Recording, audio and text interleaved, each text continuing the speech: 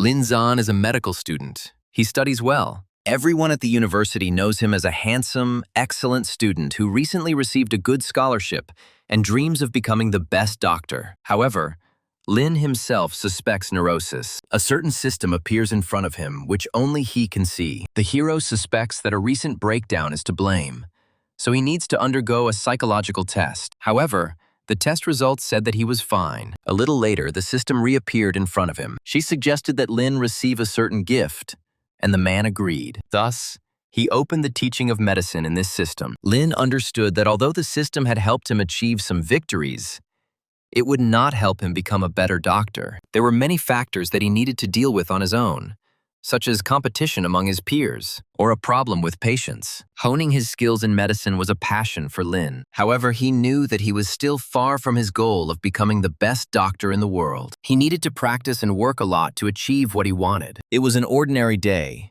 Lin was riding the subway to the university and was thinking about whether there was a method that could prove the existence of his system. Maybe he should just click on it and see for himself. However, this method did not inspire confidence in him.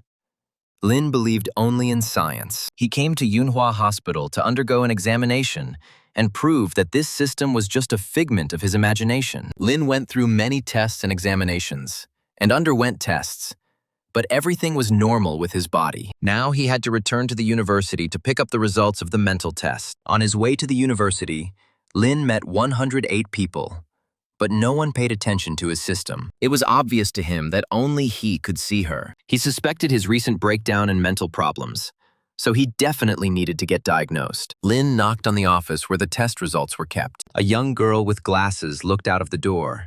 She was clearly unhappy with being disturbed. However, when she saw Lin, she immediately changed her anger to mercy and greeted him. The hero said that he was looking for the headman to borrow equipment. Then the girl let Lin inside the office and asked how his health was going. She heard that he went for a CT scan and MRI, so she decided to ask what was the matter. Lin said he was just writing a report, so he went there. The head woman said that she had already looked at the results of his tomography, and there were no problems with the hero's health. Lin tensed up.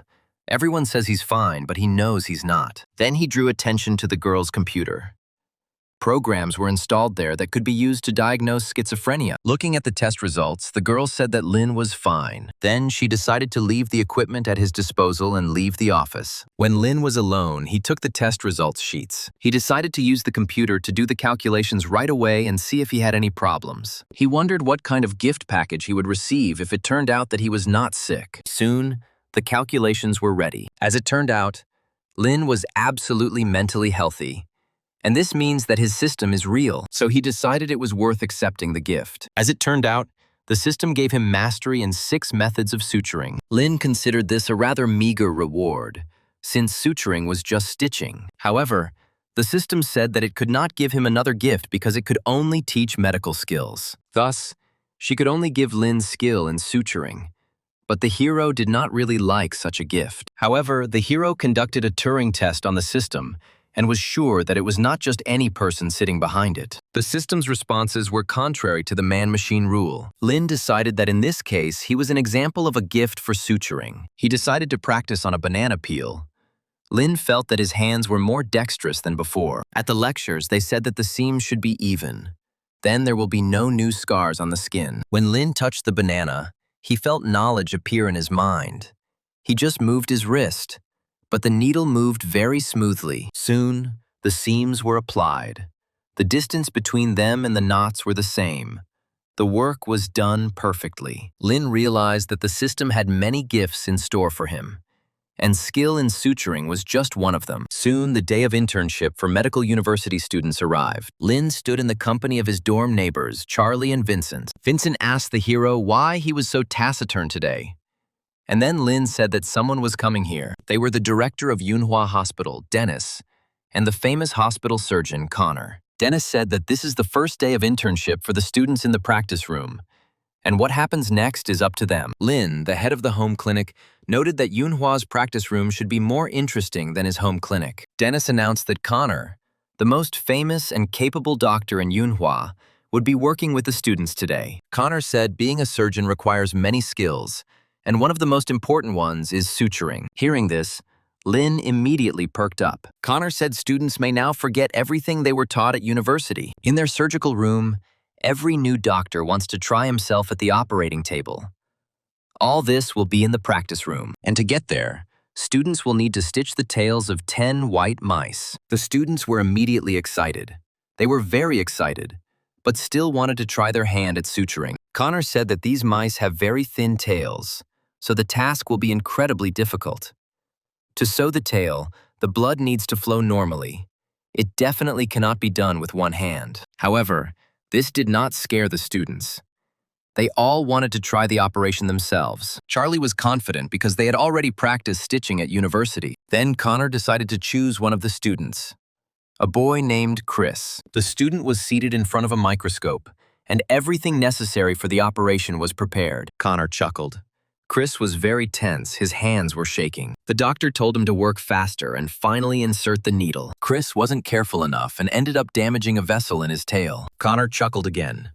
Now the students realized that suturing was not such a simple thing. Lin thought about it.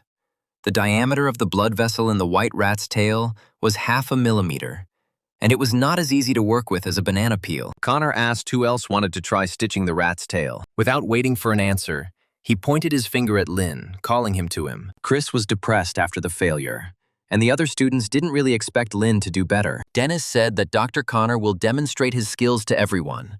Students should pay attention to his methods. Soon Lin put on a mask and gloves and announced that he was ready to begin the operation. Connor said they usually cut it into 60 or 80 pieces, but today the situation is different, so there are fewer pieces. The doctor was going to use the simple and popular method of stitching. Lin drew attention to the technique of execution. After sewing the tail, you need to put a small suture.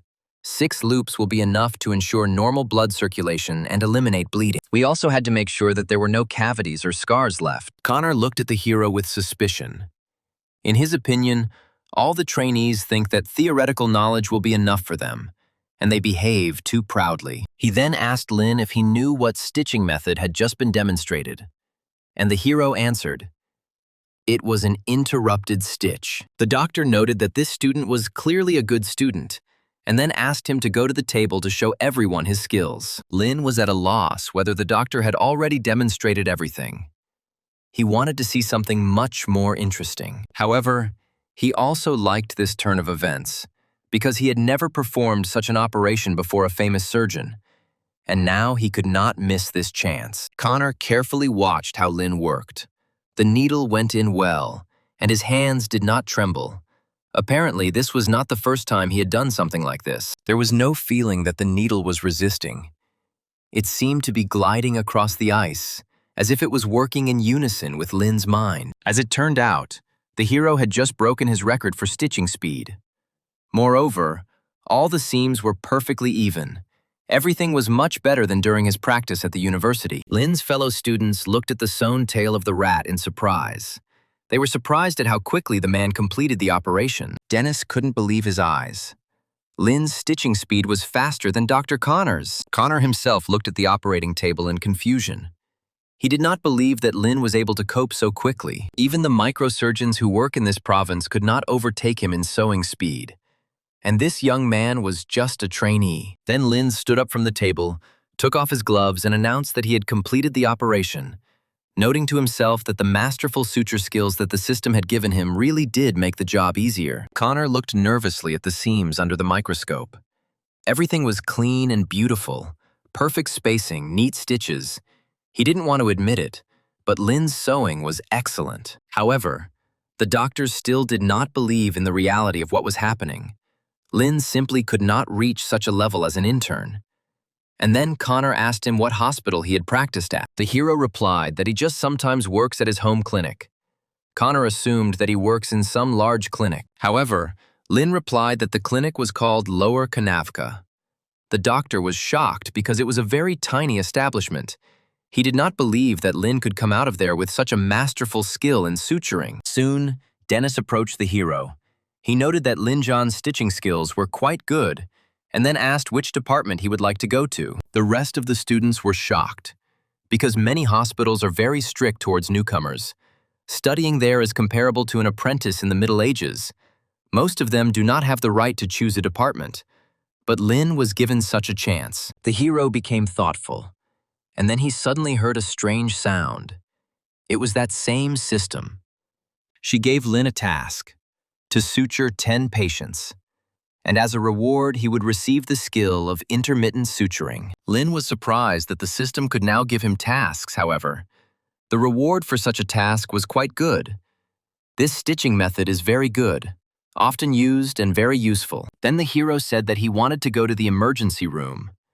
Dennis noted to himself that this guy was really not an ordinary guy. Charlie and Vincent immediately ran up to their friend. They were quite surprised at how much Lin was taking a risk by choosing this department, because he could have chosen the hand surgery department. However, Lin thought it through the way he needed, because by entering the emergency department he could complete the task in 10 days. Soon, Lin and several other students arrived at the hospital for an internship. The nurse told them that they were not allowed to leave, interact with patients, answer questions from patients and their families without permission, and several interns would stay in the living room. The woman brought the students to the nurse's office because she needed help with the arrivals. The girl frowned at the students and soon walked out the door, leaving them alone. She was busy and did not want these incompetents to cause her problems. The students were outraged that no one wanted to work with them. Everyone around them had no time for them. If they are unable to perform surgeries during their internship, they cannot hope to obtain a job in the medical field. Suddenly, a nurse from the emergency department of Yunhua Hospital, her name was Vanessa, ran into the room and asked which of the interns knew how to sew. The young people immediately jumped up from their seats, offering their candidacy. Each of them wanted to help the pretty nurse. Vanessa smiled nervously. These boys couldn't even control their emotions, let alone get stitches. She carefully examined everyone present, trying to figure out which of the guys was the most reserved. Among the crowd, she noticed Lin. He was the only one who looked calm, so the girl decided to choose him. On the way to the office, the girl said that the patient was about 40 to 50 years old. After a fall, a tree branch pierced his palm. Soon, Vanessa led Lin to a hospital bed where a patient was lying. A doctor was already working on him. It was an emergency room doctor. His name was Chandler. He glanced at Lin, noting that this guy looked very serious. The hero watched the doctor at work. Using anesthetics seems simple, but you need to be able to get to the right place. And this is not easy. And if you injure the nerves, the consequences will be very serious. Chandler asked Lin to wash the patient's wounds.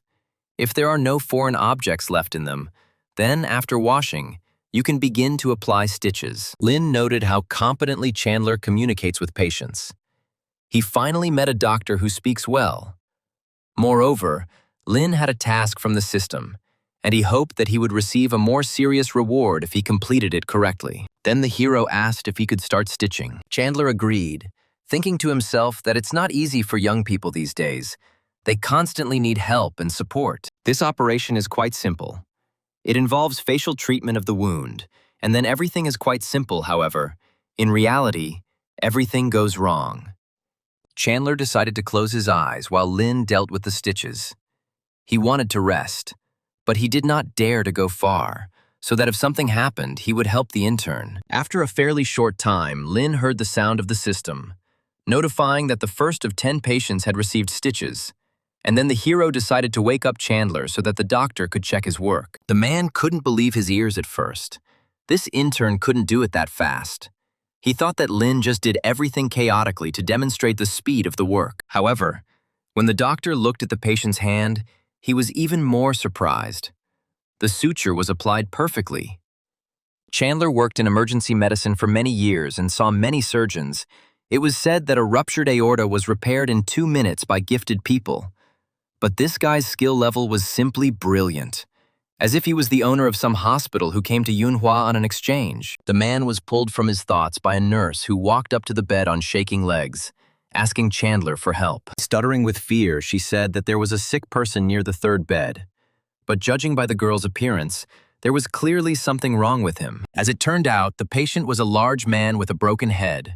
His whole body was covered with tattoos, and he himself looked like a crime boss. A dozen of the same large, intimidating men with tattoos gathered around his bed. Chandler noted that the situation here was really difficult, and Lin thought that he might have another chance if the doctor allowed him to work with the patient. Chandler asked the men to make room near the bunk, but they did not intend to go far from their boss. Then the doctor and Lin approached the patient.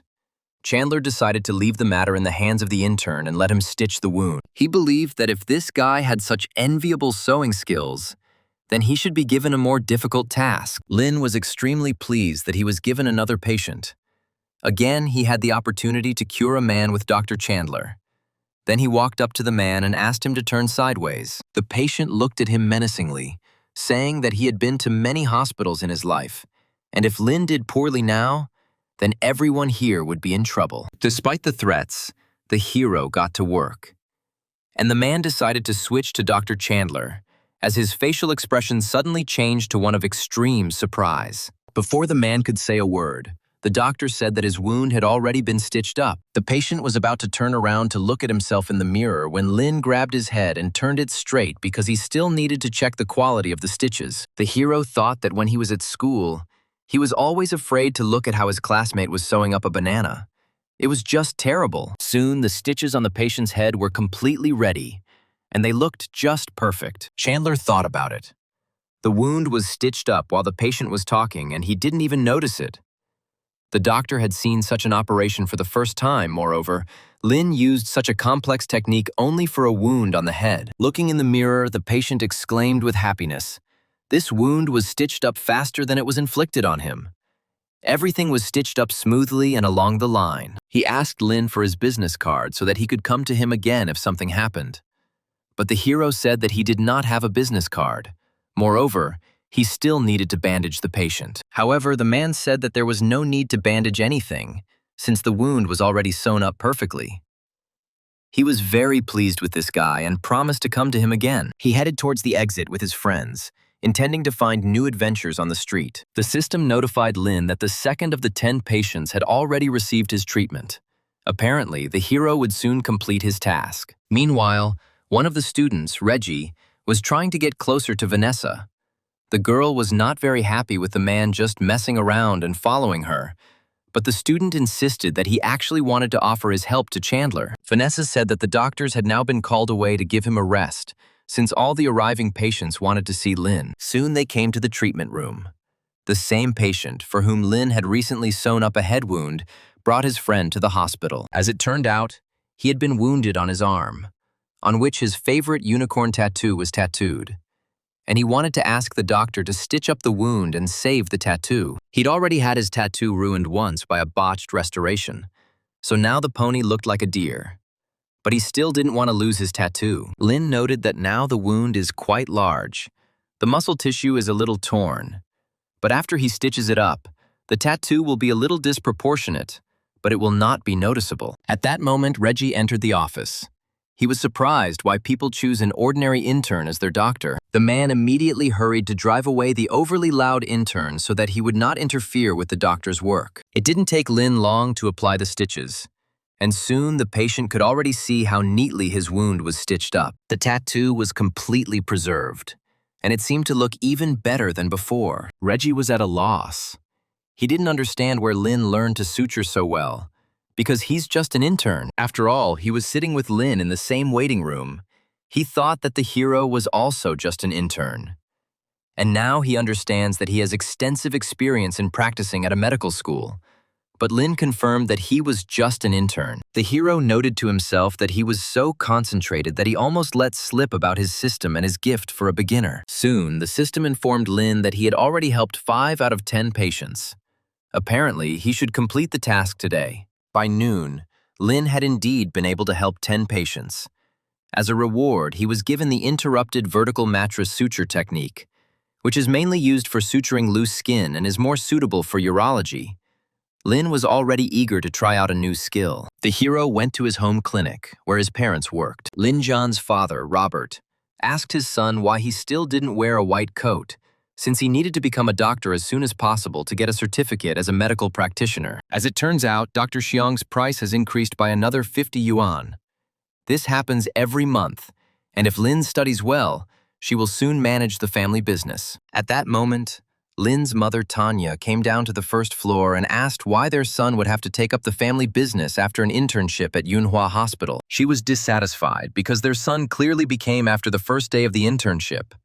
Robert hastened to justify himself that he was giving his son money, trying to find a job for him. He wanted only the best for him. Suddenly, the family heard a loud sound near the front door. There were two men. One of them had a seriously injured arm and needed medical attention. Soon, the patient was placed in a hospital bed. Other patients of the clinic gathered around her. They were worried about the condition of the man's hand. The patient, whose name was Zach, explained that the knife fell from the meat board directly onto his hand.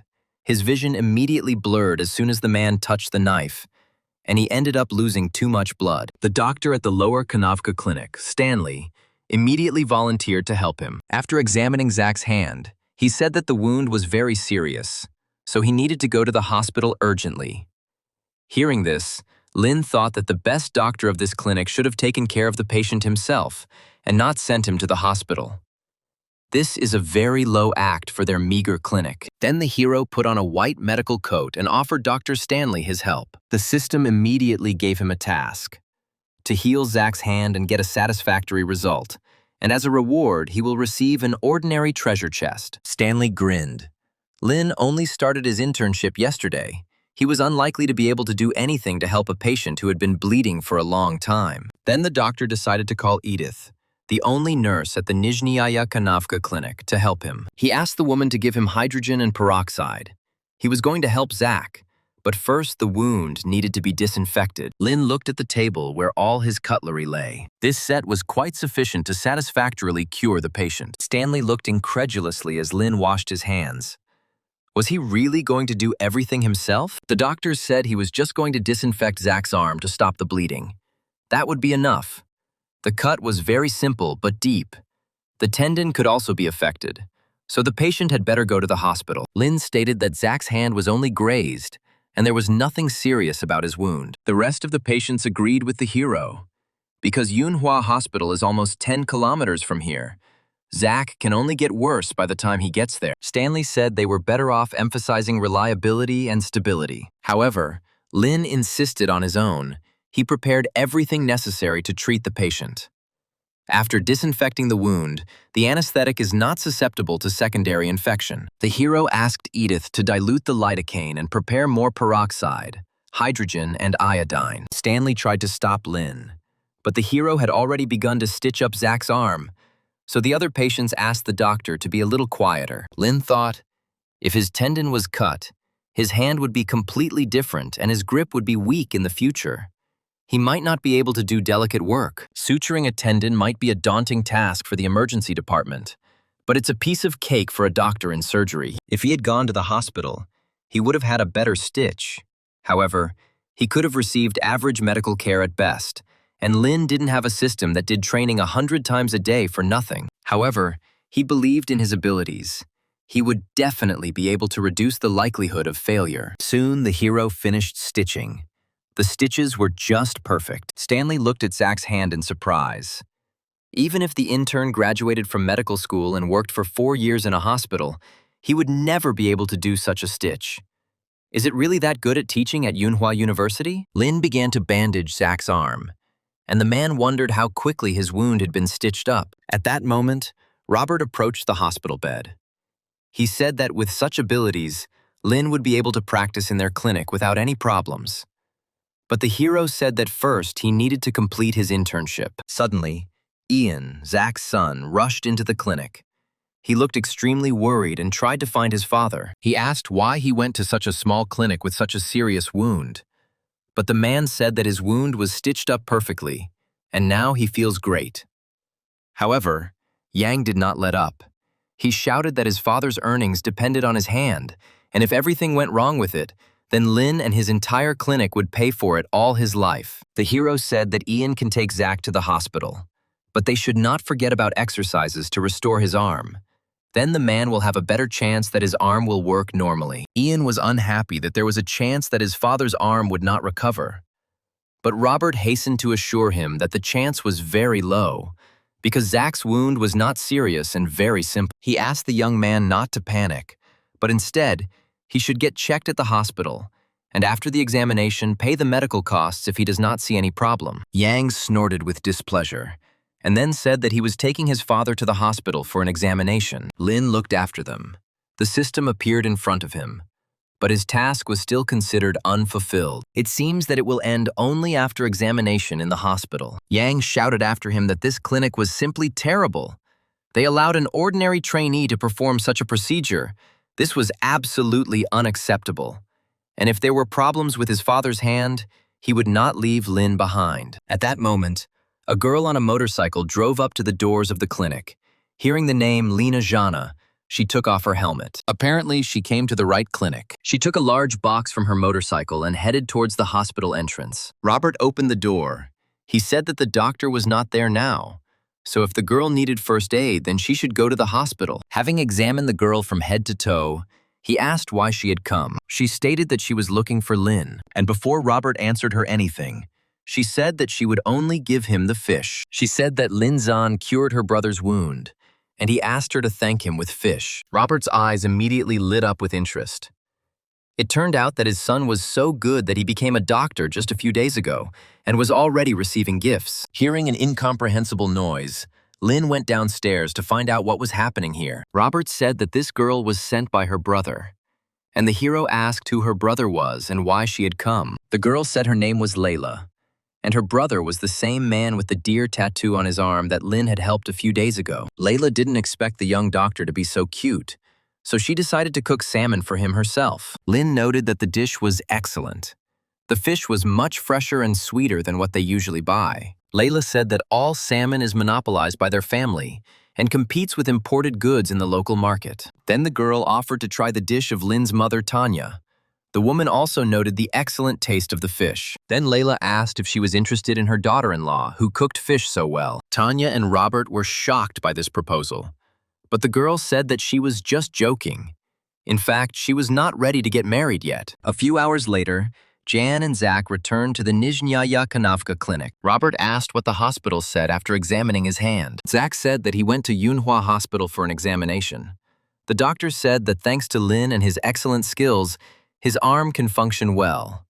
But his son made a terrible scene, so now they came here to ask for forgiveness. Layla asked Lin if these men really insulted him, but the hero said that everything was not entirely like that. The girl asked Lin to tell her if someone suddenly offended him. Then she and her brother would take appropriate measures against these people.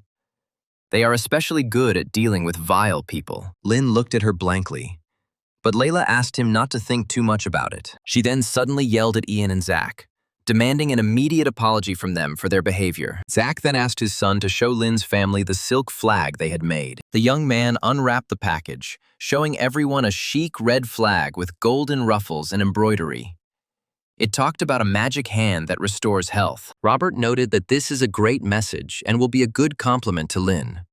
Next time, they can show this flag to those who think that Lin is still inexperienced. Tanya said that this gift is a good thing and they are very happy to receive it. They don't need any more apology. She asked her husband to bring fireworks, because it is impossible to present a silk flag without a solemn atmosphere. Lin, meanwhile, received his treasure chest as a reward for completing the task of healing Zach's arm. Apparently, all the rewards that the system gave him were also visible exclusively to Lin. Having opened the chest, the hero took out a small flask. It was said that it was an energy serum. The next day, Lin headed to Yunhua Hospital with the rest of the students. They were put in the waiting room again. There weren't many patients in the hospital today. Soon, the system informed Lin that he had a new mission, which was that the hero needed to complete as many procedures as possible, and as a reward, he would receive a basic treasure chest for helping 10 patients. At that moment, a nurse ran into the office. She said that they had an important task. She needed Lena's help. Soon, the students were taken to the ambulance parking lot and were greeted by the director of the emergency department, Josh, who informed them that there had been an explosion at the plant, presumably caused by the boiler. Chandler said that Lin will come with him. He will instruct him in the process. Soon, ambulances with patients arrived, and they were immediately taken to intensive care. Every minute, more and more patients arrived and were sent to the emergency room. Josh asked to send one of the patients to the treatment room and left it to Chandler. The man asked Lynn to disinfect the patient's wound and apply stitches. As soon as the hero arrived at the patient with a cut eyebrow, he immediately began to apply stitches. Vanessa asked Lynn not to overexert himself because they would still need his help later. Lynn thought, today had been a very busy day since he arrived from Yunhua, and he guessed that this was not the end yet. Vanessa thought to herself that, as expected, Dr. Lin was different from those men who showed off a lot. Soon, another patient was brought into the office. Chandler realized that in such a situation, the ambulance would soon not bring them patients. One of the interns said that many patients were asking to be sent to Yunhua Hospital, but Lin said that he had already started treatment, but he doubted whether he could help the others. Chandler said that no one has the right to stop him if he wants to help patients. The man thought to himself that this is the only doctor who does not want to rest again. Then the decision was made to speed up in order to save as many patients as possible. The man had more than 10 wounds all over his leg, and of varying depths. Lin needed to use different disinfection methods. For longer wounds, he will use a simple suture. For superficial wounds, he will use a running suture. For large and deep wounds, he will use a cross suture. And for a wound under the knee, he will place a locking suture. Soon Lin announced that he had already finished the work. Seeing Chandler's surprised look, the patient asked if something had happened to his stitches. But the doctor said that everything turned out fine. He even called Vanessa to take pictures of the man's stitches. This photo should have served as an excellent training material for the interns, since the work was truly done perfectly. The doctor turned to Lin, saying that he would soon be given another patient, since he had already dealt with this. The hero asked if he sewed up this patient, he could probably sew up other people. But Chandler warned him against the guy looking for patients on his own. If he directly selects patients for surgical sutures, he will not be able to avoid the flow afterwards. Lin thought about it. The explosion has become a major public incident, and the patients do not need to be treated immediately. And besides, the families of the victims, several times the number of patients, will soon arrive. The doctors will be struggling with the worried families, which will slow down the pace of treatment. Then Chandler asked Lin to stay here, and he asked Vanessa to call a new patient. The girl asked if the hero had any requests, and Lin said that he would prefer patients who need to stitch wounds. Since these wounds can lead to tissue ruptures, it is better to choose patients who need to be healed quickly. Soon the nurse brought a new patient into the office, an adult woman with a wound on her arm. Lin immediately began treatment, the system informing him that this was the 4th of 10 patients he should help based on his assignment. After some time, the task was completed. Lin was able to provide assistance to 10 patients. He twice received an energy serum, which turned out to be very simple, apparently. This is some kind of thing for beginners. Soon, Chandler called Lin again to stitch up another patient's wound. It was a man with a wound on his arm. The doctor said that Lin Zhan is a young expert in their department. He is the best at stitching. The patient could not believe that such a young man could do such a good job. But Lin said that he was ready to stitch up any wound, as if it were a head wound or something else. After some time, the mission was completed again. The hero was able to help 10 more patients. The emergency room was not too busy today, and Lin simply could not miss this opportunity. He not only needed to receive awards, but also to practice. The chief doctors and nurses worked with seriously injured patients and passed them on to young doctors. But this problem must be solved, because if there were no serious injuries to the main doctors and nurses, they would leave in a few hours. In other words, Lin only had a few hours to help someone else. Then he turned to Chandler, asking if he could take someone as his assistant. The doctor was surprised. He did not understand why this guy needed anyone's help. Lin explained, Dr. Chandler disinfected the wound and the hero stitched it up, meaning that they are faster when they work together than when they work separately. He thought if they found a person in charge of disinfection and a person in charge of bandaging, they would work much faster. Chandler stated that he simply wanted to help the inexperienced intern disinfect the wound, and Lin appreciated the help, but it would have been better if he had been given several interns to help him. The doctor grinned, apparently. The hero wanted to give other students a chance, and then he asked him who he needed, men or women. Lin said it didn't matter. His classmates would suit him. Vanessa smiled. The number of patients today is much higher than usual. The interns at this time are dreaming that their time will come. Soon, Charlie and Vincent arrived in the office. They were glad that Lin decided to call them for help. Vincent asked how many bribes he paid to the doctor so that he could hire interns to help him. Lin replied that he didn't give him a penny.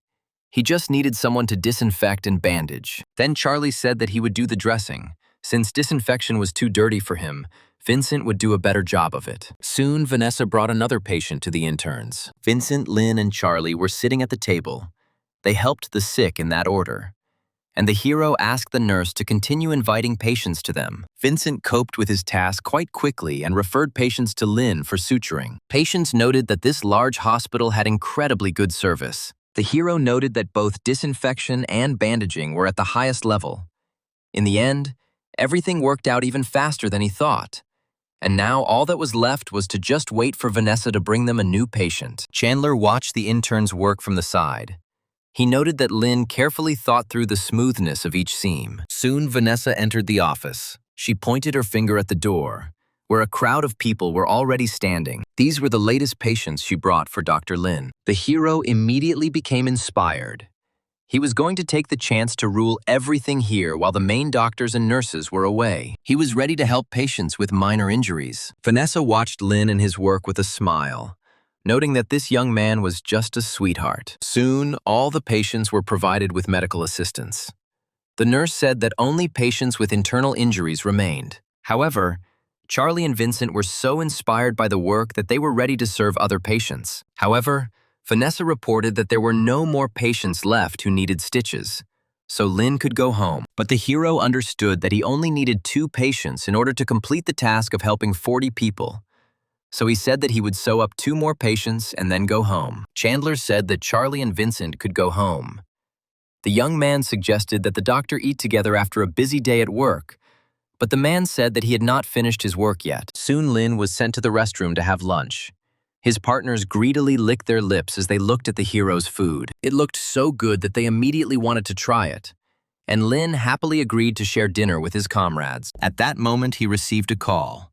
As it turned out, it was Layla. The hero immediately began to think that perhaps with the help of this girl, he could finally complete his task. Lin immediately asked if something had happened to her brother again, but Layla said that was not the case. Then he asked if something had happened to the girl herself. Layla was embarrassed, saying that they had wounded, but she would call Lin a little later. The girl hung up and turned to one of her friends, Ashton, asking him about some nightclub. Soon they arrived at their destination.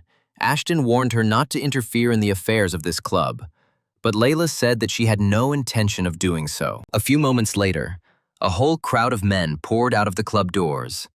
All of them were wounded. Layla smiled as she asked Ashton to choose the ones with minor injuries. She wanted to help Lin, but she understood that he was just an intern and would not be able to cope with serious injuries. Soon Layla arrived at the hospital along with the patients.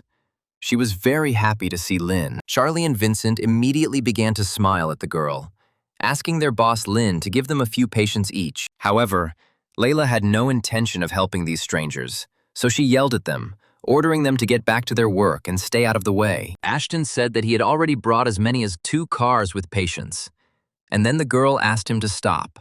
Otherwise, Lin would get too tired. The hero decided not to hesitate and immediately began work. The treatment took several hours. After 10 hours or more, Chandler, Charlie, and Vincent were exhausted. If it weren't for the energy serum, Lin would feel just as tired now. But this incredible thing with the taste of rice wine gives a very strong effect. He really wanted to sleep, but the desire to continue was stronger. The hero was confident that he would cope with this task. He needed to cure 49 more patients. Early in the morning, the chief doctors and nurses returned to the hospital. They discussed the fact that Lin was able to cure more than 50 patients overnight and did not even go to bed. At that moment, Josh approached them. He shouted at the students, asking why don't they go and help their friend. However, the students responded that they wanted to help him, but all the patients insisted on being treated by Lin. Josh walked into the office and frowned when he saw Chandler sleeping there, as well as Lin, who was still working with patients. The hero didn't notice that Josh had walked inside, continuing to stitch up his 52nd patient. Josh thought, "This guy has reliable and precise movements, standard and stable stitches. He has all the basic qualities of a good doctor. But even under such pressure, he calmly manages his pace. And for an intern, This is quality work. The man was thinking, trying to understand what his secret was. He had positioned the local anesthesia correctly. The cleaning of the wound was going well. The wounds were leveled out. It was a pretty good job. According to the medical record, the patient is not sick. He only has small injuries in different places. Depending on the depth of the injury and the morphology of the tissue, the sutures undergo various changes. It is almost impossible for the doctor to stitch the wound.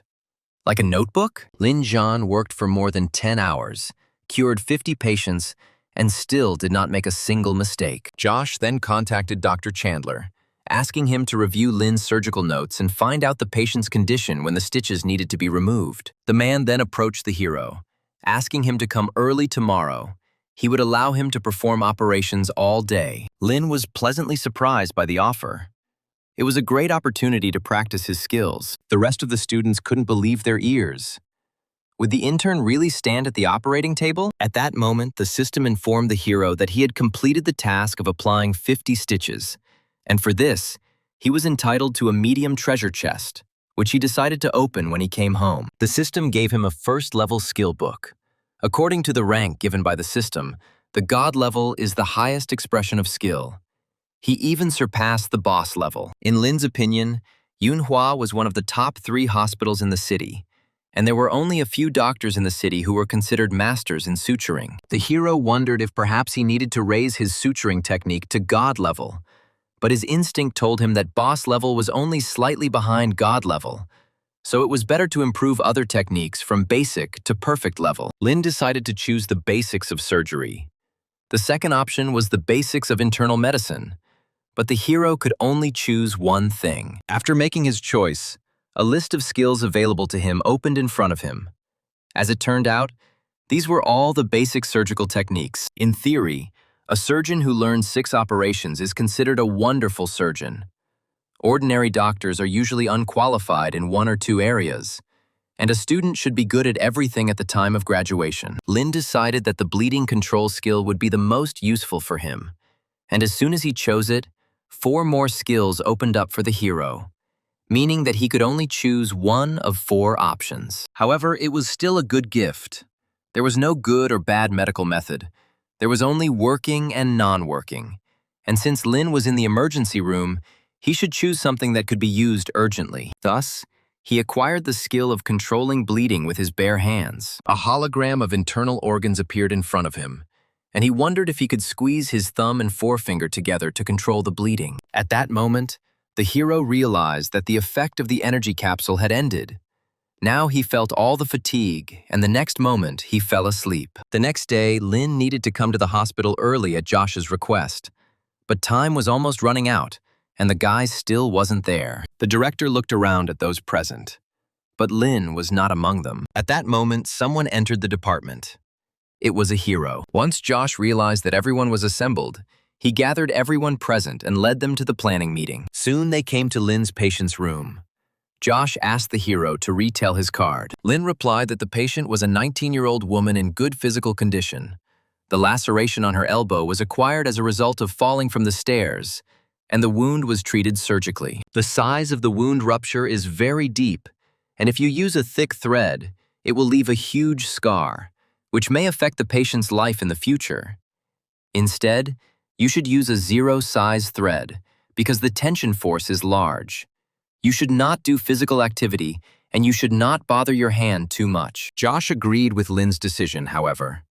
There are many reasons for a scar to appear due to the patient's physical condition and the condition of the wound.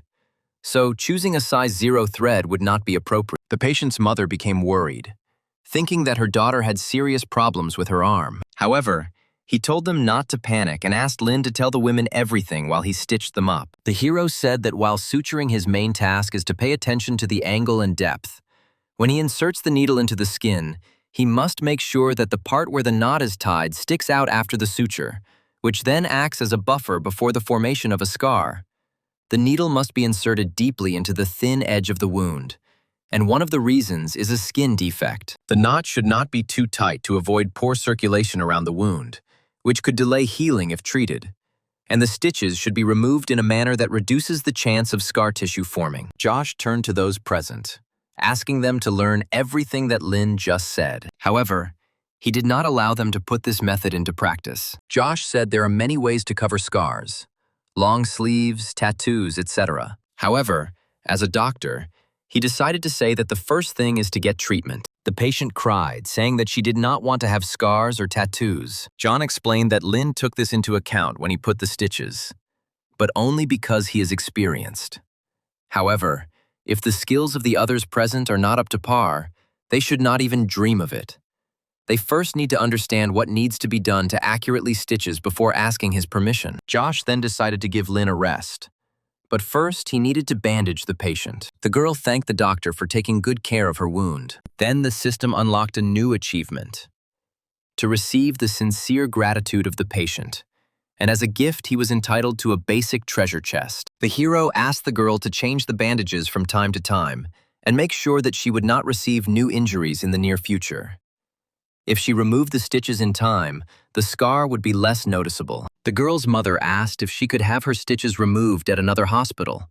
Since their home was very far from here, Lin said that they could remove the stitches anywhere, as long as it was a hospital or clinic. However, the girl wanted Lin to remove her stitches. Then the hero said that she could come here, but he could not promise that he would be on duty at this time. The patient said that she would definitely wait until Dr. Lin's shift. The hero objected. She can't just wait for his shift. Timely removal of stitches will reduce the growth of scars. They can be removed much earlier, but they cannot be postponed. When the observatory was finished, John and the others went to the recovery room. One of the patients suddenly screamed. His relatives immediately called a doctor. The man asked the nurses to prepare a defibrillator. The girls inserted the device into the vein and prepared for the transfusion. John watched the process with Lin, and the doctor asked the intern what medications should be administered. Lin responded by administering epinephrine and lidocaine, followed by an injection of dextrose and an intravenous transfusion of lidocaine. The doctor did as the hero said. Resuscitation of the patient was in full swing. However, the doctors soon needed something else. Lin noted that this was a standard rescue procedure, and the man's blood pressure soon returned to normal. Josh asked the hero why he chose lidocaine. Lin replied that lidocaine has strong antiarrhythmic properties. Then he tried to remember even more information about this drug. In educational books, he read that it has antibacterial and protective properties. Josh said lidocaine is used in this emergency to prevent the inflammatory response. Lidocaine can effectively shorten the patient's hospitalization time. The man asked Lin to read 2 research papers a day, and then invited him along. The hero thought, this whole situation in the intensive care unit is too different from ordinary situations. He was terribly dizzy after just 2 hours of work. He really wanted to take the energy serum. Suddenly, one of the nurses said that the emergency department should get ready. Lin and Josh looked at the girl in surprise. The man said that the hero would go to see the patient with him. Soon, they saw nurses transporting a patient in a hospital wheelchair. As it turned out, the patient was in a car accident. He had an open abdominal wound measuring 20 centimeters. Some parts of the intestines were exposed and actively bleeding. A sterile pad was used. The patient was urgently taken to the intensive care room. Josh reported that ribs 3 to 12 are clearly dislocated. The heart rate is 105, the bleeding is heavy, and we need to prepare for a blood transfusion. Lin thought about it. The vital signs are fine, but the patient's condition is terrible. The patient's second-stage critical condition, and it is less dangerous than the previous one, who was in a coma. One of the doctors said that we need to take blood from a vein, a blood test for kidney function, blood type, electrolytes, and all this must be done before the blood transfusion. Josh asked to prepare a second venous access device, 500 milliliters of Ringer's solution, 10 milliliters of omeprazole, 10 milliliters of saline, and a single intravenous injection. The man said he would go talk to the patient's family members and invited Lin to come with him. He said that in addition to excellent medical skills, communication with the patient's family is also very important. If Josh talks a lot, Lin won't remember anything, so he should just observe and remember. Soon the men entered the room where the victim's relatives were, and the patient's wife asked what her husband's condition was. Josh said that he was a responsible doctor, and he needed to ask the woman some questions about the patient's liver disease or chronic diseases. The woman replied that her husband is a government employee. He has an alcohol addiction, and also has problems in 3 levels: high blood sugar, high cholesterol, and high blood pressure. All 3 problems associated with obesity. While Josh was interviewing the woman, Lin began to think that the director's questions were just a hoax. He knew that the patient was a civil servant and that he had no infectious diseases. However, some diseases are deliberately hidden by a person, so he continued to question the woman. Josh said that they were going to do a blood transfusion, so the patient's wife needed to sign a consent for the transfusion. The agreement and confirmation of transfer to the intensive care room arrived. Now she only needed to pay. The man told Lin that he should always let patients' relatives sign an agreement to protect their interests. He also asked what the hero thought about their conversation. The man replied that the director should keep the pace of the conversation and be a little firmer. Josh said that it is important not to give patients unnecessary hopes. They do not need it. And the mission of doctors is to save patients. At this moment, one of the doctors approached the director. He said that the bleeding is not stopping. The patient was given an intramuscular injection of Reptilase, ice solution, and norepinephrine. They simplified the use of red blood cells and plasma of the same blood group, and also gave several injections of ethamsalate.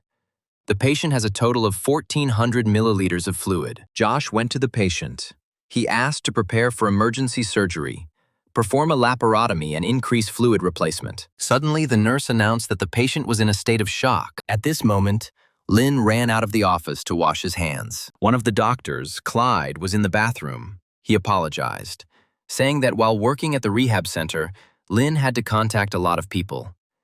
Then he said that the guy could wash his hands with disinfectant, but he shouldn't use it too often. Then Lin said that he was preparing for surgery. Clyde could not believe his ears. He thought, even in such a situation, this guy is calm, which is unusual for an intern. But how will he carry out the operation? Clyde snorted in displeasure. Everyone knew that Dr. Josh valued him, but no matter how valuable he was, he would not be able to operate on someone who would soon go to another world. He would not be able to do whatever he wanted, simply because he was lucky with appearance. At that moment, Chandler approached Clyde. He said that Lin had just started his internship. He understood the future. Clyde noted that he was lucky that Josh didn't drive him away on the first day. The man decided to see what Lin decided to do with the patient. And as soon as he turned back, his face contorted in horror. The hero stuck his palm directly into the open wound on the patient's stomach. All the doctors and nurses standing around were in shock. The guy acted without surgical training. Was this really murder? Josh screamed, ordering Lin to stop immediately. However, the hero did not pull out his hand. His divine level of manual skill allowed him to determine that the patient's lower glissons capsule was torn. It would be difficult to stitch it up. If the bleeding was not stopped, the man would lose too much blood. But suddenly, Lin managed to find the source of the bleeding. He grabbed the liver with 4 fingers and squeezed the bleeding point with his little finger. Everything was going well, but it was a matter of time. Josh looked at the intern in shock. He uses his hands to stop the bleeding, and yet, the bleeding stopped. Dr. Dalton reported that the bleeding had indeed stopped. Lin stopped it with his own hands. Josh was shocked. In such a hospital, few people reach such a level.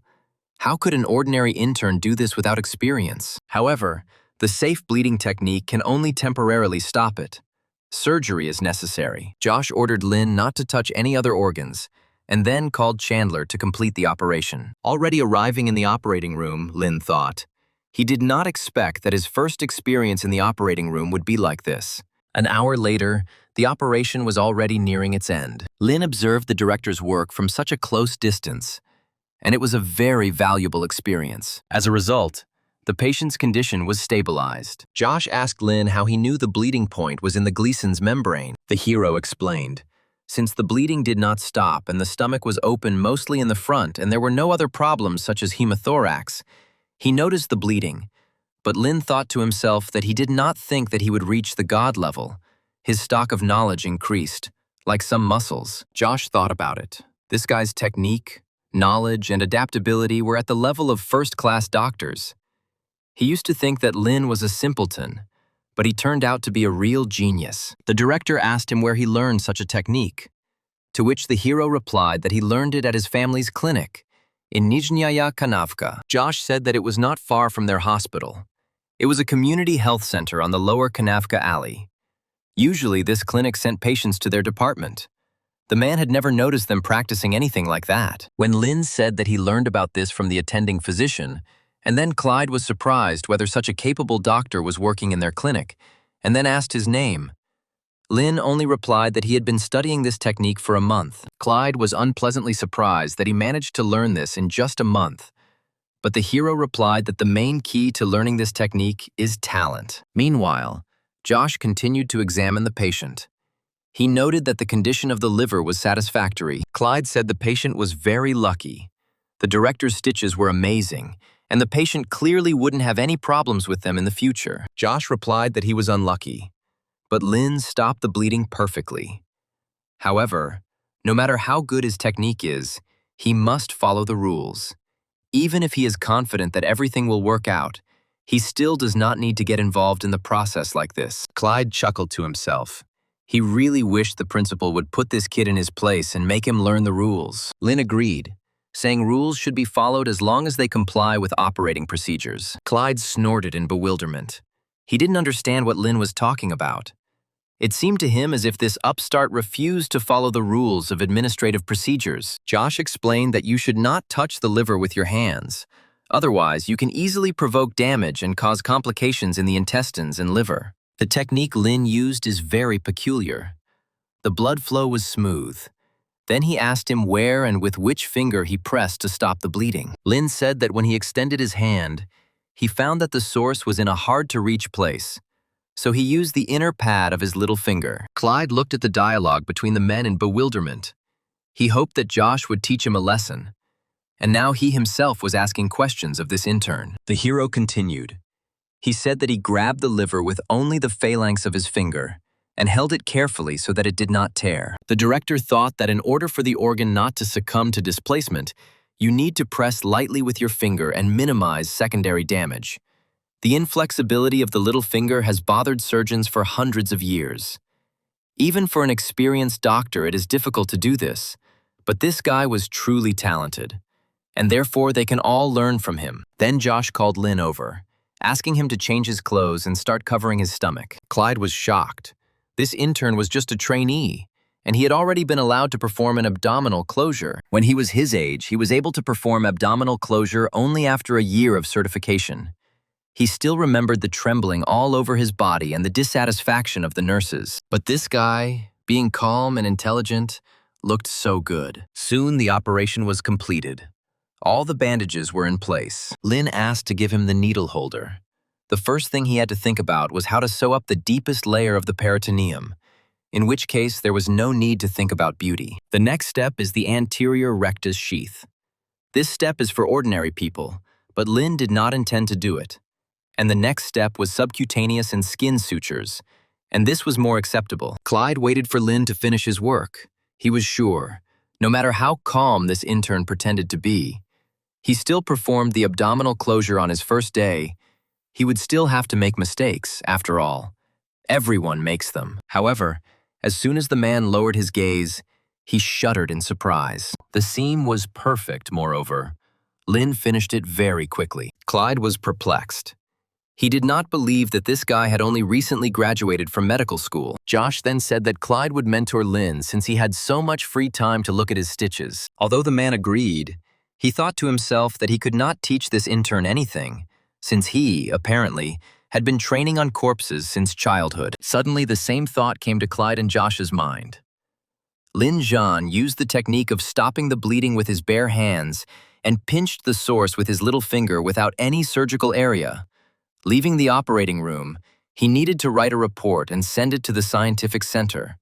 However, Lin Ai was still an intern and did not understand the value of this operation. Then the director turned to the hero, asking him to write a dissertation on the topic of today's operation. When he asked if the guy knew how to write a dissertation, Lena was suddenly notified by the system. She set him a new task, to write a dissertation, and as a reward, he was entitled to a medium treasure chest. For the first time, the hero came across the middle chest and the divine level of controlling bleeding with bare hands.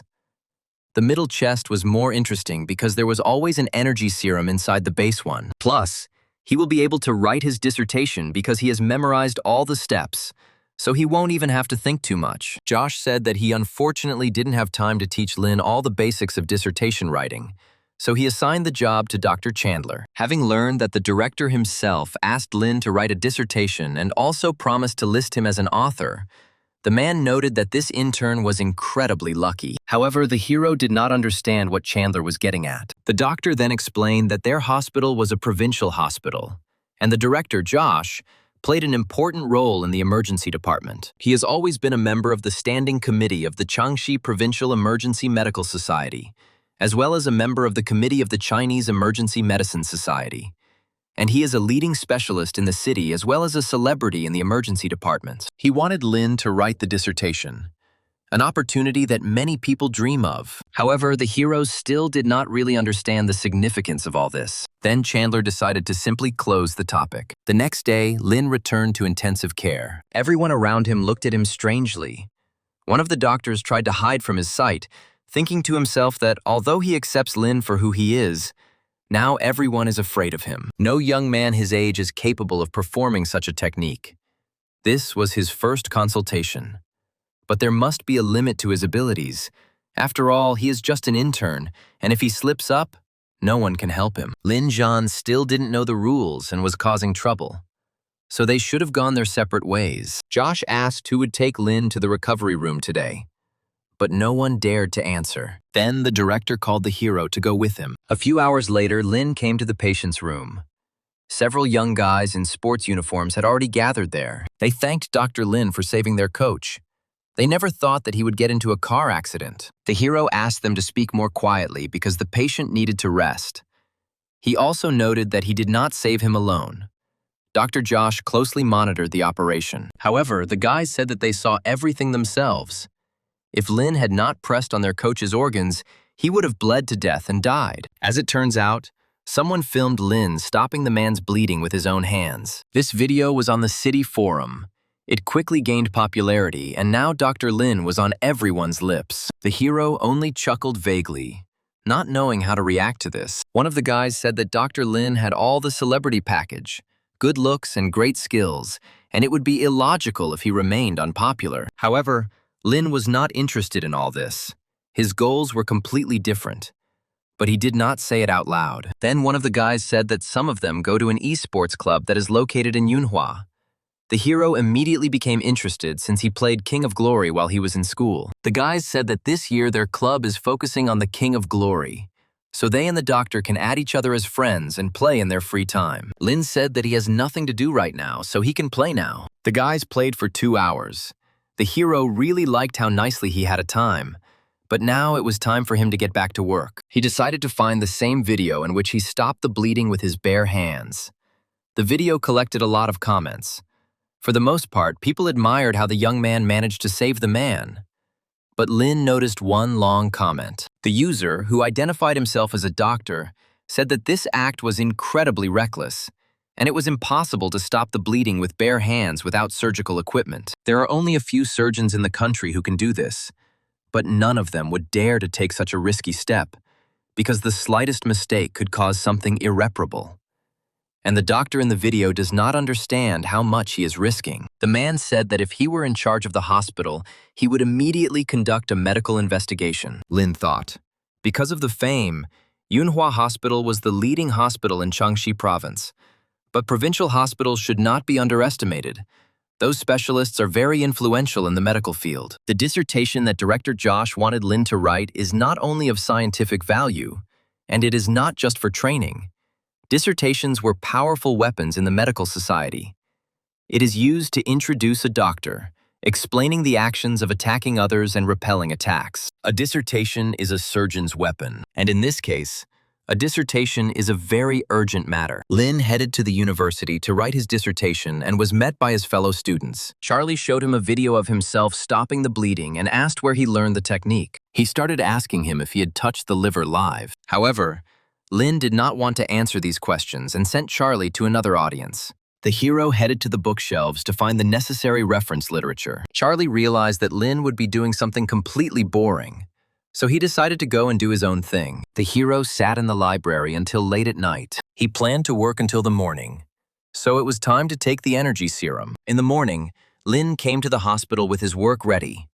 Josh was surprised that he had not slept all night, because this could affect the quality of the dissertation. At that moment, Chandler approached the men and asked if he should give Lin a shift. Josh said that it would be unnecessary since he didn't sleep last night. It would be better to give him a shift tomorrow. Chandler said that the emergency doctor messed up his routine, and the endocrine system of his body clock is completely disrupted. No one dared to say that they can stay up late, but the director cherishes Lin and is willing to provide him with rest, because it is impossible to work 2 days in a row. So the hero was asked to come to work tomorrow evening. Taking a look at Lin's work, Josh said it was a pretty good sketch. He then looked at the section called Identifying Sources of Bleeding Without Surgical Equipment. This unexpected section not only ensures the legality of the operation, but also instantly improves the style of the document. Chandler was interested in this work because the director rarely praises anyone, so he wanted to look at it. At that moment, Clyde approached him and asked if Lin really wrote this dissertation himself. He said that his thesis presented an operation performed by the director, so he should include his name in it. Lin asked the man if he would like to include his name in this work too. Clyde said he didn't care if his name was on there. He was just worried about their department's chief surgeon, Director Josh. Josh intervened in the conversation. He said that the dissertation had not even been written, so there was no point in discussing it. Lin was a newbie, so there was no need to rush him. Also, the man asked Clyde to write the dissertation next month and send it to him, and Chandler should have rushed with writing articles. Then he told them that they were free and could go do useful things. Josh and Lin went on a round of patients. They came to a man whom the hero had recently stitched up. He said the 28-year-old patient was injured by a rebar at a construction site, and Lin disinfected and stitched the wound. Josh touched the patient's wound and asked how he felt, but the man felt nothing. The director said that this is good, because when patients are given local anesthesia, they feel some pain for a week, and this means that the operation went well, which is very good. The man and his wife thanked the doctors for their help, and Lin received an alert from the system. He unlocked a new achievement thanks to the sincere gratitude of the patient. This was the second time this happened to him. Both cases were confirmed by Josh, so Lin decided to stick close to him and learn from him. He was given a chest as a gift. Lin decided to open it, expecting to receive a new portion of energy serum. However, the chest did not contain a serum. It was a chip that allowed the hero to learn new skills. This time it was the M-Tang technique, which is used for suturing tendons. Lin thought that the tendon was one of the many tissues in the hand. The most difficult thing to heal was the damaged tendon on the other hand. Such an operation was the most difficult among other hand surgeries, and in addition, the system gave him amazing skills, forcing him to go to the hand surgery department. Josh looked past the pensive Lin and asked him why he wasn't happy when the patient praised him. Then he said that the guy should go to the break room with Chandler today. The director said that the doctor can leave non-critical situations to Lin, but he is not allowed to take everything upon himself like that time. 2 days later, the hero brought the finished dissertation to the director, saying that he completed it so quickly because the words seemed to come into his head on their own. Josh was skeptical, saying that the dissertation should not be underestimated. No matter the length, Lin should be serious while writing. However, as soon as the man looked at the work, his face immediately distorted in surprise. The work looked much more interesting than its rough version. Josh called over Dr. Lewis, an expert in research documents, and asked him to look at Lin's dissertation. Lewis noted that it turns out that Lin actually gained experience in controlling bleeding. It's just that the writing style is a little rough, and the English abstract is a little related to the norms of academic journals. The man thought to himself that the writing was lame. His writing style was good in some places and not so good in others, but he was still very jealous of how well the job was done. Josh confirmed that his style still needed corrections and the English abstract needed to be rewritten. And then he asked where Lin wanted to publish his work. But the hero said that he had not thought about publishing. However, the director insisted on publication and asked one of the assistants to show Lin the journal Chinese Reanimatology. He said that the publication fee is very high, about 5,000 to 6,000 yuan. He asked Lin to write the application after a while, fill in the name of their hospital in the corresponding column, and request publication from the department. He then turned to Lewis, reminding him that a few days ago they wanted to hold a consultation for victims of the factory explosion. They needed to inform the medical affairs department about Arnold from the provincial hospital. Lewis was surprised. He recognized this name. Arnold was an expert from a provincial hospital, and he was not on good terms with director Josh. Josh said that in the comments that were left under the video with Lynn, there are many experts giving objective assessments. Most of them are questionable. But Arnold behaved outrageously with his swearing. The director understood that he was the chief surgeon at the time, and Arnold was using Lynn to get close to him, and the man needed to sort it out. Soon, the day of the outpatient consultation arrived. A man arrived at Yunhua Hospital. It was Arnold, an expert from Changji Provincial Hospital. He said that he was thinking about holding another negotiation when he heard a call from their hospital, and even brought suitcases from his hospital. And now he suggested that Josh work together. The director thought to himself that this scoundrel was showing off too much, but did not show it. Soon they, together with Arnold and Lynn, came to the office where many doctors had already gathered. Arnold suggested starting a discussion, since everyone was already assembled. However, Josh stopped him as Director Luke from the People's Liberation Army General Hospital had not yet arrived. Arnold chuckled, saying that Josh treated the other directors like he was part of his extended family. A few seconds later, the office door opened and a plump, middle-aged man in a tracksuit walked inside. It was the same Luke. He apologized for being late. Josh prepared a chair for the man and invited him to sit, and then walked towards the head of the table. He plugged in the projector and prepared to start the meeting. The situation involved critical burns on 2 patients and was quite significant. However, everything was under control, Arnold thought to himself. Since there are no critical cases, then there is nothing to brag about. Luke said they were still able to assign security to patients with 80% burns. Someone needed to be with them at all times, so he suggested delegating some manpower to do that. Josh and Luke said they left the matter in the hands of Dr. Oliver and Dr. Lewis. However, Luke said that in his experience, Lewis is too old to keep up with them. Josh wondered if the jokes were inappropriate, but the solution was quite reasonable for the patients. Luke said that a young doctor could handle the patient, and it would be better if he monitored him around the clock. They should have scheduled activities for a month and see if they could save both of them. Thinking that Luke had thought this through thoroughly, Josh agreed with the plan and promised to think about it later. He then let Lux go because he had a hard time getting here, and now they wanted to talk about a different situation. Suddenly, Luke saw a video on the screen where a young intern was controlling the bleeding, and even with his bare hands. Arnold couldn't believe his eyes. Was this really the same video? Luke was a little annoyed that the cameraman didn't come closer because the content he saw was incredibly interesting. But it was filmed terribly. Josh said the video was taken by a patient on his phone. But if the men wanted quality footage, they could film it later. He also said that Director Luis looked at Linu's dissertation, and this technique turned out to be real witchcraft. It is necessary for it to leak out to the masses. The hero stood up and gave a copy of his work to Arnold. The man noted that this doctor had become a real internet star, but he didn't like it. It seemed to him that he became popular only because of his good looks. Looking at the dissertation, he thought that most of what was written here was complete nonsense. The practical part was simply terrible. It was easy to find a lot of loopholes in it. Josh asked the man if he knew if the technique could be performed without surgical equipment, and if the dissertation gave a clear explanation.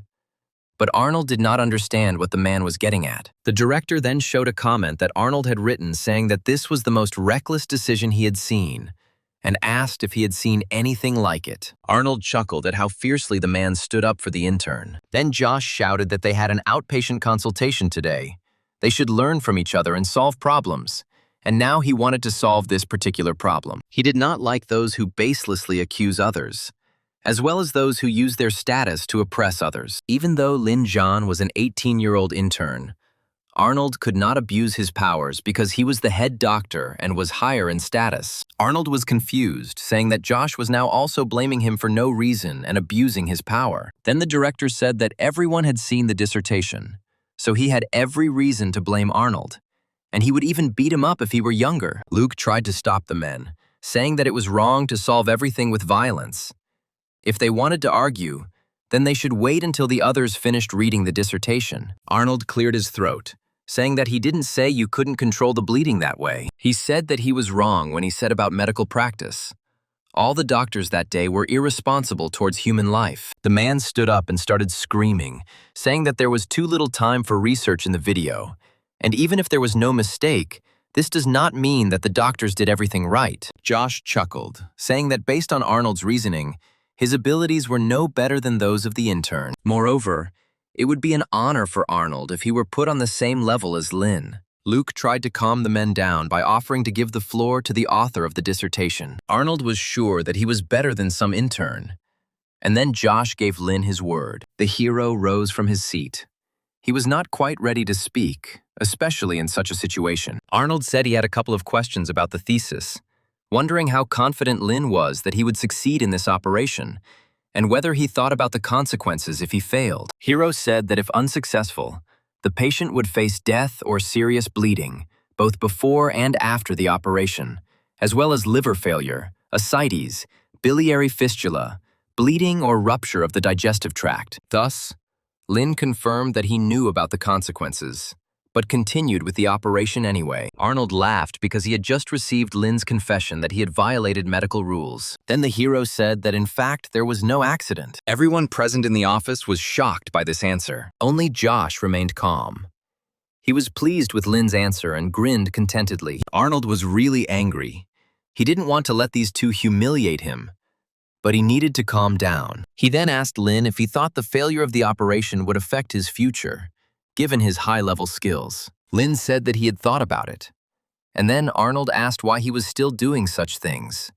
Who was giving him orders? Josh wondered if this scoundrel was digging a hole for himself. Then Lin said, "If you look at the situation from the other side, then his technique brought benefit to the patient, and that was the main thing." Arnold was shocked by this answer and clenched his teeth in anger. Luke chuckled, saying that Lin clearly thinks well with her own head. Rules are, of course, very important, but the most important thing is what decision they will make at the most critical moment of the operation, and what benefit they will bring to patients.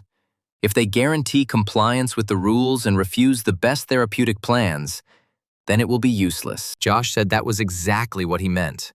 Because they were all from the emergency room, honest men wouldn't do something so unreasonable. If they were lucky, they would have immediately found the source of the bleeding. But Josh did not succeed. If they were unlucky and did not stop the bleeding immediately, then one could only guess whether the patient would survive or not. They chose the best solution. And if they constantly follow the rules, then people will die every minute. Then Arnold shouted that if he ignored the rules, he would not remain a doctor for long. He pointed his finger at Lin, saying that if he made one more mistake, his career as a doctor would be over. However, to the surprise of everyone, the hero said that he did not agree with this. Doctors are like cells who try their best to play their role as much as possible. But in order to live, a person needs to lose some functions. Lin explained that it must be a cancer cell. Arnold screamed.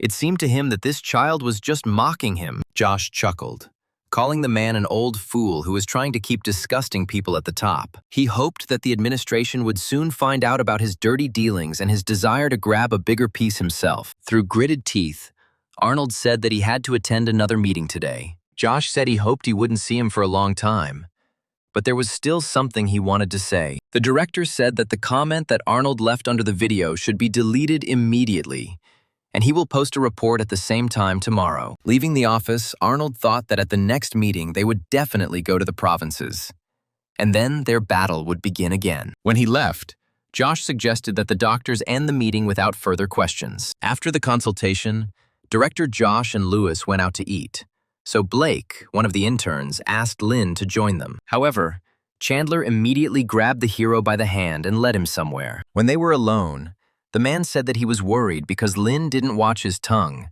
and if he didn't stop, there would definitely be curious people. Then the hero asked if he had really said something wrong. Chandler explained that he shouldn't talk about the rules because they can't talk about these things.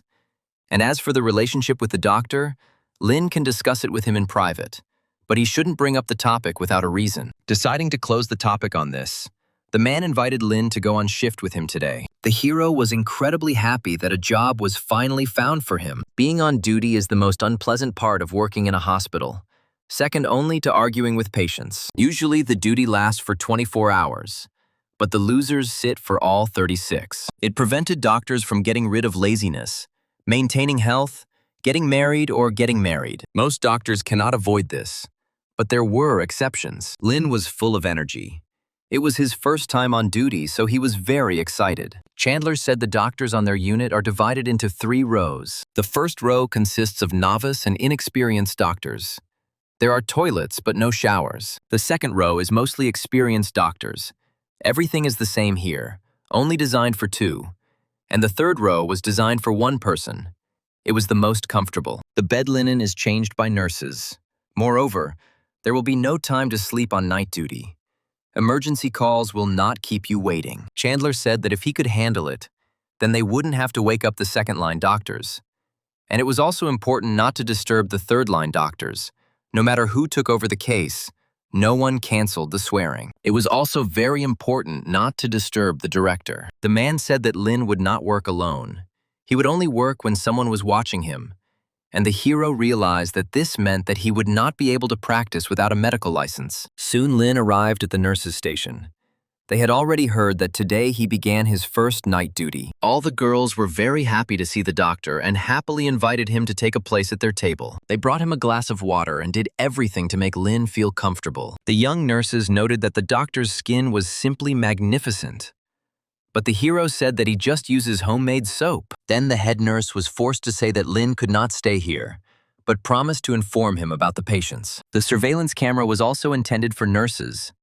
There weren't many patients in the hospital right now, so Lin could sleep. The hero asked to call him if the patients had a tendon rupture. He needed to practice his new M-Tang technique. Then the hero said goodbye to the nurses and went to rest. The young girls looked after him. The young man clearly seemed special to them. When Lin arrived at his room, Dr. Lewis was already there. He said that the guy should sleep until someone wakes him up. In case of an accident, 7 people remained on duty today. With these thoughts, Lin went to bed. He was lucky to sleep the whole night because no one woke him up. And when the hero woke up, he found a note on the chest of drawers next to his bed, as well as some essentials. The nurse told him that she did not wake him up because there were no patients with tendon ruptures today, and also asked him to get more rest. Soon, Lin packed his things and returned to his family clinic in Nizhnyaya Kanavka. His father sat with the man, seeing his son. Robert said that business was good today, and not at all because of the flu outbreak. He said that someone from Upper Kanavka noted that their family had excellent skills and had come a long way to advise them. Moreover, the girl who gave them the carp yesterday said that it was a thank you gift. Lena's mother gave her a sun hat in return, and she really liked it. At this moment, Lin's phone rang. It was Layla. She worriedly asked why Lin was not in the hospital now. As it turned out, she brought a whole car of patients to the hospital, but the guy was not there. Robert thought about it. Since childhood, his son had often been showered with gifts from girls. But this was the first time he had heard of people giving him gifts. Layla asked what she should do now with all these patients. Robert immediately saw the benefit of this. Perhaps it would be possible to bring patients to their clinic. He asked Lin to give him the phone number so that he could personally ask the girl what kind of problems those patients had. Layla said that mostly there are patients with injuries. Some have cut hands, some are coughing up blood, some are covered in bruises. Robert said they don't have blood transfusion equipment. They mostly do suturing for external injuries. And the girls said they all have external injuries. She promised that she would soon bring patients to their hospital. The man gave the phone to his son, assuring him that everything would be fine. Soon, a whole car with wounded men arrived at the clinic. Some of them were surprised that they were brought to such a small clinic. But Layla reminded them that her brother was stitched here. Then she turned towards the entrance, shouting to Lin that she had arrived. The hero was playing a mobile game at that time, and would not have even noticed the girl if not for his father. Layla said that there was a traffic jam on the road, so she was a little late. Then she leaned towards Lin, telling him not to rush, because the sick were already here and were not in danger. At that moment, wounded men entered the clinic. They were surprised, because Layla asked them to hurry up, and now she even wants to send them back. The girl looked at them with displeasure, realizing that they had just ruined her brilliant plan. Lin said he couldn't keep patients waiting. Then he gave the phone to Layla, asking her to finish the game for him. However, the girl did not know at all what to do. Lin told her that there was nothing wrong with it, because he was also far from a professional in this game. When the hero left, the girl thought, this was Lin's game, and if she loses, she will admit defeat. After a few moments, it dawned on the girl that right now she was holding Lin's phone in her hands. Then she decided to just close the game and watch something more interesting. Meanwhile, Lin came to the treatment room. He asked Dr. Stanley to help patients with bruises. He then asked the patients to go into the office one at a time to receive help. One of the patients asked if Lin was really able to sew up the tattoo of the king, Layla's brother, and the hero answered in the affirmative. Then the man asked the hero to sew up his wound so that after recovery it would look like a huge scar. He wanted this scar to show what a strong and brutal man he is. Although it was an unusual request, Lin complied with it. The man was very pleased with the result. Everything looked exactly the way he wanted. At this moment, Lin's system sent a notification. He again received a reward for the patient's sincere gratitude. As it turned out, it worked even when there was no other doctor nearby. Soon, Ashton brought the girls with minor injuries, telling Layla that this was already the third car. Most of the people from the first car had already been cured. Nurse Edith asked the girl where she got these patients from. Layla said that they were drinking at a bar. Suddenly, she thought that Lin might hear this and think something bad about her. But the hero was up to his neck in work and did not even pay attention to them. Soon, it was the turn of one of the girls. She had a wound on her shoulder. Stanley said that it could be sewn up with ordinary threads. However, the girl said that she already has one ugly scar and would not like to get a second one. Her shoulders are always exposed due to her profession, so she simply cannot have scars there. She needs a thinner thread. Stanley noted that size 0 thread would be very difficult to sew with because it is difficult to control and may have to be changed over and over again. The girl looked at the thread and said that it looked too thick for her. She would like an even thinner thread. Stanley and Edith were extremely surprised by this request. But Lin said that there would be no problem with this. He asked Edith for the thinnest thread they had. Hers was size 50. Stanley wanted to stop him, being sure that Lin would not be able to cope. But the hero promised that everything would be fine regardless of the size of the thread. Soon the stitches were applied. The girl looked at herself in the mirror and she incredibly liked what she saw. The seam was almost invisible. And then she asked Lin to stitch up her partner too. Robert was happy. The old patient brought a few more. And if this continues, soon their clinic will be filled with people.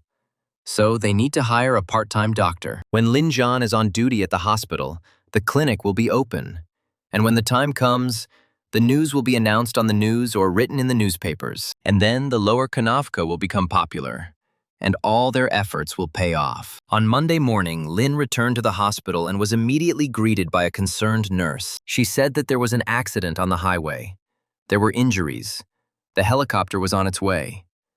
Dr. Josh asked to change clothes and start preparing for the operation. Lin immediately ran towards the operating room. He heard Dr. Clyde ask for the staff from the cardiology and cardiovascular surgery department. Lin noted that his voice sounded much more serious than usual. When the hero changed clothes, he was immediately called to operating room number 1. In the operating room, Clyde thought, they only have 2 novice doctors, and the configuration is terrible for patients with serious injuries. A novice can use a retractor at this level of surgery. In Clyde's opinion, Lin was an intern with excellent skills. But he was terribly managed, however. Although he did not like Lin, he decided not to find fault with him. He wondered if he would feel uncomfortable if he stood behind him and watched. Then Clyde said that Lin would help. All those present, like the hero himself, were very surprised by this decision. But the hero did not object. Soon, 2 more patients were brought into the ward. The 15th was still conscious, and the 16th had a normal pupil reaction to light. His body, stomach, and limbs were wounded and bleeding. Apparently, his bleeding was not stopping. Clyde told the lab technicians to do blood tests and x-rays, an ultrasound, and move the CT scanner closer. The assistance of personnel from other departments is also needed. The situation is such that the patient cannot be transported, so the operation must be performed on the spot. Now, the tourniquet on the legs needs to be cut. Lin thought about it. The operation is complicated, but if he studies each wound, maybe everything will work out. The patient will feel better if he uses his technique. Hero, ask the system who is the best in the world in this technique. As it turns out, It's Atom Fizz. He has a legendary level. Then Lin wondered what his level was. The system reported that it is ranked 126th in the world, 13th in China, 2nd in the province, and 1st in the city. At this time, Clyde was working with a patient. Everything looked like chicken blood. When he cut the tourniquet on his leg with scissors, blood immediately gushed from the patient's wound. Clyde asked Lin to immediately apply pressure to the pressure gauge. However, to his surprise, the hero immediately reached out with his hand to the patient's wound. He put his hand around her, and soon the bleeding stopped. Clyde looked at Lin in surprise. He had completely forgotten about this technique of his. The man said, "No matter how good his technique is, he shouldn't do that during surgery." Lin thought about it. Dr. Clyde is the head doctor, and he is an assistant, so he must adapt to him. When the hero let go of his hand, the doctor easily guessed his thoughts. And although Clyde did not like this guy, with his successful techniques, the operation would end faster. Then he suggested that Lin stitch the patient's entire arm. When the hero began, the man noted that the nurse was handing equipment to Lin faster than to him. Nurses are more familiar with medical methods than doctors. They understand what doctors need. However, when Lin asked for microscopic glasses, Clyde became alarmed and asked what the intern was going to do with them. Lin said the blood vessels are open and the tendon is sutured. Realizing that the guy was causing trouble under his watch, Clyde screamed, ordering him to stop because he only needed to treat the wound. Lin looked at him in confusion because the doctor asked him to sew up his hand. Clyde was indignant, saying that it did not matter. But the hero reported that the patient's arm did not work. The doctor shouted that he only asked Lin to treat the arm, not to sew up the tendons, so the arm was not working. He should stop all this immediately. However, Lin stood his ground. He had to at least finish. He was worried about the wounds. There were several bleeding wounds that did not need stitches for now. Lin promised to do his best to stitch the tendons without delay. Clyde was afraid of the delay. But he was even more worried that Lin Zhan had broken the rules again. No matter whether the wound was stitched well or poorly, there would be big problems if the patient lost the functionality of his hands. Clyde approached Lina from behind and asked him to stop. The hero said that he was using the M-Tang technique, and if he stopped now, the tendon would be damaged. This answer made Clyde furious. This guy was clearly mocking him. Who was he to use the M-Tang technique? Lin asked why not try it since the patient had a tendon rupture in the second zone. The human hand tendon has 5 zones. The second zone extends from the second joint to the front of the palm. It is the most difficult, meaning that almost no one can properly suture the tendon in zone 2. This happened when Tang Jinbo, a professor at Nantong University, began use the M-Tang technique. In addition, during self-testing, a good indicator, that is, 70 to 80%, was achieved with the help of special equipment, not to mention technology. Clyde looked at Lin with displeasure. The chief doctor's powerful control over newcomers was based not only on rank, but also on the skill of responsibility. If the head doctor pointed out an error, then the newbie would have to do as he was told. And now Clyde could not do anything, which meant that he had no control over the operation. Lin said that Dr. Clyde couldn't come up with a better option, so he would continue. Everyone present looked at Lin in surprise. Had he really become the chief surgeon in the operation? Then Clyde asked to call Director Josh here. One of the doctors came out of the operating room and met Howie, the chief hand surgeon. He said that the M-Tang technique is used in the operating room. The men were shocked because they thought that Director Pan was the only one who knew how to use this technique. He even went to Japan for in-depth study. Doctors learn from experienced people, learn all types of techniques. But practicing a new skill is very expensive for doctors, so not everyone can afford it. Doctors learn new techniques but focus only on one, and in this hospital, the best in M-Tang technique. This is Director Pan. Then the doctor called Howie to perform the operation so that he could see that Director Pan was no longer the only one using this technique. Soon, Director Josh arrived in the operating room and asked what happened here. Clyde reported that Lin was performing the operation without permission. Josh looked at the intern, who silently continued the operation, but confirmed Clyde's words. Josh asked the intern why he didn't follow the rules. Lin replied that he didn't know it was illegal, but he had already sewn up the tendons. Everyone present in the operating room looked at the young man in surprise. Clyde was furious because this guy kept doing all sorts of tricks and the director was still encouraging him. When the doctor realized that the director did not pay attention to his words, he became even more angry. Josh said that the head surgeon was in complete control of the situation, and that Lin should tell him what he was going to do and get permission before performing any procedures, especially something like this. And Lin said that he would do exactly that in the future. The director asked Lin if he understood what he should do. The hero assumed that Josh was inviting him to become the chief surgeon. Clyde looked at what was happening in horror. This guy was going to displace him. But he wouldn't have known anything if he hadn't taught him. Then the doctor turned to Howie, a hand surgeon. He asked to see Cheyenne's director of operations. Josh paid attention to the men's conversation because Director Pan usually uses this technique. Howie said that the M-Tang technique is Director Pan's specialty. Director Cheyenne is not very good at it. Then Josh asked to give him magnifying glasses. Now it was important to know how well the operation was going. Since he had never performed surgery on his hand, this was unfamiliar to him. However, the director immediately saw that the edges were neat. The seam was strong, and the damage was not that great. Then he asked Lin to finish the operation. Clyde asked the director why he told the intern to continue, and Josh objected, not knowing what else he could tell him. Clyde wondered if Director Josh was in charge, it wouldn't matter what happened to the patient, but asked him if he could finish the arm surgery when Lin finished her job. Josh said that if his man could do it, he wouldn't let anyone else do the surgery. Clyde was surprised by this answer. He forgot that Director Josh is the first in China to always stand up for rights. His values are based on expanding professionalization. At that time, expensive medicine was used to ensure the doctor's income, and the surgical department was always left without funds. Surgeons had no choice but to fight for the right to operate on patients. No one was against it. The goal of Chengxi Province's medical health reform is to provide good medical fees and reduce the price of medicines.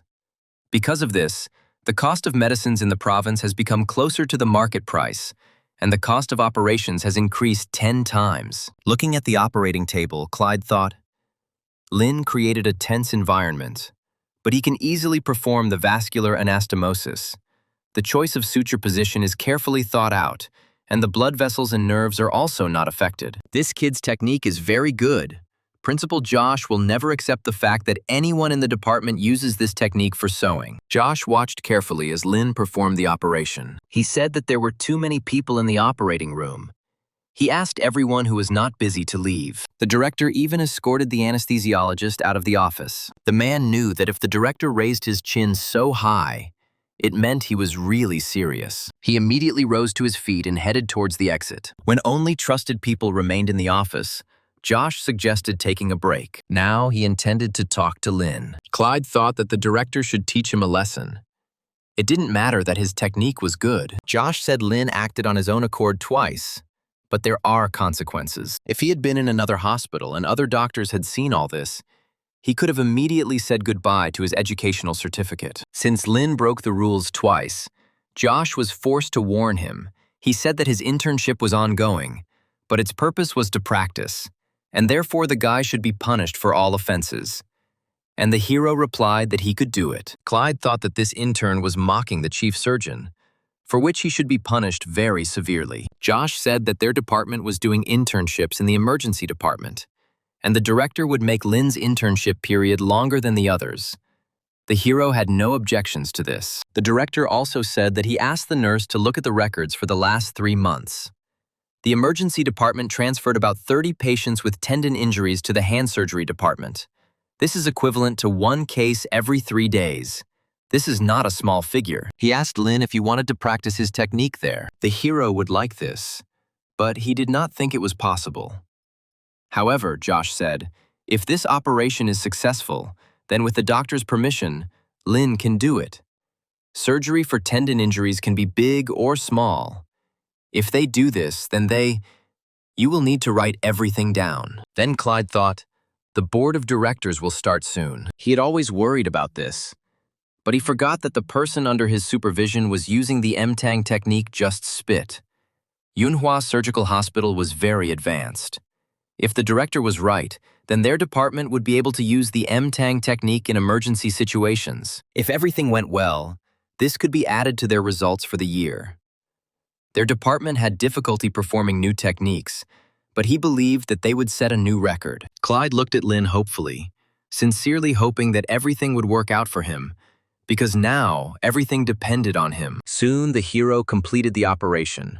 Clyde immediately ran up to check the result. Josh also took a look at the result and reported that the job was done well. Everyone present looked in the direction of the director with slight surprise. The nurse smiled sweetly, saying that since the operation was over, we could go and rest. Josh left the operating room first, thinking that it was time for an opening for a deputy director. If Lin can pass this level, then everything will go smoothly from there. Josh then went to the 9th floor to greet Chief Medical Officer Vincent, who had traveled a long way to come here. Vincent, Associate Director of Hand Surgery, said he was not used to such a friendly version of Josh. Then the man said that he would like to invite him for a consultation. He offered him a drink, but Vincent said that he was embarrassed by such flattery, so he should immediately go to the patient's room. When the men arrived at the right place, Vincent said that the place looked like an observation room, but in fact it was a room for preventing information leaks. If Director Jin or Director Pan saw this, they would probably be furious. Josh pretended not to notice his words and said that their hand surgery unit still had patients in their recovery room.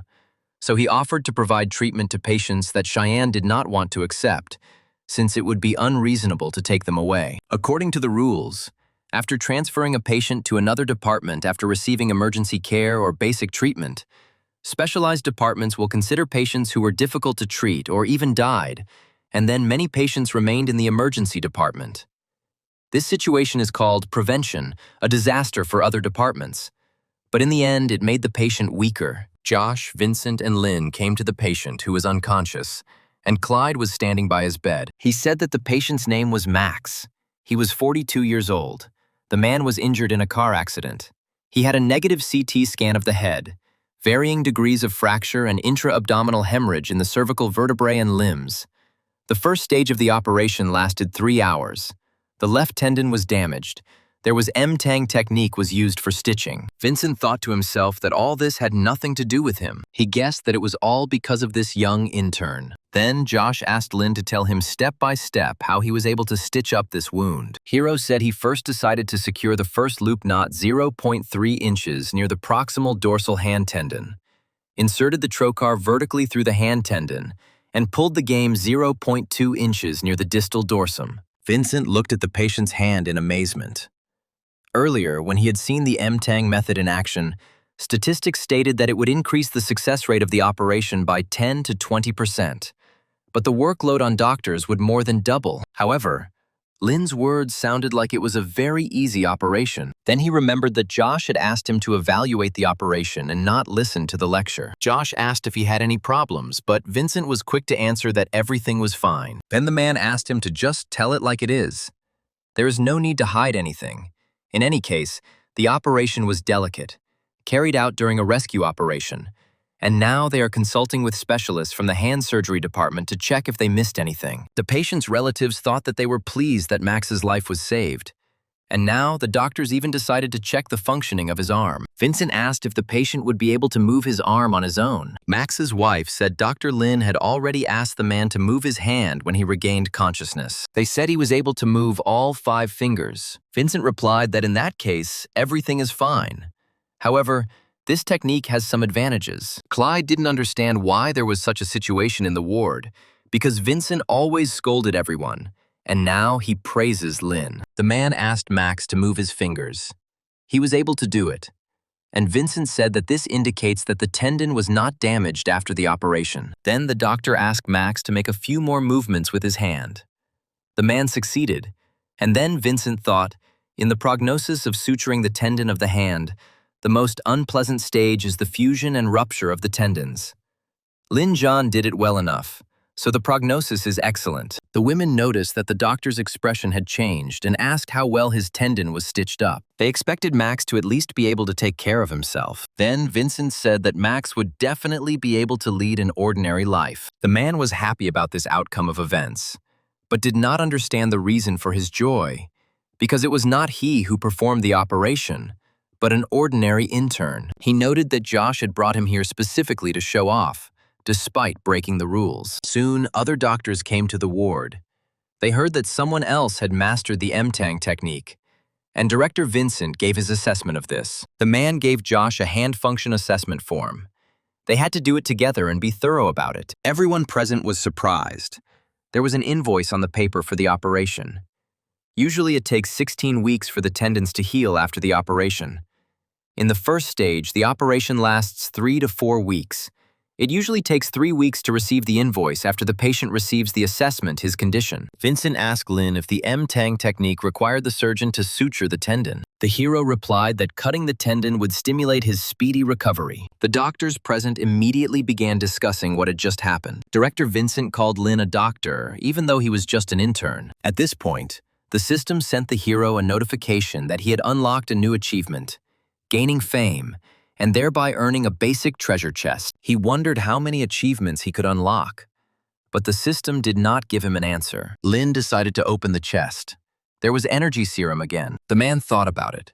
In total, he used 8 energy serums and 1 bottle. He had 7 bottles left. Then he decided to ask who was the best in their hospital in the M-Tang technique, and the system called his name. In the evening, Lin returned to his home. He told his mother that he had no plans for today. Suddenly, Lin noticed that there was someone else in the room. A little boy. The hero knew him. It was Duncan from the 12th Spring Temple in the suburbs of Yunhua. Tanya patted the boy on the head, inviting him to stay with them for dinner. The family had a vegetarian dinner planned today. The woman asked what issue Duncan had come to see them about. The boy said that his master asked him to give them the ink. The abbot said that Mr. Lin would now be the chief of surgeons, so Duncan came to congratulate him. Lin patted him on the head, saying that he was still an ordinary intern. Duncan said that the abbot saw a video of Mr. Lin on the internet. He said that Mr. Lin had grown a lot and that he would definitely become the chief surgeon. Robert said that the abbot of Duncan seemed to be a smart man, and the boy should listen to him well. Then the parents turned to Lin, asking when he would become chief surgeon. The hero said that it does not depend on him because he is still an intern, thinking to himself that his parents were exaggerating too much. 2 months had passed since that day. Lin was still working in the hospital. He didn't even notice how his hair had grown. One working day, Vanessa approached him. She said that the head nurse had sent her to Lin, and from today she would help him with tendon operations. She asked how many specific pieces of equipment Lin would need, but the hero did not have any specific wishes. Vanessa asked him to think carefully, because later it would be more difficult to get equipment that suits him if he didn't say so at the beginning. But Lin wanted to decide this after meeting with patients. The girl objected. The patients will arrive within 24 hours if Lin wants it. The hero was surprised that Director Josh had already found patients for him. Vanessa said that there are a lot of people here with tendon injuries, and more are arriving every couple of days. If Lin wants to start work right away, she can call the emergency department and ask them to send a couple of patients with flexor tendon injuries. She can also ask the Director Josh send requests to local clinics, and if they are lucky, they will soon receive new patients. Then Lin asked who would assist him. To his surprise, Vanessa replied that Director Josh had taken over the job. She said that Dr. Lin's qualifications are not yet sufficient to carry out operations independently, so in all reports it will be the director who is listed as the chief surgeon, and Lin as the assistant. But during the operation, everything will be the other way around. Vanessa said that the director himself wanted to tell Lin about everything, so it was a secret. The hero thought about it, because the director always has so much to do, and an assistant director sounds strange. Moreover, he needs a second assistant. At that moment, Josh approached Lin. He said that Dr. Larry would be the second assistant. He had just finished his internship. Larry looked at Lin and was quite surprised. Not believing that the director wanted to make him an assistant intern, Josh decided to leave the men at this point. Lin thought to himself that the second assistant looked like an idiot. However, this does not matter, since he will have to do practically nothing. An hour and a half later, Larry and Vanessa set out to find Lin. He said he would be in the practice room. However, when they opened the doors, they were horrified, as the entire room was covered with pig's hooves. Lin said that he bought them himself. They are needed to practice flexor tendon surgery. They can try to work on them right now. Lin cut the distal tendon horizontally at the metatarsophalangeal joint, which is a good analog of a flexor tendon injury at the second metatarsophalangeal joint. Larry watched him carefully, but he still didn't fully understand this suture technique. However, when Lin showed everything, it became clear to Larry why the director asked him to be an assistant. He is a true professional. His technique is simply incredible. The hero explained that after they tie the knots, they should pay special attention to the fact that they need to secure the second loop in the knot of the first loop before making a vertical stitch again. And then they need to tie another knot at the very end of the tendon. Larry noted that Lin was truly teaching him.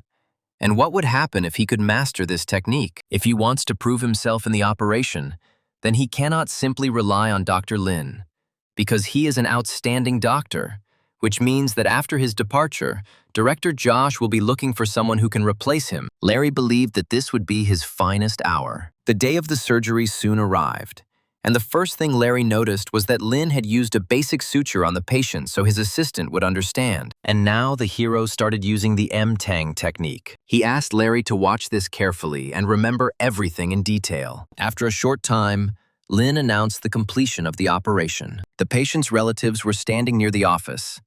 Josh told them that the operation was successful. Larry said he learned a lot from Dr. Lin today. He asked the hero what they would do next. Lin asked an assistant to teach him how to write down medical papers. Larry was very surprised because he had already forgotten that Lin was still an intern. However, he was surprised that he had never written a medical document during his internship. The hero said that he instead disinfected, stitched, controlled the bleeding, and used the M-Tang. However, all these procedures had to be recorded in the medical record. But instead of Lin, other interns did all this. Then Larry began teaching Lin how to write medical records. Vanessa entered the office and said that the previous patient could already clench his fist a little. Larry was incredibly happy about this. He said that the man should go check on the patient. Vincent was already in the room. He said that the swelling had gone. The arm was recovering very well according to the standard. The patient can be discharged only when his flexion limit is less than 5 degrees, and when the strength of his arm is restored to 75% of the arm strength of a healthy person. But overall, everything is good. The patient's relatives thanked the doctor for the treatment, and the system gave Lin a regular treasure chest. John invited Vincent to look at Lin's results today. The man was surprised at how quickly he completed the operation. Then he said goodbye to everyone and went to examine the next patient. Josh asked Lin to pay more attention to the previous patient. He would be responsible for the first and fifth beds within 2 days. If the patients recovered, then Josh would find others for the guy. He also said that they could have dinner at 7 p.m. Perhaps headmistress Jacqueline would join them. Lin happily accepted the invitation. Soon the evening came. The business manager of the Changhua medical company, Selena, together with her partner, a medical representative named Huang, was heading towards the restaurant. She said that people so easily spread terrible rumors about the food in the departments, so you have to choose small, beautiful restaurants. You need to take into account the details. The food should be good. Huang noted that the girl was not cheating on herself, but this time she was very nervous. Selena said that headmistress Jacqueline has a lot of power in Yunhua Hospital. They should benefit from it. But Huang needs to build a good relationship with her. Soon, the director of Yunhua Hospital, Jacqueline, arrived at the restaurant, followed by Josh and Lin. Seeing the young man, Selena immediately blushed.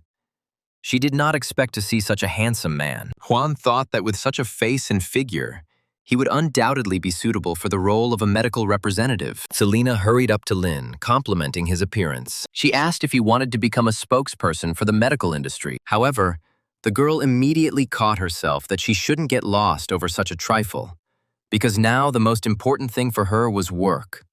So she hurried to greet the directors Josh and Jacqueline. The woman introduced Lena to Selena, saying that he was the chief M-Tang surgeon in Yunhai's emergency department. Selena shook the guy's hand, saying that from now on they would take care of each other. She then asked the guests to come to the table and talk in a more pleasant environment. Juan thought it was his time to show off and used his signature skill, a sunny smile. When everyone sat down at the table, Jacqueline said that they should order food for Dr. Lin first. Young people have good appetites, so they old people will eat modest dishes. Juan thought about it. Selena got him to accompany the director, but now she asks to accompany Dr. Lin. Apparently, she is taking advantage of him. However, the man decided to keep his face. Because he is a medical representative, he wanted to offer Lin help in choosing dishes, but the hero asked the waitress to bring him only a glass of water. Juan was offended at being so blatantly ignored. When everyone's drinks were brought, Selena said that the torn tendons needed to be scanned using an MRI. Otherwise, it would be inconvenient if every patient had to be sent to the medical equipment building. In the future, when the M-Tang technique program is launched, it will take very little to get in line. But for this, you need an MRI machine. Juan didn't understand why Selena was so straightforward, because the prices for an MRI machine are very high, of course. There are both cheap and expensive models, even if they are domestically produced. The nominal price of imported superconducting magnet models is more than 10 or 15 million yuan. This colossus is worth more than a person. Seeing the mockery on her partner's face, Selena immediately ordered him in a whisper to put a smile on his face and create a normal atmosphere at the table. Jacqueline said that if they bought an MRI machine specifically for the M-Tang technique, then newcomer Lin would become a real big shot in their hospital. Josh said if I'm going to buy one, I should choose their department. He's always wanted an MRI machine, and now they can't even do one MRI, which is too bad. Jacqueline grinned, saying that such things are not discussed at dinner. This is a trap that they set for the guests, so the man should forget about the expensive MRI machine. They should be content with only PET. Lin brought a bottle of wine to the director, saying that he was almost finished, so he would go on duty at the hospital. Jacqueline said that Josh can drink whatever he wants, but not too much because he is a surgeon. Huang wanted to raise a toast to the headmistress, but the woman interrupted him, saying that it was surprising that Lin Zhan performed his first operation using the M-Tang technique in the emergency department of Yunhua Hospital. The hospital would definitely support him. However, they cannot buy an MRI machine and pay for a new operating room. But we can buy a suitable microscope. Unfortunately, the director of the hand surgery department also used the M-Tang technique once. It was a complete failure. Otherwise, Jacqueline could have allocated part of her budget for the doctors to improve their equipment. Josh said that Dr. Lin and Department Deputy Pan have successfully used the M-Tang technique. But the hospital is only testing the person who did the first case, which is unfair to their department. The man suggested postponing the purchase of an MRI machine and focusing on the M-Tang technology project. Then the rest of the hospitals would invest a lot of money to win this race. Selena remembered how she was once told that developing new technology was like planting trees. When you plant a seed, it takes several years to grow into a tree. But first, you have to wait for the one who sows the seeds. Jacqueline said that Dr. Lin is just like a gardener. Josh said that Lin is a doctor who grew up in their hospital and his technique runs in the family. Jacqueline suggested that we stop joking. She couldn't believe that there was anyone at all who passed on the M-Tang technique by inheritance. Quan chuckled at how stupid that assumption was, once again incurring Selena's wrath. The girl apologized for her partner's words, asking the directors to continue their conversation. Josh said as far as he knows, deputy director of their department, Pan, often invited M-Tang technique experts to their hospital about 3 to 4 years ago. He was their assistant and memorized everything during the training process. Deputy Pan studied this technique for more than 4 years, but still went to Japan to study. He added that Lin is not such an eccentric. Headmistress Jacqueline can prove it. So shouldn't the money saved by Old Man Pan and young Lin do an MRI? At least it should be enough to set up an operating room and rehabilitation room. Selena said it was worth doing it immediately. These days, hiring a freelance surgeon is very expensive, with a minimum cost of 20 to 30,000 yuan, not to mention the need to organize transportation, accommodation, and seminars. Jacqueline replied that the situation with Old Man Pan was a little different. It's not that he only knew the M-Tang technique. Jacqueline was in favor of a rehabilitation room, and also did not rule out the presence of an operating room. But the hospital cannot just take and re-equip the department for their sake. Josh said that he would soon bring up the topic of adding an operating room in the orthopedics department. He did not care at all about Pan's opinion, even if he was negative. Using the M-Tang technique to rupture the tendon can be considered an advanced technique in the entire country and even the world. First, they need to come up with a plan. The man asked Jacqueline to come next year to see their result. The woman agreed and wished the men success. She invited Lin to drink another glass and call it a night. Juan said that he would take the remaining wine on the table for himself. He heard that headmistresses like to drink wine, so he took the bottle and drank it down. Jacqueline told Selena that she should get an MRI for the guy she brought with her. Meanwhile, something happened at the hospital. Larry was looking for Lin because he was on duty today. Vanessa said he's in the on-call room right now. Larry went there, saying that he had brought him a patient with a torn scrotum, just as Lin himself wanted. The hero immediately rose from his seat and walked towards the patient. At the moment, he was very interested in patients with testicular trauma. The system told Lin the recipe he should use to treat the patient. Soon, the hero came to the ward where the injured man was already lying. The senior doctor, Patrick, told him the man was in shock. He asked what information Lin could deduce from his appearance. Hero said that the tear on the right side of the scrotum exposes the testicle. Obvious contamination can be seen on the surface of the scrotum and soft tissue. The wound reaches the vaginal membrane, but it is not damaged. Patrick asked Lin to examine the patient and tell him what he planned to do with him. The hero said that there are no critical wounds, but there is a non-linear wound, and it is definitely contaminated. And the guy was also worried about how exactly everything happened. Patrick said that he asked him on the street. He got injured while riding a skateboard. While doing various tricks, he jumped on a metal handrail and fell down. He landed on the railing and the skateboard flew away. He ended up driving over this handrail, and it wasn't even round. Lin decided that he should consider the possibility of tetanus and get a shot. The bleeding was not too serious. Then Lin tried to imagine what a normal testicle looked like. He would be able to find out if he was allowed to cut open a man's scrotum and check if it was normal. But this situation is quite atypical.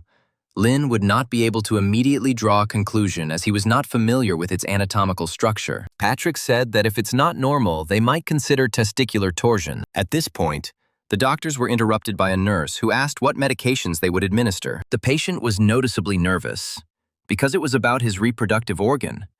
So Patrick said that they should not quarrel with patients and asked Lin to explain to him what a seminal cord is. The hero said that the spermatic cord is a structure that holds the testicle in place and provides its nutrition. It contains arteries, veins, lymphatic vessels, nerves, and now they need to check if the cord is working correctly, and if there are problems with it, then you will have to have surgery. They may have to remove the testicle, in which case stitches won't even be needed. Patrick examined the patient, saying that there was no torsion. This position of the seed cord is quite rare. He asked Lin to continue treating and suturing the wound, and make sure that he did not touch the wound when treating it. The patient cried with grief, saying that his future was in the hands of Dr. Lin. The hero put on a medical cap and mask and prepared to sew up the wound. He had to be extremely careful for everything to go well.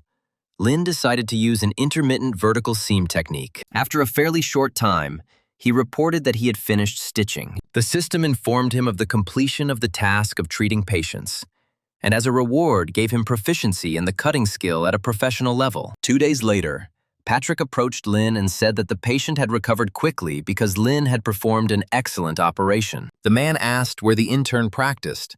The hero replied that he trained in his family clinic. Patrick was surprised that Lin was able to learn this because there are not so many patients with testicular rupture. And then, the hero replied that he often used the Lambert technique to sew the stomach of elderly people. At that moment, Larry entered the office and reported that the patient with the tumor in the 5th ward had recovered. Lin said goodbye to Patrick and headed out. Larry told him that the patient from the 5th room was recovering quite quickly. But that was not what they would talk about now. The fact is that Larry had not practiced with Dr. Lin for a long time. He could no longer wait for the next joint operation. However, the hero said that he has surgery tomorrow, so he needs to gain strength, Larry thought to himself. Despite his enormous talent, Lin still has shortcomings. And if he has time to freshen up, then why not make a few cuts? The man thought, if suddenly the doctor does not want to practice cutting, it would be nice if he delegated the task to him. Larry grinned, confident that the time would come when Dr. Lin would come running to him. The next day, the scheduled surgery arrived. Josh reported that the patient was Li Xingguo, 21 years old. He had an open wound. The tendons of the index and middle fingers were torn. The deep tendons of the fingers and the shallow tendons of the middle finger were torn. The situation was complicated. However, Lin was confident that they could handle it. Josh thought this was the only patient they could find today. Lin noted that the wound site is known as the lumbrical muscle because the tendons in that area are too tightly pressed together. Both flexors are connected by narrow tendon sheaths. Strong adhesion is an ideal situation for restoring arm function.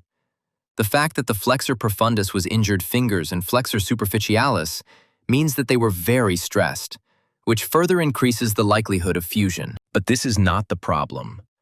For a master in the M-Tan technique, it is enough to deal with deep and shallow tendons at the same time. Lin was starting to tear his flexor tendon in Zone 2 and needed a handle. Vanessa submitted it even before the hero finished his word. Apparently, she practices coordination very well. Josh watched carefully as Lin performed the operation. He wanted to help him, but still remained silent. He knew he couldn't always help him. After all, he had to practice. He decided to let Larry make the cut himself. He had been training for 3 years. This child was doing very well after the operation, and he was also attentive to the patient's prognosis. Larry was surprised that the director was worried about him. He thought he was more worried about Lin's technique. He thought it would be better if Dr. Lin left the incision to him. However, he knew that he shouldn't expect to take Dr. Lin's work. Besides, the doctor had problems with incisions before, and yesterday he didn't practice them, so he won't do it. He has problems with incision technique, and he is bad in this area, which means the doctor will refuse him. However, Lin asked to tighten the skin. Larry couldn't believe his ears. The doctor didn't hesitate at all, as if he had thought about it in advance. Moreover, Lin chose a good position for the cut. Lin picked up the knife, preparing to begin the operation. Larry watched the doctor in amazement. The level of his incision was truly the work of a high-level doctor. But how did Dr. Lin, who only performed surgery twice, become a master in the blink of an eye? Josh asked Lin if he had practiced cutting. The hero answered in the affirmative. The director thought for a moment. He always knew that he was smart, but he didn't expect that his store of knowledge would be so vast. If someone told him that a person could become the best at cutting in just a few days, he would definitely shower that person with choice insults. However, he did not understand what happened to him.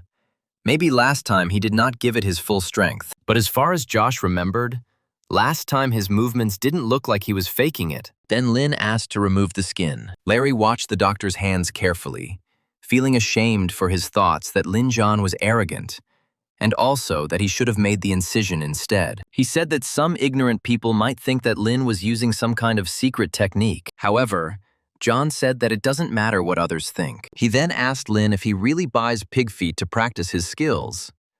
The hero said that he buys them from time to time. The director said it wouldn't do that because he was still an intern. An allowance of a few hundred yuan a month was not enough to buy pig feet. Lin does not have to pay for training materials out of his own pocket. Even though the emergency department cannot afford to build a practice room, they must act according to the circumstances and provide an environment in which their staff can improve their skills. One of the doctors present at the operation understood what the director was hinting at and took note of it. Josh continued by saying that Lin should apply for compensation for purchasing pig feet. And since he does not yet have a certificate of qualification as a doctor, he can do this even if he is the chief surgeon.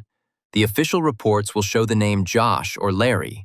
The director promised the hero to translate the cost of the operation after it is transferred to his account, because Lin deserves to be paid for the work. Larry looked at Lin with enthusiasm, wanting to learn the M-Tang technique like him. Meanwhile, the operation continued for another 2.5 hours. After that, Lin announced its completion. Josh was extremely surprised that it took so little time. The hero said that he checked the medical equipment and can now return. Josh instructed Larry to monitor the patient's condition after anesthesia, and he headed out of the operating room. The man looked after Lin, dreaming of becoming like him. But first, they needed to somehow get closer. Meanwhile, the hero went to the bathroom to take a hot shower. Chandler waited until he was free and was already starting to fall asleep. He said that he came to tell Lin about the division of money. He said that the director of the department would soon come to visit them, and how much he would pay Lin for the operation was up to him to decide. So the guy didn't have to worry about this. Director Josh was worried that there might be a misunderstanding due to the money being transferred to his card. So he asked Dr. Chandler to explain everything to Lin. The man said that their hospital meets the standards. The cost of the operation is determined by the bureau and is not subject to change. The allocation is determined by the hospital, and the second by their department. For example, Lin performed reconstructive surgery on the flexor tendons. It follows that the cost of the operation is 1210 yuan in second-class hospitals, and 1344 yuan in third-rate hospitals. Their hospital is a specialized hospital, so they will receive 1344 yuan. In addition, 210 yuan is added to the amount for each extra finger, The total cost of the operation today is 1554 yuan, and the emergency department will receive 777 yuan, since the chief surgeons receive 2/3 of the cost of the operation, and Lin will receive 518 yuan. Thus, Lin receives 518 yuan every time he uses the M-Tang technique. But Chandler added that the amount he will receive does not only belong to him, but also to the senior department. Lin thought, if you perform 3 operations a day, you will get 15,000 yuan a month. Chandler decided that he was crazy. 20 operations a day is too much. The guy will simply die from overwork. No country can do 90 operations every 2 months. At that moment, the system sent Lin a notification with the next task. He needed to complete 10 operations using the M-Tang technique. The guy's eyes immediately lit up with excitement. A little later, Josh brought several folders with documents for Lin. This is news from different regions of pharmaceutical sales representatives, former colleagues, subordinates, and associates, after a month of waiting. Lin said he would pick them all up and also asked Josh to make sure they got here as soon as possible. The director said that he didn't need to worry about not having patients. He needed to select the patients he would prefer to treat today and other days. Josh didn't know much about the M-Tang technique, but primary wound closure should be more favorable for the patient. He noted that the suture was so perfect that the patient was able to perform passive arm movements in just 24 hours and achieve the desired result in all respects. He thought to himself that everyone who was sewn up by Lin recovered quite quickly. Lin thought about it. Now he could say that he had completely mastered the M-Tang technique at the master level. He said he didn't want to accumulate patients and hoped Josh could get all 5 of them for him today. The director thought that this kid was not the type who liked to tell jokes. He asked the hero why he didn't take 1 patient a day. It would be more professional. Then Lin said that he was not able to constantly operate. Josh wondered if Chandler had told him about the payment and that Lin had become so obsessed with money because he needed it. He offered the guy financial assistance, but Lin said that he did not need the money. The director said that the most important thing to do right now is to hone his skills. Lin shouldn't think about money and other useless things. But the hero didn't understand. Don't his skills depend on the number of operations? Josh asked him to choose 2 patients, so he would have priority if Lin was in good condition after the first operation. Then the man would allow him to treat the second patient after rest. Otherwise, he would transfer the patients to the hand surgery department. Lin agreed, and soon the patient was brought into the operating room. The hero said that Director Josh would come a little later, but for now, they would begin the operation. 2 hours later, the director arrived at the operating room, apologizing for being late. Lin asked him if the second patient had arrived at the hospital. Josh said that he was already here, but he did not understand why the guy asked this question, because only 2.5 hours had passed. Lin said that he had already completed the operation, but the director did not believe him. However, when he looked at the patient's hand with perfect stitches, he immediately took back his words. The man said the second patient was in the next operating room. Larry hugged Lin, saying that the director could rely on him. Meanwhile, the second operation began, and it was even faster than the first. The longer Larry worked with Dr. Lin, the more he learned. Soon, the hero announced that the operation was completed. Josh was shocked. This time, it took Lin less than 2 hours. When the men left the operating room, the director said that the next patient was on his way. If there was no traffic, he would be here soon. Lin's eyes lit up with joy, and he was ready to see his next patient. The operation soon began. Larry was quite tired as they performed their 3rd operation in a row for the first time. However, he was confident that if he followed Lin, he would be able to improve and challenge himself even more. Larry spent 7 hours operating on people without food, water, or toilet.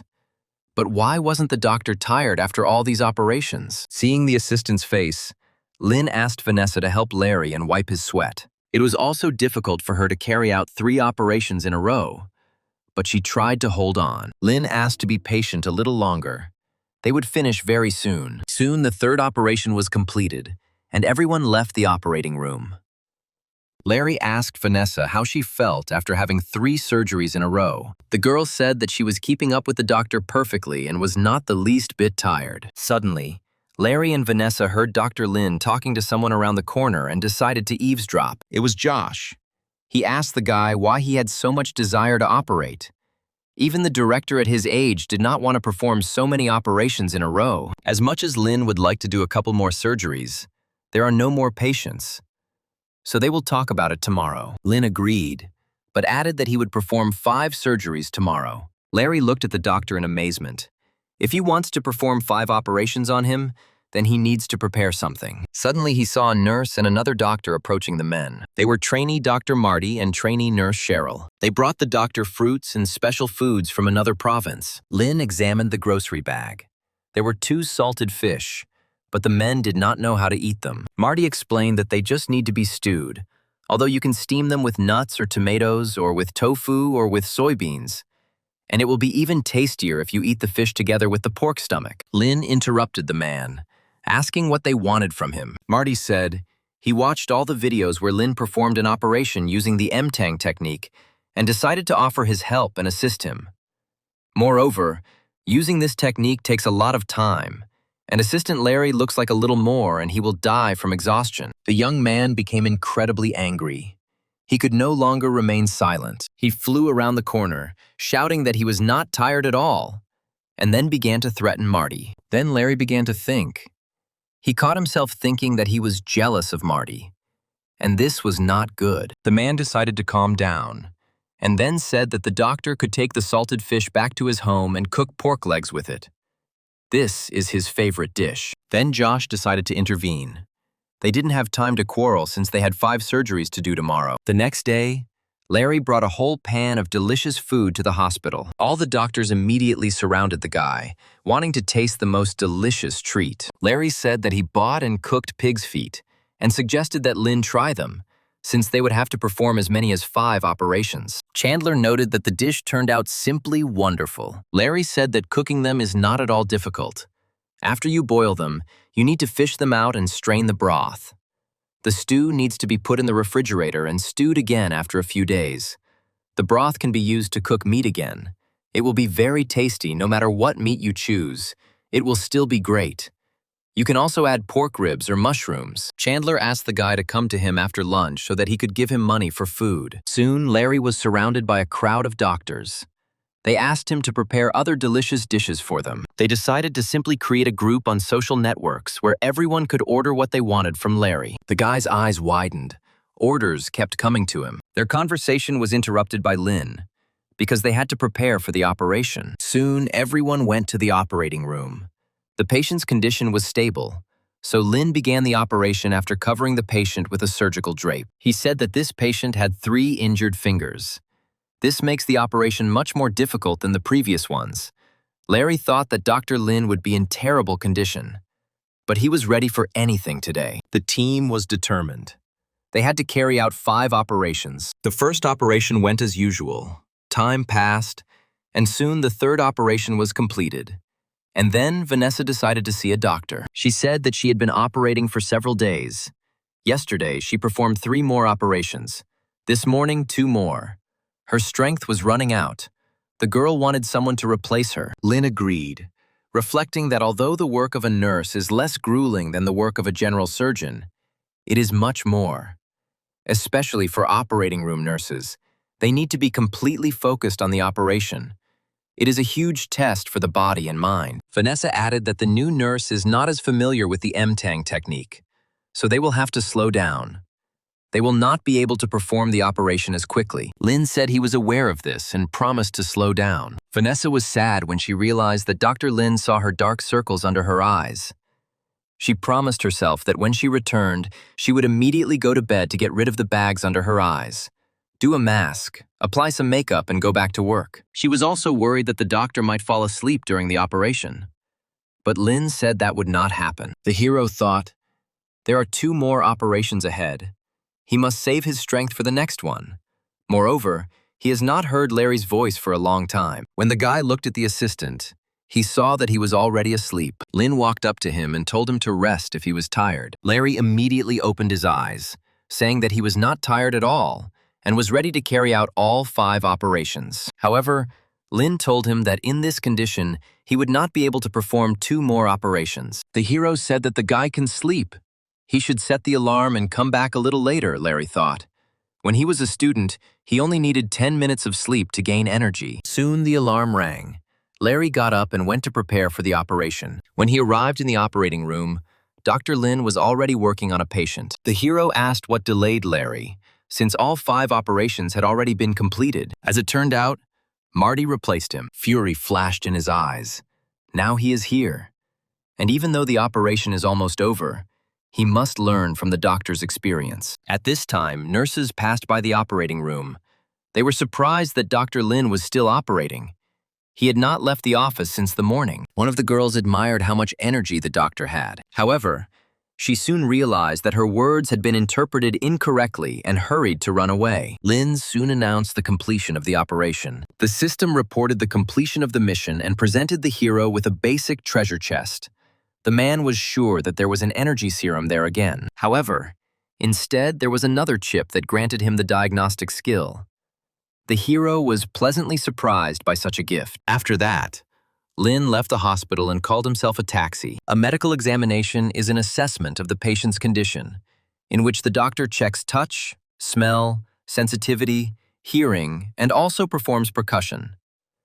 A physical examination is one of the 4 basic diagnostic skills. The diagnosis is necessary for the doctor in order to understand whether the patient can be cured and the suspected disease can be prevented. Even those doctors who spend all their time in the operating room need basic diagnostic skills. While Lin was driving in the car, he decided to inquire what the rank of his medical examination skills was.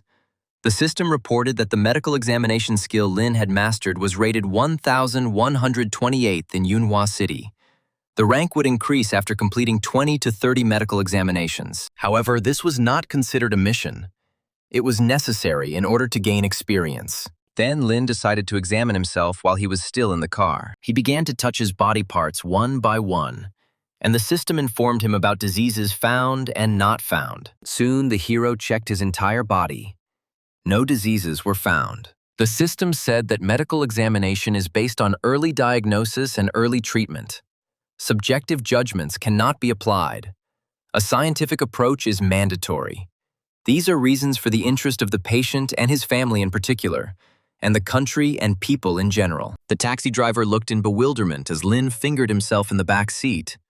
Something was wrong with this guy. The man wanted to stop, but the hero asked him to drive a little further. Then the taxi driver lied that his tank was almost empty, so the guy would have to walk a little. Lin got out of the car and reached into his pocket to pay the taxi driver for the ride. However, the man did not wait for him to find the money and immediately drove away. Arriving home, Lin again decided to repeat the skills of independent medical examination. This examination skill should be considered masterful because everything depends on its application in practice. Soon morning came. Lin was woken up by a phone call. It was a call from the hospital. They told him that all the beds were full. Today's operations had been postponed until tomorrow, so Lin could rest today. The hero decided that it would be better not just not to go to work, but to help his family with patients. He went downstairs and told his father that he was not working today, so he could help with a couple of examinations. Robert was surprised because he had already invited Dr. Milton to the clinic. Soon a car pulled up to the clinic. It was Dr. Milton. He works for supplies and specializes in suturing and cosmetic injections. He said he spoke to the doctor this morning on the phone. Behind him were today's patients. Dr. Felice and Zan came to help. Dr. Stanley said that today, Lin would help them with the examinations. And Robert was indignant at this time. Inviting Dr. Milton cost 200 yuan a day. He wasted his money. The hero put on a white coat. He was very pleased that today there were so many patients on whom he could practice his examination skill. After being examined by Dr. Lin, the girls were scheduled to see Dr. Milton. Lin decided to ask the system if his examination skill had increased. As it turned out, it had become 1 level higher. The girls pulled Lin out of his thoughts. They also wanted to undergo a medical examination with the hero. Robert looked proudly at how his son was improving every day, because this meant that more and more residents of the city would come to them for inspection. Milton offered to replace Lin and inspect the girls, thinking that the guy was already tired from today. Hearing this, the girls immediately rushed to come up with ridiculous excuses and leave the clinic. Lin looked after them in bewilderment. The next day, the hero returned to the hospital. Early in the morning, he immediately went to the patient to conduct an examination and evaluate how he was recovering. The man was surprised that the examination was taking place so early. Lin said that he wanted to conduct a detailed medical examination. The hero said that the man has a lot of sedentary work and gastritis. Today, he will check the condition of his chest, abdominal cavity, head, and neck. The nurse noted that the doctor was too serious. The hero said that before this, there was no need to carry out examinations. But now that she appeared, he must carry them out, the girl objected, because Dr. Lin only rested once, and that was yesterday. He even came today a few hours earlier. At this rate, he will be very tired by dinner time, and he will have no time and energy left for his girlfriend. Then the hero said that he does not have a girlfriend.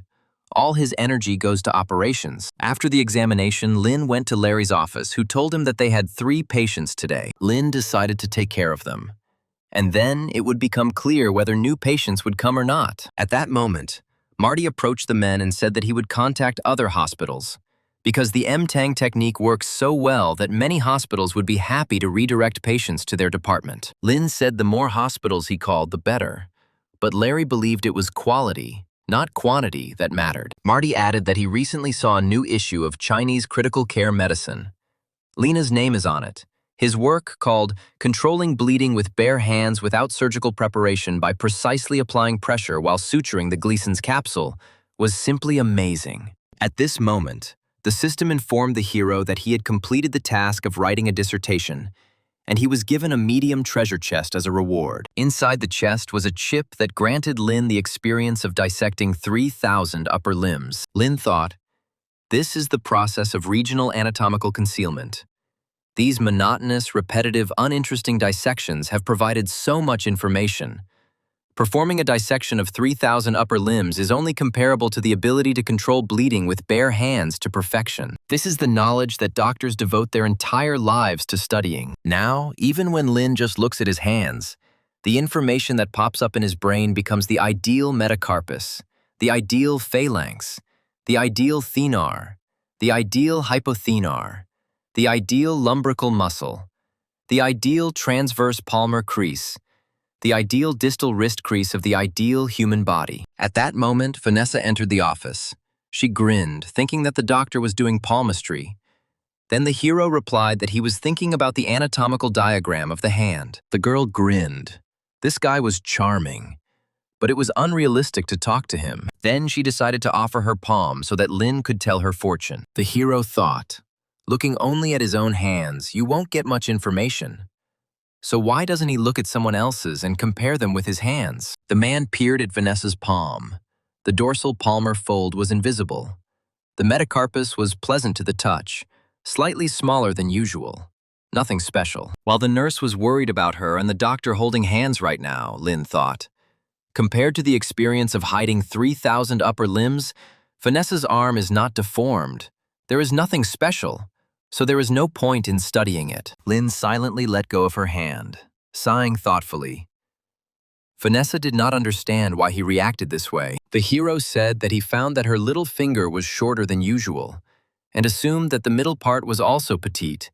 He carefully felt her hand and could notice that it was not quite standard from an anatomical point of view. Vanessa sighed resignedly. She clearly did not expect such an answer. Their conversation was interrupted by Larry. He said that the operating room was already ready. The patient had a laceration of one finger. Soon, everyone arrived in the operating room. Now, Lin will perform surgery to repair the finger. Everyone present was also ready. Lin began to analyze the situation. The skin on the patient's palm is rough, but towards the thenar it becomes thinner. The seal is at the intersection of the palm and the hypothenar. If you cut it and open the skin, you need to apply pressure sequentially. Hero noted that the experience of 3,000 dissections of the upper extremities had a huge effect on the operation. Larry noted that Lin made a wonderful cut. Suddenly, the operating room opened and Josh walked inside. He asked the doctors to continue working. He brought a few friends to show them Dr. Lin's skills. Behind the man stood Bernard, the director of the Changxi Province Maternal and Child Health Center. He didn't believe that this child actually performed the operation with the M-Tang technique in just 2 hours. Josh introduced the men to the Yunhua Hospital Emergency Department's M-Tang technique. the best method for suturing difficult areas. Lin worked for only a short time and then announced that the operation was completed. Everyone present was shocked. Then the director invited Bernard to watch the next operation. Marty reported that the patient had already arrived and was being prepared for surgery, which would take place in the second operating room. Josh asked if Lin wanted to do the surgery now, or would he rest first? The hero said, "Since the patient in the second operating room has a laceration of one finger, it is worth operating on him now. It will take about half an hour." Bernard grinned. Apparently, Principal Josh had prepared a great show for them. Josh said they worked hard behind the scenes for such a top-notch performance. If Bernard takes a look at a few more surgeries, he will know the power of their emergency room. Soon, the next operation began. The guests noted that the speed of Dr. Lin's hands was simply incredible. Bernard thought it was a joke at first, but he actually completed this operation in 30 minutes. The main difference between conventional tendon anastomosis and the M-Tang technique is the different suturing strength, the double Kessler suture loops. To apply it, you need to insert a thread from one part of the torn tendon and connect it to the other. The M-Tang technique is a 3-strand suture in order to avoid excessive damage to the tendon.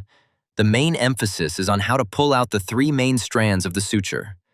This technique requires 3 times less time than the Kessler stitching technique, but the complexity of the operation is 3 times higher. 30 minutes for one phalangeal stitching indicates the professionalism of the doctor. If an hour is spent on single phalanx stitching using the M-Tang technique, then the operation is completed quickly. Taking into account all the possible difficulties during the operation, it is quite logical to expect that the process will take 1.5 or even 2 hours. Before Bernard could finish his thought, Lin asked Vanessa to check and count the bandages. Those present could not believe their eyes. Was the operation already completed? Bernard suggested that this was a fake doctor and the nurses were just actors. Josh immediately became indignant, promising to eat the entire operating table if it turned out that this was a performance. Lin Zhan reported that the operation was completed. He managed to complete it in 21 minutes. Then Bernard asked if the director had any more operations today. He still thought that the speed of this operation was just a coincidence. Josh visibly tensed as he looked at Lin. However, the hero assured him that he could continue and perform more operations. He left the rest of the stitching to Dr. Larry. Then Josh gathered everyone and led them to the third operating room for the next operation. Lin soon performed several more operations. Bernard was in shock. To make a tendon incision, the doctor would need 20 to 30 minutes just to prepare, and Lin performed the whole operation during this time and didn't even raise an eyebrow. Something was clearly wrong here. When Lin took out the tendon, he placed it correctly and then adjusted its position. This was the most frightening thing. The man was soon informed that the operation was almost complete, and it only took 10 minutes. Bernard suggested to Josh that he allow this brilliant doctor to take part in the conference. The director chuckled, asking if Lin was not qualified enough. Bernard shouted, "This technique is equipped with more than enough. It's just that there are a lot of pretty girl doctors at the conference, and Lin is an attractive guy. It's wrong to hide such a doctor in the operating room.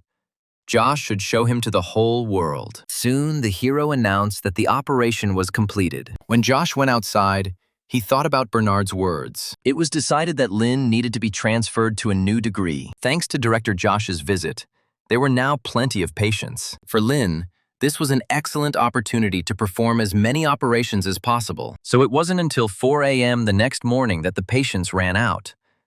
Larry was incredibly tired, and Marty was wondering what was wrong with Dr. Lin. The fact is that the hero was simply looking at the ceiling. The men decided that geniuses have their own quirks. But in fact, Lin was looking at the system notification. It reported the completion. To practice the M-Tang technique on 50 patients. As a reward, the hero received an energy serum. As he lowered his head, Marty decided to address him. He said that Director Josh wanted to bother Lin during the operation, but he asked him to tell him that after work he needed to get a good night's sleep, get up early and get ready. Go to the Wyndham Hotel before noon and wait for him there. The International Medical Conference of the Emergency Department of Yunyuhua Hospital, held in the Wyndham Department every year, has been developed and organized for several years. Now it is the Jiangxi Province Medical Conference. The posters showed all the emergency medicine doctors, including the emergency room doctor at Yunhua Hospital. This doctor has repeatedly performed operations using the M-Tang technique. And yet he is only an intern at Yunhua Hospital. One of the visitors took a photo of Lin and sent his photo to some girl, saying that this handsome man meets her high standards. Perhaps he can be lured to work at the Wyndham Hotel. This girl turned out to be Selena. She thought that this year the conference coincided with the announcement of the Emergency Medicine Center project. Every hospital wanted to participate. Since there are so many professional and large emergency departments of the urgent care center, the bills of the urgent care center should not decrease at the end, which means that there is an incredible opportunity for their company, which is why everything must be top-notch. Juan said that there were 160 people at the event, almost 30 of them occupying a position above the assistant director, and another 80 attending physicians. Selena thought that such numbers do not guarantee anything. They need to work hard to find real talents. At that moment, one of the workers approached the girl and said that they did not have enough brochures. Selena yelled at her and told her to get more pamphlets from the warehouse instead of messing around. But that wasn't the problem. As it turned out, there were no brochures in the warehouse. Many girls were extremely interested in the new doctor of Yunhua Hospital. They instantly sorted everything out. Selena was shocked. All 300 brochures were dismantled. This Dr. Lin turned out to be more effective than the entire advertising department. At that moment, Selena received a call from Bella, an oncologist from a provincial cancer hospital. She said that it was a great idea to organize a blind date. Selena listened to her friend in bewilderment, not understanding what she was talking about. Meanwhile, Juan arrived in the hall. He said that Director Josh would arrive in the afternoon. He was performing today and had a lot of things to do, and then offered Lin some snacks. However, Lin decided to choose what he liked. At that moment, Madeline approached the hero. She introduced herself as the head of the emergency department of a provincial children's hospital. She watched that video where Lin controlled the bleeding with his bare hands and would like to know where he learned this. The hero replied that he learned this at his family's clinic. Madeline suddenly began asking him strange questions, like how many people were in his family. Then the woman called a young girl, Yasmin, over to her. She was her daughter. Lin Zhan was her age. Madeline asked the guy to share his experience with the girl. Yasmin graduated from Xiamen University this year. She is still very naive. She doesn't know whether to start working or go to graduate school. The other women looked with undisguised envy at how brazenly Madeline was trying to woo her daughter. Madeline held a leadership position in a children's hospital. Her husband is the director of a construction bureau. Her daughter is an incredibly beautiful graduate of a prestigious university. So, she wanted to get such a profitable son-in-law. With such a son-in-law, her plan for life will be fulfilled. And then this young couple will have beautiful, obedient twins. The boy will become a politician or businessman, and the girl will do what she likes. It would be nice if she also married a doctor. That would be ideal. The woman was distracted from her thoughts by Layla, who seemed to come out of nowhere. Madeline immediately tensed. This scoundrel was seducing her future son-in-law right in front of her eyes. Layla walked unceremoniously towards Lin, pushing Yasmin aside. Madeline turned to the girl, asking which hospital she was from. Layla said that she came from Golden Deer Hospital, and then asked if this grandmother knew Lin. The woman pretended not to notice how she was called a grandmother, and then asked if paramedics were also participating in this conference. Layla immediately saw through Madeline. This old woman clearly wanted to get her out of here. In the fish store, the girl was always most irritated by these old ladies. However, she still had an ace up her sleeve. Madeline said that this is the Yunhua International Conference for Emergency Department Doctors, and Layla's company is an ambulance. Layla said that she knows that this is the Yunhua International Emergency Care Conference, and she also knows that their company is an ambulance company. However, they were the sponsors of this very conference. Layla was sure that she would not lose in this fight, especially when Lin was next to her. The hero, meanwhile, went to the table because he was very hungry. At that moment, a young brunette approached him. It was Rose. She liked Lin at first sight. She invited him to try dried pork, confident that the guy would definitely like this dish. At that moment, a red-haired girl, Bliss, approached them. She also really liked Lin. She asked if he wanted to give a speech today, because he had performed many operations on hard-to-reach areas of the arm. The hero said that he had such experience, But he would not give a speech. He came here for company with the head of his department. Bliss immediately noted that she had met with the head of the emergency department of Yunhua Hospital several times, and he was quite serious. Rose was very angry because this girl intruded into their conversation. Moreover, she was dressed like a schoolgirl. Bliss tried to stay close to Lin. She promised that she would ask her director to support Yunhua Hospital. The hero thanked her for her support. Then Rose decided to join the conversation.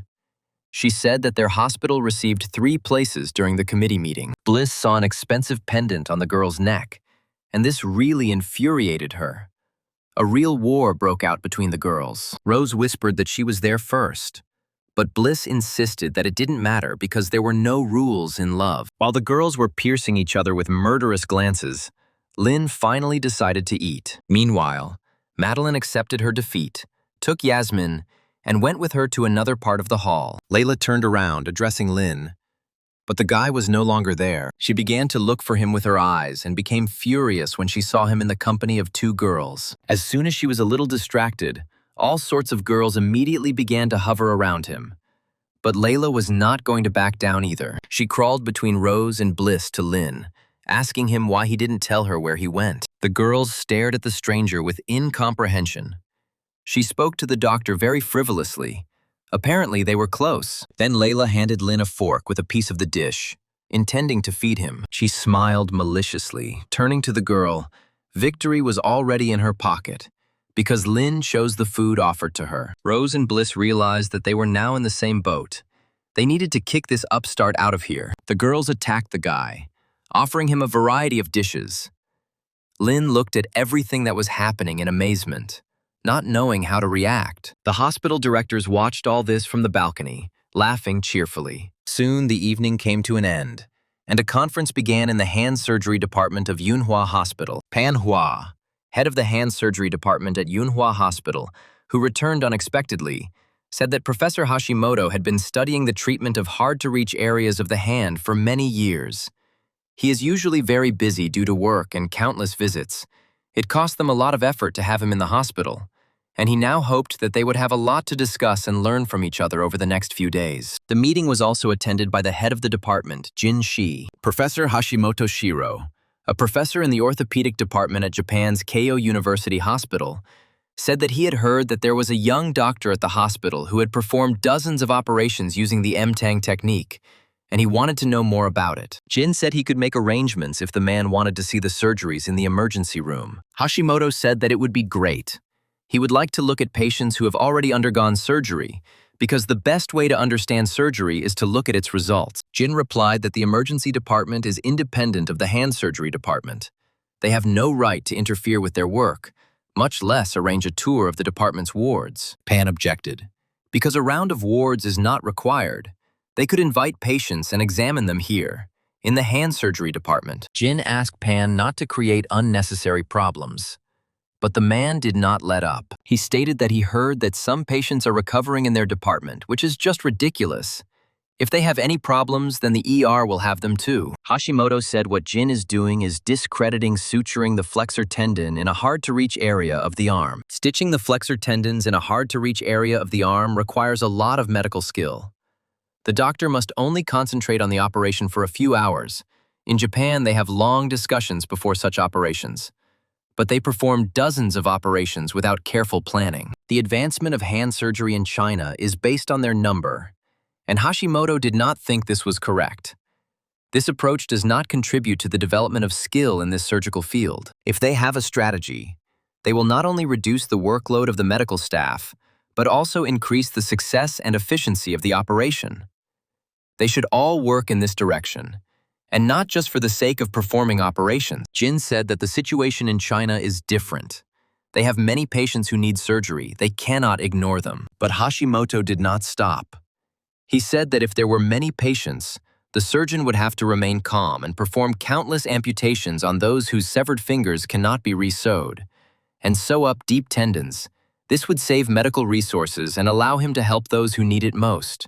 For example, for smokers, it is better to have their fingers amputated rather than sewn up. The fact is that nicotine speeds up the speed of signals between the body and the brain. Nicotine will cause spasm of blood vessels and lead to tissue necrosis of the transplanted finger. Amputation and transplantation used to be taboo, but Jean was still shocked by such a statement. Pan said that the fact that they are treating people, saving their lives, means that they should give them a chance.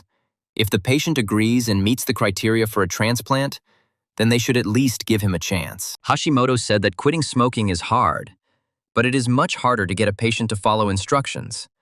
And then the man suggested changing the subject. He wanted to see Mtang's surgery performed on a hard-to-reach area of the arm in the emergency department of a Chinese hospital. The men headed to the ward where Lin's patients were lying, for the treatment of whom he used this technique. Hashimoto examined the hands of each of them. He then stated that at least half of patients will not be able to fully regain hand function. Jin tried to calm the agitated patients, and Pan asked the Japanese how he came to such a conclusion without conducting a single test. Hashimoto said the tests won't change anything, but doctors may try to convince him with the test results. Pan wanted to attack the impudent Japanese, but Jin stopped him. He said that this was not the first time Pan had been involved in this, and knew very well how doctors from departments in different countries interact with each other. He had to restrain his emotions. He then looked at Hashimoto and thought, based on the motionless state of the hand, they can determine what stage the patient is at. Moreover, based on the recent performance, this is a replacement for the conventional test. In other words, this Hashimoto hero is a very unusual person. The man said that bilateral relations in China are the main trend now. If they follow the main trends in the world, by increasing the number of amputations, they can increase the satisfaction of their patients. Pan shouted. For a patient to have body parts is as important as being able to use them. There is something more important than the functionality of a body part. Besides, just because the number of their amputations is small does not mean that their success is small. Hashimoto replied that the doctor's energy is limited, and instead of spending 6 hours to perform 2 unsuccessful flexor tendon surgeries, he could spend 4 hours to successfully suture 1 flexor tendon. And then he asked if all the patients here had been operated on that young doctor. Pan said there are currently 2 patients in the recovery room from the emergency department, and the rest from the hand surgery department. Then Hashimoto decided to demonstrate his pickiness and guess which of the patients came from the emergency department. Although he is a doctor, he is also a renowned medical detective thanks to his accurate intuition. Hashimoto pointed his finger at the 2 patients, saying that these 2 should be removed first. The man had heard that an expert whose skills were comparable to Pan's had performed operations and guessed that it was department head Jin Shi. Hearing this, the men chuckled. Hashimoto looked at them in surprise. Had he made a mistake? Jin explained that these 2 were Lin Zhan's patients from the emergency room. These were the patients the young doctor had operated on when he was the head surgeon, and he would be happy to hear the Japanese doctor's praise. Hashimoto was upset about his miss.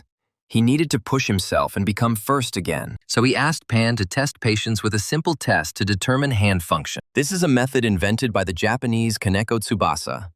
It is used to assess the movement of the patient's upper limbs.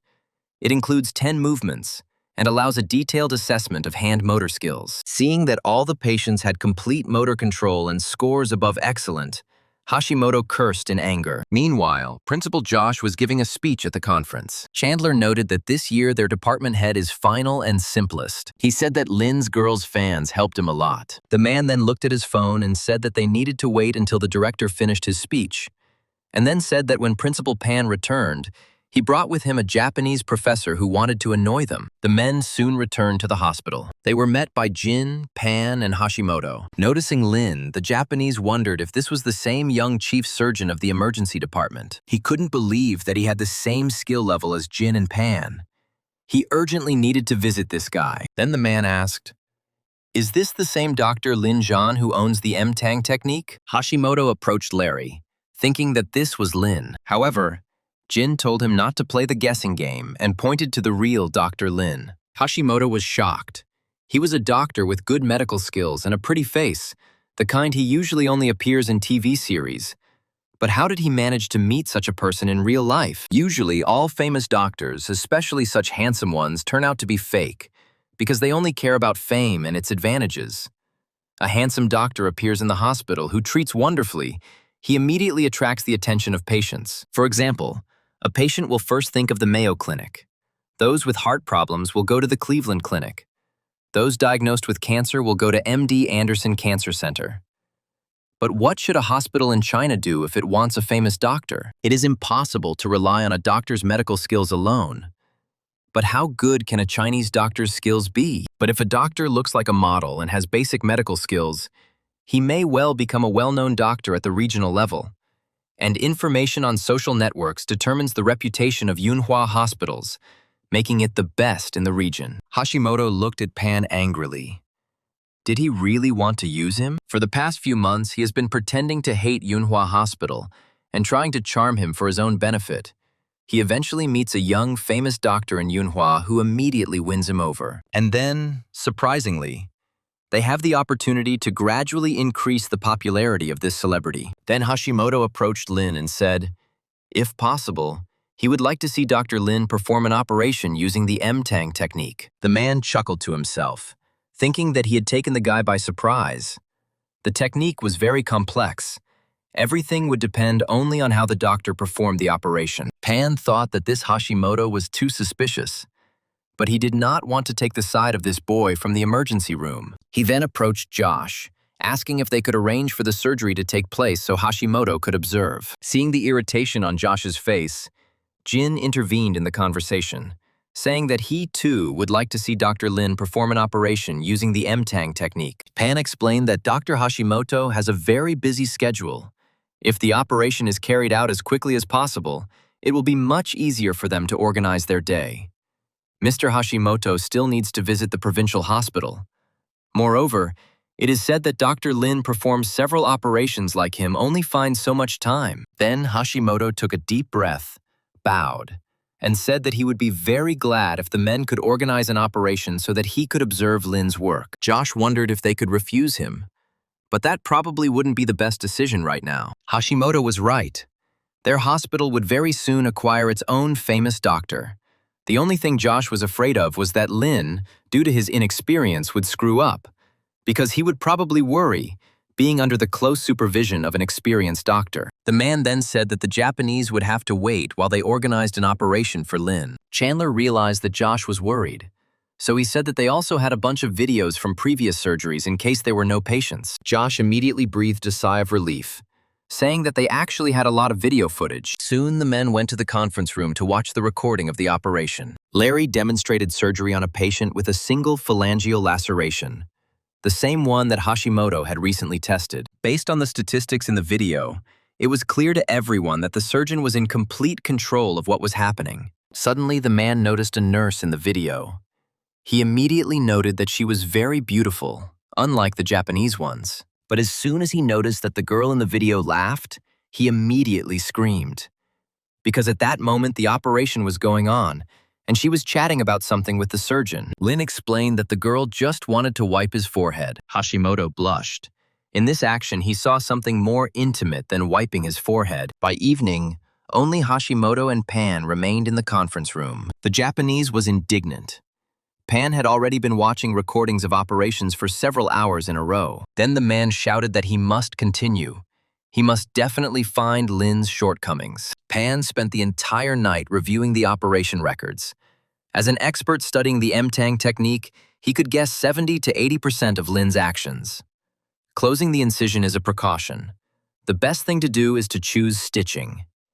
There are so many nuances that doctors they don't see without mastering the M-Tang technique. This Lin Zhan is almost always good, and even if he accidentally finds new problems, he can make new calculations to solve them. Every time he encounters difficulties, this kid only gets better. If Pan didn't have the video, he wouldn't have believed that anyone could learn so quickly and effectively. Although he didn't want to admit it, he wasn't as good as Lin. There is an American proverb: if someone looks like a duck, quacks like a duck, walks like a duck, then most likely it is a duck. If the doctor's skills during the operation turned out to be better than yours, his judgment was more correct than yours, and his forecasts were more accurate than yours, then he is a better doctor than you. Previously, Pan was the only one who owned the M-Tang technicians. But now, it is obvious that Lin Zhan is held in high esteem by everyone. Pan returned from Japan in a hurry because he was afraid that he would take his place. But still, he was late. The man then said he wanted to stay in the country for a little while longer and asked Hashimoto to delay his return. He accepted this request because he would also be nervous if he were in such a situation. Panicked people often make the wrong decisions. Hashimoto theorized that Pan wanted to stay in the hospital to compete with Lin. Pan said he wanted to stay, and instead of grabbing patients later, it would be better to do it much earlier. But Hashimoto disagreed with him. Pan could clearly see that he was inferior to Lin in predictions when it came to stitching the flexor tendons, in which case there was no point in staying. Lin would simply leave him behind. The best thing Pan can do is take advantage of training opportunities to help him improve his technique. He must learn new methods and then return to China. Use his absolute superiority to ultimately crush Lin. Meanwhile, 2 patients arrived at the hospital with finger wounds. Chandler sighed. If they had arrived earlier, old Pan would have seen Lin's operation in person. Over the next 3 days, Hashimoto Shiro and Pan Hua joined the Taiwanese joint transplant operation at Changshi Orthopedic Hospital, where they received universal approval. Although Pan operated as Hashimoto's first assistant, there were still some things that were inaccessible to him. But now he is recognized by the leaders of the National Health and Family Planning System of Changshi Province. The man understood that it was important to build relationships, and given that Lin Zhan only knows how to operate using the M-Tang technique, he is just a good specialist. Pan will allow him to remain at the top for a few more days. The man then announced that tomorrow he would go to Japan to continue his studies. He was sure that upon arrival he would be greeted by a whole bunch of patients. His colleagues were sure that they would not survive his graduation and departure. Pan then asked how many flexor tendon suturing operations Lin had already performed. Everyone fell silent. And then one of the men said that approximately 24 operations had been performed. Pan was shocked. It turns out that he performed at least 6 operations a day. In Pan's understanding, a good chief surgeon performs 3 operations a day. If he operates 4 times a day, then he is already putting in much more effort. 5 operations a day are perceived by Pan solely as work for wear and tear. And in the end, it turned out that he was not afraid Lin's mastery of technology and the speed of his development. Then the man jumped up and called everyone into the operating room to watch Lin's work. Soon the man arrived in the operating room. Lin's technique was now even better than in the video. The coherence of the medical team working with him has also improved. Lin Zhan is the most furious in the emergency department. If Pan doesn't do anything, he will lose as soon as he relaxes even for a moment. Soon, Chief Pan went to Japan for half a month for further training. And in the emergency department, there were not enough rooms for all the patients. Lin continued to practice his technique, and the number of operations per day increased to 5. However, for all missions, he was given only energy serum, so the hero considered the system a little unreasonable. However, he was already tired from so many operations and decided to play a little on the phone. At that moment, Vanessa walked past him. She felt sorry that Lin was sitting on the floor from fatigue. The girl asked if everything was okay with him, because he had been operating tirelessly all this time. Larry noted that he worked shifts with Marty. But even so, they could barely stand. Lin ran from one operating room to another. He didn't even have time to eat. Even if there was any delay, Lin would immediately start wailing. Vanessa continued to look at Lin. He looked so exhausted that she wanted to feed him soup. At this moment, the system sent the hero an alert with a new mission. He needed to cure 2 patients using the technique of stopping bleeding with his bare hands. Lin chuckled. This system was becoming more and more interesting. And now that he had a new mission, he was ready to begin operations again. Vanessa said that if he left the game he was just playing now, he would lose. Then Lin handed her his phone, inviting her to play for him. Meanwhile, the hero headed to the register. He asked the nurses to inform him if patients suddenly arrived at the hospital with blood loss. Judging by the description of the task, the blood loss should be less than 1.5 liters. And if a person loses that much blood, then he will definitely come to the hospital. However, 2 hours passed, but Lin still did not find anyone on whom he could use the technique of stopping the bleeding with his bare hands. At that moment, Chandler approached him. The hero said that he was waiting for some operations. However, the doctor told him to stop waiting. He had some interesting cases, and he could use Lin's help. The doctor had patients with very unusual injuries. But then the cases became more and more surprising. There was one more operation. the most difficult of all. Dr. Chandler advised Lin that CPR was needed for a patient suffering from heat stroke because other medications had failed, and the man had not been breathing for about 3 minutes. As it turned out, sometimes patients died, even if Lin John was involved in their rescue. Deaths in the emergency department are the hardest to accept, but for the hero, this was the first such experience. Chandler tried to calm Lin down. Realizing that this was his first case of a patient dying, the man asked him not to think about it too much. Death is a common occurrence. Doctors here simply open and close doors. If they manage to close the door leading to death, then they are lucky.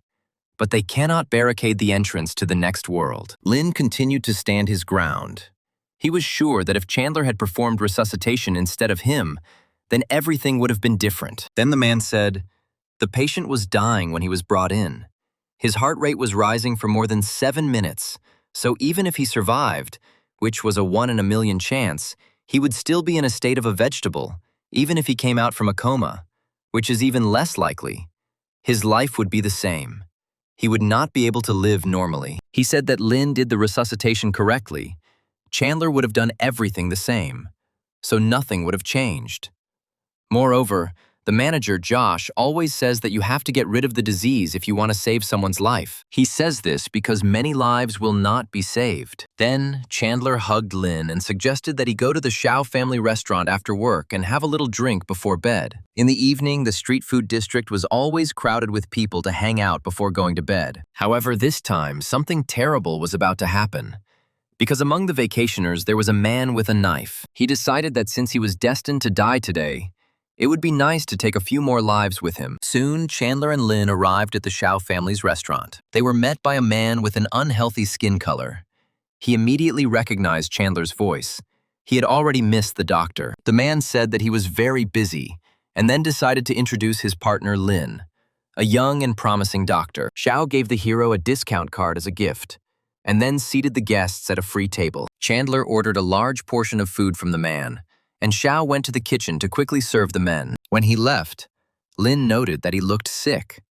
Then Chandler said that Shao was indeed their patient. Shao was born with a gastric septal defect, one of the most common congenital heart diseases. When he was in elementary school, he competed in the long jump and broke his ankle when he landed poorly. Once he got into a fight, and as a result he had to have his kidney removed. Perhaps he was the first person to have a kidney removed in the nephrology department. When the rheumatology department was created, he was immediately diagnosed with acute compound rheumatism. After installing an MRI machine, he was diagnosed with a tumor. But fortunately, it turned out to be benign. Moreover, he survived appendicitis, vascular endoprosthesis, arteriosclerosis, liver cysts, and gallstones. Old Shao is a model patient of Yunhua hospitals. Even though he has suffered an unimaginable number of illnesses, he continues to smile and does not lower his head.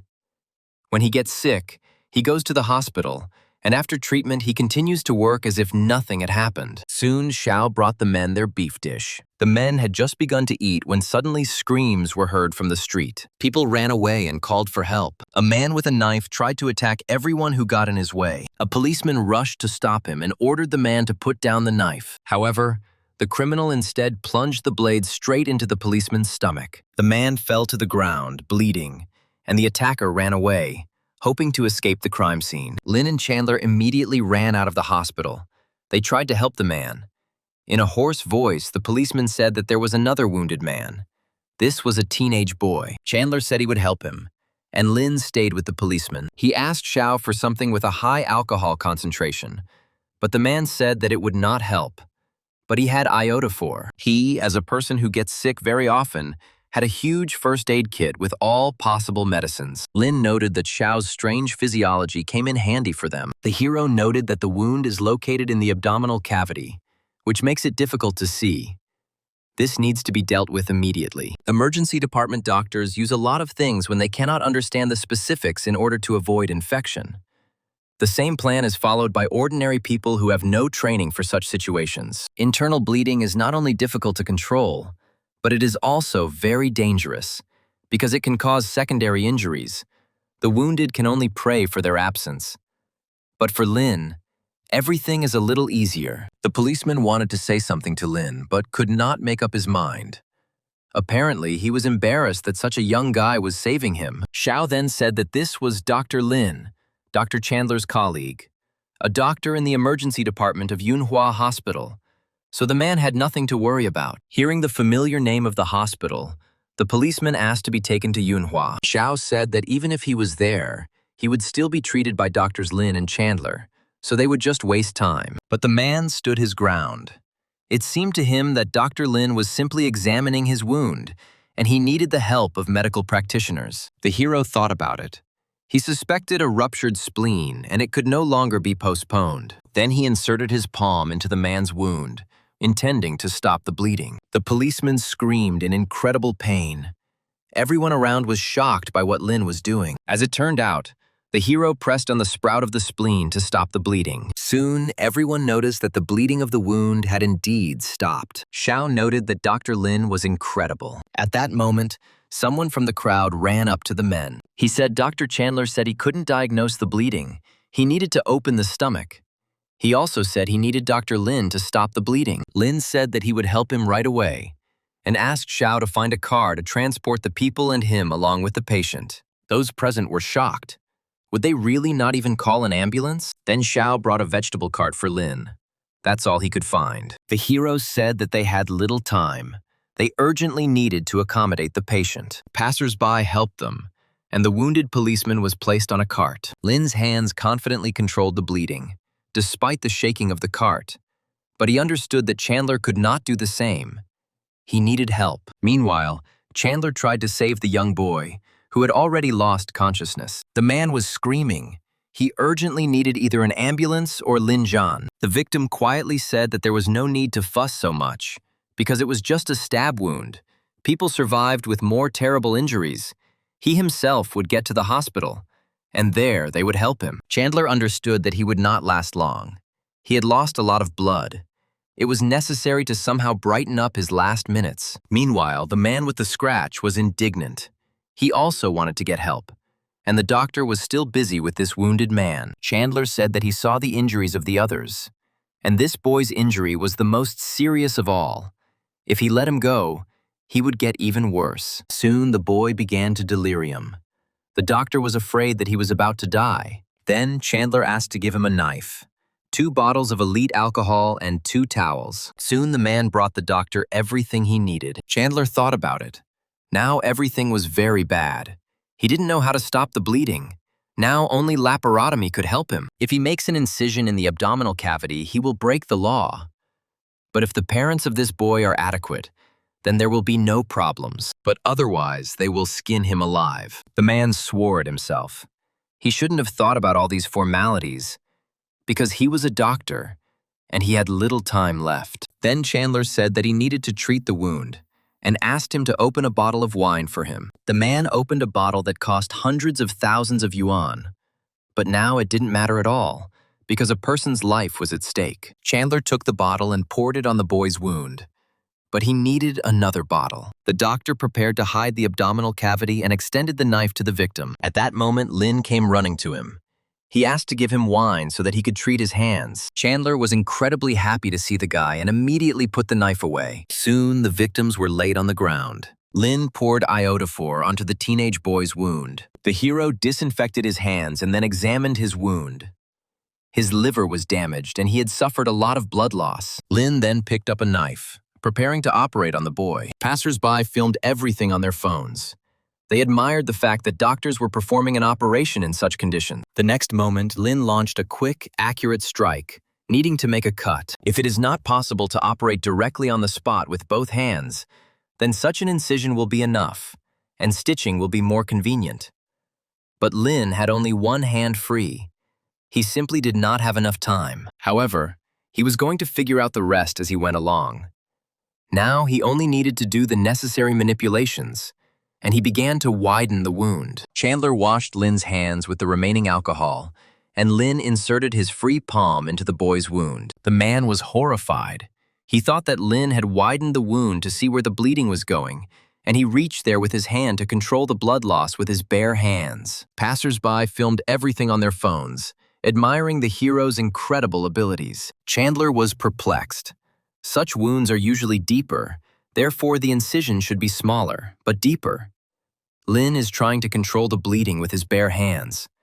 But how will he operate? The hero noted that it was difficult to look for the liver with one hand in this position. However, he soon groped for it.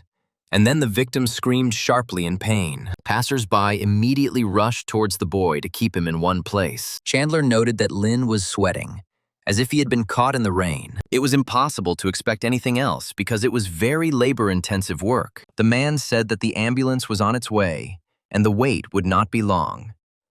Lin thought, no matter how well his skill is developed now, he can only estimate the blood loss and reduce it slightly.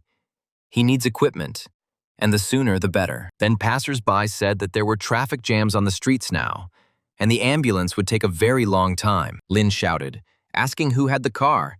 They urgently needed to go to the hospital, otherwise the victims would not survive. One of the passers-by said that she had a car, and soon the victims were loaded into it. The wounded were taken to the hospital, and there Lin handed them over to the reliable hands of doctors. He wanted to perform a laparotomy, but he did not have the strength.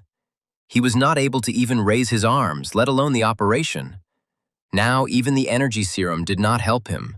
He would be useless in the operating room. Then the hero washed himself, put on his jacket, and headed towards the exit. He said that he would take the day off tomorrow. The nurse wished him a good rest. Lin then thought about it. He didn't want to keep the patients waiting, and that he should still come tomorrow. The woman immediately objected to him. The guy needed rest. Today he already saved 2 patients without any equipment. But if he continues to bother himself like this, he is unlikely to be able to last long. The other nurses agreed with the woman, saying that the doctor was too hard-working and needed rest. The head nurse said that Lin's shift the day after tomorrow is still valid, so tomorrow he better stay home and rest. And one of the nurses, Olivia, will also help him the day after tomorrow. The girl handed Lin traditional Roman chamomile tea with citrus oils, which helps him sleep. Lin soon returned to his home clinic. The parents were incredibly happy to see their son at home. They had already heard that Lin saved people today and were very proud of him. Robert even called all the neighbors. Tanya said that her son deserves a gift in the form of 2 new cars. The hero thought that his parents were more happy about this incident than he was. He was too tired to experience any emotions. Lin's mother did not push and sent the guy to his room so that he could rest properly. The hero took a shower and sat down on his bed. The system informed him of the completed task. The hero opened his gift, a basic treasure chest, expecting to receive another serum. However, this time the system gave him mastery of MRI reading and analysis skills. As soon as Lin touched the chip, he felt new knowledge filling his brain. With his early understanding of the anatomy of the upper limb, the information he could read increased greatly. Even when scanning, he could see that the magnetic field of his brachial plexus was uneven. He could see high and low contrast. The hero realized that he could clearly understand the structure of any problem. It was as if he had seen the light. He thought that the directors would definitely ask him where he learned this, but he was too tired to think about it for too long. So he fell asleep. In the morning, Lin was woken up by his mother. The guy was so tired that he didn't want to get out of bed at all. Soon, the parents led the hero to the garage, where there was a car covered with a cloth. Robert said that even though this car was used, Lin should follow all the rules for its use. The man then removed the cloth from the car, saying that this black car is quite good. Lin then said that it was a red car, and what's more, it didn't look used at all. Robert was embarrassed, apparently. He placed it in the wrong garage. It was Tanya's car, because she was uncomfortable without personal transport. The parents told Lin that his car was right outside the door, and they jumped into the red car to try it out. The hero went to the door and immediately saw a black car there. He smiled. She really wasn't bad. The next day, Lin arrived at the hospital in a new car, noting that it worked quite well for a used one. The nurses were surprised that Lin arrived in his car. They took several photos and sent them to the general chat, where all Lin's fans gathered. Arriving at the reception, the hero asked to assign him 5 operations for today. The nurses immediately began to talk to each other. They were surprised that Lin was taking on such a large number of operations. They also noted that he got a car at such a young age, which means his family is rich and comes from a good background. Vanessa overheard the girls' conversation. She was clearly unhappy that the other girls were talking about Lena as if they were dating him. Vanessa knew that Lynn was working today, so she was extremely attentive. The girl came out to the nurses and invited them to organize some kind of event and spend time together. While the girls were discussing a place they should visit, Vanessa looked after Lynn, hoping that she would be lucky enough to spend more time with him today. After some time, the girl came to the doctor's office, but Marty asked her not to make noise because Lynn was busy. The hero studied the images. After carefully examining the patient's MRI, he realized that it showed the external characteristics of all tendons and even the internal state of the tendons. He saw a three-dimensional image of each tendon. It looked very clear, and in this way he could come up with better outcomes for the operations. Lynn soon went to the operating room. He said the patient needed to have an incision made on the side, which was quite unusual. Marty decided to keep up with Dr. Lynn and read a lot of information about M-Tang. And although there are similar cases and practices, it was not the same. He noted out loud that this direction of the cut was quite unusual. Lynn explained that based on the MRI, the force would be greater if the suture was placed in the palmar area. Marty thought that the doctor today is strange. He is a very disciplined surgeon and his operations are carried out in stages according to the method. But today his style has changed a little. Then Lynn made another side cut. Marty was afraid. What if something goes wrong? Hero noted that everything is exactly the same as on the MRI. The palmar tendon is really weak and shows signs of rupture. MRI makes the exposed skin look great, just like a normal surgery. The surgery takes a long time and the prognosis for safe suturing will be slightly different. Vanessa noted that the doctor began to operate better. Marty realized that everything was very clear. He just needed to look more closely. Lynn said practice will greatly improve skills. He thought that before he did not understand what an MRI was. He could only imagine the patient's condition based on the description received in the medical department and made a decision after making the incision. Now, everything is different. He became at the level of a master. It is much easier to draw up surgical plans. Marty said that he was almost finished, and then he would hand over the case to Dr. Larry. Suddenly, Vanessa asked if Lynn could give them a ride when she was done. The fact is that he and his colleagues want to go to Heidi Lau to eat stew. It is not so far from the clinic, and it is too difficult to catch a taxi during the day. The hero agreed, and the girl was incredibly happy about it. After work, Vanessa changed clothes the fastest to go with Lynn and the other doctors to the restaurant. Suddenly, one of the nurses came into the locker room and said that they had surgery in the emergency room and Dr. Lynn couldn't leave.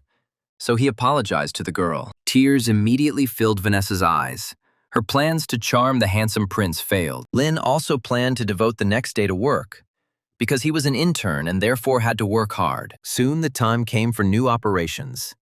The hero began to work even more diligently. He noted that the tendon rupture was consistent with the MRI findings. As a result, Lynn performed several operations in a row.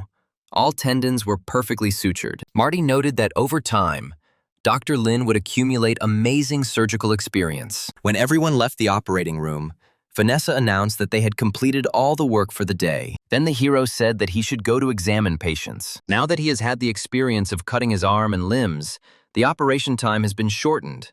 And since it is now sufficient, Lynn has to do the rounds himself.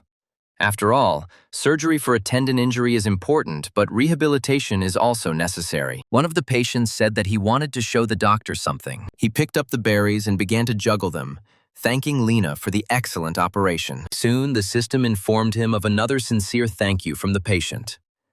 Lynn noted that the previous sincere thank you was received after the director came on stage with a statement. Now you can get it yourself. And the patients were always grateful to Lynn for the operation. The guy thought to himself, patients recover and are discharged during rounds. Apparently, he missed several hundred. It seems that the previous hospital transfer practice for him was a little frivolous. One of the patients contacted the hero, saying that he had his arm function tested, and it was amazing.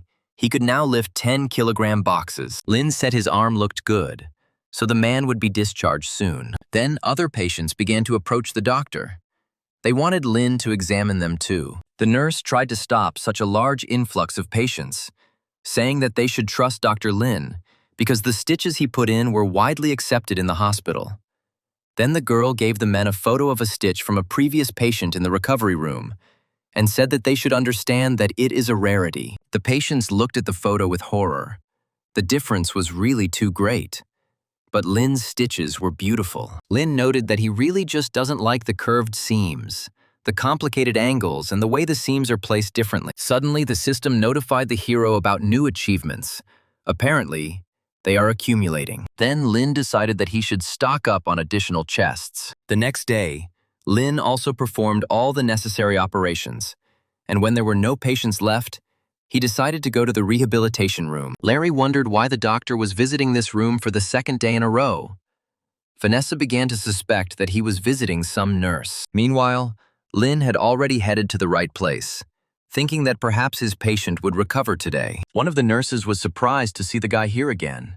She thought he just liked receiving praise from patients, and then decided that this would be a great chance to try and charm Lin. The girl then held the doctor's work up and shouted that Dr. Lin's suturing technique was widely known in their hospital, so if patients had any problems in the future, they should contact Dr. Lin. Suddenly, one of the patients decided to ask why her stitches were different from others. The nurse said that the position of yours is a little unfortunate, but Dr. Lin is very good at what he does.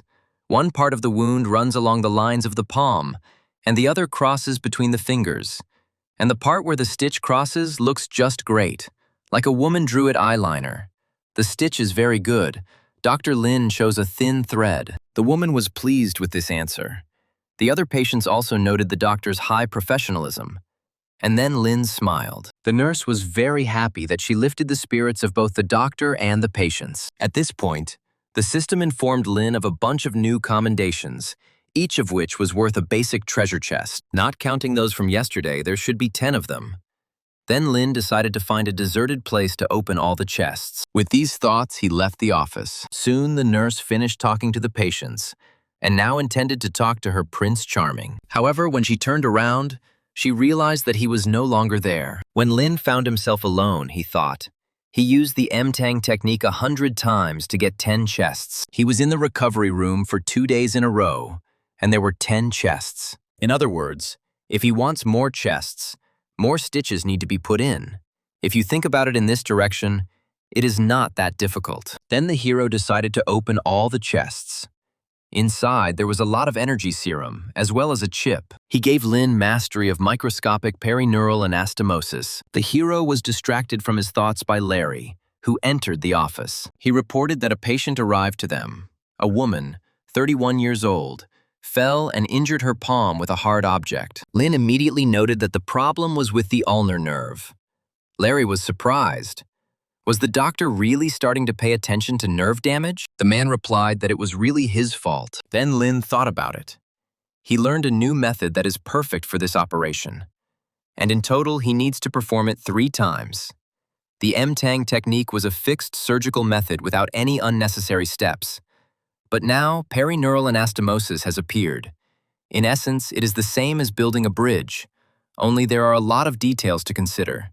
So he needs to start practicing. The hero asked the assistant to prepare everything for the operation. Lin was soon ready to begin flexor tendon surgery with ulnar nerve anastomosis. Larry noted that boss Lin always pays great attention to the cut, but now he made just a huge cut. It seems that this operation is much more complicated than the previous ones. The larger the incision made by the surgeon, the more difficult the operation will be. Lin does everything carefully. There are 3 types of nerve anastomosis: epineurium anastomosis, perineurium anastomosis, and simultaneous epineurium and perineurium anastomosis. Epineurium anastomosis is widely used, and perineurium anastomosis is quite difficult to perform. Despite the fact that doctors could often perform an anastomosis of the perineurium with the naked eye, this is completely impossible. Without a microscope, it is impossible to see anything. Not only that, it is impossible to see how the 10-0 thread moves. This is the most difficult operation for Lin. Larry couldn't even tell if everything was going well. He did not understand at all what was happening now and what he should do. Lin noted that the perineurium is indeed very durable, just like the skin on a pig's thigh. Then Larry thought, Lin has enough time to talk, which means that he is in complete control of the operation.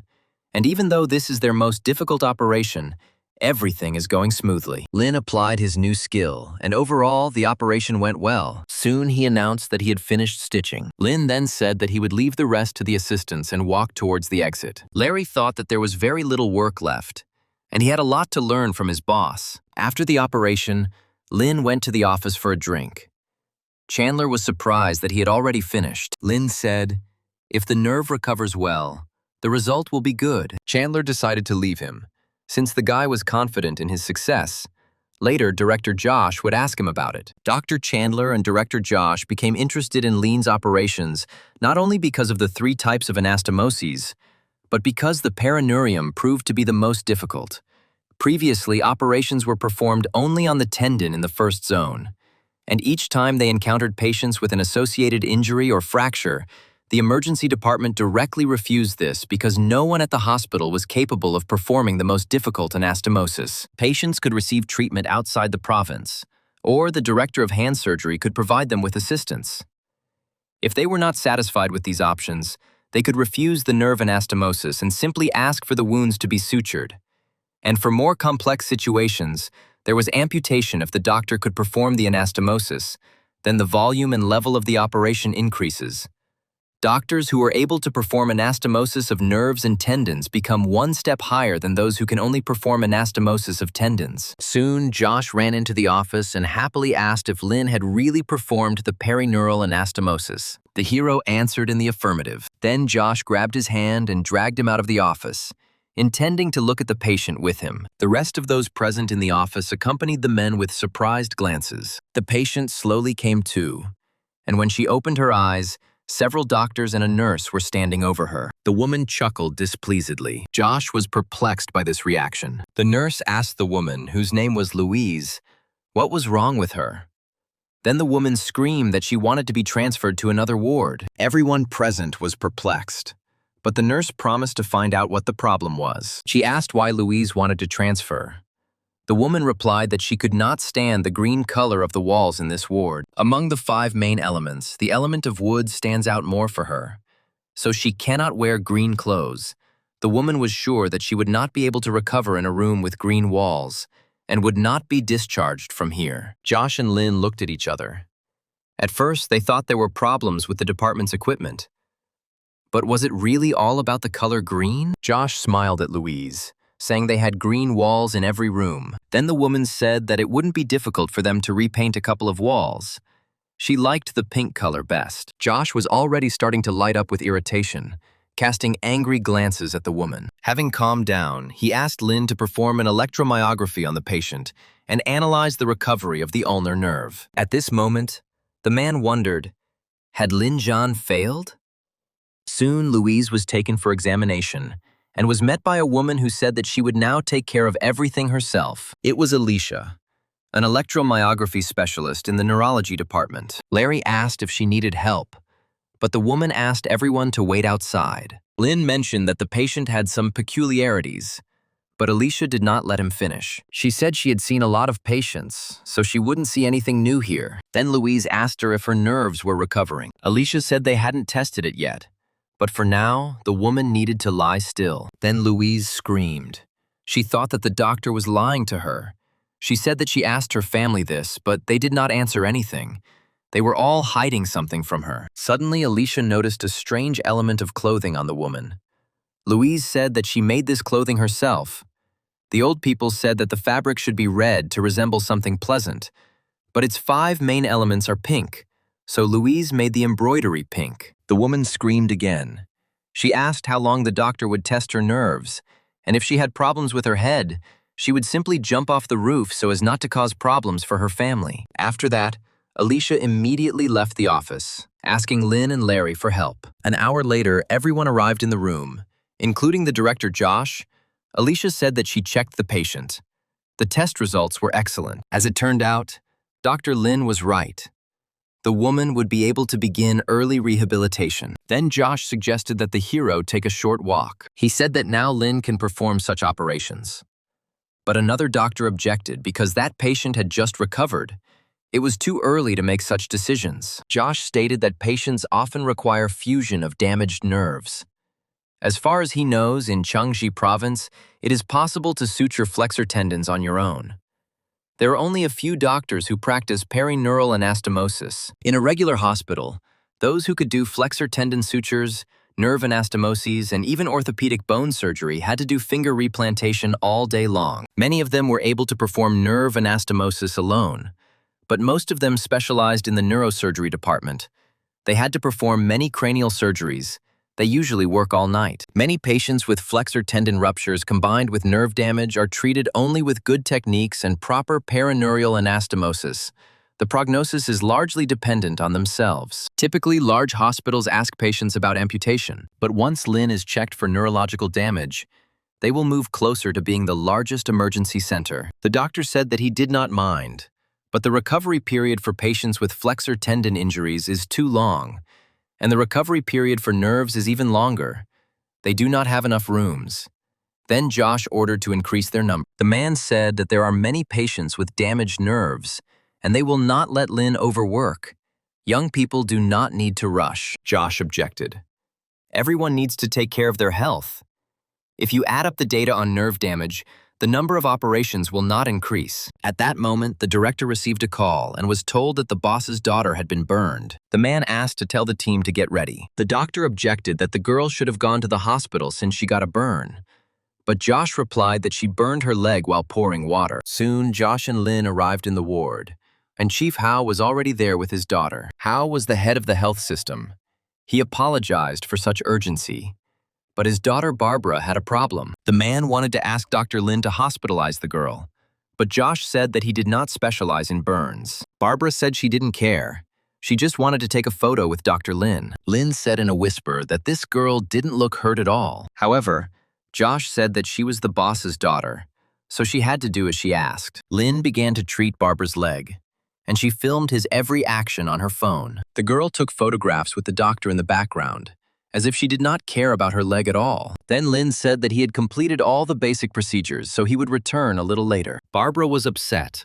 She wanted the doctor to stay with her in case she got sick. The nurse said that Dr. Lin had other patients, but she was ready to help the girl at any time. Barbara turned away from the woman, starting to write on social networks that she had met the most handsome doctor in the hospital. The next day, the girl left the ward on crutches. In her hands was a cup of tea with milk. She bought it especially for Dr. Lin. However, contrary to her expectations, the hero said that he did not want to drink tea with milk today and promised to return the girl's money for the glass. Barbara was extremely unhappy because the doctor did not drink the tea, so she did not need the money. Lin said that Nurse Marisa bought them lunch recently, so he was simply repeating her kind gesture. Barbara noticeably tensed. This same Marissa was now standing right in front of her. She seemed much sweeter and more attractive to the patient. Then the girl angrily clutched the glass of tea. She said that she had come here because Lin had an enemy. She knew that Director Pan and Dr. Lin used the M-Tang technique and even competed with each other. Barbara reported that Pan will soon complete his studies, and it is rumored that another Japanese with a doctorate will return with him, and then he will work in this hospital. However, Lin replied that the number of patients who require the M-Tang technique is much greater than one can imagine, and he and Pan are not in competition with each other. Barbara tried to object, because Pan is the deputy chief physician, and Lin is just an intern. Patients will definitely choose the deputy chief physician instead of the intern. The hero assured her that their current patient coverage is huge. If Deputy Director Pan does not complete all the operations, he will transfer the remaining ones to him. Some patients are sent to other provinces or for amputation, so it's good that Deputy Director Pan is returning from training. Not to mention that the number of patients who need certain surgery is increasing. Barbara continued to stand her ground.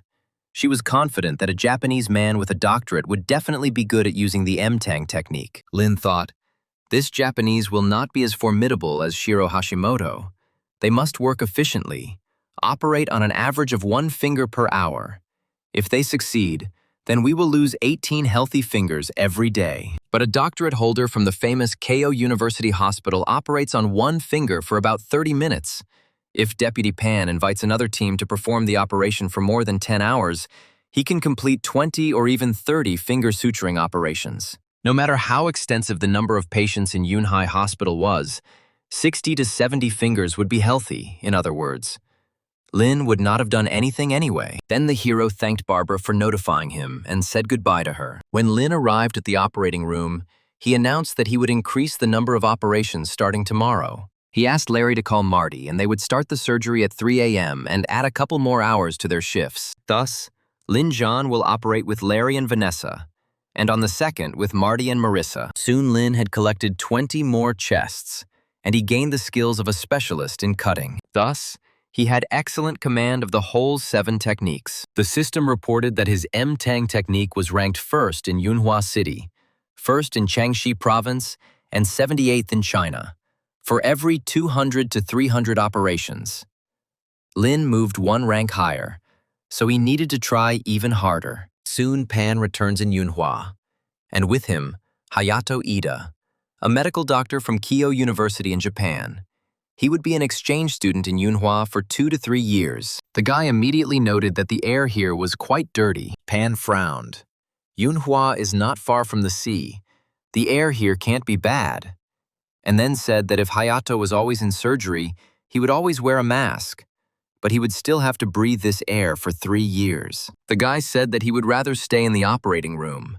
His respiratory system had not yet adapted to the local air. Then Pan said that for his own safety, he should go to the operating room now. The man thought, surgery in Japan is carried out in the field, but the results of intensive training are quite good, and now it's time to show his achievements to his colleagues, no matter what anyone says, and the doctors in the operating room are like on a battlefield. The hospital prepared a whole celebration for the return of Director Pan. However, the man said that they could prepare some patients for him instead. Eugene, one of the best doctors in the hand department, grinned, saying that the director was right as always. Pan asked the man to show Hayato the hospital. Eugene told the student that their department's operating room is one of the first-class operating rooms in Asia. In addition, Yunhua Hospital has a floor where several departments share operating rooms. Usually the wards are overcrowded, but this only shows how respected their hospital is. Pan explained that the recovery room is the most important component of the department. Suddenly the man noticed that there were too many people in this room. Eugene explained that they were all from the emergency department. All of these patients were operated on by Lin Zhan some time ago. Pan said that he was quite good at using M-Tang techniques, but he was still an intern, only capable of performing complex operations. Then he asked how many operations a day Lin performed. When he left, the number was 5 or so. However, Eugene said that things have changed now. Pan remembered that in the emergency room they were starting to perform a nerve anastomosis, in which case Lin would easily die of exhaustion if he performed a flexor tendon suturing nerve anastomosis. At the time, Gene said Lin now averages 8 to 10 surgeries a day. Hayato couldn't believe his ears. No doctor can perform 10 operations without rest. Pan's face darkened. He decided that tomorrow he and Lin would definitely fight, and this guy would either have to reduce the number of operations or fade into the background. Soon, Hayato and Pan organized a consultation. It lasted 10 minutes and cost 500 yuan. People noted that Director Pan and Dr. Ida are amazing, and the treatment is better than in other hospitals. They are experts in their field. Pan asked Hayato if he was convinced of the effectiveness of joint consultation, but the student was unhappy. They would not succeed with so many patients. Pan thought that the student was going to perform about 200 to 300 operations in China, but Hayato said that there would be inpatient consultations and meetings. If we go in this direction, then the operations will be less than 150. And his goal is to perform 600 operations in 3 years. The man frowned. In China, 600 surgeries is not that big of a deal. They handpick patients and do the surgeries they like, and the ones they don't like. Leave Lena because Pan wants to be known as a legend, and then go to Beijing and Shanghai. And since he and Ida will be going hand in hand for the next 3 years, he better get as many surgeries done as possible if he wants the terms to stay in place. Hayato was very happy about this offer and promised to begin the operation soon. Soon, the guy arrived at the operating room. There were operations on the flexor tendon. At this level, it is a rare, serious operation for him. He must take it seriously. After some time, the operation was completed. Hayato thanked everyone for their work. Pan was happy. Ida used the M-Tang technique, and the result was excellent. Dr. Sid sighed tiredly. The operation was planned to be completed in 4 hours, but it was unexpectedly delayed for another half hour. Then Hayato approached the man, asking if he could get an assistant for the next operation. Sid exhaled in defeat, but still agreed. Ida was very happy and went to the next operation. Sid thought about it. He likes Lin Zhan better. He could do 2 operations in an hour and also receive large fees for 10 operations a day. Pan said they will work overtime until they run out of patients. Suddenly, the man heard the nurses whispering to each other. They said that performing operations every 4 hours was tiring. These surgeons were far from Lin. Pan and Hayato carried out operations all night, and in the morning, Eugene asked them how it went. The director could not guarantee anything, but he was confident in himself, Ida said. That Director Pan did a good job. The guy was amazed at how quickly he stitched. He did a very good job. Eugene then whispered that Lin Zhan had done more than the director. The fact is that he was still working and did not even intend to stop. Pan became furious and decided to pay him a visit. Meanwhile, Lin's operation was in full swing. Larry asked him why they were doing this every day. The hero said that he would not be able to work when the number of patients decreased. Larry was perplexed because the number of patients, on the contrary, was increasing. The number of outpatients has increased. Yesterday, he received a call from the hand surgery department asking if they could accept a patient with a tendon injury and a nerve rupture. Larry also heard that Director Pan does not perform many surgeries. Lin asked why the number was increasing then. Larry explained, due to the reputation of Keio University Hospital, many patients from other provinces came here just to get a diagnosis from the Japanese. They do not have the time to perform so many surgeries. Then the hero said that he wanted to take over all the patients whom they did not have time to treat. At that moment, Pan and Hayato entered the operating room. Vanessa heard that Director Pan heard that Lin was still working, so he came to check the situation. Pan thought that Lin looked like he was just starting out, and yet he was working with the M-Tang technique. The director thought about it. He remembered the times when Lin's stitches were much better than his. But this time, everything is different. The technique he uses cannot be achieved in a lifetime, even by the best doctors. It seems that Lin has become more experienced. Then Pan decided to write an SMS to Eugene. He asked how many transactions Lin had performed in total. The answer struck him to the core. During this short period of time, Lin Zhan performed 482 operations. Pan remembered Hayato's words that he was going to perform 600 operations in 3 years. And now he could not understand how Lin was able to perform so many operations in this time. Through these operations, he acquired a lot of knowledge about the anatomy of the hand. Lin soon reported that the perineural anastomosis was complete, and they needed to continue healing the flexor tendon of the middle finger. Pan asked Hayato what he thought of Lin. The guy replied that his skills are identical to those of leading doctors in Asia. He is much better than Ida. Pan then shouted, Lin now prioritizes quality and beauty. Patients who go to the hospital with an arm injury will definitely prefer their department. After all, they are professional orthopedists, and their experience plays a huge role. And surgeons like Lin Zhan, who are fixated on one thing, develop very slowly. Hayato squeezed the man's hand, saying that he agreed with him. The president of the hospital once did the same thing, and then the man realized that this was a sign of success. He would not let Lin surpass him. At that moment, Eugene ran up to the director and said that his sister had called. There was a fight at a construction site. They say that someone cut off Dr. Pan's son-in-law's hand. His right hand was seriously injured, and he had almost reached their hospital. The man cursed. His son-in-law's small company finally began to make a profit after 10 years. Moreover, he is a designer. If his hand stops functioning, he will not be able to work. Then he ordered Eugene to think about how to get Lin to operate on his son-in-law. But he should not mention his name to him. He should find a way to control the operation on his behalf. Eugene went to Chandler. He said that the patient was his relative. He started working at a construction site, and it so happened that a collector came there. Chandler said the patient was generally stable with minor blood loss and a cut on his fingers as the main issue. And he asked if the patient should be transferred directly to hand surgery. Eugene said he didn't mean that. He was hoping the patient, Justin, would be treated in the ER. The surgical ward is very busy today. There are 2 special patients in line, and it would be unethical to do so.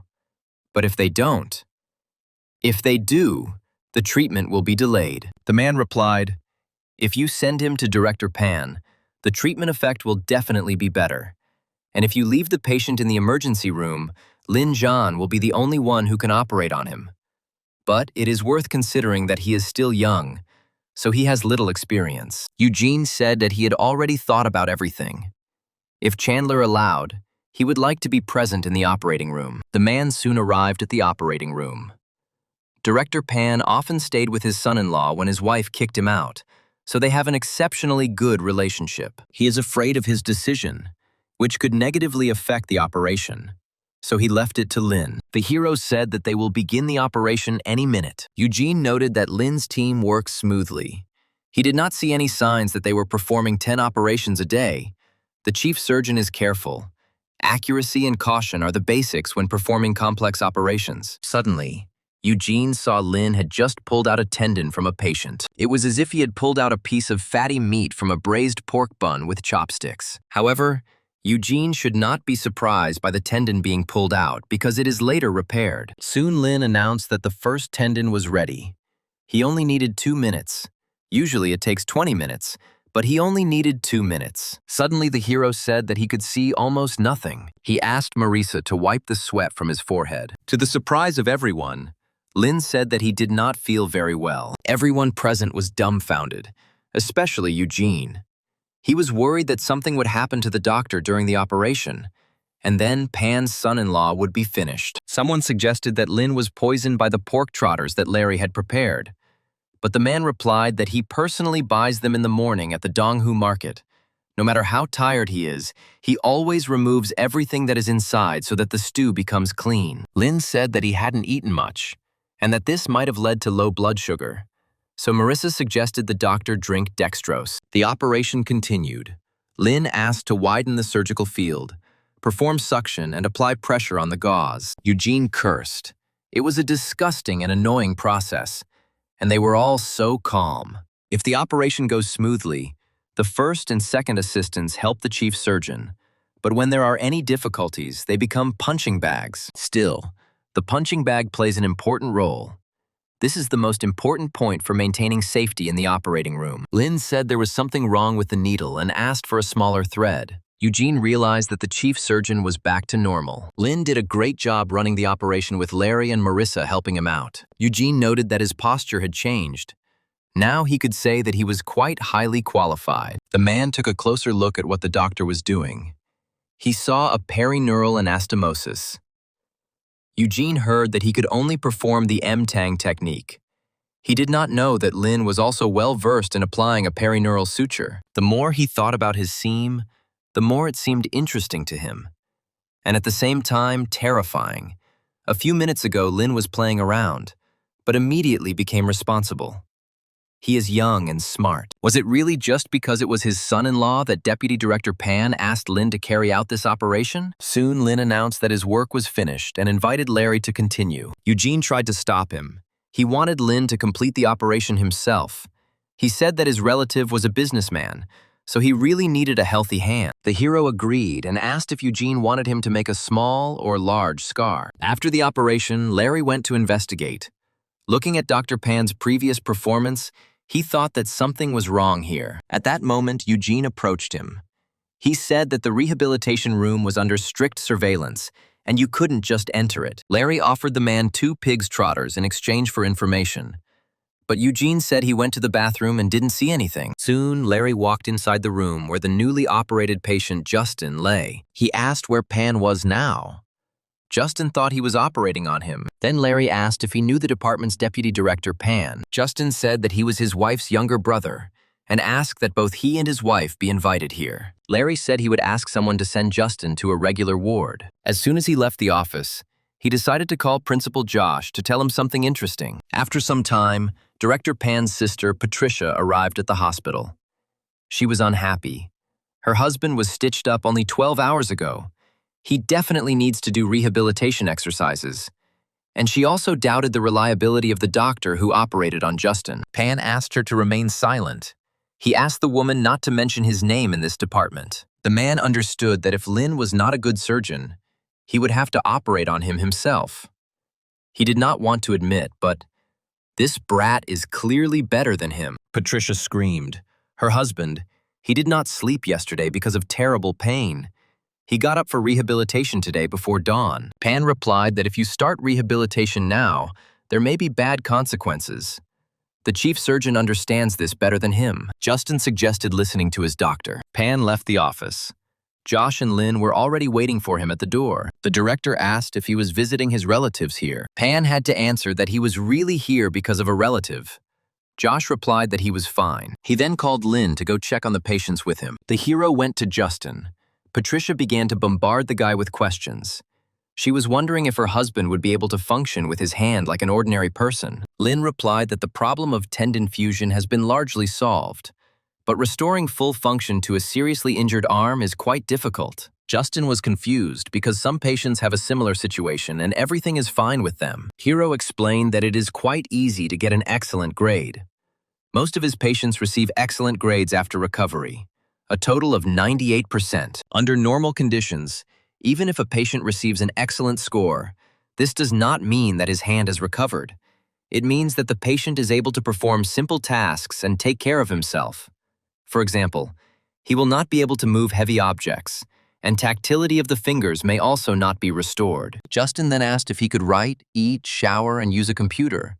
And Lynn said that if the rehabilitation was successful, the man would be able to do all of this. Justin and Patricia were very pleased with this answer and thanked the doctor for the operation. Soon the system informed Lynn that he had received another sincere thank you from the patient. There were 2 new skills in the chest: osteopathic manipulation and cervical manipulation. They were related to massage, and Lynn really wanted to try it out. Osteopathic massage technique is the most commonly used non-surgical treatment for cervical spondylosis. Orthopedic manipulation of the tendons is performed by pressing, rubbing, pressing, pulling, kneading, tapping. Blows, rolling, and pushing relax the muscles. When combined with the sagittal plane isometric relaxation technique, the clinical treatment effect will be so powerful that it will be more than 95%. Larry looked in bewilderment as Lynn stretched his neck and shoulders. At that moment, Josh entered the office and said that he had wonderful news. He said that they do not have enough space in the rehabilitation room. Tomorrow, a health inspection team will be organized by city government personnel. Josh fought for a position for Lynn. The hero became interested in what they would do. The director said that they were going to a sanatorium for veterans to carry out medical examinations for the elderly. They could have a good rest in a pleasant team. However, Lynn was not particularly impressed by this prospect. Josh was very angry because he was fighting for a place for him, so he had to go. The next day, Lynn and Chandler went to the Central Beach Resort. The man said he was tired after the medical examination. The hero noted that the structure of Dr. Chandler's cervical vertebrae has changed. Massage will not help him. The man saw Lynn reaching out to him and asked what he was doing. However, the hero did not notice anything. He simply decided to silently use his skills in manipulating the cervical spine. At first, Chandler screamed in surprise, and then he realized that it was very relaxing. This pain had been tormenting him for 2 months, but now it was gone. Lynn explained that this is a masterful manipulation of the cervical spine. Chandler couldn't hold back his words of admiration. In his eyes, Lynn was the best in Yunhua. At that moment, one of the sanatorium nurses came into the office. She said that her cervical vertebrae were not in order and asked Lynn to look at them. The hero sat the girl on a chair and began to knead her neck. The girl liked the massage so much that she could not hold back a satisfied sigh. The stiffness in her cervical region disappeared in an instant. After that, a whole line of visitors and sanatorium workers lined up to see Lynn. Everyone wanted to get a magical massage. At that moment, the director of the sanatorium, Tony, entered the room. He was dissatisfied with what was happening here. One of the patients said that Master Lin gives a really cool massage. She suggested that the director try it too. Tony was perplexed. The patients in their hospital were quite weak. The treatment was focused on rest, and this was an unclear type of treatment. The man did not want to hear anything. These people were breaking the rules in his sanatorium. Then Chandler and the nurse joined the conversation. They also suggested that Tony get a massage from Lin. Then the man agreed. As soon as Tony sat down on the chair, the hero's hand touched his neck. And then, the man felt something strange. He felt like he was sitting with his family on a comfortable sofa. Tony could barely contain his contented sighs. The sensations were so good. Soon Lin finished. He said that the director had bone hyperplasia on the vertebrae. That is, nothing unusual. Tony said that the hero really had good technique. He allowed him to massage patients if they did not make noise. All the visitors to the sanatorium immediately ran to Dr. Lin, so Chandler was forced to force them to stand in line. Among the visitors was a green-eyed girl. She thought that she could finally find such a precious young man in such a place. She couldn't wait to take it for herself. Soon the girls came to go to Lin. Chandler showed her where to go, but she didn't even look at the man. Lin looked over his shoulder at the girl and asked her to sit down. The woman introduced herself as Lana, an agent for the Blue Star Entertainment Company, and asked if Lin had ever wanted to become famous. However, the hero ignored her. He gave the girl some ointment and asked her to apply it to her neck and shoulders. Lana wondered if he really didn't answer, relying on his handsome face, but she decided to sit down. She said that Lin looks great. With skin like that, he doesn't need to wear makeup. Just a little foundation, blush, powder, highlighter, and eyeshadow, and he'll look perfect on stage. Chandler looked at the woman in bewilderment. She was clearly trying to fool the great doctor. Lana wanted to ask Lin about what programs he watches, but the hero answered in monosyllables and disinterestedly. The girl realized that it would be difficult to persuade him, so she decided to move on to Plan B. Lin noted that the girl was trembling, as if her cervical vertebrae hurt. He then began the massage, using masterful manipulation of the cervical spine. The hero was sure that Lana was suffering from spondylotic radiculopathy. She must be working in one position. Lana soon realized that Dr. Lin had created such a comfortable environment that she forgot about Plan B. Then she said that she had never seen anything like it. The doctor's technique was simply mesmerizing. Then Chandler intervened in the conversation. He said that this was a great reason to Lin remained a doctor. Lana continued. She said that they organized a concert tour the day after tomorrow and gave Lin tickets for front row seats. She then left the office, asking Lin to be sure to attend the concert. Looking at the tickets, the hero noted that Mariabella was the star his mother had previously listened to. 2 days later, Lin came to Yunhua Stadium with his mother. Tanya never thought that she would ever be able to attend Mariabella's live concert. The security guards at the entrance checked their tickets and let them inside, informing them that VIP guests had arrived. Tanya said that if she had known about the concert earlier, she would have brought Robert here. Lin and the material were preparing to take their places when suddenly they were called out. It was Lana. She greeted Lin and his mother. The hero was surprised that the girl was waiting for him. Lana said that she herself called him. She then leaned towards him and whispered that if the doctor joined the Blue Star Company, she would guarantee that he would become popular as Mariabella in about 2 years. Suddenly, one of the guards approached Lana. He said that Mariabella and her dancers had convulsions during the warm-up. The girl didn't know what to do. The concert was about to start any minute. And then, an idea came into her head. She asked if Lin could use her massage technique during cramps. The hero answered in the affirmative. Soon, Lana led the doctor into the dressing room where the dancers were sitting. Mariabella and her dancer Sheila grunted in pain and rubbed their legs. Lin said he would have to massage the entire leg. Then Lana pulled the guy forward. First, it was necessary to cure Mariabella, and then deal with the dancers. However, Lin did not go after the girl. He said that he would cure them all. It's not too difficult. It would be nice if Lana sat them together and let him do the massage at the same time. It was unusual for Lana to see this. Lin really didn't divide people into celebrities and ordinary citizens. The girls were seated on a chair, and their eyes immediately turned to the handsome doctor. Lin did not waste time and immediately began the massage. Lana watched the guy with admiration. He had a look of high responsibility, love for his work, and a natural healer. It seems that no matter how much she tries to persuade him, she will not be able to make a star out of him. So she should give up this idea. Soon Lin finished. The girls thanked him for his help. The cramps went away. Their legs no longer hurt. Then Lana finally decided to abandon Lin and give him the opportunity to do what he liked. At this moment, the system gave the hero a new gift. Moreover, she herself opened the chest without Lin's permission. Inside was a reward for replanting the finger, which seemed very generous to Lin. At that moment, a man ran into the dressing room. He said that a man had fallen outside.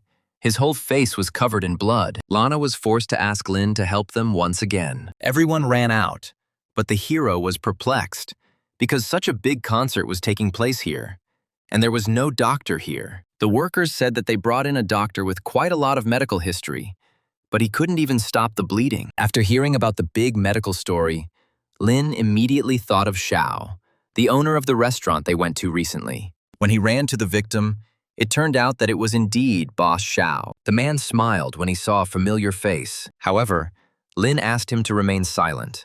First, he needed to stop his bleeding. Xiao smiled, saying that Lin is a very good doctor. Then he stood up and said that he already felt good. He would like to go to the concert, because the tickets were very expensive. Lin was surprised because the man had looked worse since their last meeting. The hero knelt down and touched Xiao's stomach to conduct an abdominal examination. He then said that he shouldn't go to the concert today because he might have internal bleeding. Lin wouldn't be able to operate on the man without a scalpel, so they would go to the hospital now. Soon, Boss Xiao was sent to the Yunhua operating room. Lin had already put on his white robe when Josh suddenly grabbed his hand. He told Lin to take rest for the next few days.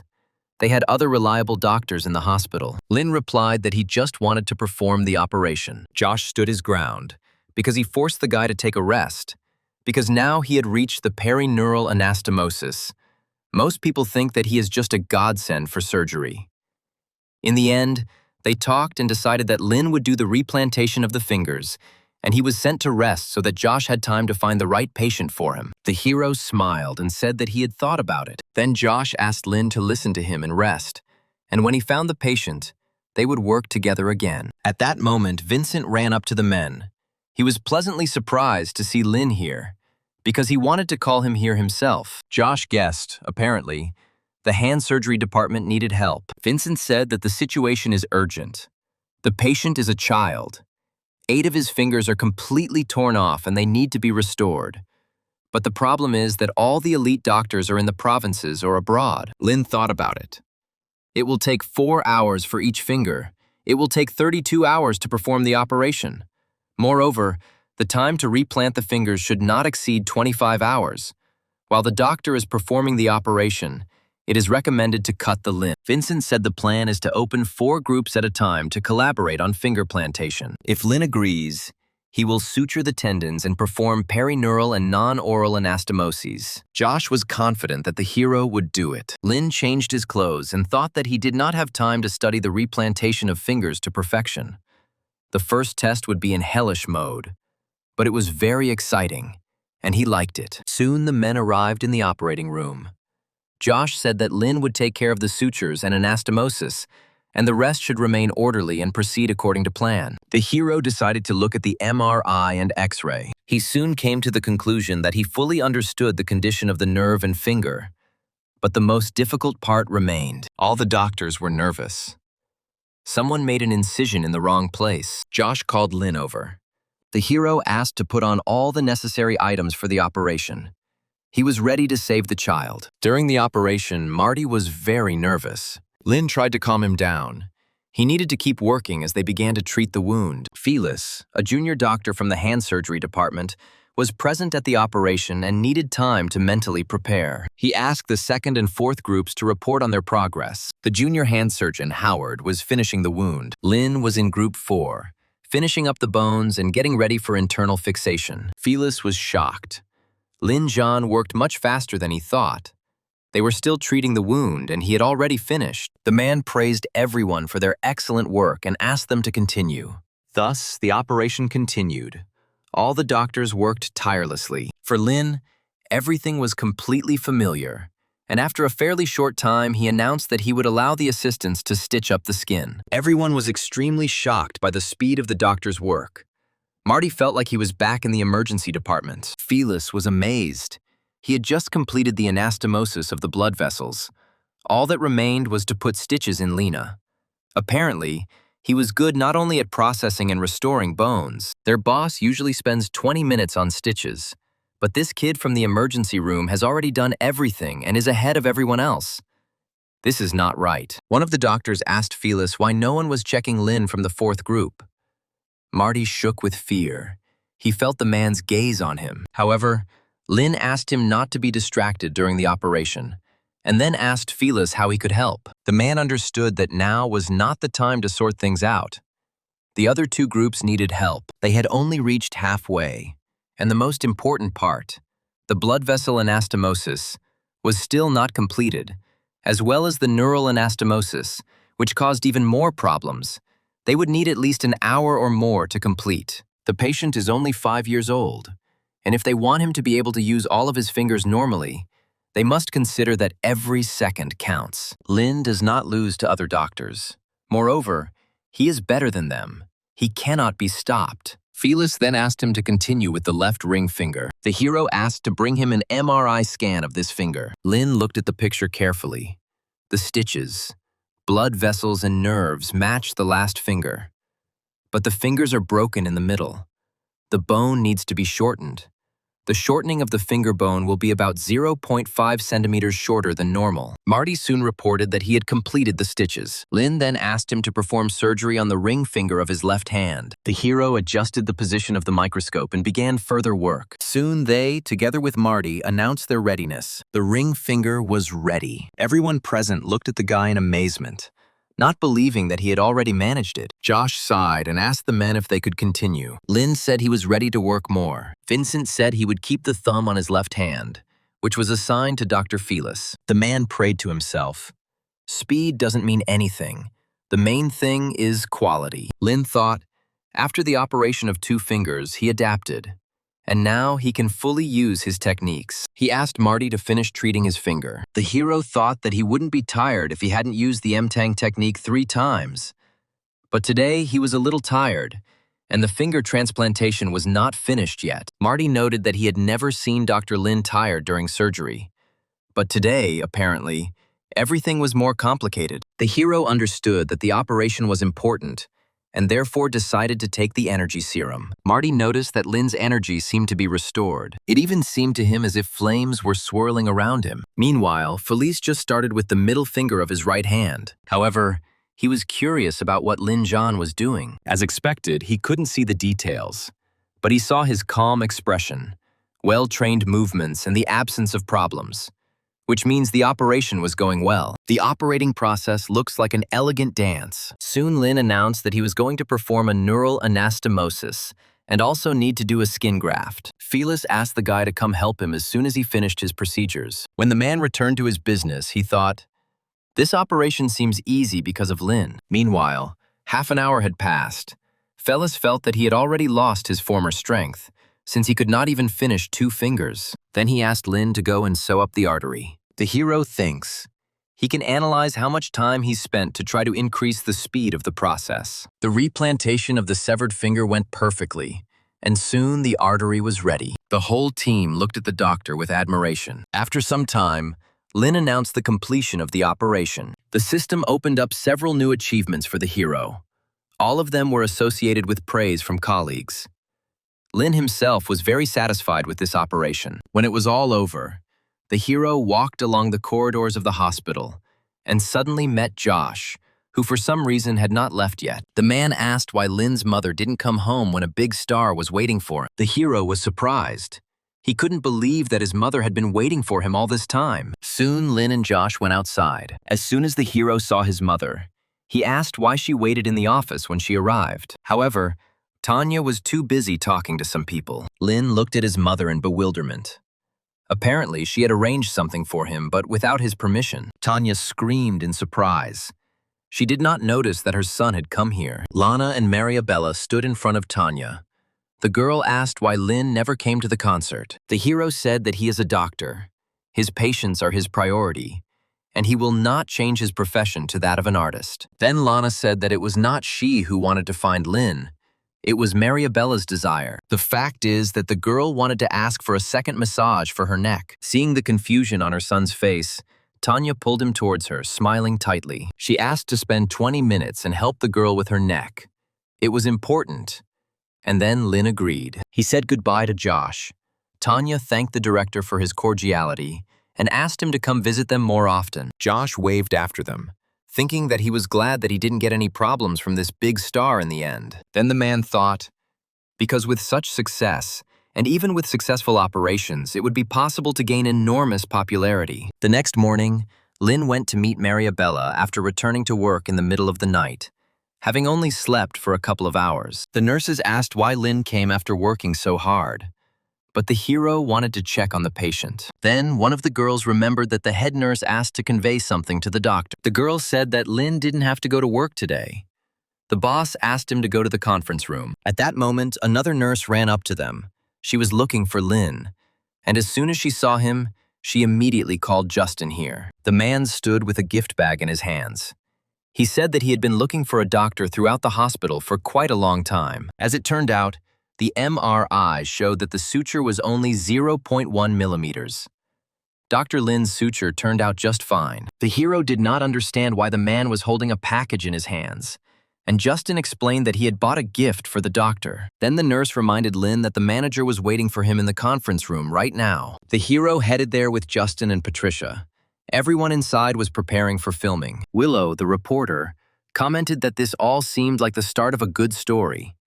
In her opinion, Dr. Lin was not easy. The girl introduced herself to the doctor, saying that she came here for an interview. At that moment, Vincent approached Lin. He said that they wanted to make a report about the operation they carried out the other day. Willow realized that Lin didn't have the necessary interview skills, so she put the men in the right spots in front of the camera to make them look good. When everything looked great, the girl turned on the camera and prepared for the interview. The other doctors were a little jealous. They also wanted to get into the newspapers and interviews. Willow asked Justin to clean the gift crayfish and give them to Dr. Lin, so the theme of the relationship between the patient would be much more meaningful and realistic. The hero was perplexed. In his opinion, this was too much. Vincent was a little indignant. Lin looked like he didn't want to take part in all this. But this was all needed for the hand surgery department, so they needed to agree on cooperation. The man told the guy that all this was needed for their hospital. Meanwhile, Justin managed to take a crayfish from the bag, which he was very happy about. Willow was busy filming and loved the scene where the patient feeds the doctor. At that moment, a doctor rushed into the office and said that things were bad. The old smoker Peter, whose finger had been transplanted, had worsened blood circulation. Vincent was already preparing for the amputation, but Lin said that there was no need to rush. They all needed to go to the operating room. Fortunately for Willow, she managed to make a good report, so she did not object to the doctors leaving. Instead, the girl followed them. Vincent asked her where she was going to film her material. Willow asked if she could go to the observation room. The doctor said that outsiders are not allowed there. Then, in a whisper, he added that if the girl wanted to film Lin, she would have to ask permission from the nurse at the counter, or find Larry's doctor. Willow immediately went to the reception desk where Larry had just left. The reporter showed the nurse her ID and said that she came here for exclusive material with Dr. Lin. The nurse said that she did not know the doctor very well, but the girl could find his good friend Layla in the garage. Willow is interested in this girl. Does Lin really have a secret relationship with her? At this time, Layla was directing the ambulances in the parking lot. They urgently needed to prepare for the next vehicle. At that moment, Willow approached her. She showed her her ID and said that she came here for an exclusive interview with Dr. Lin. She asked Layla the question of how Dr. Lin, while remaining an intern, was able to become an iron rod for the entire hospital. And in the girl's opinion, the answer was simple. This guy was a genius. Willow was surprised by such a short answer. Everyone here was somewhat mysterious. Layla then put her arm around the reporter's shoulder and said that when she first met Lin, he was treating her brother. Sometime later, the girl told the story from beginning to end. Willow could not believe that the doctor had such a huge impact on this hospital, and did not think that this story was worth publishing. The reporter decided that she should still find Dr. Larry and return to the hospital. The man was sitting in one of the offices. He asked what Willow would like to know about Lena. The girl asked him to tell everything he knew about the doctor. Larry said that Dr. Lin from their department is the person who does what none of them can do. He works hard and spends so much time on operations that Larry once brought a diaper into the operating room so as not to have to go to the toilet one more time. At that moment, one of the doctors came into the office and asked Larry to get ready. Dr. Lin was tired after his finger replantation surgery, and the doctor wanted Larry to do similar surgeries with him. The man was perplexed, because Marty usually specializes in this, and he works with the ambulance. The doctor explained that Marty was now in the hand unit, so Larry was the only one who could help Dr. Lin. While the man put on clothes for the operation, Willow thought that she had found a material that she could sell, but she needed to wait for Lin. Meanwhile, Vincent talked with the patient's relatives. He invited them to go into the ward and take care of the patient. He told Lin that he could do without amputation, and he would call him when they had similar operations. Willow filmed everything that was happening. She was sure that Dr. Lin was the core of this hospital, and this was very valuable material. Soon, Larry arrived on the scene. Lin asked him if he was ready to perform finger replantation with him. The man said that the M-Tang technique was very complex. A huge amount of time had passed since their last joint operation, so he was only glad of this. Then Lin said that they would do 50 operations to begin with. He noted to himself that since the patient's family thanked them, the system gave him a new mission. He received a skill book, and now he needs to perform 50 finger replantation operations. It was the first time he had seen such a task, but he could no longer wait for the reward in the form of a medium treasure chest. A day has passed since then, and Lin and Larry's shift has come to an end. The man was very grateful to the doctor for teaching him a new technique. However, Lin stopped him and asked him to be quiet. Willow was in the office. For some reason, she remained in the hospital, falling asleep on the sofa. Josh was sitting across the table from her. He was also sleeping, but he opened his eyes as soon as he heard footsteps in the room. He immediately jumped out of his chair and stated that he had been waiting for Lin. Since Marty was no longer with them, the man found a new assistant for Lin, an outstanding doctor, Unity. Then the man carefully woke up the petite girl sitting next to him, who was also sleeping. It was the same Unity. She greeted Dr. Lin and said that she specialized in colorectal surgery. She studied at Tunzi Medical College. The men looked at the girl in bewilderment. Was this their new assistant and also a pro in colorectal surgery? Unity was embarrassed by such intense gazes and immediately became embarrassed. Josh was surprised. He didn't know that she specialized in this type of surgery. Lin and Larry were even more surprised. Did Josh really not know who he brought? Unity said when she was a student, she specialized in emergency medicine, but at the moment she is more interested in colorectal surgery. She studied similar problems when she was in college. She even wrote a paper on the study of behavior analysis of female students. Then Josh asked the girl if the lecturer allowed her to finish her studies. They talked a little more among themselves and then decided to say goodbye. Lin asked what they should do with the sleeping reporter. Josh said she wouldn't sleep long because she had to clean up soon. Then he picked up a whole mountain of folders and went about his business. The next day it was necessary to begin the next operations. But Larry was haunted by the question of what Unity got when she carried out the tests in her dissertation. The girl explained that 44% of the students were sick with colorectal diseases. Among them, 70% had hemorrhoids. Basically, half of them had anal cryptitis and constipation.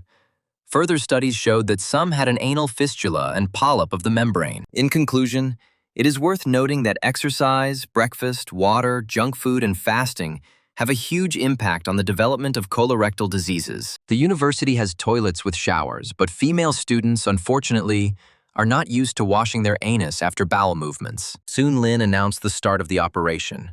He said that Larry would be the first assistant and Unity the second. Then the girl asked the doctor to wait 1 minute. The men looked at her in bewilderment. And then she said that they were working on a bruise. If the soft tissue injuries are severe, it will be very difficult to successfully perform replantation. And even if the patient recovers, it will be very difficult for the patient to regain the functionality of the fingers. Larry noted that this girl was very knowledgeable. Lin said that the patient and his family were pressing for replantation, and then asked if Unity had been in the orthopedic ward. The girl said that she had read about it, and also often met them in her department. But then she was most focused on foot bruises. Common leg bruises occur due to industrial or construction accidents. Therefore, while treating the patient, they must understand how the accident occurred. They will know the mechanism of injury, paying attention to the condition of the patient, namely the area of injury. First, they need to palpate the pulse of the main artery of the back of the leg. Initial treatment includes debridement, drainage, micromanometer, facial depression, and antibiotics to prevent infection. A pressure of 4 megapascals is critical as it can lead to muscle and nerve necrosis, as well as secondary fibrosis. Larry was surprised how clearly the girl explained everything. She's almost like Boss Lin. also doesn't show her weakness in front of others. The girl said that's all she knows. Lin thought about it. Although he has an ideal level, even his knowledge is not equal to Unity's knowledge. She catches on quickly. It will be quite easy to cooperate with her. Then he asked her if she had performed finger replantation before, but the girl answered in the negative. The hero said that she should take the tongs and get started. While the operation was going on, Unity said that Dr. Lin had loosened the tourniquet, which meant that he had closed the arteries, but now it would be more logical to look at the veins. Lin noted that this girl was capable of a lot and asked her to wet her hands. To prevent the blood vessels from drying out due to prolonged exposure, they should be moistened with a heparin saline solution. However, Unity spilled the liquid past her hands. Larry barely managed to cover Lin's glasses. As soon as the girl saw the empty cup, tears appeared in her eyes. Larry was perplexed. Unity acted like she was in some kind of movie. The girl sobbed, continually asking her to forgive her for her clumsiness. Larry asked her to be a little more careful next time. Lin also asked Unity to pour some liquid again. The girl began to water the desired area, but did not do it fast enough, and then suddenly poured out the entire cup with all her might. She cried again, apologizing for her actions. Larry noted that this girl was not good with her hands. Suddenly, Lin noticed that there was blood on her gloves. There are strict requirements, especially on the details, and the main one is not to have blood on the clothes, as it can easily stick to the thread. The girl wondered where it came from, because she didn't touch anything. Lin asked Unity to change his gloves and get a new pair of tweezers. The girl knew that tweezers were used to hold blood vessels. They were made uneven and with small ends. This prevents damage to blood vessels and other fragile tissues, because otherwise it could cause pressure even with minimal damage. And now Lin asked her to hold the blood vessel with tweezers. Unity aimed the forceps, trying to hold the artery, but it didn't work. Lin said not to use extra force or grip too loosely. Unity was surprised. It turns out that this does not require additional strength. When the girl succeeded, the hero immediately sewed up the artery and ordered her to proceed to the next one. Unity was surprised by the speed of the doctor's work, and therefore was not going to relax. Lin then suggested starting a perineural anastomosis. Unity said the effect of perineural anastomosis is much better than epineural anastomosis, but it also takes longer and is not typically used for finger replantation. When performing perineural anastomosis, it is very easy to choose the wrong method. The girl thought that epineural anastomosis would be more suitable here. When it comes to finger replantation, the price-quality ratio will be low. Everyone present looked at the girl in bewilderment, thinking that she had just said some nonsense. The girl continued, "The ulnar nerve is much easier to suture compared to the nerve of a severed finger. It takes little time and the level of difficulty is lower. It is impossible to suture the nerves of a severed finger in the same time as the ulnar nerve, so perineural anastomosis was not the best solution." Suddenly, Lin announced that he had finished stitching. Unity looked at him in surprise, not believing that he had already completed such a complex operation. Lin didn't answer. He just instructed Lin to stitch up the skin and went out. Larry said he didn't even think Unity would turn out like this. Her personality doesn't match her appearance. He explained that Dr. Lin is the best, extremely professional and amazing when it comes to anastomoses, and the girl explained the theory instructively all the time. Unity tried to explain that she didn't mean it, but it didn't matter. Compared to other doctors, it's easier to participate in operations with Lin, and since everyone here is in groups, the girl should know something. Unity thought that there was a special taboo against Dr. Lin. Then Larry explained that this is 10,000 times more terrible than any taboo, because when Dr. Lin begins the operation, he cannot stop. Larry soon reported that he was done with the stitches. Unity was glad. This was her first time as an assistant, so she would be able to build a good resume. Larry said that she needed to rest before the operation. She still doesn't know Boss Lin completely. He also said that she shouldn't write everything down. It's better to develop muscle memory. At that moment, a nurse burst into the office and said that Dr. Lin was waiting for Doctors Larry and Unity in the second operating room. The girl was surprised because the operation was supposed to start an hour later. Then she began to understand Larry's words. Boss Lin is not a novice, and just because he is a professional does not mean that he has many operations.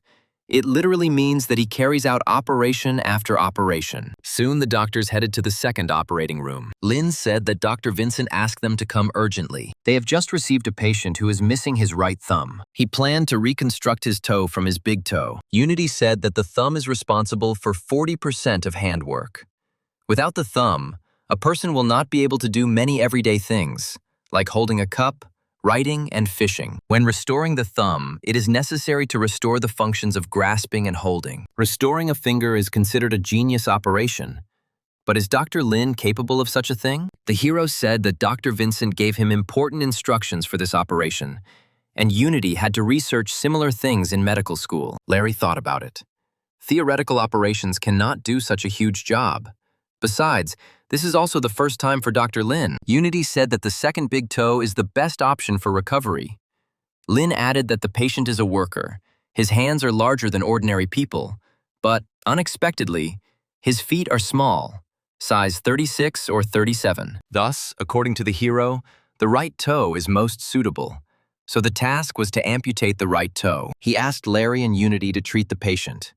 But the girl again missed the tweezers and did everything wrong. Lin asked the nurse to bring all the Kirschner needle sizes and all the suture options.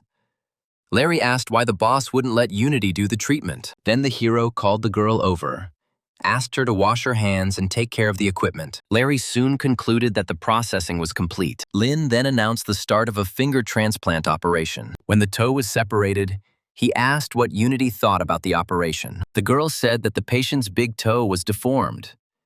Based on the MRI data, it would be better to perform arthrolysis and then osteotomy. Larry was dissatisfied. The boss continues to ask people who do a poor job with processing and suction and even increase the complexity of the procedures than he thinks. Lin thought to himself, even though the difficulty had increased, everything was fine, and then asked him to loosen the soft tissue around his big toe. Soon the doctor completed the stitching and asked to prepare to connect the blood vessels. Unity was delighted. Lin's operation does not match her knowledge from books. She must participate even if the result is bad. An hour later, the recovery of the big toe of the right foot was completed. Unity asked what the doctor's next operation was. She wanted to follow him. The hero was surprised. This girl had a very strong desire to work. Unity said that she is well aware that her skills are very poor, and it does not reflect well on Dr. Lina. But even if she does nothing, she believes that she can figure it out and record the surgical procedures. Lin replied that it was easier said than done.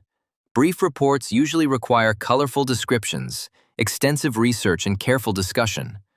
Reports are not at all easy to write. He stated that the girl could write to him and teach him whenever she wanted, and could always join his operations. However, Larry needs to practice more with Dr. Unity, and also spend time working on his pig's leg suturing technique. After work, Larry practiced with Unity, and when new patients arrived, he returned to the operating room and worked on Lin's team. A few days later, everything was ready.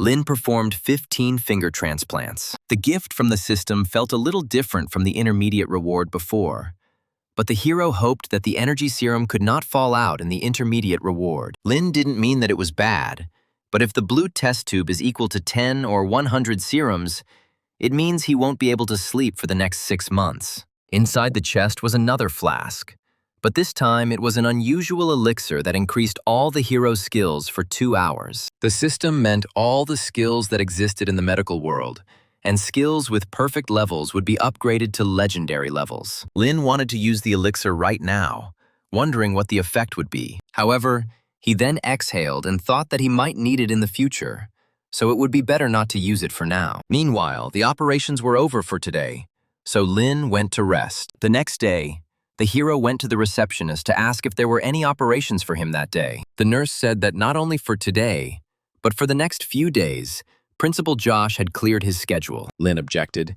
He knew that operations might be suspended, but he talked to the director before and knows that the recovery period after a finger transplant is long, and there are many possible complications. But the director has already applied for new patients, and shouldn't it have been approved within 2 days? At that moment, Josh himself walked up to the front desk. He was happy to see Lin, and then said that there was a big difference between the expected situation and the actual situation. Seeing that there were already too many patients gathered in the corridor, he asked to give him a couple more days. He would do everything so that Lynn could operate again. The nurses replied that Dr. Josh spoiled Lynn so much, and the guy deserved it. Larry heard that they had no operations for the next few days and suggested that they rest. Unity was unhappy. She was just beginning to understand everything, and this break would ruin everything. Lynn then said that the assistants could rest, but they had to take daily tests. While Larry was happy, Unity was very sad. She was sure that all the results of her practice would simply evaporate. At that moment, Chandler came into the office. He suggested that Lynn have a little fun since he had no operations. He asked how good the hero is at abdominal surgery. Lynn said she could do sutures, but she didn't know anything about special surgical techniques or how to use a laparoscope. Chandler chuckled, yet he was able to find something that the guy didn't know. However, this was an opportunity for him to learn something new. The operation had not yet been scheduled, but in Yunhua there is always a patient. So the men headed to the reception desk. There they met a young guy along with his mother. Chandler said that the boy was not doing well. The woman screamed. Her son was fine at home, but now he is in critical condition. Chandler said nothing was clear yet and asked the resident to walk the patient to the doctor's office. He then called Lynn with him. Apparently, the patient was suffering from severe abdominal pain. Another woman was soon brought in by ambulance. Her daughter said that her mother had appendicitis surgery at Yunhua Hospital last week, but now she felt unwell. At the beginning, she had regular bowel movements, but then she stopped. No one paid attention to this because she used to have mild constipation. Chandler said that her abdominal sounds are difficult to hear. The doctors will do a CT scan and look at the results. After that, they will do a regular X-ray. They suspect a blockage in the intestines. It can lead to serious consequences, but she needs to pass all the tests first. This is similar to age-related intestinal obstruction, so it may not be easy, but regardless of the situation, surgery is necessary. The man said that Lynn could be the main assistant, and then the hero said that he should call someone since it was an intestinal obstruction. It was Unity. Upon hearing the diagnosis, she immediately ran to the men. She specialized in colorectal surgery, so Chandler was going to give her the opportunity to show off her skills. Lynn was surprised. Had the man really not seen her work before? Chandler growled sullenly that Lynn had simply never seen intestinal surgery. It was soon decided that the patient should undergo stenting. The examination results showed that the woman had intestinal stenosis, a narrowing of the outlet of the stomach, as a result of which the normal movement of food from the stomach into the duodenum is disrupted. Chandler handed masks to everyone. This was one of the most dangerous types of intestinal obstruction. Soon, everyone went to the operating room. Whether Unity would be the second assistant would be decided after the incision was made. It turned out that the patient had not had a bowel movement for several days. She was a 64-year-old woman. She managed to eat 2 large bowls in one sitting. Her family was very proud of her. When Chandler made the cut, it became clear to everyone why he asked everyone to wear masks. He said there was 2 news.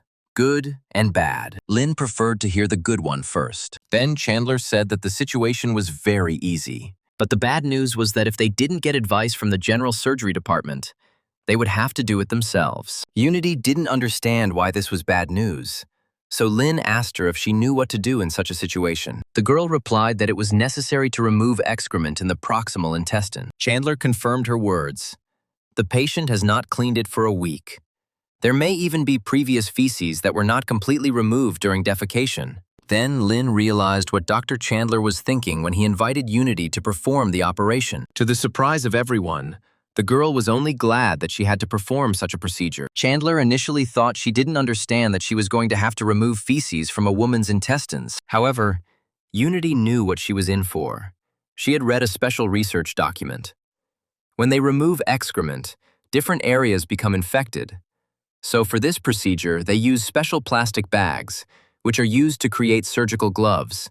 Then insert another plastic bag into the intestines, before with which the end of the intestine is tied. So they push the material from the intestines into a plastic bag, and if there is too much space, they replace it with another one. Then Chandler said that Unity should follow this procedure. The girl was very happy. She finally felt like a boss. Soon she began the procedure.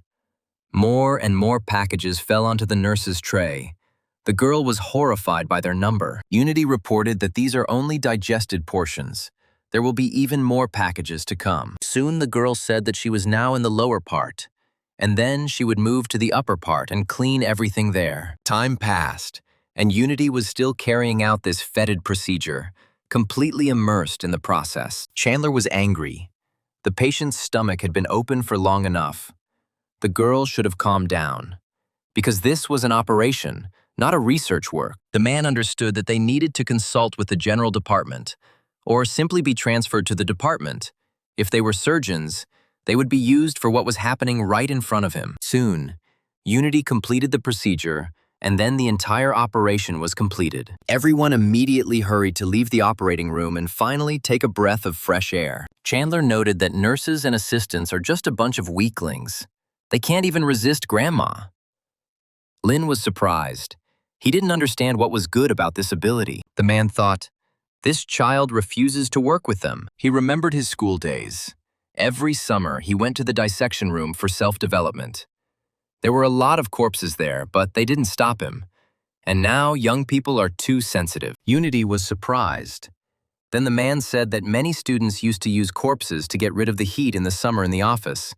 Compared to what Unity just did, it was still flowers. Unity said that they simply did not find anything interesting in that lesson. Research in the colorectal field is very important. The girl remembered how she went to the affiliated hospital to observe the operation. The patient she encountered turned out to have a fecal lump. That is, this is the group, which cannot be removed by defecation. Chandler stated that he knew what that meant. The girl wanted to continue and tell more about this incident. However, the man stopped her. He no longer wanted to talk about feces. Unity apologized. She got too carried away and forgot that there are people who don't like what she's interested in. Chandler replied that everything was fine. Most people don't like what doctors like, and that's normal. When everyone left the operating room, Unity thanked Lin for allowing her to participate in this operation. The hero said that everything is fine as long as she is interested. Then, everyone decided to rest after a very exhausting operation. Unity decided to buy pig's trotters for Dr. Chandler and eat them with him. When the man was sure that the girl had rinsed her hands before choosing food, he sat down and thanked her for the treat. He also invited Lin to try the trotters with them. The hero's face turned pale, and he declared that he did not want to eat. He said he didn't like some of the ingredients. When everyone had finished eating, Chandler called Lin with him to wait for the next patient. It was said that the patient had appendicitis, and the man knew that the guys had never removed an appendix before. The nurse brought the patient on a gurney. Chandler immediately began the examination. The pulse was unclear. The man suspected that it was the appendix. He said that he would do a scan. It was necessary to clearly diagnose the patient's condition. In any case, other symptoms would appear, and now they should go back and wait in the operating room. Soon, the scan results were ready. The nurse gave the folder to the doctor. Chandler examined the pictures but could not find the appendix. Lin noticed that the doctor was doing poorly and decided to help using his MRI analysis skill. The system told the man that the patient had an intestinal obstruction and not an appendix at all. Unity moved closer as soon as she heard the diagnosis. The men exchanged glances and then decided to invite the girl to begin the operation. Unity was incredibly happy. It seemed to her that God had blessed her today. After some time, the next day arrived. Charlie, Lin's classmate, was cleaning the hallways. New interns would be arriving soon, so he needed to work harder and keep an eye on them as much as possible. He and Lin studied together.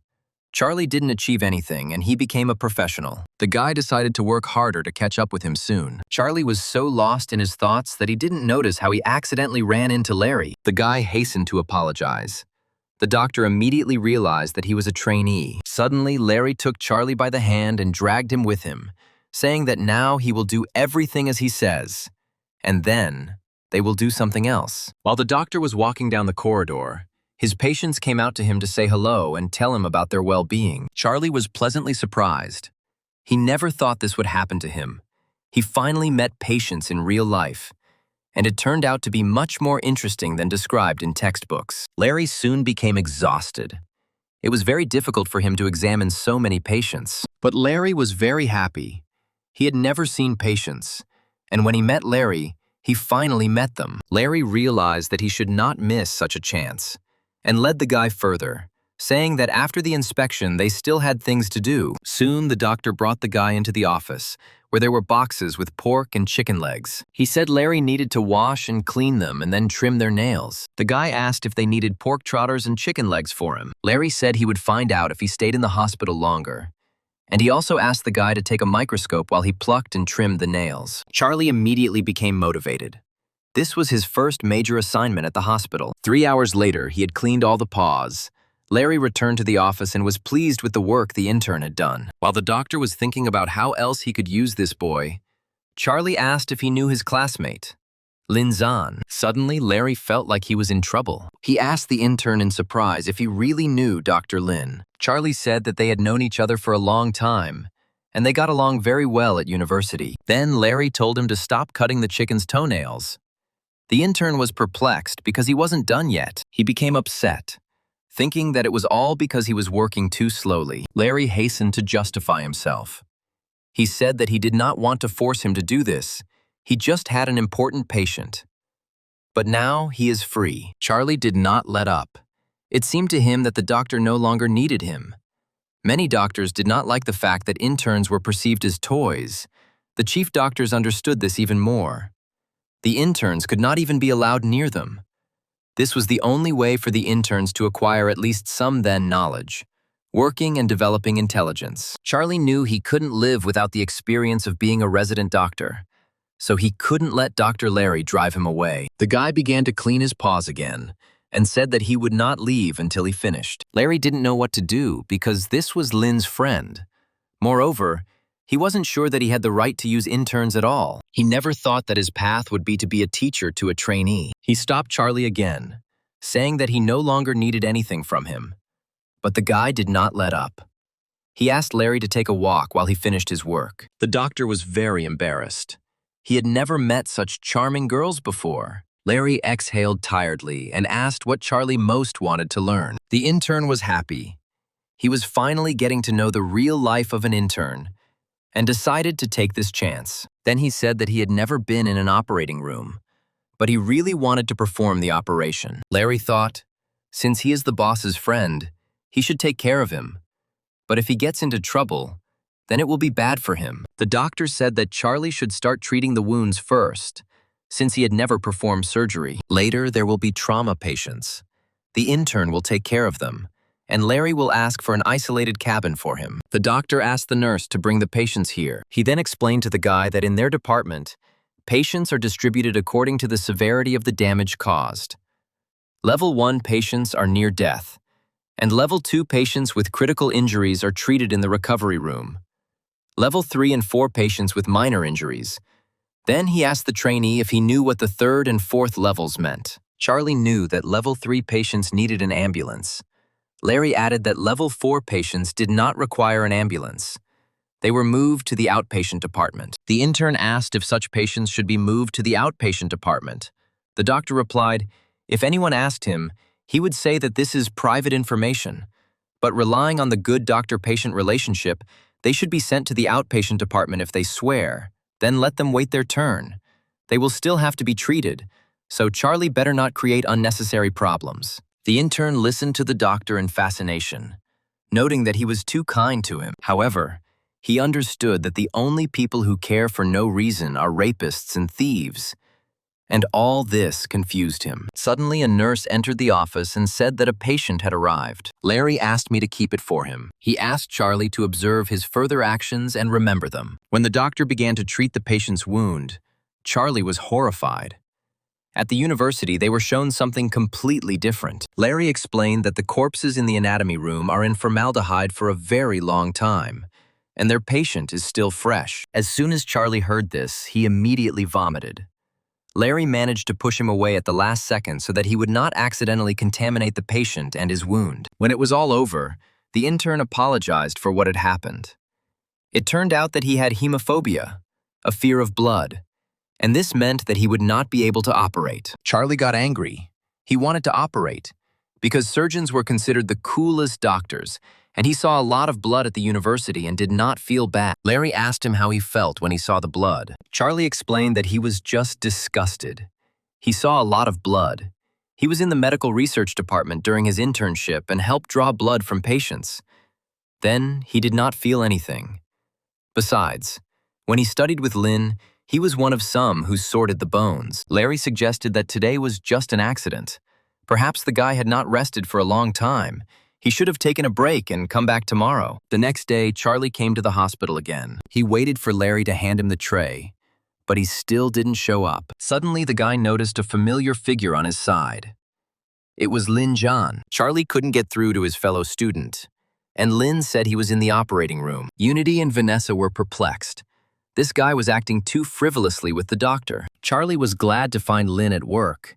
He said that he had already been to different departments many times, did a lot of different things to see how operations were carried out. The hero realized that his friend wanted to see the operation, and then asked another doctor to refer him to a patient from the hand surgery department who needed the M-Tang technique. Soon, Charlie found himself in the operating room, his eyes immediately lighting up with interest. Lin gave instructions to his assistants, and the intern watched carefully, still in pleasant shock at finally being here. The hero announced the start of the operation and made the first cut. Charlie watched the operation very carefully at first, but as soon as the patient's skin began to tighten, he suddenly felt beads of sweat running down his face. Vanessa noticed in time that the guy felt bad. She pushed him away from the operating table so his vomit wouldn't get on the patient or the doctor. Lin calmly asked to call the cleaners, and then continued the operation. Vanessa screamed at Charlie. This guy thought of coming to surgery with hemophobia, so now he has to clean everything up here. When the operation was over, Lin went out to his friend.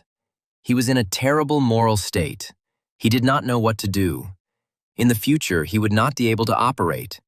He would not be able to feel the whole atmosphere of the hospital. The hero said that Charlie vomited because he saw dry muscles and tendons. He needs to concentrate on the operation itself, and only this way he can get used to it. The guy didn't know if he could even close the wound. Lin offered him an osteopathic massage, however.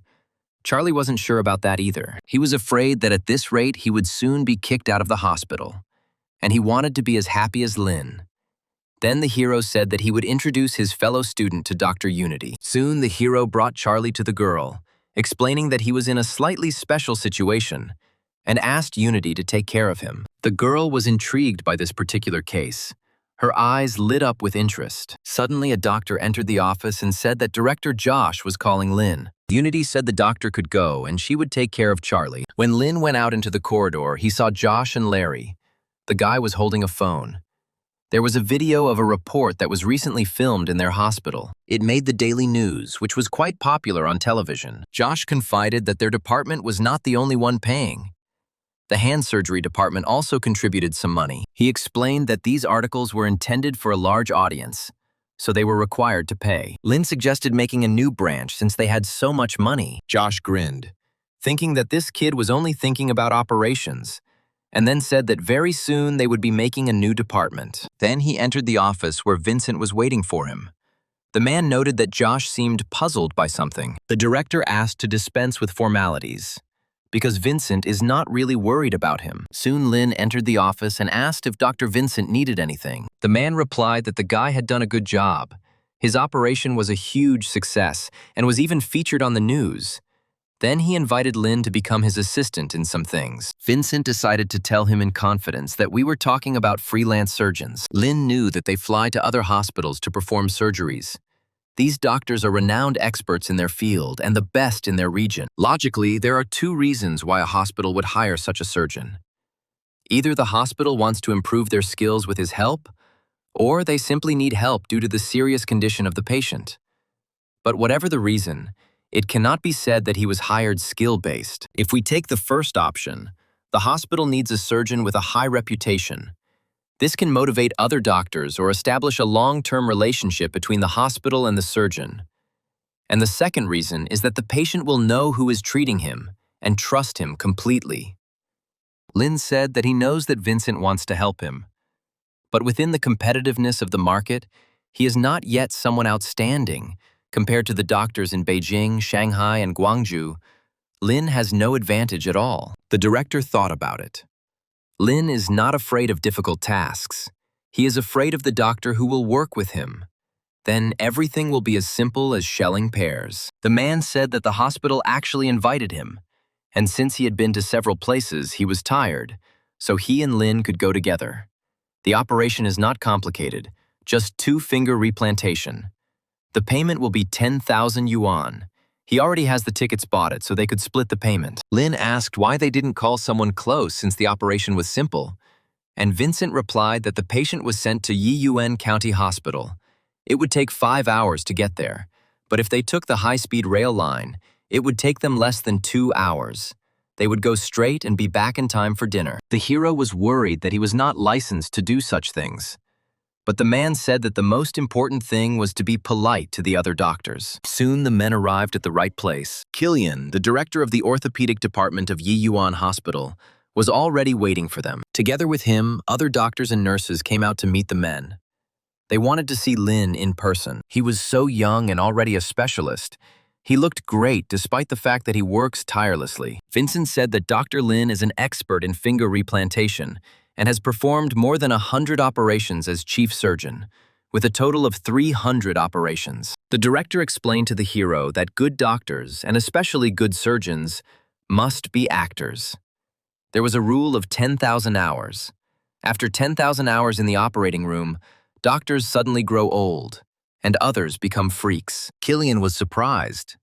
Lin was so young and handsome, with a good medical history. Vincent said that Lin Zhan has recently carried out simultaneous replantation of 3 or 4 fingers. The results are excellent. He has made a lot of effort to invite him here. Lin then asked if they needed to consult first. Then Killian smiled and led the men inside. And it was true that they had business matters to deal with first. Soon the consultation began. And for half an hour, Vincent explained the situation to the doctors at Yiyuan Hospital. He said that lately it seems to him that finger replantation surgeries are identical. The men smiled and agreed with the director. He then said that the plan remained the same. But Dr. Lin had something to add of his own. None of the doctors expected this young guy to say anything sensible. Then Lin stood up and said that the patient's blood vessel was dislocated. Perhaps he had a rupture of the venous arch of the spinal cord. During the operation, an incision should be made and repaired. All the men present were shocked. This guy not only has great looks, he is also an excellent doctor. Killian was shocked. This vessel is not the most important in the context of finger replantation. How did this guy know that it was torn? If he is capable of this, then his resume is not a fake.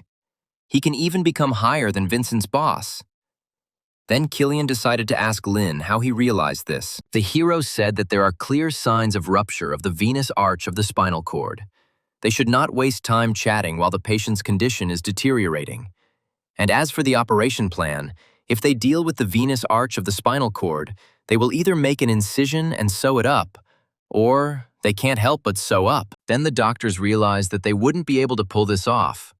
They couldn't even read an MRI. And this guy was saying things that were completely incomprehensible to them. Vincent said Dr. Lin is excellent at reading MRIs, so it wouldn't interfere with their plan. Then Killian replied that he would not allow Lin to be the second assistant. He would make him the main one in this operation.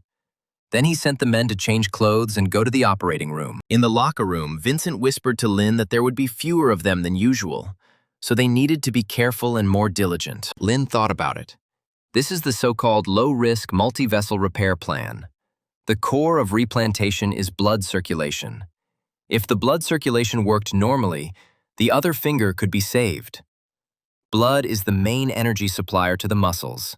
Without it, the muscles suffer from necrosis. However, connecting multiple vessels means that the surgeon must either extend or maintain operating time. Replanting one finger is much easier, but when it comes to more than 2 fingers, the surgeon must calculate the time spent on connecting the other fingers. Everything is planned to the smallest detail, even rest. Soon, all the doctors arrived in the operating room. Killian was ready to begin. Lin and Vincent showed perfect teamwork. The director commented that he was so comfortable with Lin during the operation, as if someone was giving him a foot massage and singing him tea. He felt like he was at a marathon, as if thousands of people were supporting him. There was a cool breeze and calmness, a relaxing feeling of the weight of the bottle in his hands. And ahead of him was the finish line and glory. All the other doctors were shocked. They had never seen anything like this. This kid doesn't kiss other people's asses, it's his ass that gets kissed. He has excellent skills. He is the only one in the world who performs operations with such ease. After 2 hours, Vincent said that he was tired and suggested that Lin switch positions. Killian was shocked. Had the specialist really accepted patronage? Dr. Lin would be working in Boss Wang's place. And if this practice failed, the hospital would be held responsible, and they would have to pay financial compensation. Vincent shouldn't let Dean practice, but what purpose does he serve by giving his place to this guy? He decided that it was not worth asking the boss this question. He would rather ask Lin himself. He approached the guy and asked what he was going to do. Then the hero said that he had no strategy. Killian then asked what he knew about this patient. Instead, Lin turned to the nurse and asked to pour a heparin solution into the vessel. He then explained to Killian that the patient's blood vessels were now slightly fixed. He would carefully stitch him up. Killian thought that Vincent should have predicted that such vessels would be difficult to sew up. And yet he refused his position, which means he was not confident in himself and gave the job to Lin. This means that Dr. Lin is much better and stronger than Vincent, and he is the real boss in their hospital. Killian was so shocked that he was speechless. Vincent understood that he called Lin here to test his abilities. He said that the guy began to sew up the arteries much faster, and then said that it was worth putting 4 more stitches. This patient has the blood vessels of a 70-year-old man. If Vincent had to sew the blood vessels, he would do a great job, but it would take quite a lot of time and effort. The operation could last an hour or even more. If Lin accepts the challenge, he will not have to sew up old blood vessels. Killian silently watched Lin work.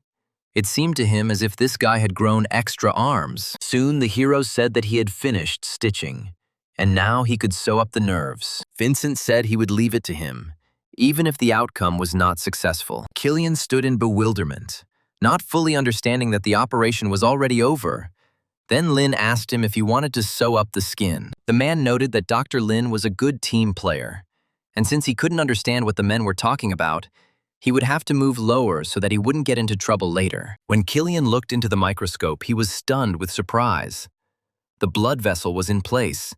There was an excellent nerve anastomosis and an excellent position of the broken hand. The operation was really over. All he had to do was stitch up the skin. Surgeons from large hospitals do not always get the opportunity to sew up the skin, so the man agreed to do it. Soon, the stitching was completed and the operation was completed. Killian hastened to apologize to Chief Vincent and Dr. Lin for the inconvenience caused. When everyone left the operating room, he caught up with Vincent and invited him to eat together. The man thought about it. Usually, everyone leaves immediately after the operation. If they stayed, then they will perform a second operation.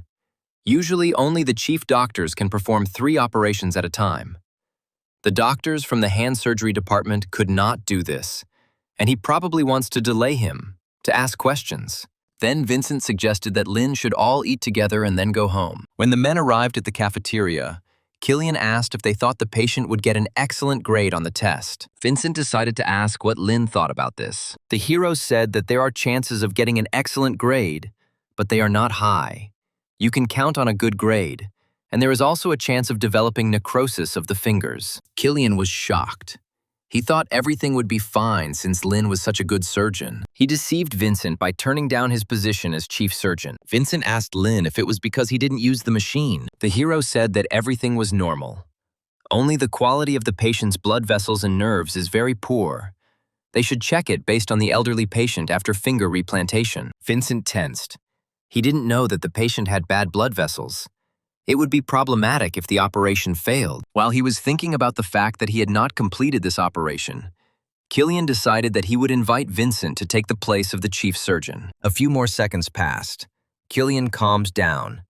This problem no longer seemed so big, and he decided to plan his further actions. He asked Lin what grade he thought the patient would receive, and he thought to himself that excellent and good grades were satisfactory results. If the score is lower, there will be many consequences. The functionality of this finger will be little better than amputation. It can be said that the finger will not function at all. In other words, when the patient went to a famous doctor, it meant that the patient hoped to be cured. This is not just a passing level. If the surgeon falls short, the patient doesn't agree, and their hospital doesn't accept that. Killian also decided to ask what the likelihood of necrosis was. but Lin simply ate his food in silence. The man began to get angry. He wanted Lin to stop and answer his question. The operation could fail, and at this time, he was eating calmly. Then Lin said that the chance of getting an excellent grade is 90%. Killian was perplexed, because he had just said that the score would be low, and necrosis could also develop. Lin explained that he didn't say exactly, but the probability of a good assessment is relatively high. Besides, the probability of necrosis is almost always high. No one would be surprised if the old man had it. And didn't they want to be a little modest when explaining the situation to the patient's family? Vincent grinned. The guy had taken him by surprise at first, but now he understood what he meant. Killian was surprised. It turns out that the operation was not a failure, and the probability of necrosis is only 10%. Lin was worried that the patient's family would be inspired by unrealistic promises. Then Killian finally understood everything and thanked the doctor. Vincent said that at their hospital, Lin's patients receive an excellent rating 95% of the time. Killian laughed and asked to bring Dr. Lin with him next time. It would be a great privilege for their hospital. Their doctors would learn from him. Meanwhile, the nurses at Yunhua Hospital were wondering where Lin Zhan had gone. Someone said that the doctor went home and returned to perform the operation. Then Vanessa said that she saw him in the same group with his classmate. It was Yiyuan Hospital. But the nurses were unhappy that Lin was in the background in this photo. They decided to take normal photos of him so that the other nurses would admit defeat and stop pestering him. The next day, Lin returned to the hospital and was immediately greeted by a crowd of nurses. They asked Lin to take a photo with him. But the hero was not very interested in this, but still looked into the camera. He asked if there were any patients today with missing fingers. Vanessa reported that the worker lost 2 fingers in an accident and will arrive at the hospital soon. He comes from the city. His family has already arrived at the hospital. They were a woman and a little girl. As soon as the woman saw Dean, she asked if her husband had arrived yet, and who would perform the operation on him. Vanessa said that the ambulance was still on the way. Then the woman introduced herself as Helena, the victim's wife. Lin greeted her back and said that he had not seen the patient yet, so he did not know the whole situation. Helena began to cry. She wanted to tell the man their story. Her husband, Victor, works hard for the family. Her father died 2 years ago due to cancer, and with his death, he left them a huge debt. Victor's father also died of cancer, and unfortunately, he also had debts. So Victor began to work day and night to pay off his debts. Even when he is resting, he works. Her husband helps their family a lot. He is not afraid of difficult and hard work, and now he has lost his fingers. So Helena is left with a little daughter without a hard-working husband and money. Lin thought that their story was indeed very sad. If the patient is not cured, it will be very difficult for their family. Lin then asked everyone to prepare and conduct an MRI scan as soon as the patient arrived. The system informed the hero about a new mission. He needed to make perfect stitching in order to receive a medium treasure chest as a reward. Soon, Larry reported that the patient had arrived at the hospital. Lin sent the man to prepare for surgery. Soon, Vanessa announced that the MRI was ready. Lin looked at the picture and thought about what seam is considered ideal. It is impossible not to leave a seam. No one even paid attention to this, since it is impossible. People are not able to restore a finger to perfection. After all, they are not transformers. From an aesthetic point of view, it is impossible to create a perfect seam. Lin decided to call a spade a spade. He hoped that he would succeed with the help of the serum. All you have to do is perform the operation perfectly. This potion levels up to legendary, so it's not worth wasting. When Lin arrived in the operating room, Larry said that he had gathered all the best doctors. Everyone was ready to start. The hero said that the patient is a worker. It is very important to successfully complete the operation. Everything needs to be done at the highest level. They will also conduct a short consultation before the operation. Everyone present was horrified. If Dr. Lin wants to conduct a consultation, then the operation is very complicated. Lin tried to calm them down.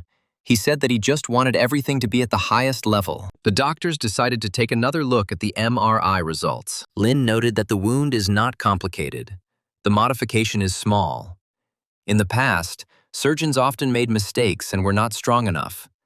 They were careless. He could use the best medical materials and equipment, thereby possibly increasing the chances of perfect surgery. Soon, all possible preparations were completed.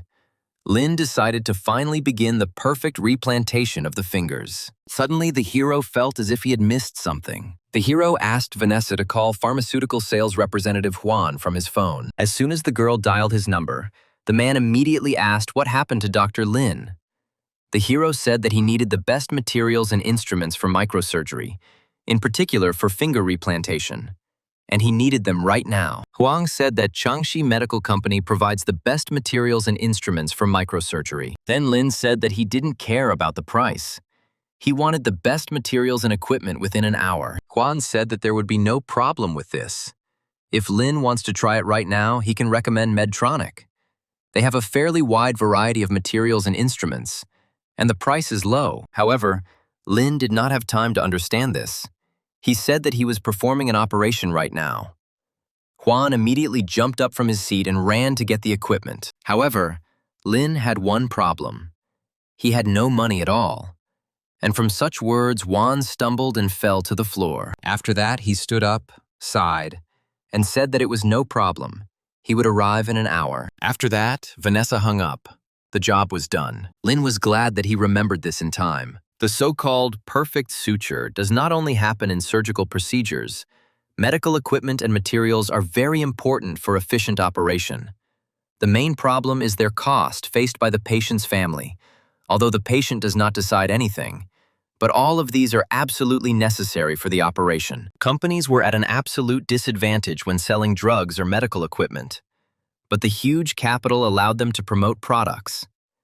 When a company promotes a new product, it gives doctors a lot of concessions. This is a common occurrence for doctors. Vanessa asked if they could continue, and at that moment, someone came into the operating room. One of the nurses said that equipment and instruments had already been delivered and were free. Juan said that he would deliver in an hour, but not even 20 minutes had passed and he was already here, which means there would be no more problems with finger replantation. And then Lin began the operation. Helena and her daughter were sitting near the operating room. The woman cried without stopping. She didn't know what to do if Victor remained disabled. Then he wouldn't be able to work and they wouldn't be able to pay off the debt. She was very worried about her family. Soon rumors will spread throughout the village. It will be good if they only come for her and her husband. But what if, because of debts, they will do something to their daughter? After some time, the doors to the operating room opened. The patient was taken out, and the operation was completed. Helena immediately ran up to Lin to ask how it went. At that moment, Josh approached them and said that everything went great. Both Lin and Helena were surprised to see the director here. Josh smiled broadly and said that he saw everything. The operation was successful. Helena couldn't believe her ears. She asked if everything was okay with her husband's fingers. Josh repeated that everything went great. Now they need to concentrate on rehabilitation. If it goes well, then Victor will be able to work. Helena cried with happiness. Thanking the director, she asked her daughter to bow to the man as a sign of gratitude. Josh said that there is no need for this. They are just saving lives. And now they need to give the patient a rest. Helena said goodbye to the director and headed out with her daughter. Josh told Larry that Lin was too worried about the patient. He even thought they were related. But Larry said that the doctor was more worried about the dire financial situation. The director said that if the patient understands the costs, then everything is fine. Besides, he can use trial products. How could he use so many products at one time? Larry understood what the director was worried about. He was afraid that Lin might use imported equipment. Then he said that the doctor was not yet used to it, and Larry could not yet say whether he preferred domestic or imported equipment. Josh said he didn't have to get used to it, or he wouldn't be able to fully recoup the costs. The director also said that this patient needs more attention. They should see how he feels after the procedures. Larry didn't understand why he had to tell Lin about the consequences. Now they would have to worry about being hated. If he were in Lin's place, he would not say anything about money. Larry was annoyed. He didn't even touch this equipment. But all the questions were asked to him. Only Lin used the products and made decisions. And he turned out to be extreme. Soon the man went to the patient's room, where Unity was already there. She was checking the patients using the book, checking all the smallest details, such as the color of the fingers and the amount of blood. Larry didn't understand why she was checking patients so aggressively. She had already walked through many rooms. When the girl noticed Larry, she said that it was his turn. The guy laughed it off, saying that he was just stopping by to see how things were going. Unity said she wanted to write a research paper comparing imported products. Larry saw the girl writing papers, and her latest work was published in an English magazine. Unity said that she did not need to publish in an English magazine. A Chinese one would do. Then Larry realized that he was the only one who should write a research paper to become an attending physician, and he had not done anything yet. A week later, an announcement came from the emergency department that academician Tobias and his colleagues from the Chinese Academy of Engineering would visit Yunhua Hospital. Suddenly, all the main departments were doing this. An academician of the Chinese Academy of Engineering is the highest level a Chinese doctor can climb to. Jacqueline spoke at the conference. She said that achieving this goal is very difficult, but they still hope that the academician will help them in improving the reputation of their hospital. Josh understood, simply put, anyone who shows up with this academician will become a popular doctor in the hospital. If he enlists the support of an academician of the Chinese Academy of Engineering, he will be able to fulfill the dream of creating a large emergency department. Their department is worthy of it. When the day of the academician's visit arrived, Clyde got up early in the morning to wash all the tables in the office. The academician arrived that morning and met with all the heads of departments, visited the hand surgery department, the oncology department, then the orthopedic department, surgery, and will soon visit them too. The man thought that he should start performing operations at 9 o'clock. On the one hand, this is good. On the other hand, it is bad, because his lunch will be postponed, which means that he will not have the opportunity to meet this gorgeous academician. Then, Clyde decided to turn to Dr. Chandler for help. He asked if it was possible to distribute the operations for today and tomorrow. The man lied that he had problems with his back and was unable to carry out 2 operations at a time. Then Chandler said that in that case, tomorrow Clyde would take 4 of his shifts. Clyde asked to be allowed to meet with the academician since the doctor did not want it.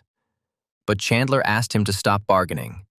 Some people agree, even when he offers 5 shifts. As it turned out, only doctors and chief physicians were allowed to meet with the academician. Others were busy with other things. At this moment, Lynn was making a round of patients. There was already a nurse inside the room. She told the patient that keeping his fingers comfortable is the most important thing. It is very important not to panic and not to smoke. When the girl saw Lynn, she said that he did a great job. Helena and her daughter thanked the doctor for saving Victor. Lynn said that it was just his job, and then decided to look at the patient's fingers. At that moment, a man approached him and said that the restoration was going very well. The man said that it would be better if they showed him the material. So Lynn asked the nurse to bring it here. When the girl brought the pictures, the man began to examine them in surprise. He asked Lynn to tell him how he performed the operation as the chief surgeon. At that moment, Josh came into the office and asked why boss Tobias was still here. They had been waiting for him for a long time. The hero was surprised. Was this really the same academician Tobias? The academic said he had heard that the emergency department was starting to practice finger replantation surgery, and he would like to see it. Josh was glad that Tobias noticed them, but Clyde was unhappy. It seemed to him that the man was spending too much time on this department. Everyone around said that Lynn's progress in finger replantation operations was simply excellent. Clyde chuckled dissatisfiedly. He was sure that there were simply no suitable patients today. In fact, he was also quite good at orthopedic operations. When everyone gathered in the conference room, Tobias was shown materials on the operations. The man noted that the operation performed 7 days ago looked great. The patient's fingers were recovering quite well. He would like to hear how it all went. Josh asked Lynn to tell him how it all happened. The hero said that he spent more time than usual. The patient turned out to have severe vascular thrombosis. Josh noted that this kid does not know most surgical techniques, but there are many excellent professionals around him. If he makes a mistake, he will immediately receive advice and everything will be fine. Lin Zan talked with academician Tobias for more than 10 minutes, as the man found out that it was a routine finger replantation operation. So, thanks to his capable hands and excellent skills, the hero did a quality job. Josh thought to himself that Lin was just an angel. He would go far. He then looked at Tobias. He looked incredibly pleased. Josh then said that Lin Zhan is the core of their hospital. Of course, his skills are top-notch. Tobias said that his skills are too good. Then he asked if it was true that they had so many patients in their department. Josh said that is true. There are more and more patients, so they are planning to expand. After applying for more rooms, they were out of luck because there were only nice hospitals left. The project has just started, and based on their statistics, patients stay 40 to 50 days. Tobias thought, these patients need a long period of time for rehabilitation, but basically all large hospitals want success and popularity. He said these guys had an advantage because the emergency department is the only one where patients have to stay for a long time. With such skills and advantages, problems can be solved for free. He then told Lin that they had one patient. He had suffered a sports injury. They did not go to the head surgeon because the operation needed someone more qualified. So he decided to suggest that Lin give it a try. The hero and Josh looked at the man in bewilderment, not knowing what to answer. At this point, the system informed Lin that the task of creating a perfect seam had been completed and gave him a medium treasure chest. Josh began to think that it was better to ask questions like this as clearly as possible. Then he asked Tobias to tell us more about the operation. The man said that the operation plan is almost ready. They just need a chief surgeon. Josh sighed. Lin had never participated in something like this. He doubted whether the guy would be able to adapt. Then Tobias said that it's easy to adapt. The whole problem is in skills. He heard about the M-Tang technique that Lin used. Their Center for Orthopedic and Sports Medicine is preparing to perform operations on tendons, and the man suggested that the hero try it. Josh was surprised. Tobias knows about Lin's technique. It's just a miracle that he went to their department in the first place. However, the hero said that he only worked with the tendons in his arms. Tobias said that the guy has a good foundation. If he increases the intensity of his training, then a few months will be enough to adapt to leg operations. He will be quite comfortable in his scientific research institute. They have a lot of patients and excellent equipment. Then Josh understood everything. Tobias was openly trying to lure Lin to himself. Yunhua Hospital is considered the best in Jiangxi province, but it is still far from the whole country.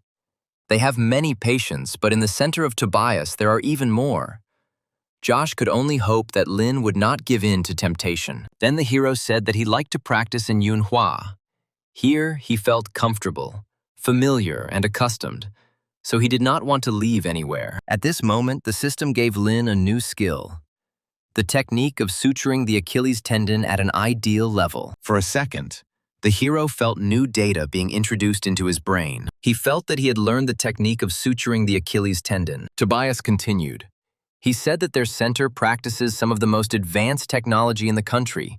Their surgery is always in demand, so only famous athletes visit them. Lin could come to them for several months. The hero said that he is capable of repairing the Achilles tendon. They don't need him as the chief surgeon. He will practice in Yunhua, and he needs Tobias's help. He asked to provide him with patients with various types of Achilles tendon ruptures. The doctors present in the office were perplexed. This guy dared to just make a deal with such a great man. He became so confident in such a short time. It seemed to them that this kid didn't know the rules at all. How could he be so irresponsible? And why was he so memorable to this academician? Tobias suggested that Lin first visit his institute, and then he could decide where it would be more convenient for him to practice. Josh was seriously excited. Lin was being offered something that everyone in their hospital dreams of. However, the hero only shook his head negatively. Josh was touched to the core. Lin chose him no matter what. The man said that it was better for Lin not to go. He should take someone with him. Josh pointed to Larry. He would follow Lin to Shanghai and coordinate everything with him. The man was incredibly surprised that he was chosen. Tobias said their original plan was to find a professional doctor. Josh said that they would cover all expenses for Larry. And after a short pause, Tobias agreed. All the doctors present were pleasantly shocked. Lin Zhan was a professional, which means that soon their department will be on the first page of all magazines. Tobias asked to settle all matters before leaving.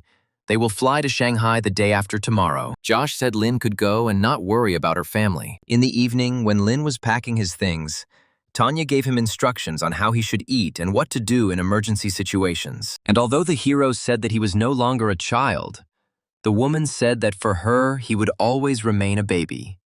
Before the trip, it was better for him to rest well and get enough sleep. She suggested that Robert take his son there, but the man began to explain all the intricacies, which is why a small argument ensued between the couple. After some time, Lin and Larry flew to Shanghai, where they were met by a certain man. It was Samuel, a student at the Jew Institute with excellent skills, and he greeted the men and said that the teacher had asked him to meet them. Samuel introduced the doctors to the famous Fuan Stadium in Shanghai, where their national football, basketball, badminton, and baseball teams like to train.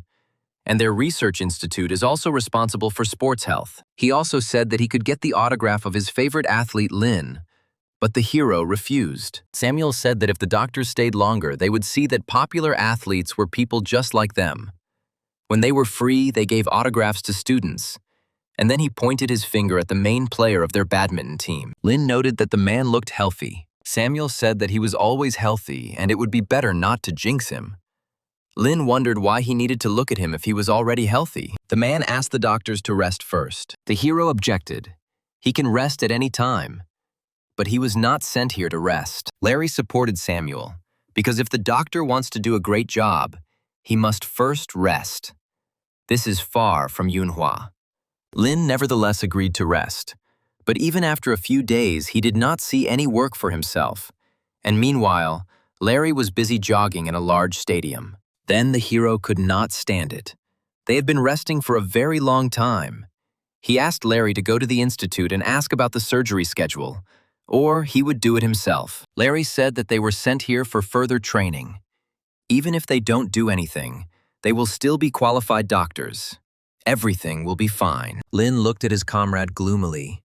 He had not had operations for a long time, and he could not stand it. Soon, Larry went to the reception to ask Samuel when they would start the operation, because they only had 2 days to rest. They had only arrived for 4 days, and if the doctors did not hurry up, Boss Lin would have to return to Yunhua. Suddenly, Dr. Roland, a surgeon at the research center, approached the man. He was outraged by such arrogance, because Lin Zhan was just an intern, not a boss. Samuel wanted to stop the man, but he pushed him away. Roland had nothing to hide. In recent days, he had spent more time on research than on clinical practice. Larry tensed, his fists clenched with anger. He was ready to defend the honor of Dr. Lin. Samuel asked the doctor if he had watched the video that he sent him 2 days ago. Roland said that he had glanced at it briefly. As he expected, it turned out to be completely uninteresting. Samuel reported that the teacher thought that Lin Zhan would perform the operation. Roland said that this is absurd. Lenny does not need a normal Achilles tendon. He just needs to run 100 to 200 meters. Lin's plan is very dangerous, and Roland does not agree with it, since it is a big risk. He admitted that this trainee's technique was really good, but he had never done leg surgery. Then Samuel realized that the doctor had already seen everything, which means he must have known about Lin's incredible success. Larry said that finger replantation is his first microsurgery, and it will only get easier from there. The success of his boss is no joke. Samuel added that Lin was appointed as a teacher, and they cannot guarantee when he will return back. Dr. Roland should just tell Lin about the operations. The man had no choice but to agree. Lin soon arrived at the building and asked where the operating room was. Roland decided that he would now test his abilities, because now this guy was not at all in Yunhua. Lin froze for a second, not knowing what to answer. Roland thought he was scared. Meanwhile, the hero was thinking that the director allowed him to choose whatever he wanted, but the number was limited to 1 or 2 cases.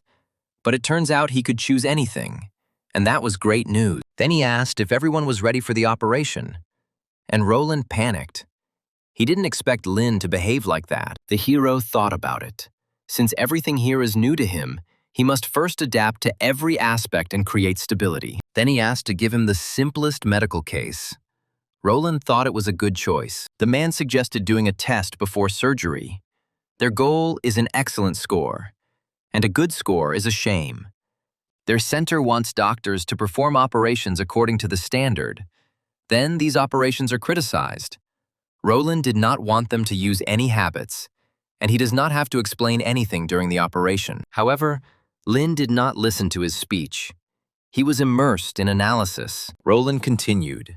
He said that when they reach a certain level, they become the chief surgeon. If they are incompetent, it is his right to replace them whenever he wants. When this happens, they have no right to be indignant, because everything is based only on facts. Samuel asked Lin why he was silent. The hero replied that he had nothing to say. Larry thought about it. The boss never speaks when he does something, but he needs him to explain what he means. Then Larry said that Dr. Lin agrees with what Dr. Rowland says. His opinion is based on using standard principles and striving for excellence. Replacing people is fair. Samuel wondered if Lin had done this on purpose. He couldn't believe that he didn't understand that these difficulties were especially for him. The hero said that everything is fine as long as he can carry out operations. Roland was going to see how he would handle the first operation. He said that today they will perform surgery to repair the Achilles tendon. The patient is a 38-year-old woman. She has a ruptured Achilles tendon. The study shows that she has several ruptures. First, they will do an examination and then make a surgical plan. Lin was very happy that after a few days he would finally be able to work. Soon the operation began. The men began to work. Roland carefully watched Lin's movements. There was nothing unusual in them. The hero did all the procedures even before Roland asked him. All the nurses worked very quickly with him. Lin worked so carefully and confidently. For Roland, it was strange. He could not do anything about it. Before the operation began, and now he didn't even think about scolding anyone. He had a strange feeling. The operation was going faster than usual. When the doctor just started thinking about something, Lin was already finishing it. The pace was too fast for Roland.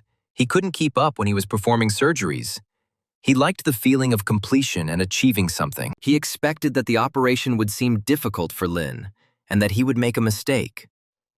The chief surgeon's authority in relation to young doctors was to improve the mistakes made by the trainees. The intern from the small-town hospital had never performed leg surgery, and soon it was time for the next stage. The man wondered if Lin would make a mistake. He said it was time to stitch up the patient. Roland thought about doing this procedure. He needed an assistant, and now he wanted to see what Lin would do. He carefully watched his position. It seemed that he was about to pinch the tendon. Then the man decided to change the operation plan. Then this child would definitely make a mistake due to incomplete adaptation. He really wanted to see the mistake and scold him, but then he could put the patient's life at risk. Then Roland told Lin to take out the tendon. The hero did as he was asked, thinking to himself that Dr. Roland was using a modified Kessler method. The man couldn't believe his eyes. Everything was going well. Then he took out a tendon stripper and asked Lin if he knew what it was. The hero said what kind of item it was, and also that he had already used it. Then Roland handed the guy the tool and told him to use it. Lin took the stripper in his hands and used it on the tendon. Roland was seriously surprised. Even if this guy read 4 or 5 pages about this procedure, it basically takes a few minutes to fully understand. And he does this. Lin soon reported that he had finished dismantling the tendon. Roland noted that the result was not bad, and then asked for thread size 20. Now it's time to suture the Achilles tendon. In orthopedic and sports departments, keeping up with the chief surgeon, but predicting future moves is relatively normal. But now Roland wanted to see if he could predict his next move. It feels like he is in a marathon. No matter how hard he tries, he will always run behind. And Lin will bring him bread. It feels like he's never had such a stable operation before. Roland couldn't believe it. Couldn't he really break Lin? The man continued. He deliberately made the operation more difficult for the guy.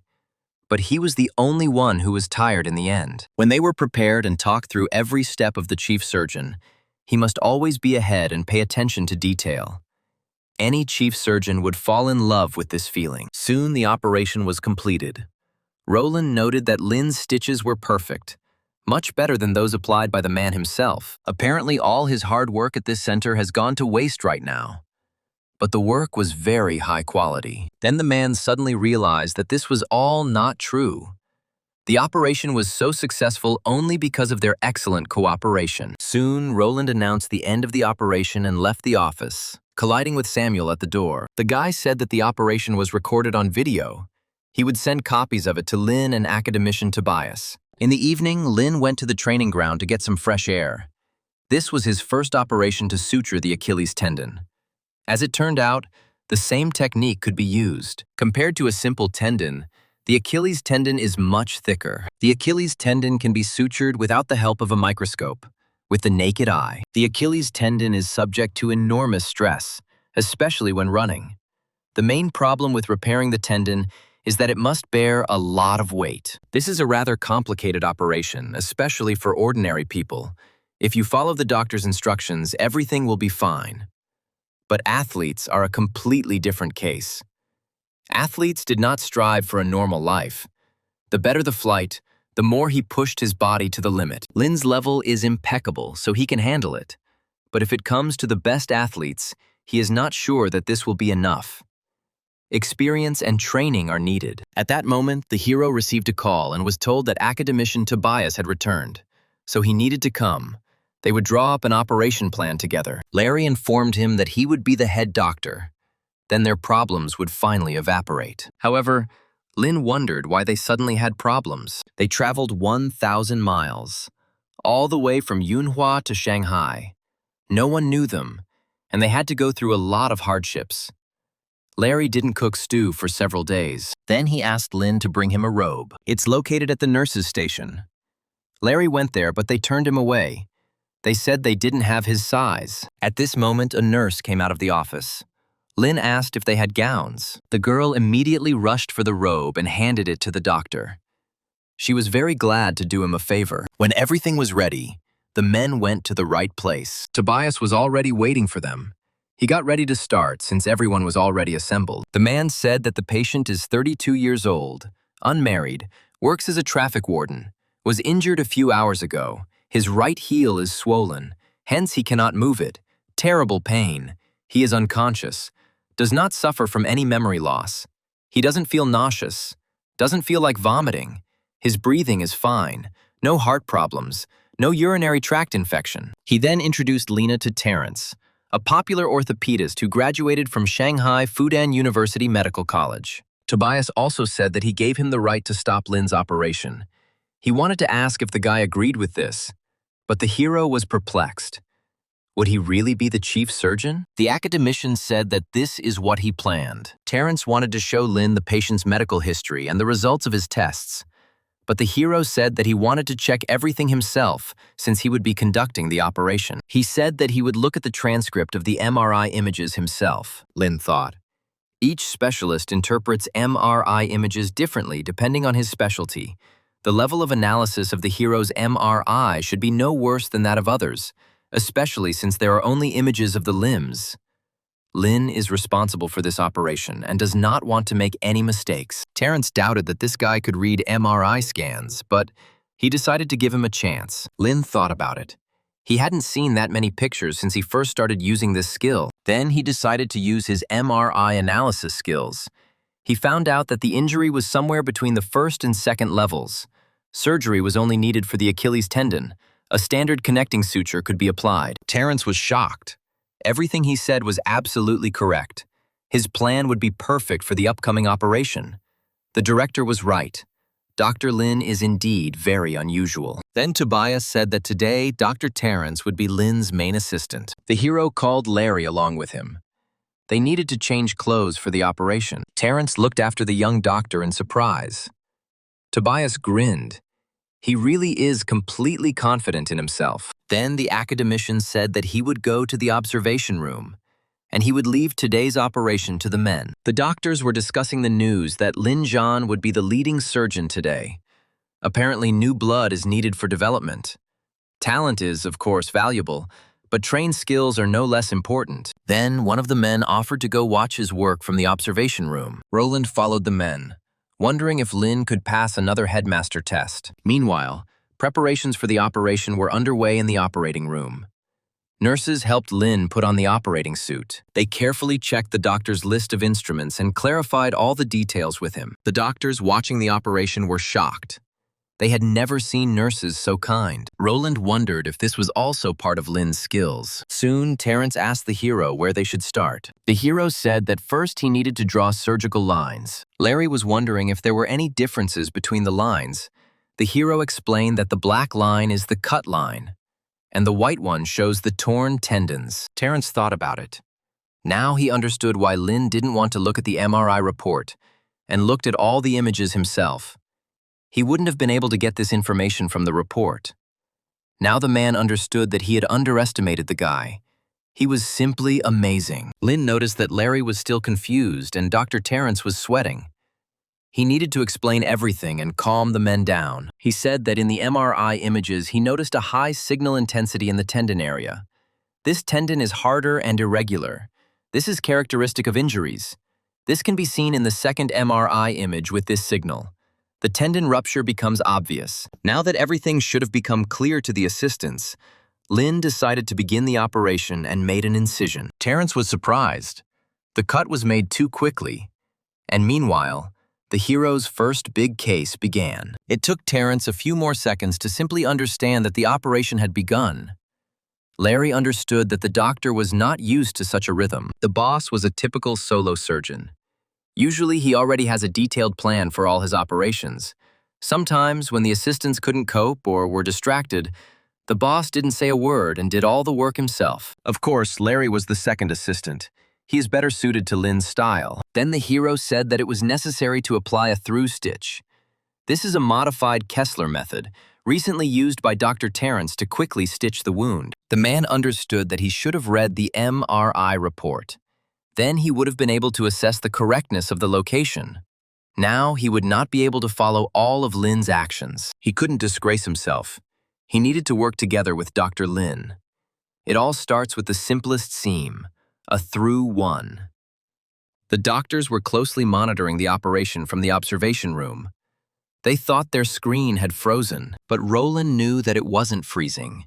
That was exactly what made Lin so terrifying. The man even used this modified Kessler method to scare Lin, but he never expected that he could repeat it. Soon the hero asked to prepare 10-0 surgical silk threads. Terrence was scared.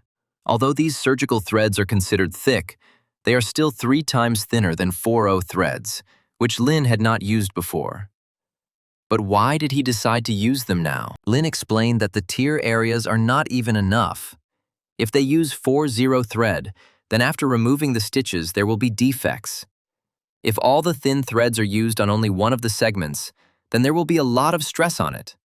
However, if they scatter the threads over the entire area, the voltage will be distributed much better. Although all tendons are elastic, the Achilles tendon is the most flexible. This flexibility is very difficult during surgery when the surgeon tries to put a suture and the Achilles tendon simply gives in and stretches. But when the operation is completed, this tendon can return to its previous elasticity, and at the same time, over time, it will begin to pull on the seams even more. But there is a fairly simple solution. Threads of different thicknesses should complement the strength of the tendon, thus ensuring that the tendon will be strained evenly. Such a detailed and ingenious explanation shocked everyone. At that moment, Tobias entered the observation room and asked what was happening here. The men began to say that everyone saw those uneven ends on the patient's wound. There is so much blood there, you can't even see the place of the cut. You can only see the ends of the hair on the skin, but that's the maximum. Tobias suggested that the doctor is completely guided by MRI images. If you look at the location of the vessels, then this is possible. But then everything is much more complicated. Roland tisked displeasedly. This is already something incredible. What he meant was that Lin did everything very quickly. His vision simply couldn't be better than theirs. But even if he could see the jagged ends, how could he know which threads he would need to use? Tobias said that if they didn't fully understand his actions, then they should just ask him. For educational purposes, of course. Then the man turned on the microphone and asked Lin how he determined the structure of the ends of the break and what kind of threads he would need. The hero replied that he simply felt it when he took out the tendon. Tobias chuckled. Was this guy really relying on his feelings during the operation? Lin then said that he constantly massaged people's tendons, fascia, and muscles. He could roughly estimate the muscle tension with his hands. It shouldn't be much different. Terrence thought the guy was joking, but Lin was serious. The man understood that if this was true, then it was simply incredible. Then Lin asked for a 3-0 thread. Terrence was worried. When he himself performed operations on the Achilles tendon, he also relied on his feelings. And now, as he watched Dr. Lin work, it seemed to him that he was doing everything right. Suddenly, Roland took over the microphone and shouted that Lin must remember his duties, so he needs to stop the operation right now. Then Terrence turned to the man. He told him to just watch and learn. Roland was furious at such an impudent answer, and the operation, meanwhile, continued. Terrence realized that without their influence, he would not have seen Lin's real talent. This man was simply amazing. Suddenly, the man became interested in something. The suture on the tendon sheath is so flat and does not bleed. Has Lin always used such sutures? Or is it just an accident? The hero thought that even though he has the level of a master in the application technique, appositional sutures are not the best option. But when it came to the Achilles tendon, he had a head start. So he replied that he always does this. The doctor thought that Dr. Lin was very straightforward. Then Terrence decided to be honest with the man and asked how he practiced to learn it. Lin replied that he practiced on bananas. Terrence couldn't believe his ears. Was it really true? Larry thought that Lin was difficult to understand, but he had more outstanding skills. Soon, Lin reported that all the stitches were done. He asked his assistants to prepare the plaster. Then Terrence thought that something was wrong here. Why did he, the doctor, behave like a student and think that putting a cast on is a reward? The men in the observation room watched with admiration as the operation was completed. Dr. Lin was incredible. He is a true example for the next generations. Tobias asked Roland what he thought about Dr. Lin's work. Did it exceed his expectations? The man was angry. At the most crucial moment, Farley's treatment should not be transferred to another, but he could not lie in front of everyone. The man then said that he needed to watch several operations, but Tobias said that Farley's operation had to be done as soon as possible. They could not watch the operations forever. Roland thought that Farley would also want to see his chief surgeon at work. It would be worth calling him here, Tobias agreed. It was decided to call the man here. Soon, a man in a wheelchair arrived in the office. It was Farley, the star athlete. Roland greeted the man and introduced Dr. Lin to him, then said that they needed to talk. He said that Dr. Lin was specially invited by the director to their research center to become the athlete's surgeon, and even today he did an excellent job with the operation. Farley said that he was pleased to meet the doctor, and Lin responded in kind. Then Roland said that he was Farley's attending physician. He should have said that Lin's operation today was excellent, but the complexity of Farley's operation is completely different. It is much more complex. The athlete decided to say directly that he is afraid of getting new tendon ruptures, so at the slightest doubt he will ask to change the doctor. After all, this could be very dangerous for him. Roland hoped that Lin would perform several more operations identical to today's, so that they could make a final decision. And if Lin met their standards, he would become Farley's surgeon. But if he did not, they would be forced to consider other options. Farley liked this idea. Roland said that they would like to observe Lin's operating style to be completely sure of the results of his operations. So it would be better if he performed about 10 operations. Lin replied that he could start now when the patients arrive. Roland was surprised, but still said that he would organize it right now. But Lin needed an hour and a half. He wanted to have a snack. Roland tried to stop him because Lin still needed to know the specific requirements for permission to carry out Farley's operation. However, Lin replied that he did not want this. It doesn't matter to him. It was academician Tobias who invited him to take the place of the chief surgeon for this operation. But if the patient does not agree to the operation, then he is not going to force him. After all, he is not his attending physician. Roland was shocked. It seemed to him that Lin did not understand that he would need to perform 10 more operations before he was allowed into Farley. Lin replied that everything was fine. He could handle even more than 10 operations. Farley thought about it. After injuring his leg, he went to many doctors, but no one was as indifferent as this guy. Roland once again asked the hero if he really agreed to any operations. The guy answered in the affirmative. Then the man shouted, "If the news that Lin will perform Farley's surgery leaks out, everyone will immediately want to be treated by them. If the hero really wants to be an athlete's doctor, he should think more about his work." Lin said that was stupid. They wouldn't have enough beds anyway. The hospital can perform 3 to 5 finger transplants every day, but he rarely does 5 operations in a day.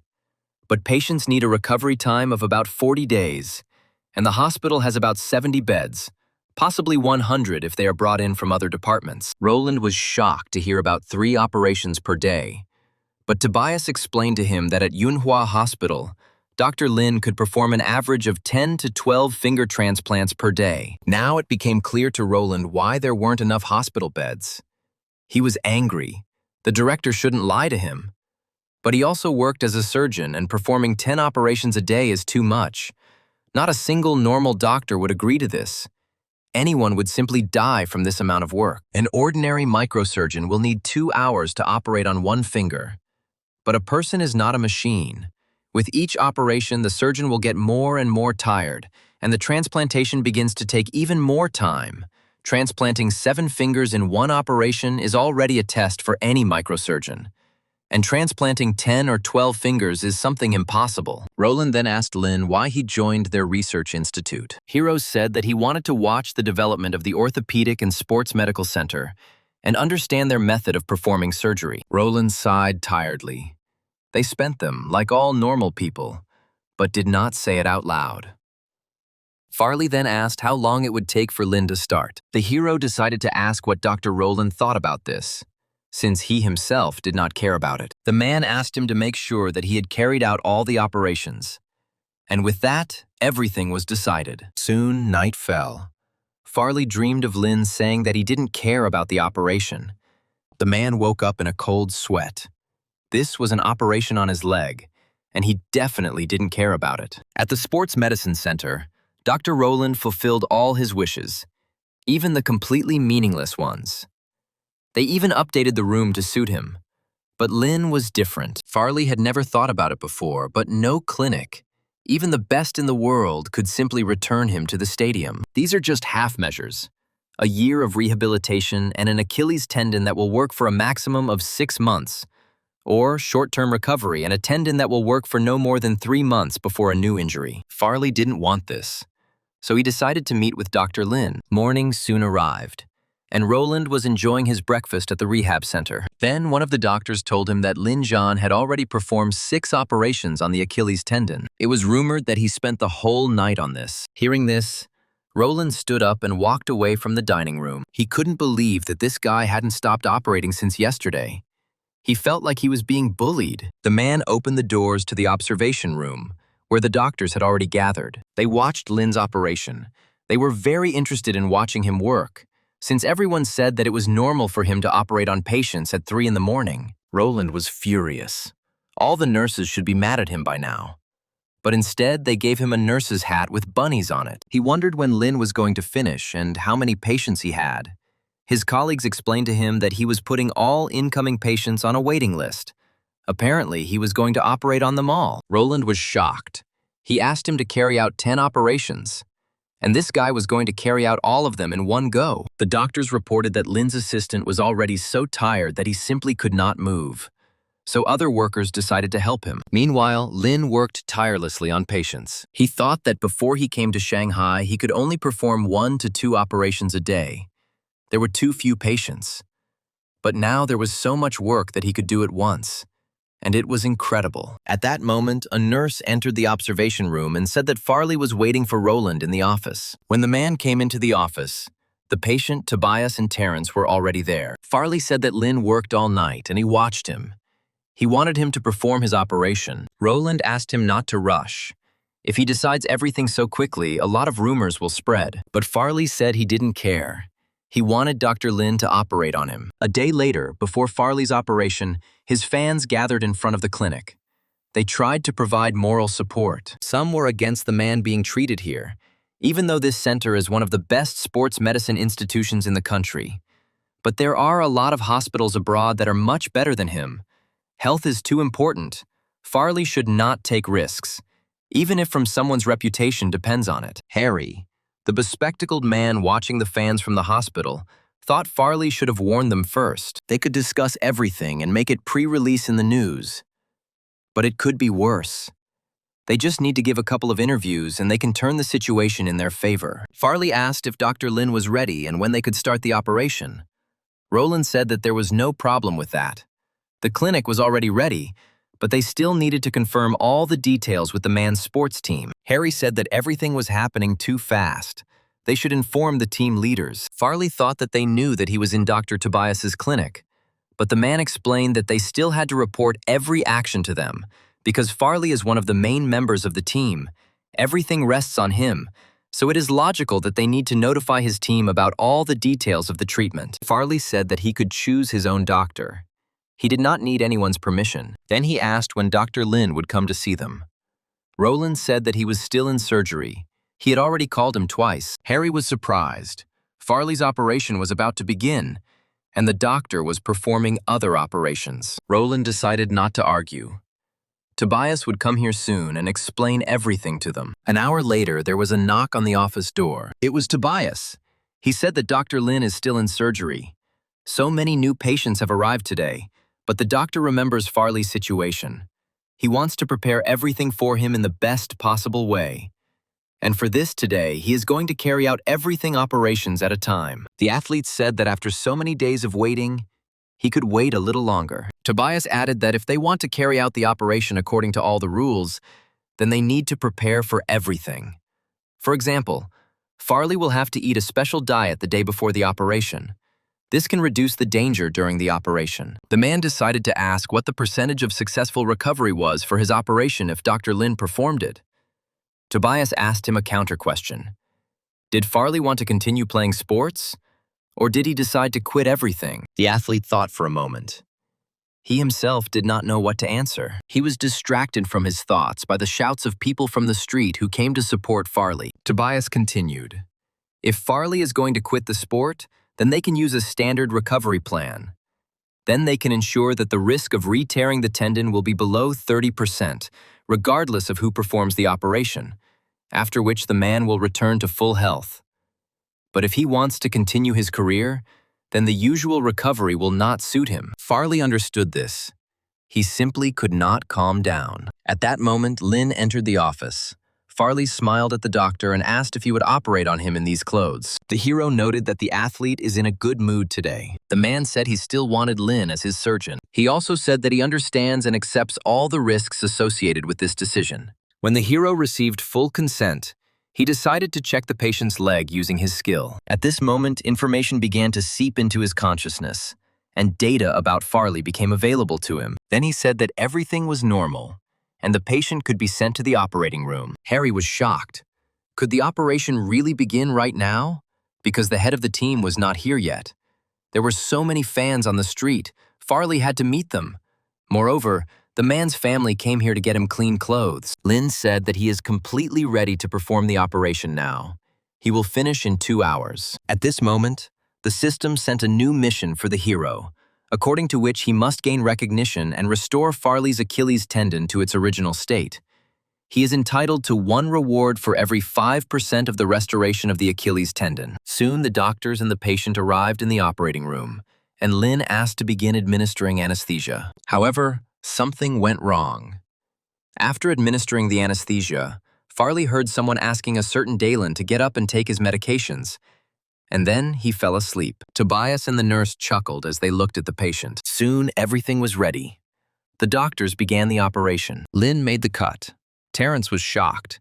He did it so quickly, as if he was competing with someone in the speed of execution. When the patient's skin was pulled back, he thought it looked like the goat slaughter in his hometown. When doctors got to the tendon, Tobias noted that the ends of the tear converged like a puzzle. Terrence was horrified.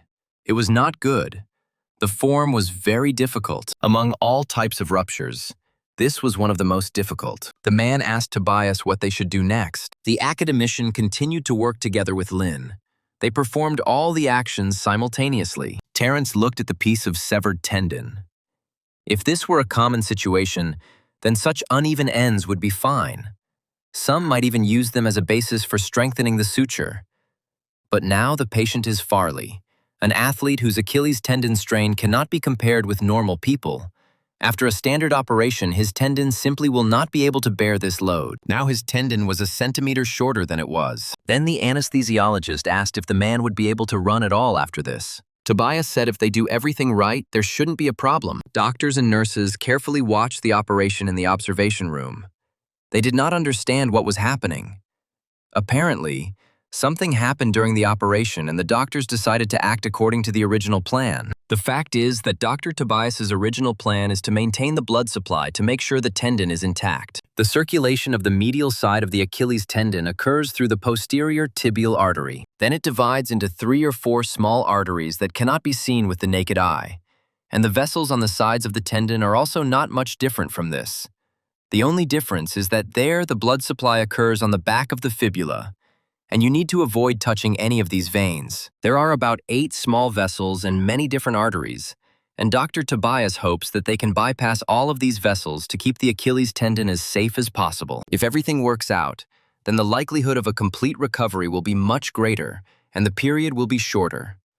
This will reduce all undesirable consequences from open surgery to a minimum. But this is impossible even after 10 years of practice. It is impossible not to touch any of these vessels during such an operation. It is impossible even if you use something like the Da Vinci operating system to mark all the actions. With a real incision, this will still not help. And the location of the vessels in each person is quite individual. It is difficult to bypass them. One of the doctors remembered how the director said that work on the vascular system will take place at the very end. But if they accidentally touch too much, nothing will work. Theoretically, small vessels perform a compensatory function. Even if they are cut, after a while the body will restore blood supply through new vessels. But Dr. Tobias believes that such a recovery will be too long, and the operation itself is not of such high quality. In the case of Farley, the operation is performed on the Achilles tendon, the part of the human body with the poorest blood supply. It is simply impossible to hope for a high-quality recovery under open surgery in such a place. Doctors are not magicians. While doctors argued in the observation room, in the operating room, Lin finished straightening his Achilles tendon. Now their task was to sew the tendon together, so they had to begin their difficult work. Terence said it was almost impossible, but Lin replied that if we talk about working on vessels, it is very similar to this. They started practicing on rat tails immediately after arriving in Yunhua. But the difficulty of transplanting a finger is higher, because transplanting all 7 fingers requires a lot of work on the circulatory system. But even this complexity simply cannot compare with the work on the vessels around the Achilles tendon. Dr. Tobias's plan was to reconstruct all the actions during the operation on each side of the tendon. He wanted to make sure that all the vessels would be restored. Even if they failed to restore a couple of vessels, the effect of the operation will be significant. However, Lin was determined to do everything to preserve all the vessels. He hasn't worked at full capacity for a long time. The man asked the nurse to change the thread to a thinner one. Previously, he only had to work with 2 or 3 important blood vessels, but now he could work with a full circulatory system. It felt like he was given the most important part in a finger transplant operation. This feeling was very refreshing. Tobias asked Lin to make sure that homeostasis was achieved, and he wondered to himself whether the guy was really planning to completely restore the circulatory system. He asked the hero to select several of the most important vessels for stable functioning. But Lin said that he wanted to make a spare channel for the blood supply. They planned to restore 30 to 40% of the circulatory system, but they can bypass a lot of small vessels. This will greatly help in restoring the blood supply. Tobias was surprised. This kid doesn't even try to follow the plan. Apparently, he is trying to improve it. It's good that he's so confident in himself, but he shouldn't go too far. Then the man gave the go-ahead. But Lin must make sure of the quality of his work. The likelihood of vascular spasm is still too high, and the only useful vessel is a working vessel. Lin wondered, the reason why patients who underwent minimally invasive Achilles tendon repair surgery recovered and were discharged faster is because the vascular system near the Achilles tendon is intact. As long as the Achilles tendon is sutured and the adhesion is good, it can recover to its original condition. In fact, the plan was to turn Farley's Achilles tendon repair into surgery to repair the Achilles tendon and the blood vessels around it. But that's 10 times more complicated. Tobias was confident in Lena, but was still very worried. Roland was dissatisfied. In his opinion, the director does not really believe in this plan. Not a single doctor would believe in it. A dispute ensued between the doctors again. Some agreed with the man, while others thought he was simply making a mountain out of a molehill. One of the doctors said that this operation was not planned by Lin. He was just a performer. nothing more. One of the doctors was extremely surprised by this statement. Lin's skills are incredible and his talent is simply incomparable. He is a first-class surgeon, and the man wanted to try his best to reach his level as soon as possible. However, no one could argue with the fact that the doctor works very quickly, Terrence thought. This plan included maintaining the functioning of the vasculature, and at the same time reducing the time of the operation itself. This means that the main surgeon must work not only with high speed, but also with high precision. Before that, he flew all over the world to find the right surgeon. Operations of this level are fast and accurate. They cannot be performed by ordinary 30-year-old doctors from some local clinic. They have too little experience for this. It turned out that doctors all over the world are about the same, perhaps only a little better. Terrence managed to meet with many famous surgeons, but they refused an operation that was planned by another doctor, especially since they already had enough of their work, and they did not need money. The director really made the right choice by choosing Dr. Lin. The hero said that if they finish this part, the vascular system will be ready. He has made the first of 2 vascular channels.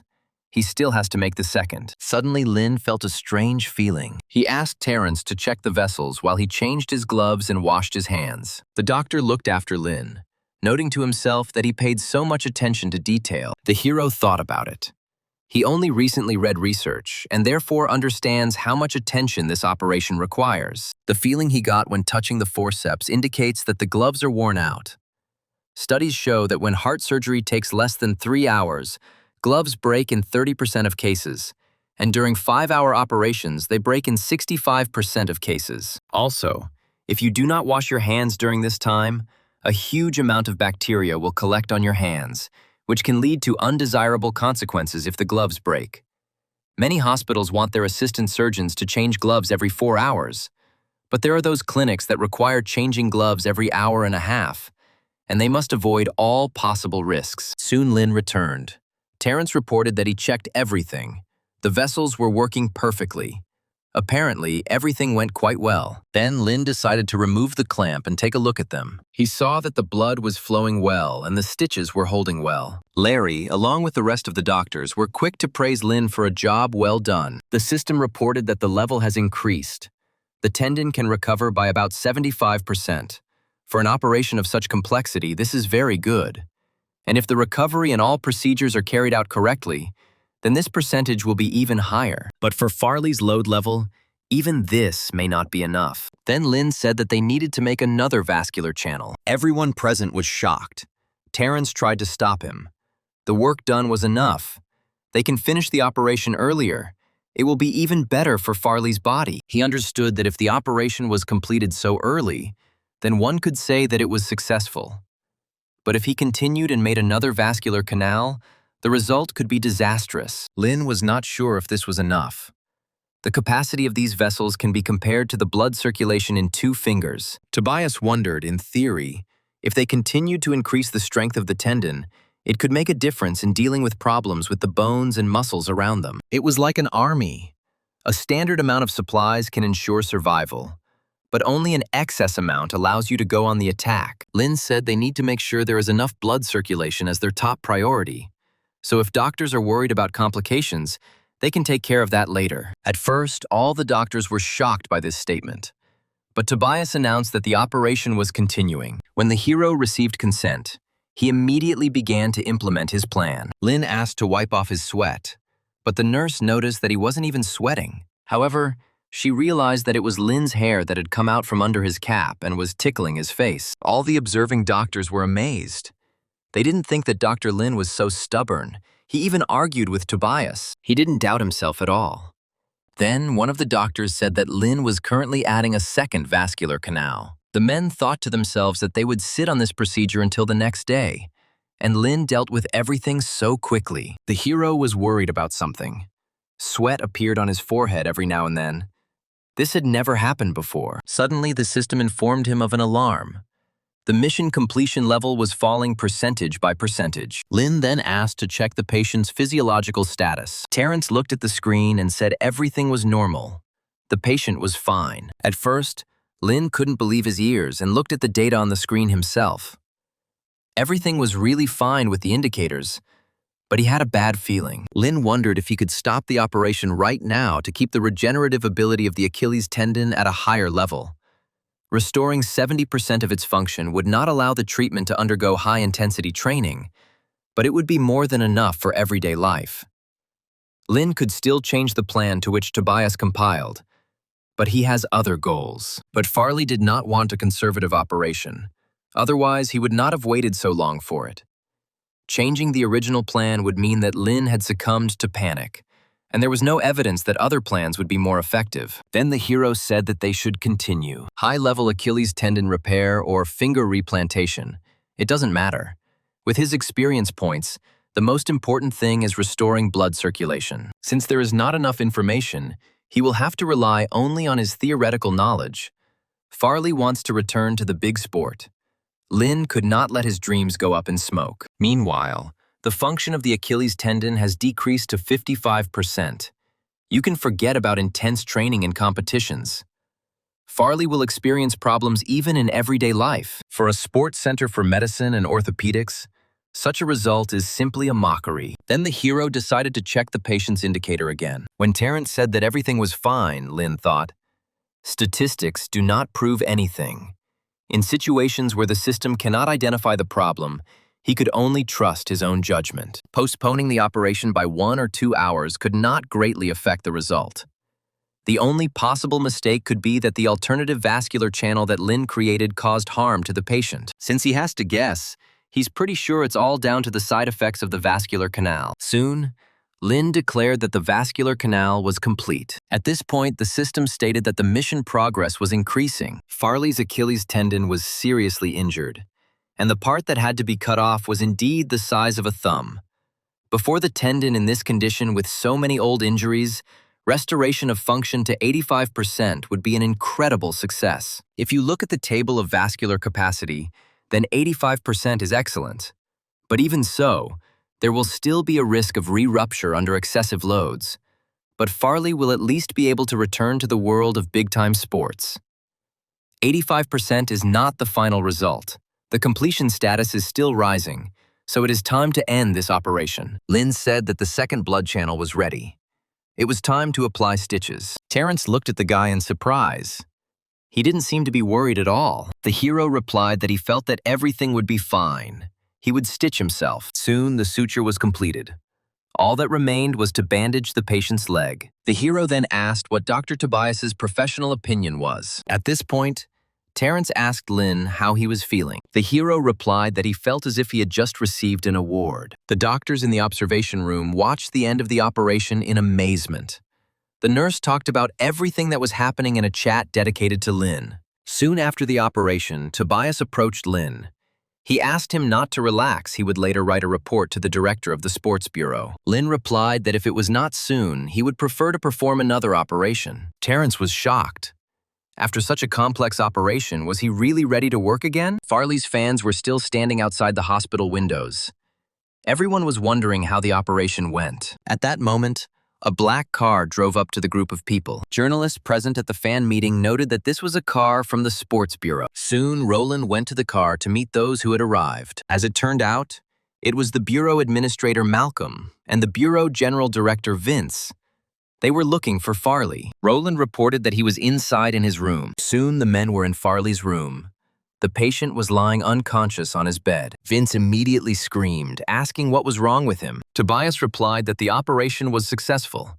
They expect Tobias to begin training after rest in 3 to 4 months. Vince asked to wake up the man. He was interested in what he would say. Malcolm leaned down and began shaking Farley as hard as he could, trying to wake him up. Tobias immediately pushed him away. The anesthetics had not yet cleared from the patient's blood.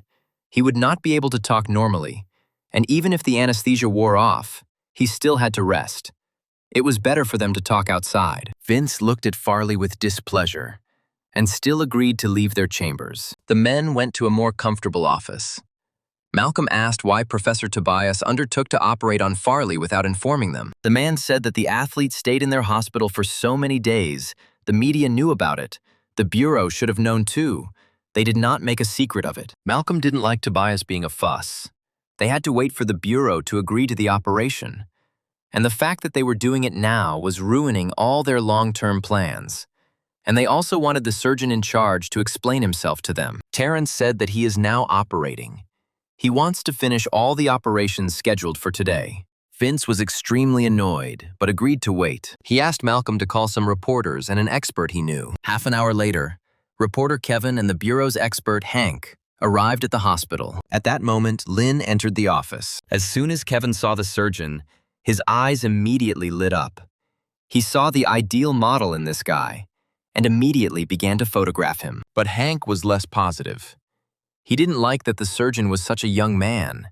In their business, everyone who wants to be called an expert and climb the career ladder must look down on others. So the man approached Lynn and asked if he had operated on Farley. Tobias introduced Lena to the men, the heads of the sports bureau, CEO Vince and director Malcolm, as well as expert Hank and reporter Kevin. While Kevin admired Lynn, Hank said that he was analyzing and evaluating all types of medical interventions for the sports bureau, so he would like the doctor to describe the details of the operation. The hero decided to ask if this was really necessary. Hank shouted.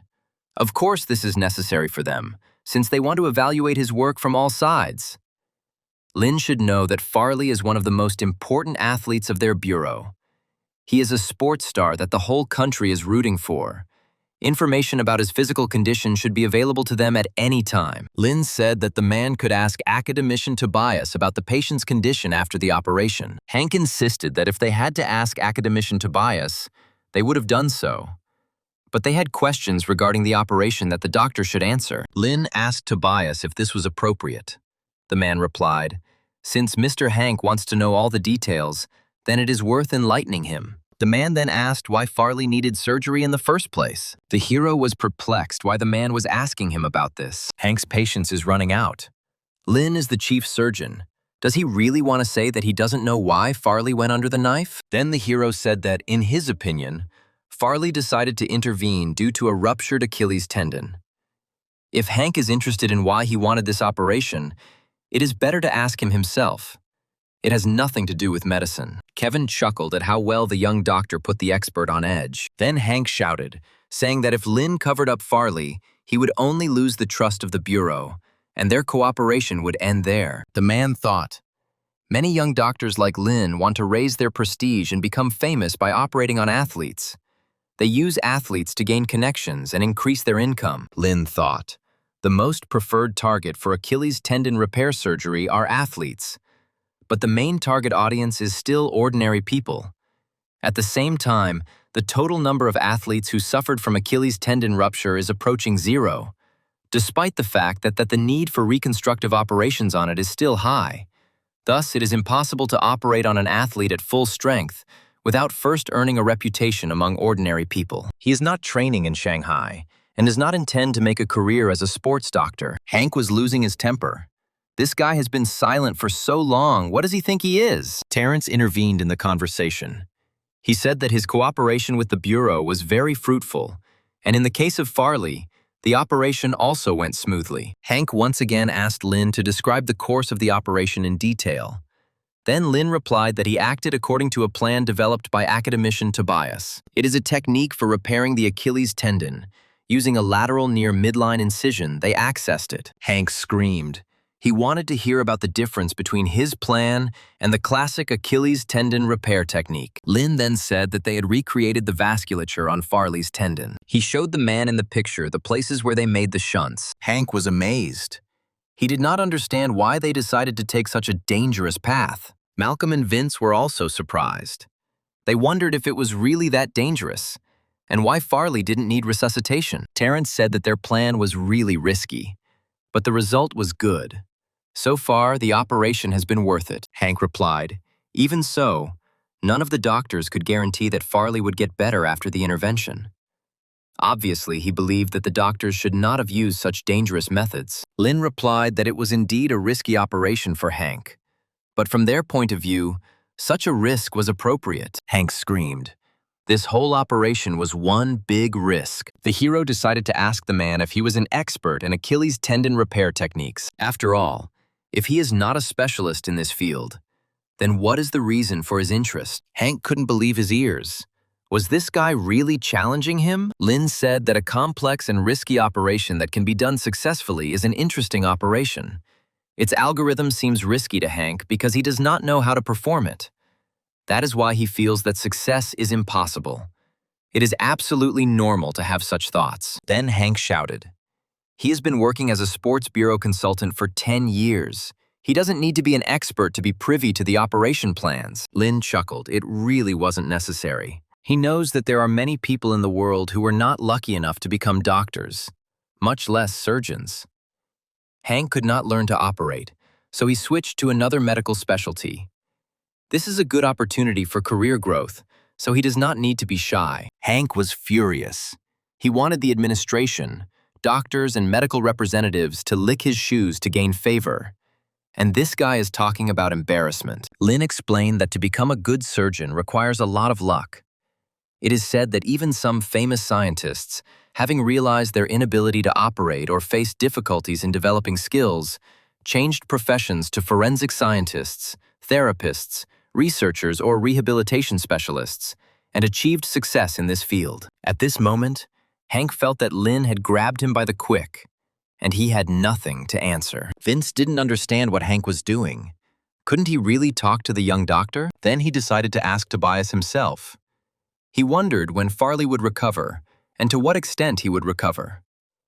Tobias said the surgery went very well, and the chance of recovery is very good. But Vince was interested in the exact level of his recovery. The man understood that local competitions meant nothing, but Farley would only be able to participate in international races if he could train again. Tobias decided to find out what Lin thought about this. The system informed the hero that the mission progress was 91%. Then he said that we could hope for a good result, but he could not say anything. Vince said that his words meant nothing. He needed to let Hank do a full examination. However, Tobias objected to him. Even if they examined him now, they would not be able to draw any conclusions. While the men exchanged angry glances, Lin said that he had 2 more surgeries scheduled, so he wanted to go and take care of business. Hank didn't calm down. He insisted that they needed to find out what was going on with Farley before they left. Then Lin offered to show the men a video of the operation. Soon, a projector was brought into the room, and the men were able to follow the progress of the operation. Hank asked why the cut was C-shaped. Tobias said this was necessary to speed up healing. The next shot infuriated Hank as he saw the doctors cutting out a huge piece of Farley's tendon. Tobias said that the torn fragments had become thinner and could not be used, which would only delay healing, not to mention possible inflammation. He also said that suturing the vessels took a long time. They were very thin, and 8 times the resolution on the microscope was used for them. Suddenly, Hank noticed that the shunt was made very carefully. Lin's posture during the operation was confident, and his movements were fast. For such a surgeon, such a plan was really not bad. Then he asked if the method of continuous blood supply really worked. Terrence said Farley's blood supply was now excellent, and his temperature and other parameters were normal. Hank could only admit that it was very good, apparently. Farley had a chance to become completely healthy. Lin then asked if he could go to his operations already. Tobias smiled and set the young doctor down. Kevin looked after him. Did this guy really like operating that much? After the hero left, Tobias asked if the gentleman reporters would like to collect material for an interview and look into the demonstration room to see Dr. Lin in action. Soon, the men came to the observation room to watch Lin's work. He performed the operation as gracefully as if he was playing the piano. Tobias said that if Hank had any questions for Dr. Lin, he could press the red button and ask them. Then he asked if the hospital had any other patients with Achilles tendon ruptures who could be brought here for surgery. Lin said that they were done with Farley, and now they had to return to Yunhua. If there were no more Achilles tendon rupture patients left for today, then he didn't know if he would have a chance to practice again. Tobias was a little surprised by Lin's words about his departure. When the men went their separate ways, the academic asked Terrence to contact other hospitals and find more patients with Achilles tendon ruptures for Lin. They needed to find at least a couple of people. Tobias was leaving for Beijing tomorrow for a conference, so Terrence would have to hold Lin in his place. They couldn't wait for another injured athlete to show up. By then, Lin would no longer be here. The man thought about it. That plan was originally created only for Farley, and he thought that it would be difficult to carry it out. But Lin managed it and got a good result. And while the guy was busy with operations, The man could think through his plan in more detail. If he can turn it into a full-fledged surgical technique and call it the Tugni Achilles tendon repair technique, or simply the Tugni technique, that would be just great. And it would also be wonderful to give a couple of lectures at several universities on a book called Surgical Strategy and Selective Techniques Tunya Restoration Technique. Then Tobias asked Terrence to look after Lin and make sure that he stays. He can't be released to Yunhua so easily. He must remain in working order. Let him operate, but not to harm himself. Terrence said Lin wants to have surgery to replant the finger. However, Tobias said to only deal with Achilles tendon ruptures. He doesn't need all those fingers. If the plan can be proven to be effective in treating athletes, Lin can make a ton of money. There are still reporters sitting here who want to interview him. Lin doesn't want to talk to them anymore. Terrence needs to find a way to get him a meeting. He needs to tell that this way they will attract more patients he needs. Terrence liked this plan. It was sure to work. The next day, Lin came to Terrence's office. He asked how many patients he would get in exchange for one interview. The man said that he would need to give 5 interviews. For each of them, he would give Lin 5 patients. The fee for them would be charged to the leading surgeon, so that he would receive the same amount of money as he would have received in Yunhua. The hero said that he would allow them to do one more additional interview, and after each one, he would go to operate at least 4 times. Terrence said that in this case, he would go to arrange the first 2 meetings so that Lin would have time to prepare. The hero said that there would be 8 surgeries. Then they would need a break in the middle. He would need 1 anesthetist for each surgery, but at some point, he would need to be replaced. They needed a minimum of 2 teams of nurses or 5 nurses rotating in a circle. When the doctors and nurses heard the number of operations they would have to perform today, they immediately felt sick. Larry's eyes were already watering from fatigue and the desire to sleep. He told Lin that they had not had such intense shifts for a long time. He was not used to this. He wanted to eat. The hero let him go. He himself was going to perform 1 more operation, and then he and Larry would meet in the cafeteria. All the doctors and nurses who had been on the long shift were very happy to finally have something to eat. Soon, Terrence and Lin arrived in the dining room. Larry was busy preparing his favorite dish, stew. Terrence did not understand what was happening here. Then Lin explained to him that Larry was preparing a stew that he was used to eating in Yunhua. The man hastened to scold the doctors and nurses, because they will not be able to operate on a full stomach. They will be sick after eating pork ribs when they cut the muscles. Then the doctors unanimously declared that they would die for Dr. Lin, as long as they had this wonderful meat. Terrence exhaled tiredly and leaned against the wall. There was no fixing these guys. Soon Lin returned to operations. He did not notice that he had already collected 20 chests. Then he decided to open them all at once. Among the pile of energy serums, there was a chip with a master-level skill in the microscopic technique of epineural anastomosis. Lin told Larry that tomorrow morning they would need to meet in the residence room. The man thought that he had heard it, and the doctor meant the day after tomorrow. Because they spent the whole day doing operations, he needed rest. The hero understood that Larry and the nurses did not have energy serum, which is why they were so exhausted. Therefore, he agreed to take a break.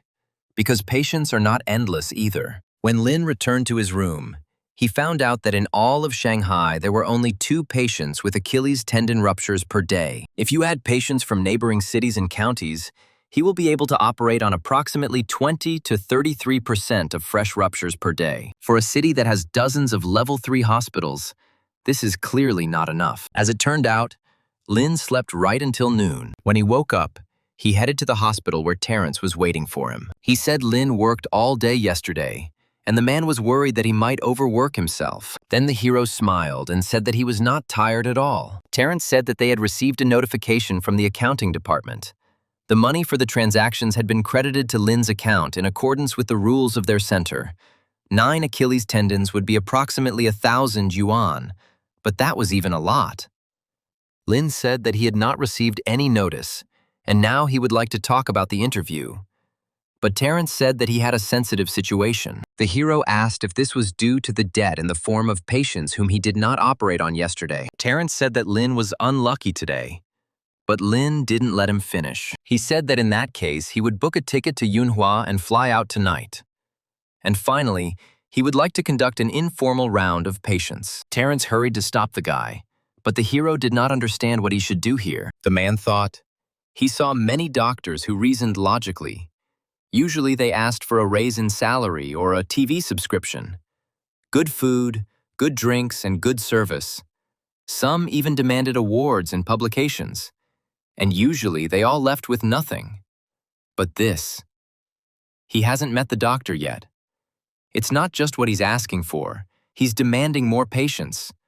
But his threats are meaningless. The man stood up from his chair and said that today he could give Lin 5 new cases of Achilles tendon rupture. This is the limit of his capabilities. Lin agreed, saying that if there are no more Achilles tendon patients left, a man can look for those with fingers or flexor tendon injuries, without necessarily being so limited. Terrence promised to make calls, and thus the work in the operating room was in full swing from morning to night. Lin said another operation has been completed. Larry asked why he had so little energy in comparison. Lin chuckled and said that there were no more patients left, so they needed to go on rounds. The men climbed to the 15th floor, and suddenly Larry heard strange sounds coming from the room. He told Lin that it was suspicious because there was no one in that room. When the men opened the door, they saw a bunch of people in the room. They were drinking and having fun. Farley was behind them, Harry standing next to him. Lin said they showed up for rounds. Farley said that his friends came to see him. They had been fooling around all this time, so they were late, all because they had not seen each other for a long time. The system informed Lin that the mission was completed by 91%. The hero was surprised that in just a few days, the progress of recovery had increased by only 1%. It seems that neither surgery nor care can affect this. The hero said that an MRI needed to be done to clarify Farley's condition. The man got worried, because Dr. Terrence said that his recovery was going like clockwork. Why then did he need an MRI? Lin said the man is recovering faster than usual, and if things continue at the same rate, he will soon be able to return to high-intensity training. However, Harry shouted that this was not the answer. At the time, Lin said he expected the recovery rate to be higher, so he wanted to get an MRI to know what was going on. Farley screamed because Dr. Lin had just told him that he was recovering faster than usual. The hero replied that the recovery progress was good, but he expected more. It should be excellent. Farley exhaled, apparently due to the fact that he had not rested properly the last couple of days. The athlete's guests immediately tensed up. It seemed to them as if the man didn't want to celebrate with them at all. Lin replied that they, as doctors, just want to provide qualified medical care and peace to the patient.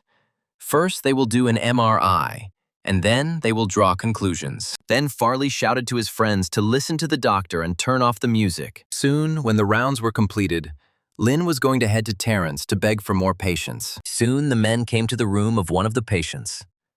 She had to go for surgery soon, but she decided to eat. Larry hastened to say that she should not eat before the operation. The patient was a discus thrower from the Beijing City team. Her name was Susan. She said that she was just enjoying the aroma of the fruit. And she also asked Dr. Lin to examine her for other injuries. She said that she constantly feels discomfort in her neck, and the doctor says it's all cervical spondylosis. Then the hero offered to stretch the woman's neck. He realized that Susan often had to use her neck to throw the discus. After 3 minutes, the girl felt that her neck was completely fine. And now she was absolutely sure that Dr. Lin could handle her tendon. She said that for the national games next year, she needs to be like a cucumber. If she does not receive any awards, she will have to quit the sport. But she didn't want to leave. She couldn't return to her hometown. She was already old and wouldn't be able to get married. Susan even suggested that they just cut off her legs so that she could at least get to the Paralympic Games. Lin said that the woman's Achilles tendon was only torn, so the damage was not too serious. And thanks to their strategy, she would only need 4 months to recover. If there are no problems, they will perform the operation tomorrow morning. The next day, Susan was brought into the operating room. According to Terrence, Lin made the opening incision too long. The hero said that the edges of the woman's tendon are a little nervous. It will be safer if they increase the access a little. The men saw that the tendon was not completely torn. Everything was in order. Lin stated that the Achilles tendon must be cut first. Terrence wanted to help him, but the hero said he would do it himself. He remembered the previous location of the vessels, so he could touch them as rarely as possible while cutting the tendon. Most of the vessels that were damaged last time could be saved. He could reduce the complexity of reconstructing the vasculature by avoiding small vessels. So this time, he would create a vasculature of similar complexity, but with more vessels. Terrence was surprised whether this guy really memorized the location of all the vessels on purpose. Lin said that was impossible. He only remembered the ones that surround the Achilles tendon. After some time, the hero announced the end of the operation. He said the woman's progress would be better than Farley's. All the doctors were incredibly happy with such a good prognosis. Then Tobias thought, 2 consecutive uses of the plan ended in victory. This would significantly increase Lin's value. But would he want to stay? 2 days passed from that moment. Larry asked Lin how he was not afraid to promise them that the woman would definitely recover. The hero replied that there were no problems with the operation. The prognosis also does not inspire fear. If the rehabilitation goes well, she will definitely be healthy. Since no problems are expected, it's time for them to pack their things and prepare to leave. Larry said that he took tickets for 9 p.m. They would arrive home at 12. If they had time to sleep, they could start work in Yunhua in the morning. Lin thought about it. He is currently the only surgeon who has successfully used Tobias's plan. Tunyi will always want the best as long as he is doing surgery at all, which means he can leave the sports medicine and orthopedic center without fear of being replaced. Besides, all the beds here were full beyond measure. Lin was embarrassed to admit it, but he even occupied the spare beds for patients. The trip to Shanghai was worth it. The hero gained experience and his skills improved beyond measure thanks to Farley. If there is another such athlete, he will be able to increase the patient's recovery progress by another 1%. Soon, the hero returned home to Yunhua. In the chat dedicated to Lin, they reported that the doctor had returned. All the nurses dreamed of how they would like to meet him. Soon Lin entered the hospital. The girls told him that his work had already been published in a magazine. The hero took the magazine in his hands to look at his dissertation in person. The nurse said that the doctor is simply amazing. He already has 2 publications. The other doctors were perplexed. This girl was clearly sucking up to Lin. Suddenly, the receptionist received a call.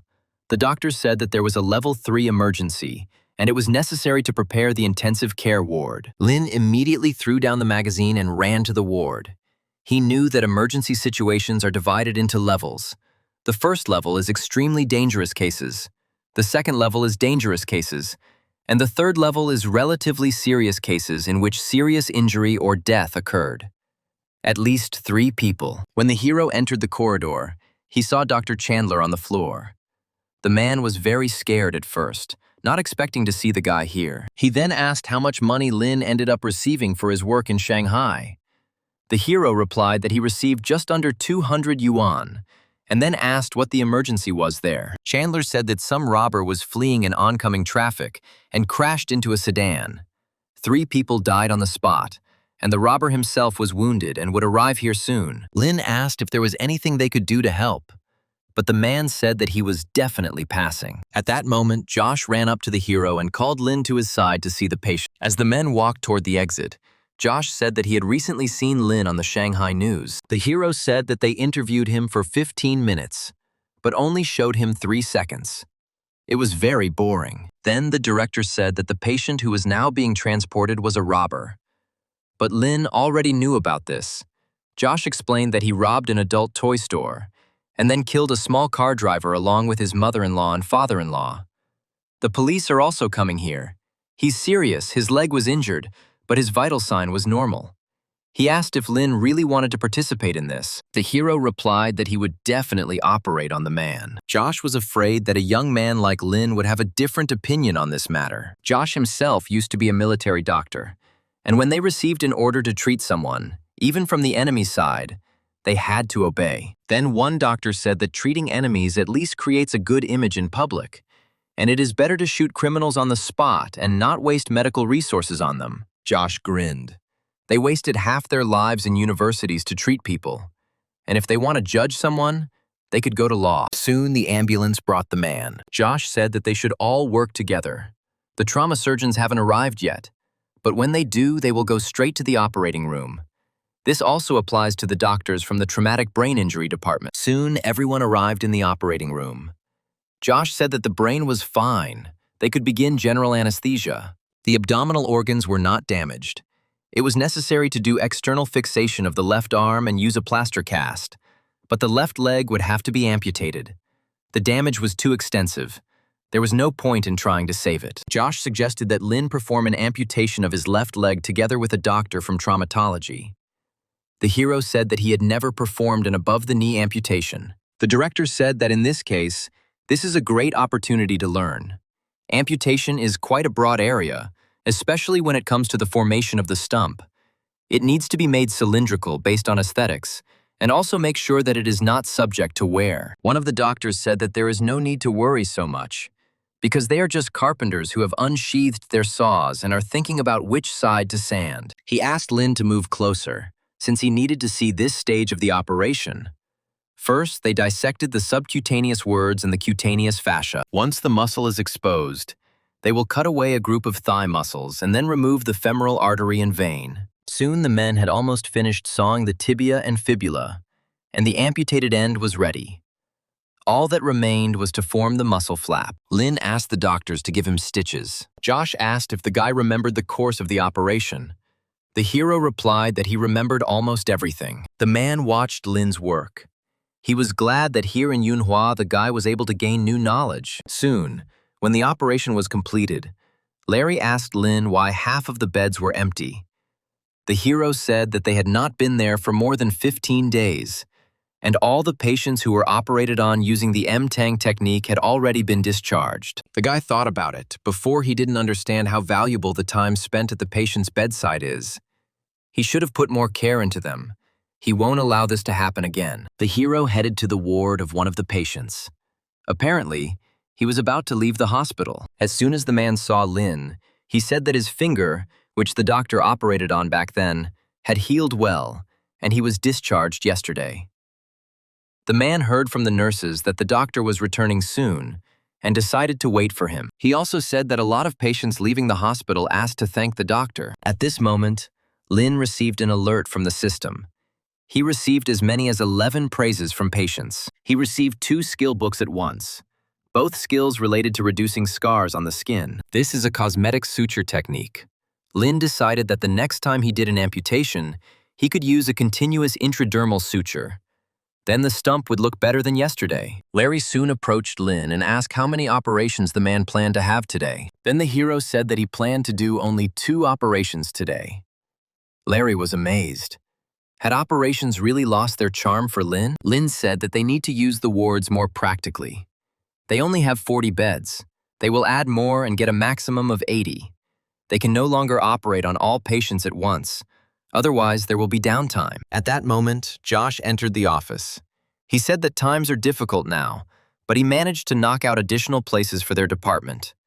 This will soon become known. Other doctors were shocked, since they had only recently increased the number of beds. Then Lin said that Professor Tobias's department had 180 beds. They added 50 to 60 additional ones. But for their production capacity, this is still not enough. Their department has something to strive for. The doctors were unhappy. If this Lin Zhan wants more beds, then let him work as a farm laborer if he likes it so much. Josh advised Lin to focus not on the number of transactions, but on their quality. He shouldn't worry about the rest. Moreover, the guy's reports came out quite good. He should finish them, and then go to the accounting department for his reward.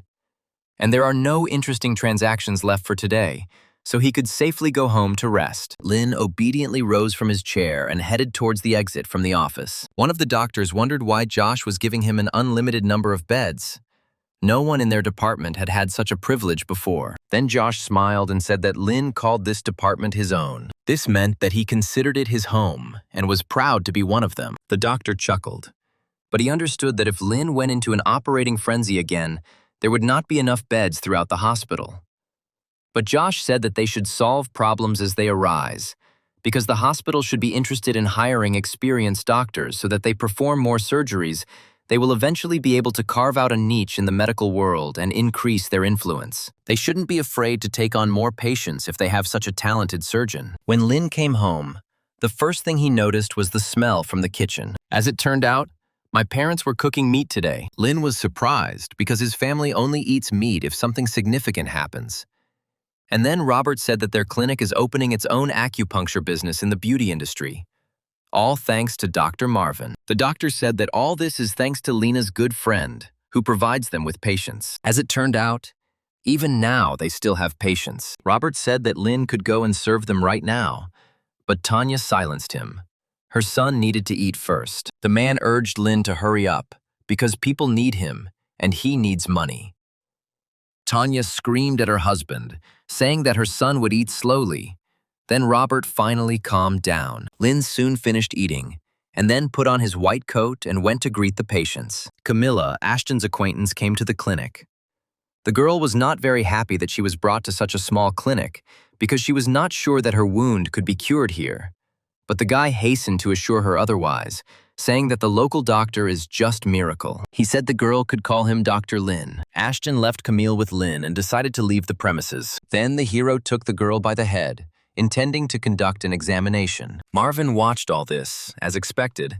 As soon as Lynn touched the wound, it immediately healed. Lynn said that for a full examination, the girl needs to remove all makeup. Marvin noted that the choice of ligature thread was ideal, and although the cosmetic stitching technique is not particularly difficult, it still takes about 3 years to learn how to sew correctly. Suddenly, he noticed that Lynn had already begun to stitch the wound, without discussing everything with the client, and without asking Marvin if this thread would suit her. Then Marvin was even more surprised.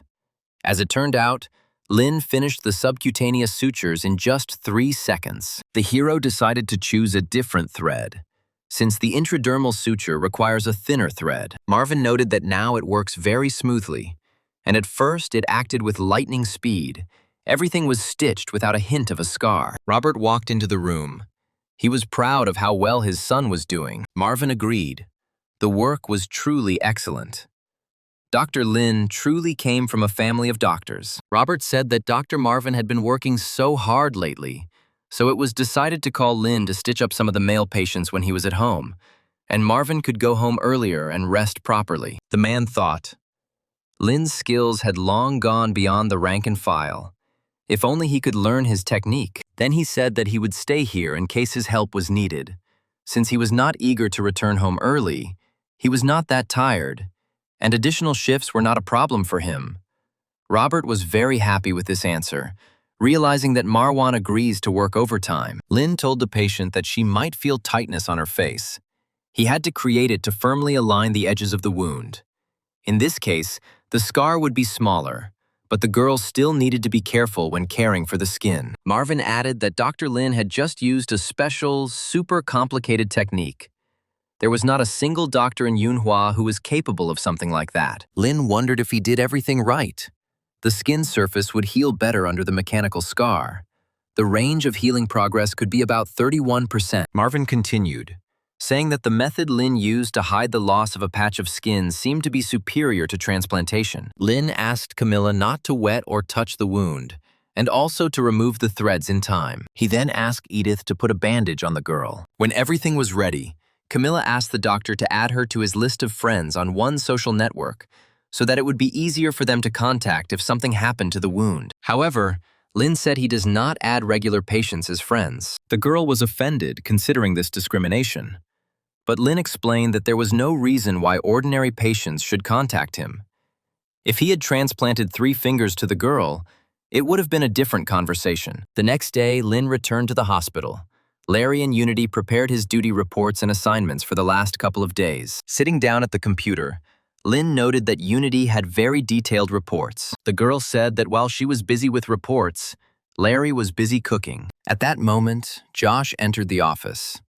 He said that an important patient was flying towards them by helicopter. It was time for them to go to him. The hero then got up from the table and headed towards the landing site. Soon, Clyde also arrived there. He asked which insurance company sent the helicopter to them this time.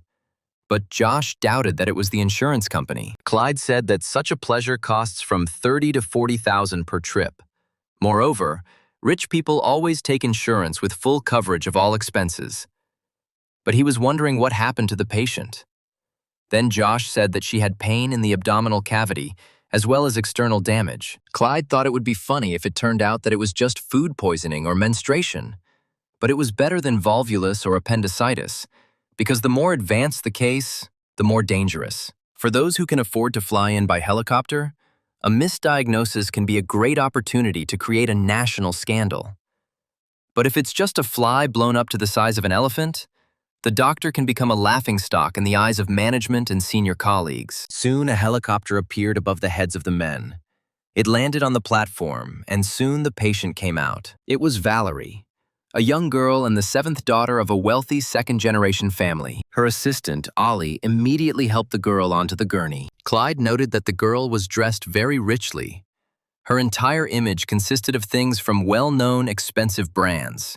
The girl herself looks quite sophisticated thanks to her facial features. Josh heard the man's words and ordered him to watch his language. He was extremely infuriated by such a dismissive attitude towards the patient. He spoke of her as if she were a commodity. Then Clyde hurried to approach Valerie. Since he was her attending physician, he asked where exactly the girl had pain. Valerie said her stomach hurt a lot, and she also hurt her arm. Clyde chuckled, suggesting that the girl was simply cutting fruit with a knife and injured herself. Valerie replied that it was not a knife, but a screwdriver. Then the man said that he would scan the wound a little later. And now he asked the girl to describe her abdominal pain. She said that she felt bloated. She said that I ate oysters in Paris. Then there were meat dumplings, red wine, dessert, also Italian cheese and fish. In Turkey, she ate meatballs with vegetable broth. In the evening, 5 or 6 servings of Bavarian sausages during the flight. They were very delicious. Clyde chuckled. So the girl visited 3 countries in 2 days and then returned to China. While the man was carrying her on a gurney, the girl noticed Lynn standing nearby. Her cheeks immediately turned red. Valerie pointed her finger at the guy and said that she wanted this doctor to take care of her. The smile on Clyde's face immediately disappeared. He looked at Lynn gloomily and said that he would debride the wound a little later. The girl looked at Lynn lovingly and introduced herself, explaining the meaning of her name. Lynn smiled and also introduced himself to the girl. Valerie approached him and began to tell him romantic poems that she had recently read in one of the books. Clyde was shocked. Even when he tried to woo his wife, he did not use as many techniques as this girl is using now. He said that the patient could not wait any longer.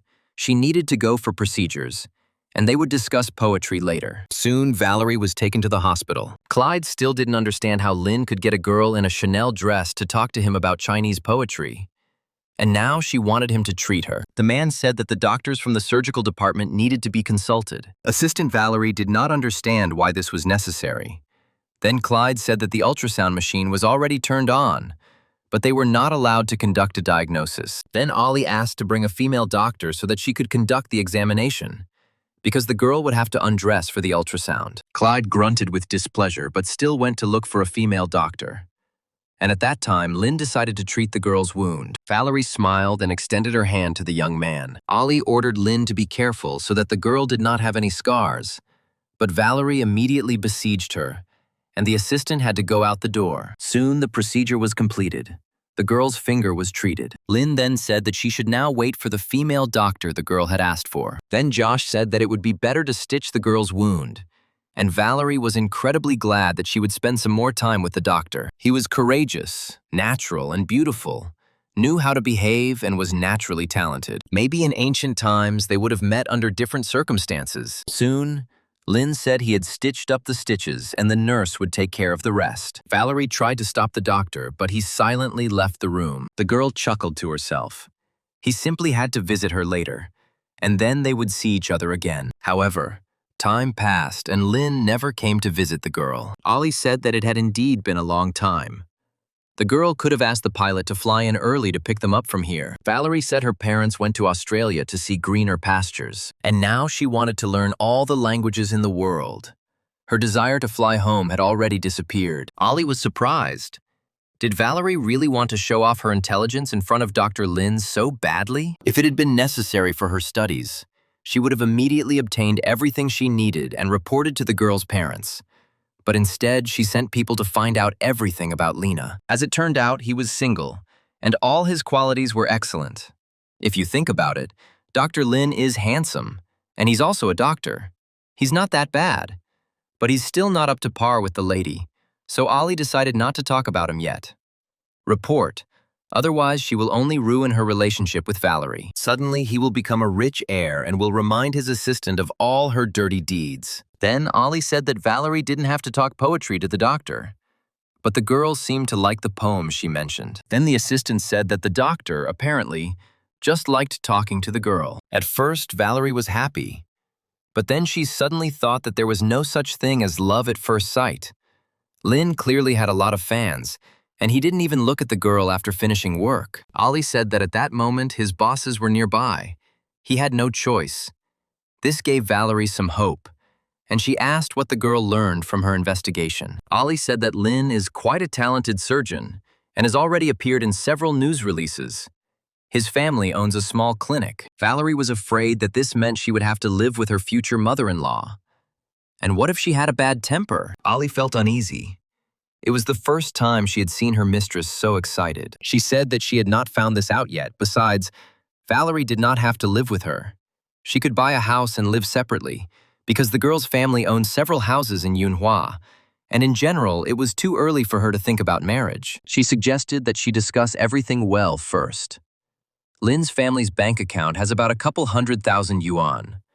Lin's account has about 100,000 yuan. Recently, his monthly income was 50,000 yuan.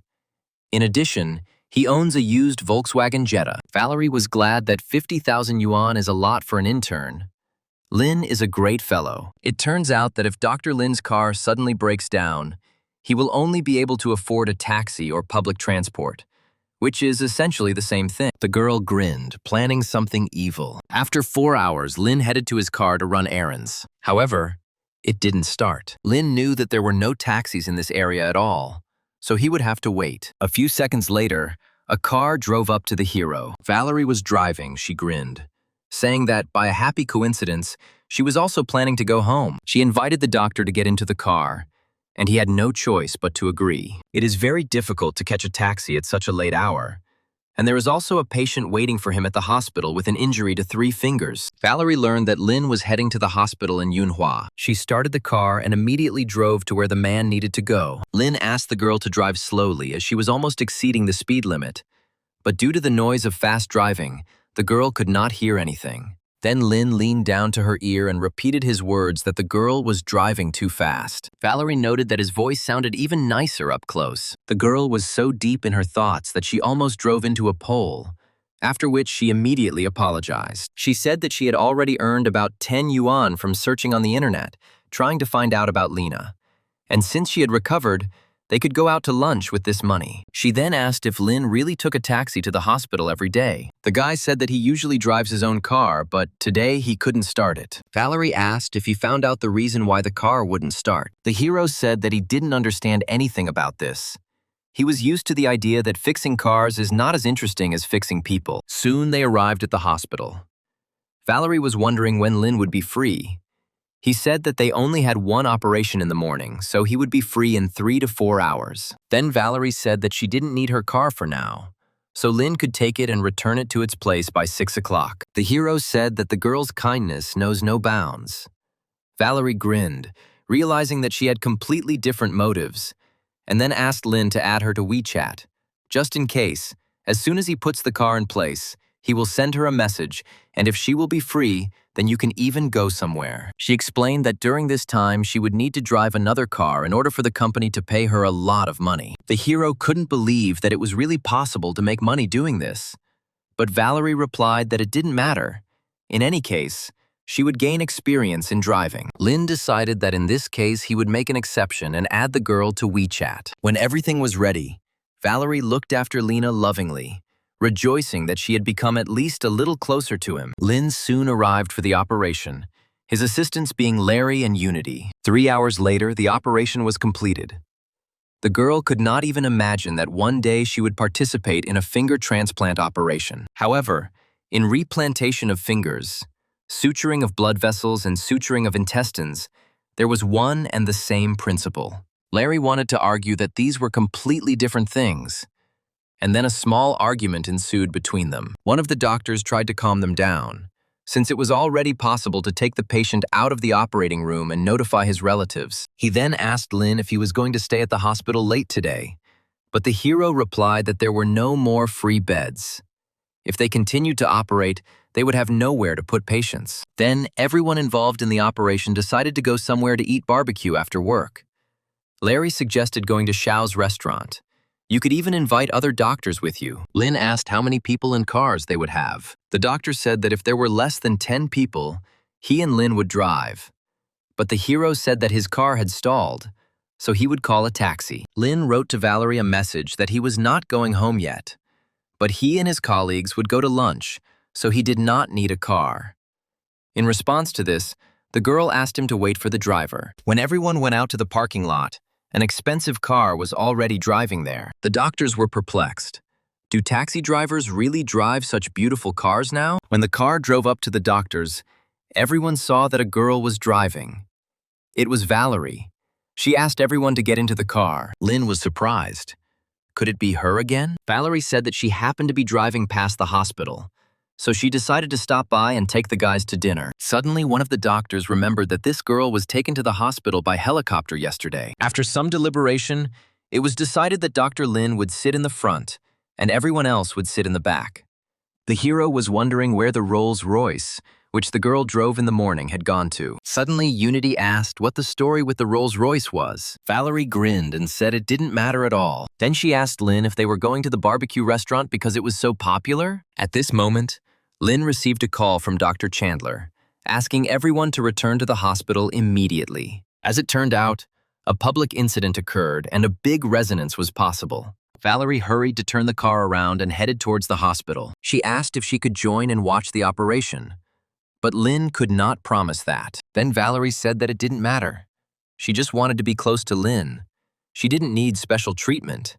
She suggested just imagining that she went to the hospital for a bandage. Soon, everyone returned to the hospital. The doctors hurried to put on their white coats. Lin immediately asked Chandler what happened this time. The man chuckled when he saw that the sweet lady Lena, who arrived by helicopter, could not bear the separation and came with him. He then said that there was an attempted theft. There were injuries. The city's attention is now focused on the incident, and they can only wait for the ambulance and guess about the details. According to the latest news updates, at least one person was killed and 4 were injured. An ambulance from the district hospital has already arrived at the scene. They will provide first aid, and by the time the helicopter arrives, a lot of time will pass. There are patients with serious bleeding.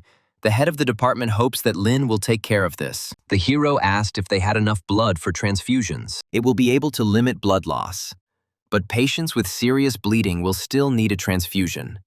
If at least 2 victims have the same blood type, the supplies in Yunhua may not be enough for everyone. Chandler said that they do not know the details of the theft, but the world around us is very dangerous. Anything can happen. Valerie understood this very well. Her family conducts anti-kidnapping training for her every 6 months. If she does not pass, she is deprived of the right to walk alone. At that moment, Josh entered the office. He said that they learned that among the victims there was a seriously wounded policeman and 3 hijackers. Another hijacker was killed. In addition, 2 teachers and at least 7 students were injured, all with minor injuries. The rest escaped with abrasive damage. The criminals were sent to the People's Liberation Army Hospital. But the wounded policeman occupies a central position in the anti-drug service, so management asks them to do everything possible to save him. They have already transfused about 20 bags of blood, mostly red blood cells, and their reserves are running out. Blood pressure control has not yet been achieved. Suddenly, Lin noticed that the patient was losing blood uncontrollably. So many bags had been wasted. Seeing this, Josh immediately called Lin to the gurney. The hero immediately jumped onto the patient's chest to perform emergency resuscitation. He asked to prepare a diagnostic laparotomy. Soon, everyone arrived at the operating room, which was in complete chaos. It was necessary to do a blood gas analysis, monitor blood pressure and pulse, and also get a conclusion from a computed tomography scan. All the doctors worked hard to save the patient. Josh said that the clear window was long gone, and hemostasis was still far from ideal. Lin needed to try to stop the bleeding manually. He had to examine the lungs with his fingers to see if there was a rupture. If there was none, Then they would inflate the lungs with a ventilator and sew up the diaphragm. Lin soon reported that no ruptures were found. Josh instructed the intensivist to intubate and inflate the lungs. The 9th and 10th ribs needed to be aligned, a drain placed in the closed chest cavity, and Lin had to examine the abdominal cavity. Lin reported that there is a 1-centimeter incision. Josh said I needed to do a backstitch. He then asked how the bleeding was going. The anesthesiologist shook his head sadly. Josh said there was another source of bleeding, and we needed to keep looking. Lin reported that there is a hole in the right iliac fossa, but it is unlikely that this is the source. It is not that kind of wound. The director said that they will sew up what Lin has just found. Then they need to give it to the radiologist so that he can quickly work with the images. They need to find this source. Lin asked to give him a little more time. 2 hours later, the source of the bleeding had still not been found, but it was impossible to delay any longer. Now it was a matter of life and death. Lin needed to use the blue serum. He drank it, and all his skills were increased by 1 for 2 hours. Lin also obtained 3 legendary skills: stopping bleeding with bare hands, finger replantation, and Achilles tendon repair. If the legendary level of stopping bleeding can help him pinpoint the source of blood loss in the abdominal cavity without using tools, then this technique is much more useful than he thought. The system then told him that he was ranked 2nd in bleeding control technique, behind only Adam Lewis Davis. Then Lin began to determine the source of the bleeding. Josh ordered the rest of the doctors to clean the abdominal cavity while Lin Zhan worked. Soon the hero announced that he had found the source of the bleeding. The wound was very small, so he would need a 7-0 thread. Doctors said the bleeding was still heavy. Lin thought that if he could not eliminate the source in the discovered area, then he needed to start working on those places that he had not yet felt, such as the areas under the organs. He said he would check the area under the liver. Clyde was surprised. There are so many hidden spaces. Lin needs to be extremely careful while he is digging around there. The hero said that the right lobe is fine. The left one needs to be examined. Clyde was indignant. The left side had just been stitched up. It could have been left alone. The man ran up and took Lin by the hand. He turned to Josh to help him leave the guy. However, the director gave Lin the go-ahead, asking him to be more careful. Then the hero began to check the left side, and soon the doctors saw that the blood loss had decreased, and the source of the bleeding had been found. Clyde was shocked. Was he really under the left lobe? Lin said that he would stitch the wound and asked for a needle and thread. He applied a matching suture. Josh believed that they would succeed. Soon the bleeding was stopped. The integrity of the liver was restored, and the patient's life was saved. Josh asked Lin to check again and remove any blood from the abdomen, and then perform a closure if there were no more problem. Suddenly, Lin noticed that the portal vein was now larger than it was before. Could it be that blood clots from the abdominal cavity were compressing it, increasing the pressure? Josh realized that blood clots were multiplying here. He asked Lin to stitch him up. The man thought that it was dangerous. If they had closed the abdominal cavity with such a defect, the patient would not have survived. Lin said that he would check again to see if the portal vein was okay. As it turned out, everything was fine, and now he could put stitches. The main problem was solved. Only simple wounds remained. The hero asked to leave it all to him. Lin used the matching stitch technique as well as a simple interrupted stitch. When he finished, Josh ordered the patient to be taken to the intensive care room. All the doctors immediately rushed to hug Lin, praising him for a job well done. Now he could go to the staff room and sleep. After all, they would have work again in the evening. Lin walked past the reception desk where Valerie was waiting for him. The girl waved at him and asked if he was finished. The hero asked how she ended up here.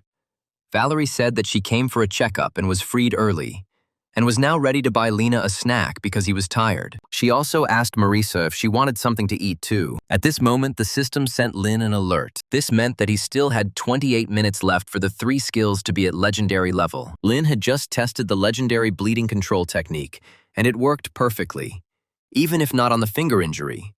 But losing the legendary technique for the Achilles tendon was sad. Then the hero decided to turn to Larry. Valerie was offended. The doctor ignored her again. Lin said that the guy should go to the elective surgery and see if there are any patients who need Achilles tendon surgery.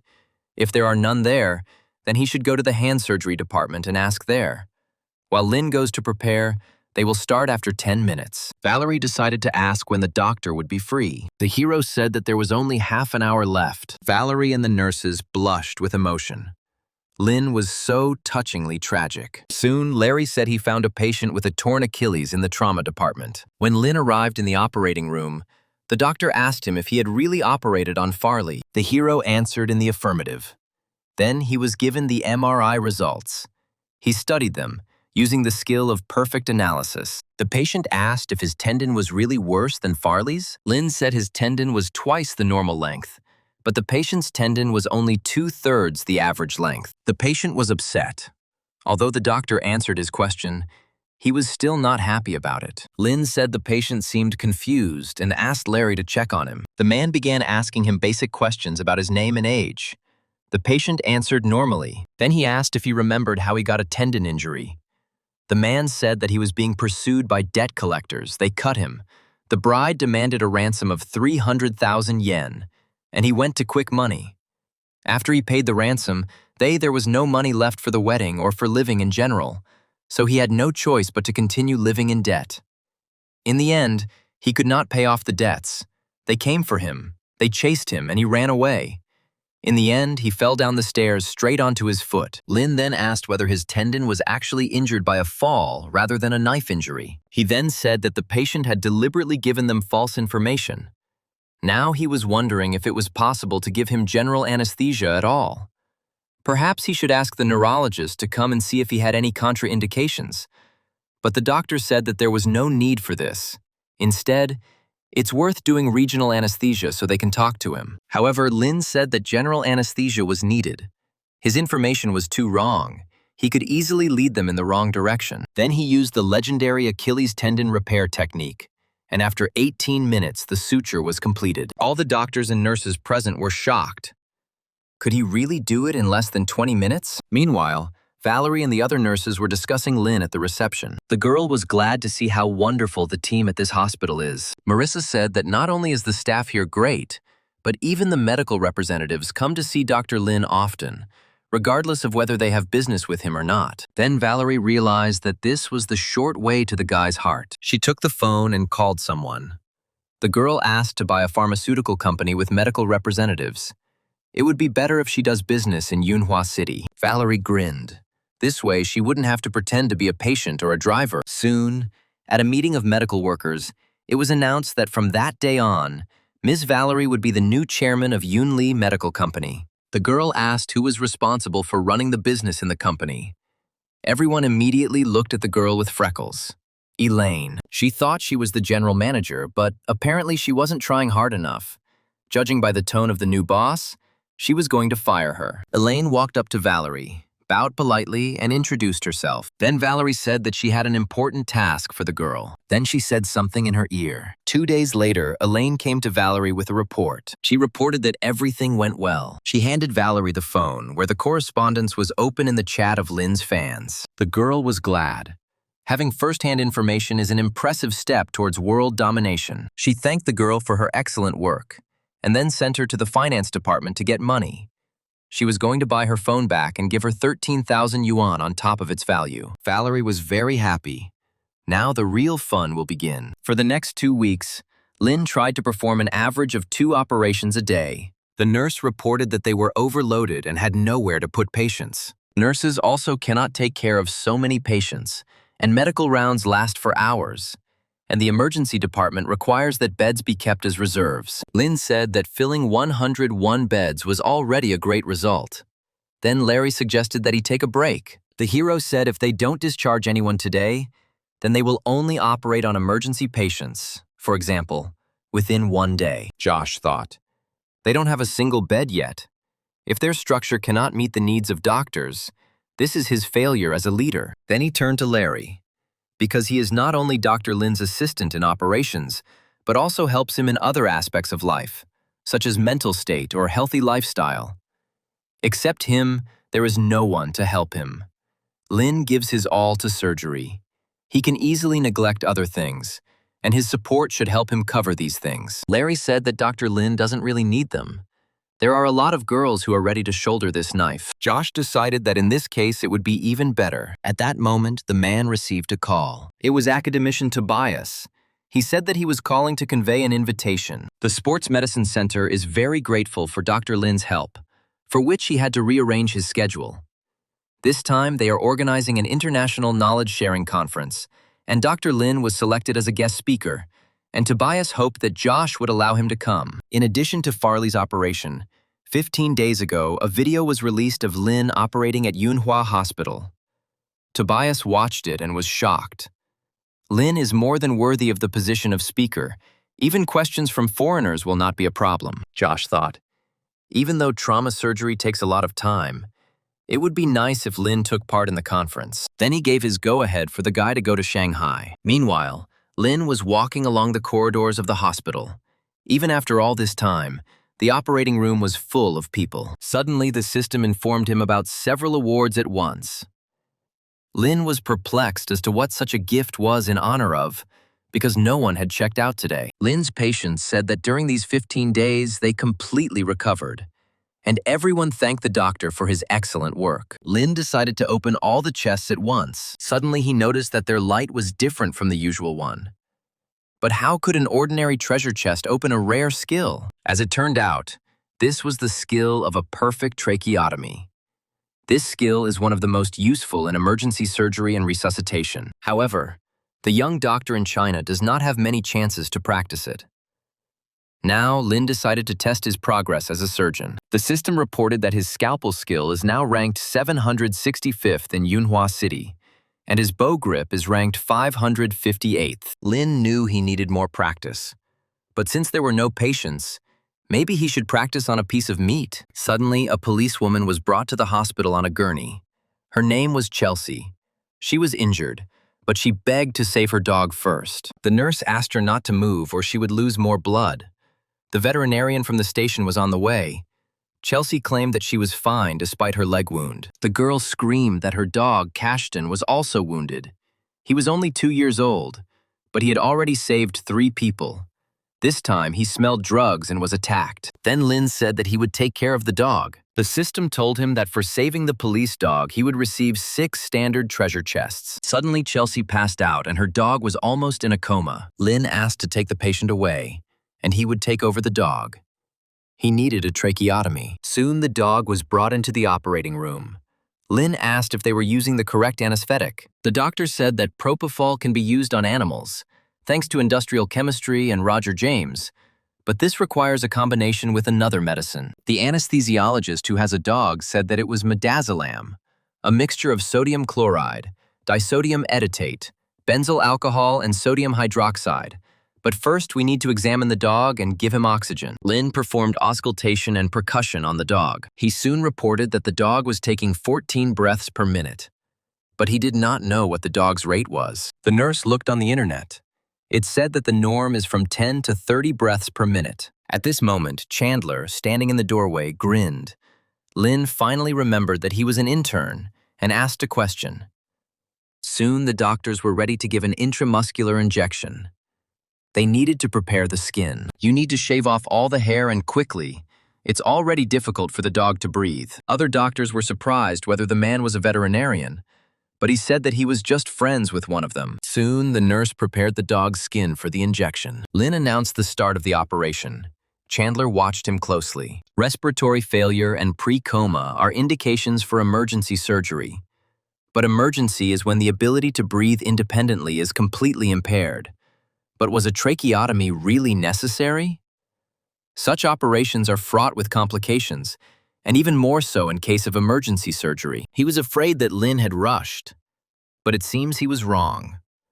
Soon the dog's breathing began to improve. Lin was good at everything. No matter how others made fun of him, his skills were his main support. Then the hero said that the dog's life was out of danger. The stitches were applied. Chandler asked if Lin had done this before, and the hero said that he had just learned how to do it. The breathing problem is behind him, but there are still lacerations on his paws. Plus, the anatomically dangerous area behind the ears is damaged. Lin soon took care of all the problematic aspects. Chandler patted him on the shoulder and said that he would go away to rest for now. The nurses were in despair. All asepsis was down the drain. The head nurse would definitely scold them. Lin then decided to ask the system what the progress of his cutting skills was now. As it turned out, since the last request, the rank of scalpel proficiency in the city of Yunhua has not changed. Bow grip has been shifted one position down. Lin was dissatisfied. Could it be that after a successful operation, his rank, on the contrary, fell? When both Chelsea and Chestnut were cured, the girl and her police partner came to the doctors to express their deep gratitude to them. The man represented their patrol unit and wanted to express his deepest gratitude to Yunhua Hospital and its emergency surgery department. The doctors worked selflessly for the common good. Without complaining about difficulties and proving their concern for people in trouble, they not only helped Officer Chelsea, but also saved the life of the officer's police dog, Cashton. At this moment, journalists were photographing their meeting. Josh thought that this was a chance for Lin to show off. But the guy was so gloomy. If he doesn't like this kind of work, he'll have to let him go to Shanghai and end it. When the meeting was over, Josh called Lin and Unity to his office. He wanted the girl to accompany the doctor to Tobus's conference. The hero didn't mind, but he was worried about the number of invitations. Josh said their department would cover the cost of the flight. It wasn't safe for Lin to go alone. Unity sat silently. She looked depressed. Josh said her job was to follow Lin to the International Conference on Sports Orthopedics and bring him back safe and sound. Unity should not let anyone fool him. She needs to make sure that Lin returns, then her task will be completed. But if he does not return, then the girl may not return either. Soon, Lin and Unity arrived at the bus stop, where a car soon arrived. Farley came out from there. He was glad to finally meet Dr. Lin. The man offered to take the doctor to the hotel. Unity immediately stood in front of Lin. Covering him with her body, she asked what organization Farley worked for. The man took a few seconds to comprehend the girl's question. He said that he was a track and field athlete. Lin decided to interrupt the awkward situation and said that he could take them to the hotel. When the men arrived at the room, Lin asked Farley what business he had with him. The athlete said he had recently completed a rehabilitation program and was even able to run on the track again. He wanted to take part in the next competition, but did not know what the consequences would be if he ran at full strength. He was also interested in Tobias's opinion, but what was more important to him was what Dr. Lin would answer. The hero said that he has not done much research in the field of sports medicine. All his assumptions can only be based on MRI images. Farley said that he had brought them with him and suggested that the doctor take a look. Lin thought about it. Even though this happened at the moment of using the perfect skills, he still remembered the details. He said that if Farley wants to give his best in the future, it is better to postpone the next competition. His tendon is generally healthy, but the recovery process is not yet complete. The possibility of injury still remains, so the risk of rupture is still significant. All Farley has to do is not put too much stress on his Achilles tendon with intense training. If it ruptures again, the damage will be much more serious, and it will mean the end of his athletic career. Farley thanked the doctor for the explanation and shook his hand. He said that he didn't need the car yet. Lin could keep it and the driver if he wanted, but first he should take a break from the road. After the man left, Lin thought that it was still early enough that it was worth visiting the sports medicine center. Soon, he and Unity arrived at the right place. The hero said that the girl did not have to go with him. However, the girl did not want to leave him alone, even though she was already tired. At this point, the nurses informed Lin that Dr. Terrence had invited him into the operating room. The hero headed to the right office despite the fact that Unity tried to stop him. When Lin came into the operating room, Terrence said that the chief was out today, but he knew the guy would come. Today, they will be dealing with a hip replacement. He invited Lin to take part in the operation. Lin was very happy. Hip replacement in traumatology is the pinnacle of art. The surgical access must be very large. The prosthesis is huge, and the operating period is long, so the surgeon is required to have all his skill. Such operations are rare in Yunhua. Terrence knew that Lin had never performed such operations before, so he invited him to be an assistant. The hero was incredibly glad that he could take part in such an operation, even as an assistant. Terrence was pleasantly surprised. It was so unlike the almighty Dr. Lin.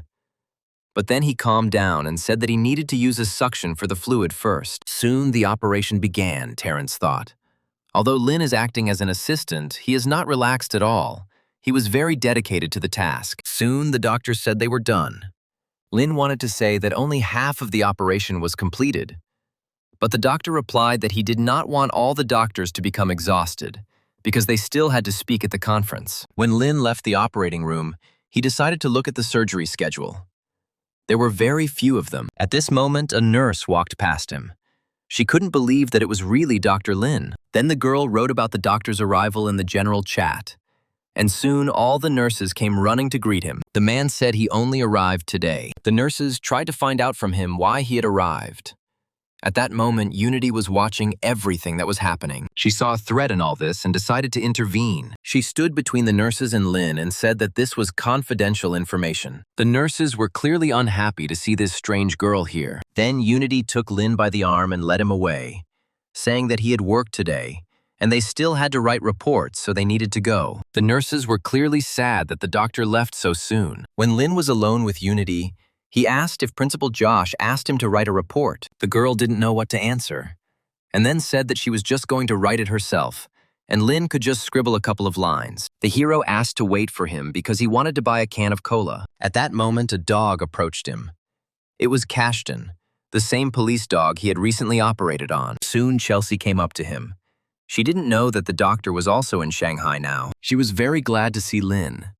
Now that all the problems were behind her, he seemed very handsome to her. The hero asked if her wound had never healed. The girl said that it was almost over, but running was a little painful.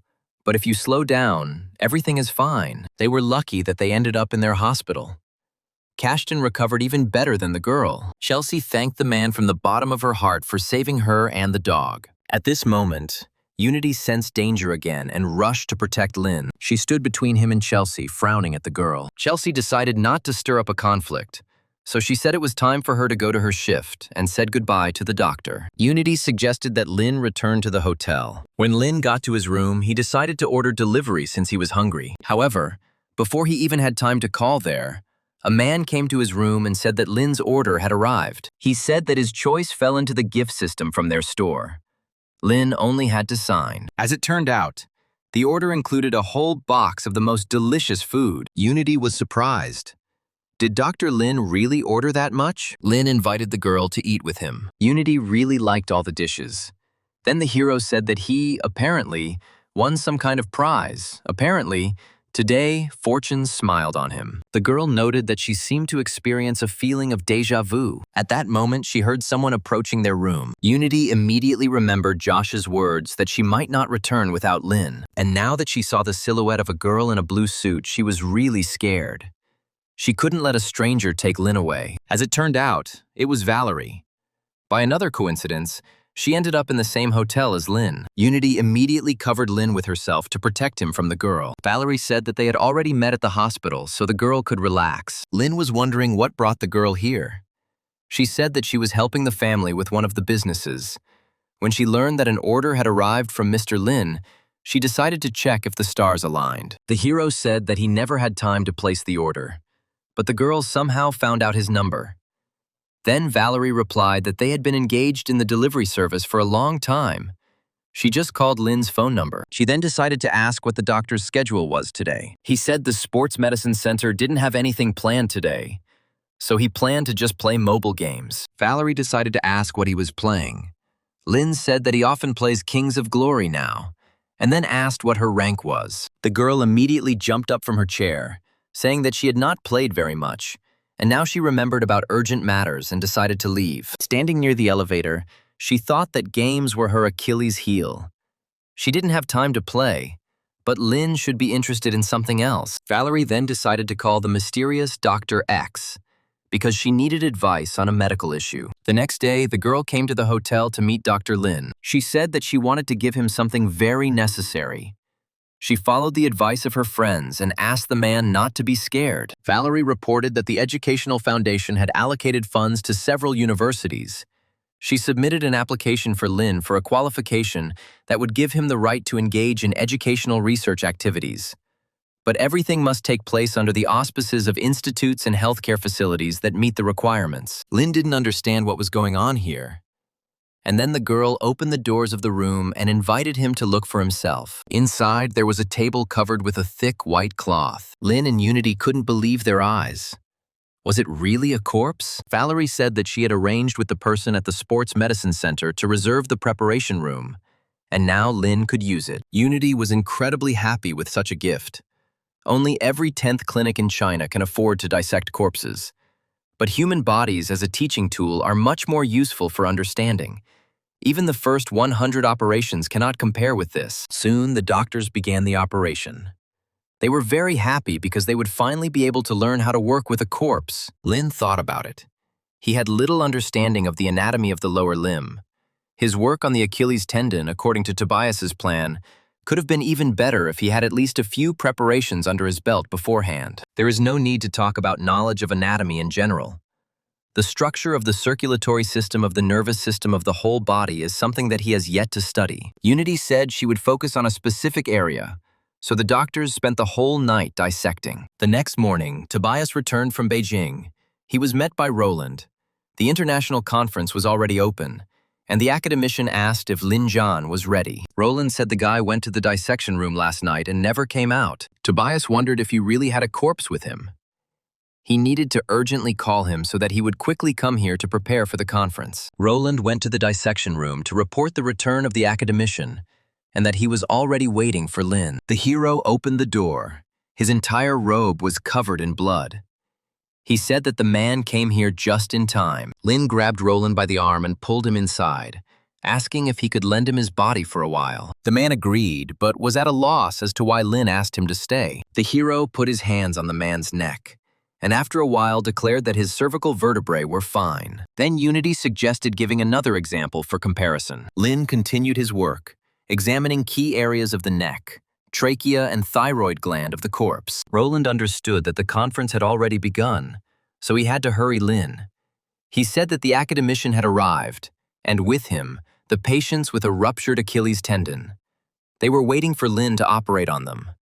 On camera, they were part of the conference, so he should be prepared. However, the hero said that patients should wait until he finishes with the corpse.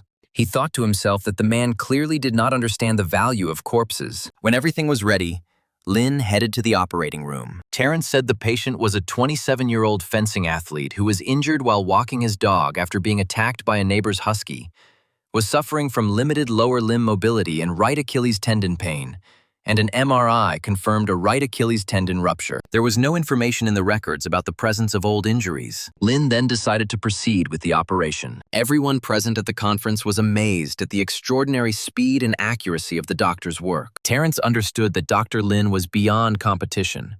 In such a short time, he became much more confident and faster. Dr. Brandon from the UK decided to record the operation on video. He was interested in the fact that it was not the academician himself who was operating.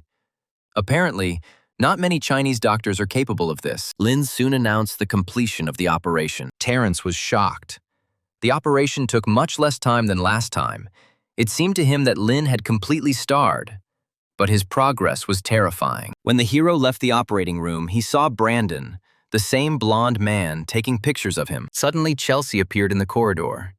She said that filming in this area was prohibited. Brandon immediately put down his phone, and Lin asked what the girl was doing here. Chelsea said she was sent to patrol the area. The next moment, Tobias came out of the conference room along with the rest of the people. He needed to introduce Lin to them. He introduced Dr. Gayford, Dr. Cadilla, and Dr. Brandon to the hero. He then introduced Lin to them, saying that he was one of the most outstanding young doctors in China. He was very talented in finger transplants and Achilles tendon surgery. Tobias deliberately didn't mention his experience at Yunhua because he doesn't have a formal contract with them yet, which means he's still an intern, so he can work at any hospital in the future. At that moment, Brandon rushed forward, pushing everyone in his path. However, Dr. Cadilla from the Mayo Clinic Trauma Department was quicker, and she took Lin's hands in greeting. She handed him her business card. The girl hoped that the doctor would one day be able to visit their clinic, where he could learn a lot. Everyone else looked at Lin, stunned. Did he really just get an invitation to the very Mayo Clinic, which is a leader in modern traumatology? Lin looked at the card blankly, but thanked the woman. Chelsea was watching everything that was happening. She thought that this foreigner was trying to seduce Lin, and the police intended to stop it. She called Chestnut in a whisper, ordering him to distract the doctor. The dog barked loudly, attracting Lin's attention, who immediately began petting the animal. Looking at the feisty Catala, Chelsea grinned. Her plan had worked. Brandon then approached Lin. He noted that the guy was truly a master of his craft, and then asked if he would grace them with another demonstration of the technique while the conference was in progress. But Lin said that there was no need for this, since they already had record. Brandon said that it would be a shame if they never got to see Lin operating here and now. Then Tobias intervened in the conversation. He said that the operation is not a show. He thought that live broadcast from large screens would let everyone know what Lin Zhan is capable of. But at the same time, nothing would stop experts from studying and using his technique for their own purposes. Maybe Brandon wants Lin to train a group of foreign specialists. Then Tobias invited everyone to go into the hall. Chelsea asked Lin to be careful with Cadilla. Her motives are clearly not so simple. Chelsea, being a policewoman, was sure that foreign women at that age were very dangerous. At that moment, Brandon ran up to them. He said that his supervisor, Brent Wallace, was very interested in Lin's operation. He asked if he had the medical records of the patients, including pre-operative ones, so that they could study them. Lin said that academician Tobias is doing this, so they better ask him. Brandon insisted because Lin was the performer, and Tobias allowed the man to find out everything from the doctor. Then the hero said that he had operated on several athletes using the academician's plan. Brandon asked if he had anyone who had recovered enough from injury to compete again. Lin answered in the affirmative. The man then asked for their names, saying that one of the reasons they attended the conference was to understand the needs of patients depending on their condition. Lin said that if the man wanted, he could contact one of them. Then he decided to call one of the patients, Susan, and ask her to come to the sports medicine center. The woman said she had just won bronze at the National Track and Field Championships and was just thinking about calling the doctor to tell her the big news. Soon, Susan arrived at the center, but she was unhappy that some foreigner was meeting her. She said that her training was in full swing, so the man should hurry up with the questions that interest him. Brandon said he needed to check the extent of the woman's tendon recovery, which she could consider a post-op checkup. Susan was scared if there was something wrong with the tendon. Brandon said that anything was possible, but he just wanted to fix the problem. If there was one, detailed results would be available after a series of tests. But now they need to do an MRI. The woman asked where Dr. Lin was now, to which Brandon chuckled, saying that he would join them later. They then headed to the hospital, where the woman underwent an MRI. Brandon thought that the recheck was the curator's idea. In the field of sports medicine, Achilles injuries are the most problematic and ambiguous. You can't be sure of anything. You need to learn more about Tobias's plan. Soon, the survey results were ready. Looking at them, Brandon was shocked. This was no longer just a good recovery. The degree of healing was surprisingly high. He then asked Terrence if it was true that Susan was no longer competing. The doctor said that as far as he knew, the National Track and Field Championship that Susan mentioned was considered the largest competition in China. Brandon thought, in this case, the result is simply brilliant. But maybe it was the patient's physiology. Then he decided to find out about Lin's other patients. Terrence gave him MRI scans of the 3 other athletes Lin had operated on. With the exception of Farley, Brandon noted that these results corresponded to the same degree of recovery, and it was paradoxically good. At this moment, Lin received a system alert. He received recognition from a colleague. He decided to immediately open the treasure chest. Inside there were skills, branch arthroscopic surgery, specialist level, and branch arthroscopic meniscoplasty, perfect level. Lin thought about it. The last operation was related to hip replacement. The skills from the system surprisingly have nothing to do with it. If he had the relevant skill, it would make sense to go to Mayo to train him. At that moment, Brandon approached Lin.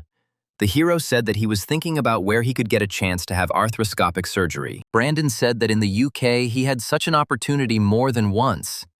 Lin could work with him if he wanted. It would be joint development. The man performed arthroscopy on all types of joints, but he performed best on hip and knee surgeries, including meniscoplasty and meniscectomy. In sports, meniscus injuries are far from uncommon. And if Lin is in his country, then he should pay attention to this.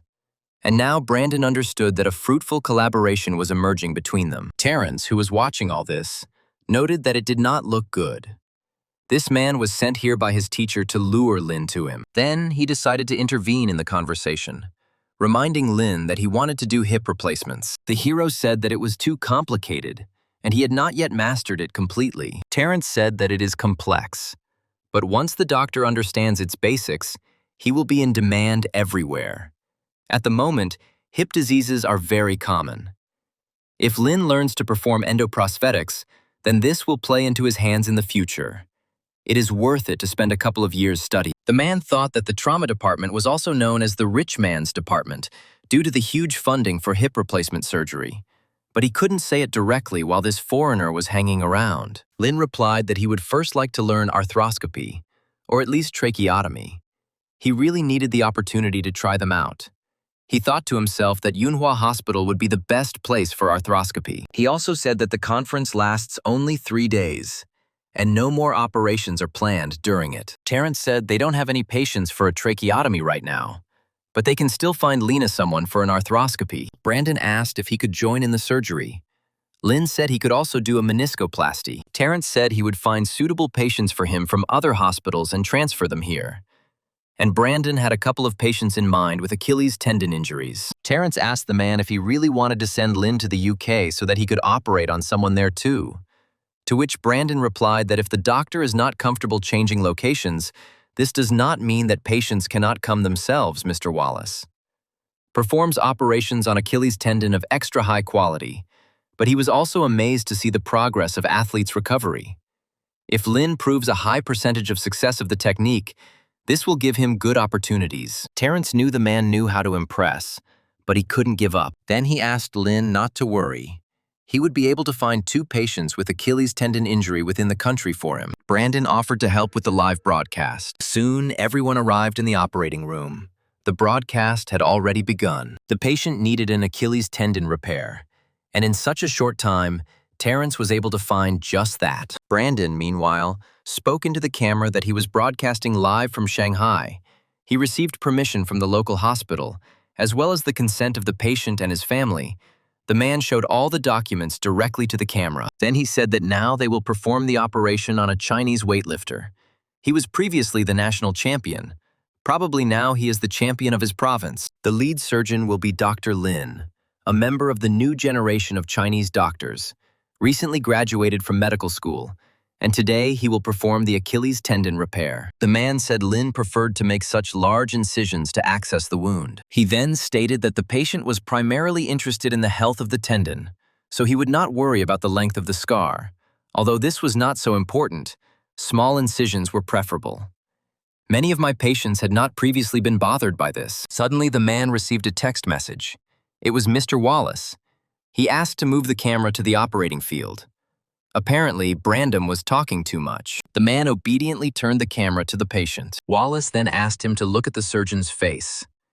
He couldn't believe that China really had such high standards. Brandon pointed the camera at Lin, saying that the doctor has now begun work on the lateral head of the tendon. He is paying a lot of attention to the nearby vessels, handling them extremely carefully. Then Wallace asked the man to hold the camera steady and stop making comments about every little thing. At the request of the curator, the man decided to ask Lin if there was research confirming the effectiveness of the technique that the doctor had just used, making an end-to-end suture and throwing a tendon flap over the lower part. The hero said that someone did the same, experimenting on rabbits. Meanwhile, a whole crowd of doctors had gathered in the conference room, wanting to see the operation. The center worker said it was an Achilles tendon operation recommended by Dr. Wallace from the UK. All the doctors monitoring her noted her difficulty. Someone suggested that the operation was performed by Tobias Tugny himself. However, Cadilla said that Dr. Lin, a member of the new generation, is now operating. The doctors were surprised. They did not understand where such a talented doctor came from, and wanted to get to know him. The end of the operation was soon announced. Some of the doctors said that they should go and find this Dr. Lin now. Soon, everyone went out into the corridor and met the same doctor. The men were quick to note that the operation was amazing. Suddenly, Morris, a South African doctor, came out from the back rows. He said that he had a patient who had ruptured his Achilles tendon. He was also an athlete and was very worried about the operation. The man suggested that Lin take a look at his medical record. However, Lin wanted to look at his MRI results first. He said the best option for the patient would be surgery. They could use Plan A, and it would take him about 3 to 4 months to recover. The risks would be higher compared to a normal Achilles tendon repair. Morris was wondering if Lin could arrange everything so that his recovery period would only last 3 months, and immediately after that he could go on the field. The hero said that the likelihood of recovery after 4 months is higher. 3 months is too short a period. He just started working on Plan A, so he doesn't have enough data to answer such questions. He then said that he had done about 100 surgeries, and based on their standard criteria, they were all considered excellent. Morris asked if Lin's patients had any serious complications, but the hero said that at the moment he had no such cases. Then the man asked him if he was ready to do this operation. It can be carried out in China. He will discuss the details with the patient. At that moment, 2 young girls ran out from the crowd of doctors. They hugged the hero and asked him to let him bring a patient with Achilles tendon injuries for Lin, because there is no difference in the Achilles tendons of foreigners and Chinese, and Lin's skills are so good that he has even been recognized by foreign doctors. This is truly rare. At that moment, Terrence and Unity came out of the operating room. As soon as the girl saw the women standing near Lin and hugging him, she immediately rushed to him. Unity pushed the girls away from the hero and covered him with her body. The girls were upset. All their plans were disrupted by some incomprehensible girl. Terrence advised Lin to agree. The operation could be performed at their center or at Yunhua Hospital. Then Lin said that if the patient arrived in China before the end of the conference, he would have the operation here. Otherwise, he would go to Yunhua. Morris promised to arrange everything right away. Terrence also asked Lin to talk to Tobias and let him release the news to him. This way, everyone will know that foreigners traveled many miles to seek medical help from Lin, after which the doctor will become truly famous. Lin understood that after this, he would be able to use the hospital beds left by academician Tobias. Soon, the patient was brought from South Africa to China. Lin was surprised at how quickly he was brought here, but it was good news that they would be able to carry out the consultation faster. Roland said it was a classic Achilles tendon rupture and there was some muscle atrophy. Judging by the data presented, the patient is healthy and has no other diseases.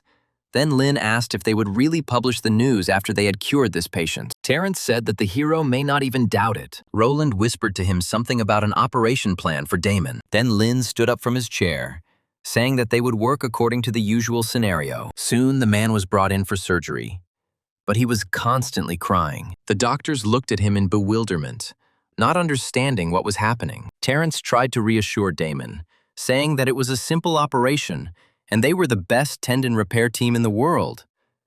But the man himself did not understand why he was crying. Lin assured the patient that his body would be fine. The stitch would be strong. There would be a risk, but it was all temporary, and he could use other methods to treat his Achilles tendon. Damon said that either method would work for him if his tendon healed, and then thanked the doctor. Suddenly, the system sent him an alert. Lin hadn't even started the operation yet, but received a treasure chest for the patient's sincere gratitude. Inside was the 100-foot dissection experience and the regional anatomical dissection experience. It was the simplest, sincere thank you Lin had ever received. He asked Damon to lie down. They would use general anesthesia. The man would fall asleep, and when he regained consciousness, the operation would be over. The man was nervous. He wanted to play professionally, earn money, and take care of his family. Suddenly, Lin received another chest, but he did not understand in honor of what. Inside was a 100-foot dissection experience. Now he had experienced as much as 200 feet, and he found that his horizons had expanded. Lin then told everyone that he had an idea. They needed to change the plan. The hero said that he should wash himself first and went to the shower. As he washed his hands, he began to think that he might be able to bypass even more veins than usual. Soon the hero returned to the operating room. He said that he wanted to move an inch to the right. Terrence was surprised, because this way Lin wouldn't see the Achilles tendon. The hero said that they would enlarge the cut and then he would see everything. Terrence thought that Lin Zhan was the only one who could carry out Plan A to repair the Achilles tendon. Even academician Tobias only proposed the idea but did not implement it. He was calm and confident. But even so, Today's consultation was completely unacceptable for an experimental operation. Terrence suggested that Lin modify it for the next operation, but the hero said that, based on Damon's MRI, the location of the vessels required a change in the approach to the operation. Then the man agreed, and soon everyone got to work. Doctors began to expose the Achilles tendon. Blood loss was 45 milliliters, which was less than that of the previous patient. Everyone watching the operation was surprised. The blood loss from the traditional incision was 5 to 6.7 ounces, but now the blood loss from the limited incision was 2.4 ounces. Catalyst said that compared to the traditional method, the blood loss allowed is minimal.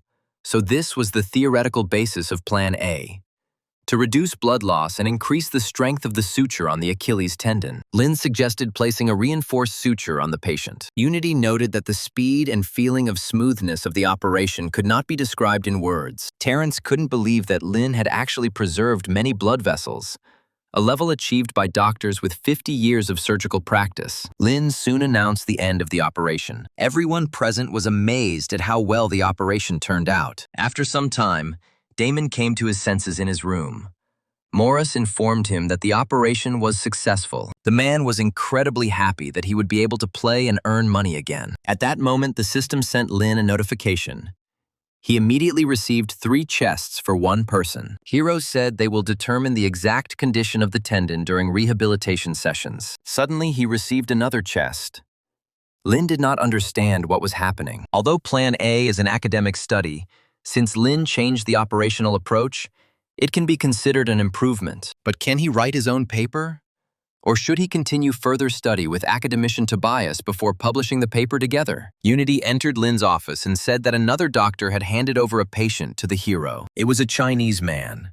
His Achilles tendon was completely torn. He was an athlete, a long-distance jumper. Lin wanted to go and prepare for the operation immediately, but Unity stopped him. She timidly said that she wants to learn how to repair a man's Achilles tendon. She also wants to become a surgeon, and although her operating skills are not so good, she will try to improve and study hard. The hero smiled and gave the girl the go-ahead. But first, they had to go and do the surgery. After the operation was completed, Morris gave interviews to several media outlets. Journalists wondered why travel so many miles just to get medical care in China. They wanted to know how men would appreciate the skill of Chinese doctors. Morris and Damon unanimously said that Dr. Lin could always be trusted. This statement caused crowds of people to flock to the sports medicine center. They all wanted Dr. Lin to operate on them. Among the crowd was medical representative Huang. Fortunately, he did not need Lin as much as these people. When he visited academician Tobias and told him that he knew Dr. Lin, he asked Juan to stay with him. And now he had to go to the hero's hotel. Lin was in the room. He opened the door for the guy, but was surprised why Juan was even here. The hero said that he could actually go straight to Principal Josh since he couldn't help him in Shanghai. However, Juan said he was there to deliver a minimally invasive surgical stapler for the Achilles tendon. Lin at first thought he was joking, but the man said that academician Tobias asked to give him an important document. When the hero opened the letter, he could not believe his eyes. Did Tobias really write this? Huang said using the minimally invasive surgical stapler will improve the results of his surgery. But the hero didn't listen to him. He thought about the letter. 3/4 of its contents were devoted to Tobias's plan, and the remaining quarter to Lin's improved version. The contents were very detailed and well written, and the most valuable thing was that he managed to write important points of the improvised version: Achilles tendon repair techniques without Lin's help. Huang then said that he had heard that the academician was going to publish an article in a Chinese journal on orthopedics, and Lin would be an author with him. He congratulated the young doctor on having such a great opportunity to make his name known. At this moment, Terrence entered the room. He knew that Lin had not left yet, and brought him good news. The hero asked if this was another scheduled patient. Juan realized that he was unnecessary here, so he apologized to the doctors and hurried to leave the room. Then Terrence handed Lin a paper, saying that this time they would not rush into the operation. This was Lin's payroll, which Terrence specially took for him from the finance department. This is his income for the last month. The month there should be 5 things: salary, including donations, health insurance, unemployment insurance, and so on. But his current status has not yet been confirmed, so the finance department cannot report on it. Lin then said that he could not be transferred here. He was going to work at Yunhua Hospital. Terrence wanted to say that there was no need to rush into a decision, but the hero stood his ground. The orthopedic and sports training center was not suitable for him. The diagnoses of the patients coming here were too monotonous, and he didn't like it. Terrence continued to say that he made the decision too quickly. They should not rush. Moreover, from today, the number of patients has increased sharply, and a significant number of patients are asking for a beautiful appearance. It is better to give preference to plastic surgery now. Lin wondered what they were doing, and then Terrence said, since Lin had successfully performed operations on Farley and Damon, who are both athletes, the rest of the patients are also mostly athletes. Hiro said the key is to reduce the impact of surgery on the appearance of the legs. Pay attention to blood loss. Further reduce the impact on muscle tissue. The main thing is to see an MRI before making a plan. Terrence was shocked when Lin heard about a particular case. It was like he was entering another world. So the doctor decided that it was better for him to leave so as not to worry him. He said goodbye to Lin and said that he would return to the orthopedic and sports medicine center, and they would see Dr. Lin when he was ready. Soon after this, Lin got ready and went outside. As soon as he walked just a couple of steps, a joyful chestnut immediately rushed at him. Soon after, Chelsea ran up to them. She apologized that the dog was pestering Lin. The dog immediately runs away as soon as it is let off its leash. Suddenly, she received an alert on her phone. Someone was approaching them very quickly, and she would have to block their actions. The girl called her dog so that he would not delay the doctor. But suddenly, Chelsea stumbled upon a rock and fell, flying straight towards Lin. Suddenly, a male silhouette appeared in front of the hero. The man intercepted the girl, preventing her from falling. As it turned out, it was Josh. Lin didn't expect to see him here at all. The man said that he had arrived for a conference and casually decided to look at his intern. Lin was glad to see him. Josh could come to the conference as an independent surgeon. This is quite consistent with his level. He then asked what type of meeting it was. Josh looked at his notebook and said it was the annual conference on gynecology and pelvic problems. Lin said that he planned to return to Yunhua the day after tomorrow, but due to the newly arrived patients, it would be possible to do so only next week. Josh was glad to hear this. He knew that this kid could be relied on. Then he decided to continue on his way, saying that the conference would just have time to end by that time, after which he was going to meet with Lin to go with him to Yunhua. Soon, the hero returned to the clinic to examine the test results of new patients. 2 patients have a broken bone in the upper part of the pelvis, and the injury is too serious, so he will not operate on them. But the other patient had arthritis, which is why they will not be able to perform endoprosthetics on him. There will be no problems with the rest of the patients being operated on. They also had a shortage of patients who needed Achilles tendon surgery. Lin planned to stay late today, but it would be inconvenient if at some point they simply ran out of patients to operate on. Josh said he would look for more patients who needed Achilles tendon surgery, and then asked if it was true that Josh was here. Lin said that he was in a hurry to go to the conference. Terrence said that he missed the opportunity to meet him again, but doesn't he have other things to do here than attend the conference? Then Lin said that he only asked to accompany him to Yunhua next week. Terrence frowned with displeasure. He knew that this old man would not be so kind. He then said that Lin does not have to obey Josh, because Yunhua will never compare to their medical center. Lin said that this is true. Even if you combine the medicine from Yunhua, from Changsha Province and the People's Liberation Army Central Hospital, it will still be incomparable to a first-class hospital in Shanghai. Terrence decided to stand his ground. He said that staying in Shanghai would be the best decision. 8 or 10 years and Lin would become the country's first surgeon. And if he returned to Yunhua, he would need a lot of time to just stand out from others. If Terrence were in his place, he would say that you need to think not only about yourself, but also the reputation of the country's medicine in the world. You need to weigh all the pros and cons. Then Lin said that he had his own plans. Next week, there would be no empty beds in the hospital, just in time for his departure. Terrence and Roland looked at the guy in silence. Did he really just want to do all the work at once and leave? The man asked if Lin would stay longer if they had room available. So the heroes said that if they couldn't find patients, it would be pointless, even if some of the rooms were empty. Terrence exclaimed that they would definitely be able to find patients. They had enough patients to fulfill the quota, They would not agree to less. He believed that they still had enough offices that could be converted into wards, and if Lin made it so that hospital beds run out, they will simply put in a new one, as much as possible. Lin felt embarrassed since they still had free seats. He could stay a little longer. Suddenly, the system sent him a new task. Lin needs to become famous and fill all the hospital beds in the Orthopedic Sports Medicine Center. As a reward, he will receive a medium treasure chest. Then the hero said that he would carry out operations as long as they had space. Day and night after this, arthroscopic surgeries, Achilles tendon surgeries, and various other surgical procedures were carried out. A lot of time had passed. Lin was very tired. He needed to have breakfast and rest. Suddenly, Josh appeared in the corridor out of nowhere.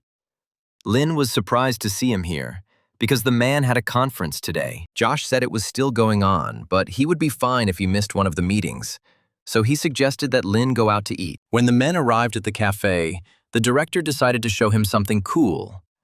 The directors gave Josh this thing at the conference, but it would be more useful to Lin. This is a complete tracheotomy kit, from instruments to disinfectants, all from Germany. These instruments are incredible quality. But Josh has not performed throat severing for a long time, so he wanted to give them to Lin. The hero was surprised. Was it really possible that a tracheotomy kit was given out at a conference on gynecology and pelvic problems? Josh decided not to answer.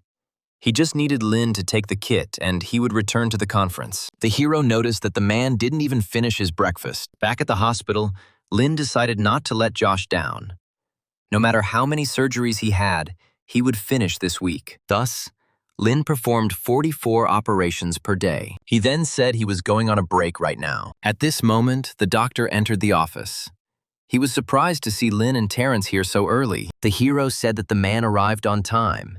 He had a good rest and was ready to return to the operating table. Operations soon continued, with Lin's team hard at work. Thus, in 2 days, they performed 80 operations. When Lin left, the center's workers came to complain to the head doctor. Lin Zhan performed 80 operations in 2 days and did not plan to stop. Such a pace frightened them. The man himself thought that his limit was 40 operations. He never suspected that it was still working. All the wards that were designed for 2 or 3 people now accommodate from 4 to 6 beds. At this rate, they will not have enough space, even with new hospital beds. The nurse told the man that all their nurses have been working a lot lately. This will need to be taken into account in bonuses. Otherwise, they will stop taking care of newly arrived patients if management starts increasing the number of places again. The head doctor said he won't forget. They will definitely pay for everything. And he also asked if they could add some more beds. The girls said that their storerooms were starting to be empty. But they could do like other hospitals, that is, put beds in the corridors, increasing the number of seats by 200. This would give them 400 beds. And if the man remembered correctly, the doctors only needed 50 beds to sleep on daily, so they could let Lin fill the remaining 350. The nurse said that 400 beds is too much. They don't even have enough patients for 300 of them. Once the new offices are ready, they will be able to increase the number of beds to 500, which will be enough for their hospital to rise in the overall ranking of hospitals. Then the man asked the girl to take care of it. They needed to hire someone to equip their empty storage rooms. Soon a girl came to Terrence. It was Elaine. She is a representative of the Yunli Medical Company selling pharmaceuticals. She asked what their expansion requirements were. Terrence said they needed new premises of high quality. The sooner the better. And he hoped the price would be reasonable. Elaine said that they will provide them with fast and quality services at a reasonable price. 3 days later, everything was ready. Terrence was shocked. The quality was amazing, and despite the tight deadline, it was clear that a decent amount had been invested in the equipment. The nurse said that they checked the materials for waterproofness, taking some of them for comparison. Everything matches, but such materials cannot be bought for the money that they paid. But this is no longer their problem. Terrence was confident that now that they had 500 seats, Lin had to stay. The hero was pleasantly surprised by the abilities of the head physician. He was able to add so many new places, but then he will have to be serious and work tirelessly. All of Lin's assistants noted that it became even harder for them to work than it was before the renovation. One of them decided to give up. He fell asleep while standing outside the operating room. Everyone was shocked. Did Lin really care what happened to his assistants? He simply did not notice them, completely immersed in the process. On the 6th day of operations, Lin only has 15% of the mission left to complete the task. He only has 1 day left to do this, and then the week will come to an end. After all, it was not only about the mission, but also about his promise to director Josh. As it turned out, Lin managed to complete all the operations in a day. The beds were filled to the brim, and he received his medium chest. The center's nurse said that they used all the beds they had. To serve 500 patients around the clock, 400 nurses are needed. Otherwise, they will have to forget about secondary care. Even replacing saline solution will become almost impossible. Terrence asked Lin if he could reduce the number of new arrivals for the next 2 days. Lin was a little upset by this proposal. Then the man said not to be upset. They have very complex surgical cases. In 2 days, more patients will appear. Another storage room will be quickly arranged for Lin, and they will have additional places. The nurse listened in horror to what the head doctor was saying. At that moment, Josh appeared in the corridor. He pushed Terrence away and said that if they had patients for whom there was no room, they could always send them to the Yunhua clinic for help. Lin was very happy to see the director. The man said that their emergency department is counting on the guy. They definitely have enough beds for his patients. Josh said that he had a meeting with the organizers of a conference nearby, so he decided to drop by Lin. The hero himself had just finished all the planned operations, so they would have no problems returning to Yunhua. So she and Josh will meet at the hospital tomorrow. The hero decided to open the treasure chest. Inside was an X-ray analysis skill at an ideal level, and since it is an ideal skill, it is not limited to 4 limbs like MRI scanning. This is an evolved form of a weak skill. Already lying in his bed, Lin was thinking that it would be great to gain some interesting but professional skill. Suddenly there was a knock on the door of his room. It was Terrence and Unity. The man said that he came to look at Lin's living conditions, and this girl helped him find his way. As soon as the hero opened the door, Terrence again began to convince him to stay with them. He then asked if Lin was really leaving tomorrow. The hero said that he would definitely leave. He just talked about it with director Josh. Terrence said they had just finished setting up the new wards and Professor Tobias was still contacting patients. Then Lin said that after some time their rooms would be empty and new patients would appear. Someone would have to take care of them, and Lin would return, so don't waste the new room. He promised that he would come here again, and Terrence was very happy with this answer. Soon, the hero came back to Yunhua. Josh said that the guy spent a whole week in the operating room. He should have rested at home first and then returned to work. But the hero said that he had already rested on the way, so everything is in order. He can go to the hospital right now. The director chuckled and said that there was no need to rush so much, and they had not yet prepared the rooms for his patients. Lin said that he did not need many places. He was going to replant the fingers of patients his parents had left, and there were people at the clinic who would look after his things. Then Josh said he would call Vanessa and ask her to prepare the operating room. Soon, all the nurses knew that Lin had finally returned. He went straight to the operating room, so the girls didn't even get to see him. The operation was already in full swing.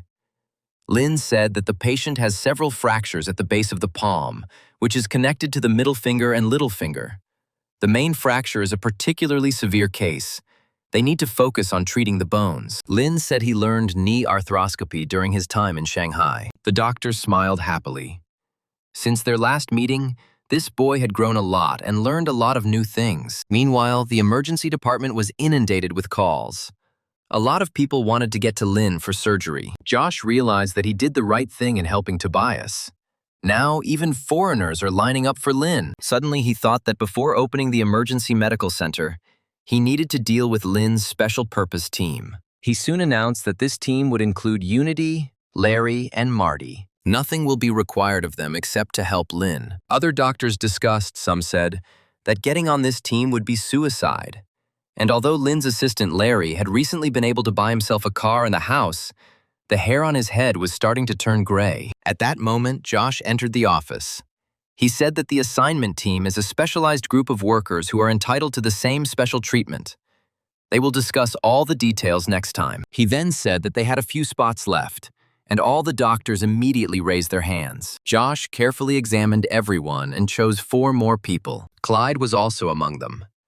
The next day, the first patients, athletes from Kenya, arrived in Yunhua. Reporter Kevin also arrived at the hospital. He asked Josh to tell him when the main thing would begin. The man chuckled. This is confirmation that Lin, the surgeon of their emergency center, has already reached the world level. This needs to be immortalized. Soon Lin and his team were ready to operate. Kevin filmed everything, and Lin was truly wonderful at his work. The newbies on the hero's team wondered why the doctor liked such huge incisions. Vanessa and Larry explained that this is Tobias and Lin's method of operating on the Achilles tendon. Thanks to such incisions, blood loss can be avoided. One of the doctors said that the ends of the patient's tendon were completely flat, and they needed to use a reinforced suture. Marty said we could try it. Larry added that the reinforced suture will affect the stretchability of both ends of the tendon. Lin then said that they use a regular suture, but with fewer threads so that the tissue may not react as strongly to the foreign body. Then everyone understood what the doctor's plan was. Josh said that the most important thing was about to begin. Kevin should have filmed it. The reporter took several photographs and recorded the important moment on video. Lin soon reported that the operation was completed. When Josh left the operating room, he went to the orthopedic ward. Everyone else should be there. At that moment, Larry ran up to him. He said that the orthopedic department said that from now on, they would not perform operations on the Achilles tendon. Josh thought, it's good that the photographer left. Otherwise, they would have been laughed at. Are they really afraid that they won't be able to match Lin's level? Then it was decided that they would simply do these operations instead of them. There were still a few foreign patients ahead of them. They could attract a lot of attention with this. Soon, Lin became the cause of an ongoing fire, successfully completing operations on foreign patients. Jacqueline reported that Lin Zhan cured foreign athletes one after another, which attracted the attention of not only Yunhua, but also the entire Changsha province. Josh was about to show everyone their spirit and speak freely. And then he saw his enemy from the orthopedic department. Jacqueline said that Josh needs to learn to forgive, but the man was outraged. He didn't think that they would see each other today right after he refused them. There are a lot of people here today, so he will listen to him, but he won't say anything. Hearing this, Josh's colleagues laughed. The director asked them not to laugh at him. They started performing surgeries on foreigners. Now they have the right to hang the sign of the medical emergency center outside. Jacqueline said that everything is correct. The board of directors agrees with their ways of going international. Josh and his clinic are very lucky that they have a person like Lin. He has not signed a contract yet. They must take care of him. Then Josh said that he is negotiating with him to sign a contract after the new year, but he needs a few more months. The man also wanted to talk to Jacqueline about Lena's special forces team. Marty is a hand surgery worker, and Josh wondered if anything could be done about his transfer to them. Then the director of hand surgery screamed. Josh was crossing all limits. He couldn't give him someone who was already at his limit. Josh said he also wondered if he was good enough for them. He then turned to Jacqueline again, saying that then they would need someone else on the team. Everyone who works with him is professionals in their field. Once they assemble this team, it will be quite difficult for him to leave. Jacqueline replied that now everyone just talks about how they don't have enough workers. It's easy to find new doctors, but their professionalism remains a mystery. Then the woman decided to help old man Josh. He could transfer someone from his department to Lin's team. Josh said that Marty accidentally ended up with Lin and began to assist, but this is not his main job. When they work, they should give him as few instructions as possible. Otherwise, they will again have to talk to their superiors. And even though Marty is the most important person in the operating room, Josh promised Lin that he would resolve this issue. He called someone inside. It was Sid. He was 42 years old. This was the new assistant that Josh had found for Lin. The director said that Sid was transferred to them from the hospital, and most of the cases he had to work with were quite suitable for Lin's team. Sid said that he picks up quickly and takes his job seriously. Lin can rely on him, no matter the difficulty. He will do everything in his power. He can also take overtime. He had to go through a divorce this year, so money is needed. He could work even all night to make the work of his colleagues easier. Lin said that in this case, now he can go and look at their equipment. They will meet in the operating room at 3 o'clock at night. Sid said that the doctor can count on him. Lin said that Marty can work a normal schedule until 7 or 8 p.m. Larry said that a normal schedule usually lasts until 6 p.m. Then Sid thought that this petty boss did not look reliable. Lynn smiled and said that in that case, Marty could work until 6. Sid chuckled. What kind of young leader who doesn't even know what time the workday ends? Is it really all because he's rich? However, the more unreliable, the better. Since Sid was very close to promotion, he was very lucky to get here. Soon the next work shift began. Sid thought that starting it at 3 o'clock was very early. Suddenly, he noticed a Rolls-Royce in the parking lot. Such expensive cars can only be owned by the richest people in the city. And when he saw Lynn coming out of it, he realized that his guess was true. This Lynn was from a wealthy family. The hero said that the man arrived on time. And that's good. Then Sid handed him the bag. He said that he was busy preparing steamed gyoza. He didn't know which ones the doctor would like, so he made a little of everything. Lynn said that he ate in the car, so Sid could eat it himself and then come to the operating room. But he shouldn't linger too long, Sid exhaled tiredly. That's right. A rich man won't eat ordinary people's food. Soon, everyone arrived in the operating room. The newcomer was also here. Lynn said that Sid would be in charge of the retractor and Larry would hold the thread. Sid began to get ready for work. The retractor is not difficult, he tried to convince himself of this. However, time passed and nothing worked for him. It was more difficult than he thought. He lacked experience. His old body could not compare with the young one. Sid could not cope. The man underestimated Lynn. But he must cope. This is his last chance, because he is already 40 years old. Previously, he had to stand outside his office for hours just to treat his boss to lunch. But in the end, his wife cheated on him with his own boss. Sid vowed that he would be a different person after the divorce. So now he had a choice. All or nothing. Soon the man succeeded. The operation was almost completed. Lynn asked Larry to do the suturing and invited Sid along. The man said that he could give the doctor a massage. He is certainly not a professional, but at the city hospital he learned about several traditional Chinese medicine methods. But Lynn said that they did not have time for that. They're already behind schedule. They need to wash their hands. They have another nose job. He said that in just one morning they would carry out 4 operations. So there was no point in wasting their energy in vain. Meanwhile, Lynn's team completed 3 more operations. Sid was very tired. He could not hold out until the end, and again, missed the opportunity. At that moment, Chandler approached him and asked if he was interested in assisting Lynn. Sid said that it was good. They had 4 operations in one morning, Sid assisting in 3 of them. Chandler said that Lynn is full of energy. Sometimes he can work 20 or 30 hours straight. Sid wondered how these guys even managed to eat. Chandler said they're ordering delivery and don't have time for the rest. Then Sid thought that God had not abandoned him. Maybe he could not show himself this morning, but he still had a chance. After a while, he ran up to Lynn again with a package. Because the doctor was obviously very tired, so the man ordered delivery to him. However, Lynn said that he had already ordered his food, and soon a courier dressed in yellow appeared at the door. Sid was perplexed. Is this really what a rich man's order looks like? Following the courier, Valerie entered the office. She was also wearing yellow courier clothes. She said that she decided to work as a courier as an intern. Lynn smiled. She brought so much food. So he invited the girl and Sid to eat with him. Soon, Larry and Unity entered the office. The hero invited them to join in for dinner too. Sid thought about it. These guys are easy to get along with.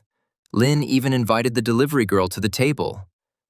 And when the man thought about it, his anxiety receded. Dr. Lin is completely different from other rich men, and Sid is blessed to have him as his boss. Meanwhile, 2 weeks have passed since Sid was transferred to Yunhua Clinic. Vincent was telling someone on the phone that Dr. Lin was in high demand right now. He couldn't go to other hospitals just for one patient. He needed at least 5 or 6. Then Dr. Lin would come and do them all at once. Sid overheard his conversation. Vincent said that 3 patients would be suitable. Not necessarily with chronic diseases. Dr. Lin does not want to deal with chronic cases now if it involves surgery on the Achilles tendon. His main method is the Tobias and Lin method, which only applies to recent damage. But they can discuss this later. When the man hung up, he said that he now understands why people are afraid of fame. Just like pigs who are afraid of getting fat, he didn't think before that there were so many Achilles tendon injuries in China. Soon Lin and Unity entered the office. Vincent said that they have 3 or 4 patients in Yi'an County who want Lin to operate on them tomorrow. The hero said that in that case, they will be done for today. They need to rest, and Unity can go with him tomorrow. Then Sid asked the doctor if he could also join. Not as an assistant, but just an observer. Vincent looked at Lin and said that there would be no problem with that. Then the hero said that now they would make a round of patients together and go to rest. All the patients were very happy to see their doctor, and therefore the hero, again and again, received chests for sincere gratitude. Sid thought that it was truly a blessing to follow a leader like Dr. Lin. It should help him be in good condition tomorrow. The next morning, the man came straight to Dr. Lin's home. He introduced himself to Tanya as her son's colleague and said that he would like to cook breakfast for Lin. Tanya wondered when her son managed to have such a colleague. But this will help her save her energy. He looks like a good person. After some time, the food was almost ready. The woman was pleasantly surprised at how well Sid cooked. Soon Lin came into the kitchen. He didn't expect to see his assistant here and asked what he was doing here. The man said that they had a work trip coming up, so he decided that he would get down to business while they were still here. Sid showed everyone a whole pot of hot food. It was time for breakfast. Robert was very happy when he saw the steamed lamb buns. Sid said that Dr. Lin likes fattier meat, so he made these buns for him. He was used to cooking. Steamed buns really helped people from the city hospital for hangovers. Lin said that Sid need not fuss so much. He should eat with the others. Moreover, he had been cooking all night. He needed to regain his strength for the trip. Sid said that there is no need to worry so much. He had breakfast before leaving the house, and now he is full of strength and energy. Apparently, he is just very excited about the upcoming business trip. Lin said that when they finished breakfast, they would go to the airport, where they would meet Doctors Unity and Vincent. Soon, all the doctors met in one place. Unity noted that Dr. Sid seemed very kind, so she asked him to help with Dr. Lin's tracheotomy kit, which the director gave him. Sid thought about it. He didn't even think they had such a close-knit group. When everything was ready, the doctors went to Shuchen. After some time, they arrived at their destination. They were met at the airport by Wilbur, director of the orthopedic department of the Shuchen People's Clinic. Vincent said that his presence was not as important as Dr. Lin's. Then Wilbur hurried to apologize and walked over to shake Lin's hand. However, he didn't understand how he could even communicate with someone who was 30 years younger than him. Sid thought about it. Dr. Wilbur is so polite to the elders, but he can't find what to talk about with Dr. Lin. Then he decided that they should head to the operating room, because the patients were already waiting for Lin. The operation soon began, and the staff at Shucheng Hospital were surprised at how large the incisions were made by Dr. Lin. They didn't understand how he would sew it up. Meanwhile, 5 hours had passed. The operations were completed. Wilbur said that he didn't believe it until he saw it with his own eyes. Lin's skill was truly impressive. Everyone watching was shocked. Lin carefully monitored his every action. If he performs an operation of this level on the Achilles tendon, then it is not difficult to believe that he is one of the best surgeons in the world. After everyone left the operating room, Wilbur invited Lin to have dinner together. Then the hero asked if they were doing knee arthroscopy here. The director said that it would really start soon. Lin asked if he could watch her, a question that stunned Wilbur. Sid said that this was not in accordance with the regulations. Even if he wanted to practice, he could do so after returning to Yunhua. Lin said in a whisper that there were no places in Yunhua. But in Sid's opinion, this was still no reason to interrupt the progress of other people's operations. Then Wilbur said if Dr. Lin wanted to look at it, they could do it after dinner. Soon, it was time for the operation. Everyone was assembled. The surgeon asked Lin to secure the tourniquet on the patient's leg. While the hero was working, the man asked him how he was feeling. Lin said that it will work if you work through the anterior medial area of the thigh. The surgeon said that the patient had problems with the anterior horn of the lateral meniscus. Lin thought, it doesn't matter what area the doctor works through. He will still be able to come up with a plan that will work. Meanwhile, the operation continued. The surgeon was shocked. Dr. Lin predicted his every move. Working with him was simply amazing. Then he said that thanks to Dr. Lin, the operation ended much earlier. Wilbur added that Lin's arthroscopy skills were amazing. If he had known he was capable, he could have booked 2 or 3 more surgeries for him. Lin then said that he could still do this. They could finish what they had left together. Soon, a new patient was brought into the operating room. and Lin's entire team also arrived for the operation. Lin asked Wilbur to tighten the tourniquet and check the patient's condition. The doctors thought, even if it is just a piercer, it requires a lot of experience and a complete understanding of the anatomy of the knee. During the operation, it is necessary to precisely control the pressure force and understand how deep the piercer goes. If the force is more or less than necessary, then you will have to try again, which usually leads to a bad outcome. But Dr. Lin's methods are better than they suspected. The surgeons soon reported that the patient was unstable. Heroes said they could save about 0.7 centimeters of his native meniscus. 15 minutes later, the forecast was still not looking good. However, Lin announced that the operation was completed, which shocked everyone. When everyone left the operating room, Wilbur began to reason. Dr. Lin works very quickly. They will focus on such operations and contact him to perform them. And the man was also wondering how much a doctor makes for arthroscopy. Sid thought that this is a control question for him. Maybe Dr. Lin doesn't care about the price for his work, but as his subordinate, he couldn't so easily decide how much his work costs. The price for an operation speaks about the status and professionalism of the surgeon. He doesn't. I can name the price too low. A higher price tag would be more suitable for him. But what if he made it so that Dr. Lin would then be unable to earn anything at all? Who would then face the consequences? Then Sid decided that he would let Lin answer this question himself. He asked Wilbur if he wanted the doctor to continue performing arthroscopic surgeries with them. The man said that they would like to cooperate. Sid decided to tell them that Dr. Lin would be free for a couple more days because there were no vacancies in Yunhua. He said that someone else recently invited Dr. Lin to do some surgeries, but the doctor refused. All because they can offer more patients. Perhaps Wilbur thought that Dr. Lin was still so young, and it was true. He wanted to gain experience. The number of patients worries him most. Then the director understood everything. Apparently, the quantity matters. He promised to contact the patients, and then they would personally discuss the price with Dr. Lin. Sid exhaled. He managed to get out of this situation. But he hoped that next time the man would not put him in such a predicament. After Sid followed Dr. Lin, he not only received money for his work, but also gifts, along with good treatment from other clinics. He felt like he had been promoted. It was a blessing to be alive, to be a doctor. It cannot be compared with working at the city hospital. Sid's life became more and more interesting. After Lin finished with the patients at the Shuchen clinic, he returned to Yunhua. Sid managed to show up for his shift on time. Dr. Lin is a paid employee, so he is constantly on the move. His workday starts in the middle of the night. He is so hardworking. He definitely had no appetite when he returned. He was also forced to work in the clinic, so he is definitely hungry. It seems he will need nutritional breakfast. When Larry arrived at the hospital, Sid was already in full swing preparing Lena for tomorrow. The man chuckled. He knew Larry went to stores in the middle of the night. He must have become a regular customer by now. But why wouldn't he send a messenger for those pig hooves? Why do everything himself? Larry said that the hooves had to be carefully selected.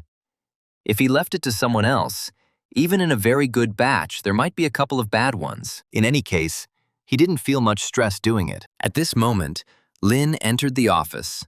The men hurried to greet the doctor. Sid said that he had prepared an omelet for him. Since Lin didn't have breakfast, he happily tasted the man's dish. The omelet turned out great, and he immediately wanted more. Larry asked the doctor not to overeat. He needed to leave room in his stomach for the pig's trotters. Several days have passed since then. Something strange was happening at Shuchen Hospital. One of the patients who had recently undergone surgery decided to walk along the corridor himself. The doctor immediately ran up to him to stop him. He asked who allowed him to get out of bed. The patient was surprised that he needed permission. He didn't just get out of bed, but he had already been to the restroom. The doctor was shocked, because the man had undergone arthroscopy a few days ago. But it seemed to the patient that this was an operation with minimal intervention. Could he really not be cured in a couple of days? The doctor asked the man to sit down. He needed to check his condition. There seemed to be no problem, but it would be better to do an X-ray to make sure. An hour later, the doctor came into Director Wilbur's office to look at the X-ray results. The patient was expected to return to normal in 3 or 4 days. It was the meniscus that Dr. Lin treated. And it turned out that there was almost no pressure, and the border was smoothed out. The doctor also brought along the patient's previous x-rays. Wilbur said it looked like the meniscus was completely deformed. Then the director became interested in what happened to Lin's other patients. The doctor said that he had already collected the information in one folder. Wilbur looked at the information. It was amazing. Lin is truly a professional. It was such a great job. His operations are like art. Then the director wondered, is it possible to cure the meniscus of the previous head physician with the skills of Dr. Lin? After some time, the man was sent to the pond where the previous head doctor was fishing. He said that he did not want to be treated by foreigners, so Wilbur looked for a suitable doctor in China. And now he is here to say that he has found someone. The old man said that he only fell once. There was nothing serious about it. Wilbur insisted. The head doctor William needs to take his health seriously. Maybe now his knees are not so badly damaged, but this cannot be neglected. Otherwise, the consequences will be irreversible. The man found an excellent doctor for him, but he is very young, so Wilbur was not sure that the head physician will like this. William said there was nothing wrong with being young. He himself started working when he was 15. Wilbur said that this man had operated on Farley not long ago, and he had reports on foreigners who had been treated in the country recently. Looking at the pictures, William noted that this young man has great potential. Then the doctor said that there was another problem. He was 23 years old and still an intern, but William said that it didn't matter as long as he had the skills. There was no need to follow the rules or regulations. But isn't he doing finger replantation and operations on the Achilles tendon? Wilbur said he can also perform arthroscopy on the meniscus. Then William finally agreed. He said, "We need to ask Lin to come and examine it." Wilbur said he would immediately send an invitation to the doctor. However, William replied that there was no need for this. He would personally go to the Yunhua clinic. Soon an ambulance arrived at the hospital. Josh wondered what kind of patient it was that required the attention of all management immediately after declaring an emergency. William was wheeled out of the car in a wheelchair, and he smiled at the doctors greeting him. Jacqueline hurried to greet the man. When Josh recognized the man as the CEO, he immediately smiled. William said that he heard that Dr. Lin was very good at knee arthroscopy, so he came. Josh shook the man's hand, telling him that Lin had performed over 100 knee arthroscopy surgeries and had a very high success rate. Jacqueline suggested doing an examination first. As far as she knew Lin, he was very good at reading MRI scans. William smiled and agreed to follow this plan. Josh decided to tell Lin about everything while the CEO was conducting an examination. At this time, the hero was busy with the operation. He asked the man what was the matter. Josh said that there is a patient in the VIP clinic. He asks the guy to do an arthroscopy of his knee joint. The hero immediately got ready to go to the right place. However, Josh stopped him. First, he must pay special attention to this patient. For example, he can make the process longer so that the patient feels valued. He cannot simply say that he will perform the operation immediately after meeting the patient. When everything was ready, Lin went to the patient. Many doctors had already gathered in his room. William noted that Dr. Lin was very young, and then said that he could stand up, but his knees hurt when he stood up. He felt even more uncomfortable after the flight, so he would have to use Lin's skills. The hero smiled and said that he first needed to examine the man. William said that he suddenly remembered a storyteller he listened to in his youth. The characters always liked to say, "Please forgive me for not greeting you properly because of the armor I was wearing." And now William understood why they were like that talked. The hero touched the man and information about his condition immediately appeared before his eyes. The result of some indicators was quite high. Then Lin said that he wanted to see the patient's result. When the pictures were brought to the hero, he examined them silently for 10 minutes. All the doctors who were in the room looked at the guy in bewilderment. William asked the doctor why he didn't say anything. Lin replied that he was paying attention to the patient. All the doctors were at a loss. And then Josh intervened in the conversation. He chuckled in confusion and asked Lin to show his professional side. William laughed. He asked Lin not to worry about everyone present and to do his best. The hero said that the man's meniscus had worn out from old age.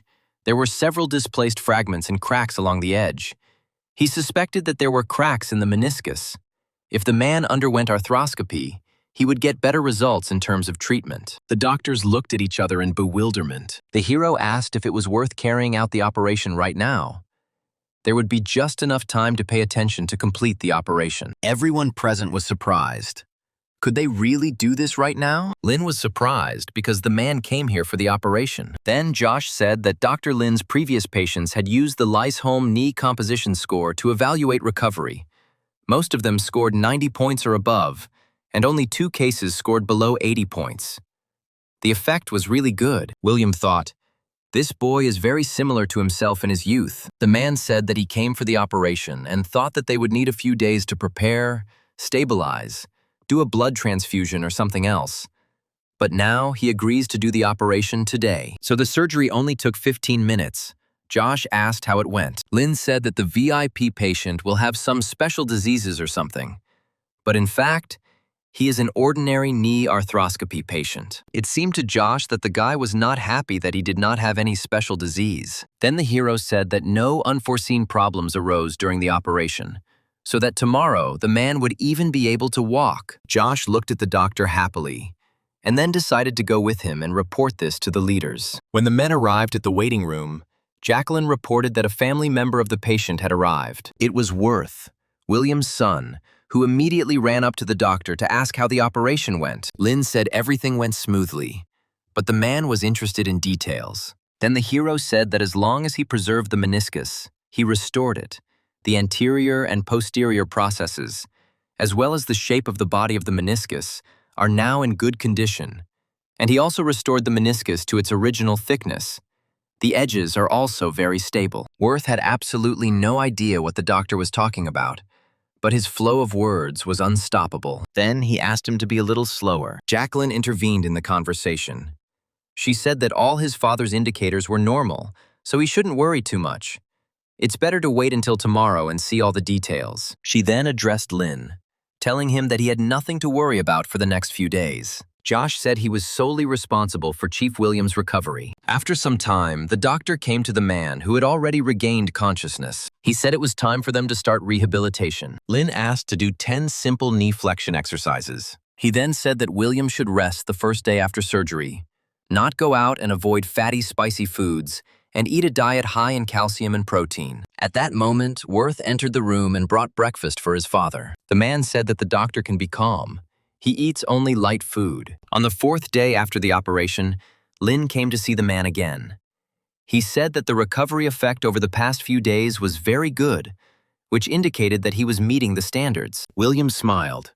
It seems his recovery is in full swing. Then Lin said that the man could start using crutches. There was no problem. It was already the 4th day after the operation, so he didn't need to worry. The man was surprised. He felt good.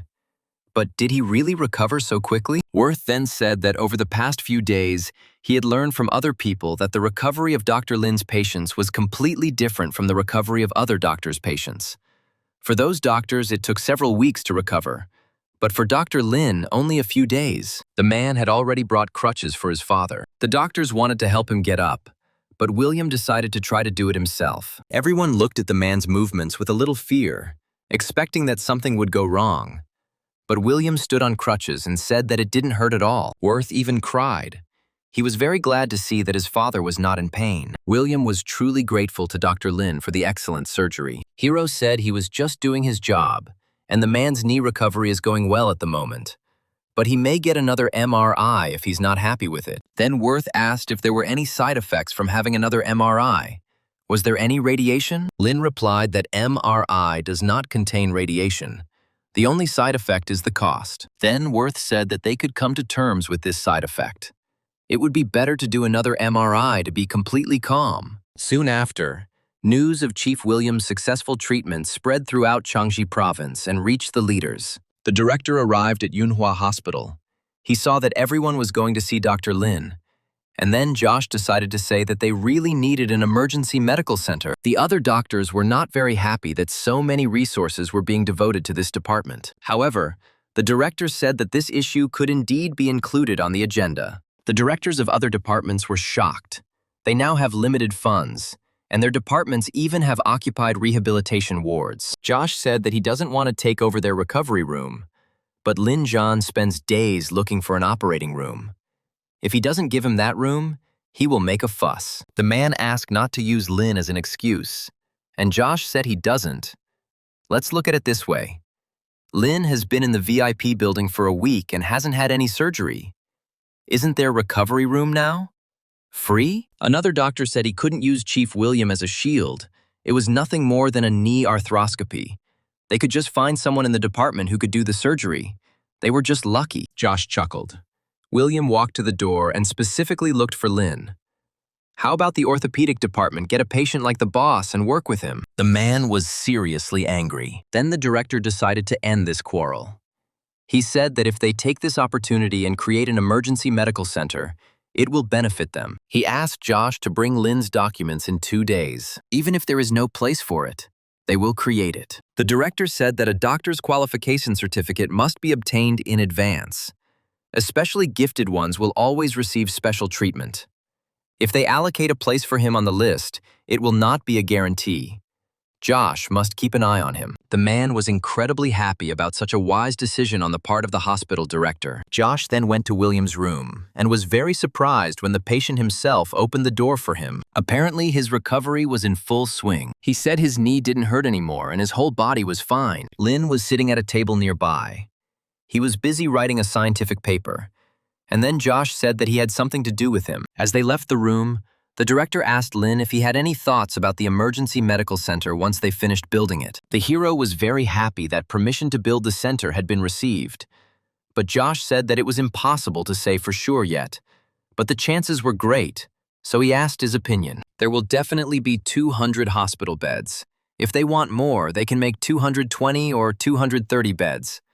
But Josh was wondering if Lin was actually asked to run a treatment group.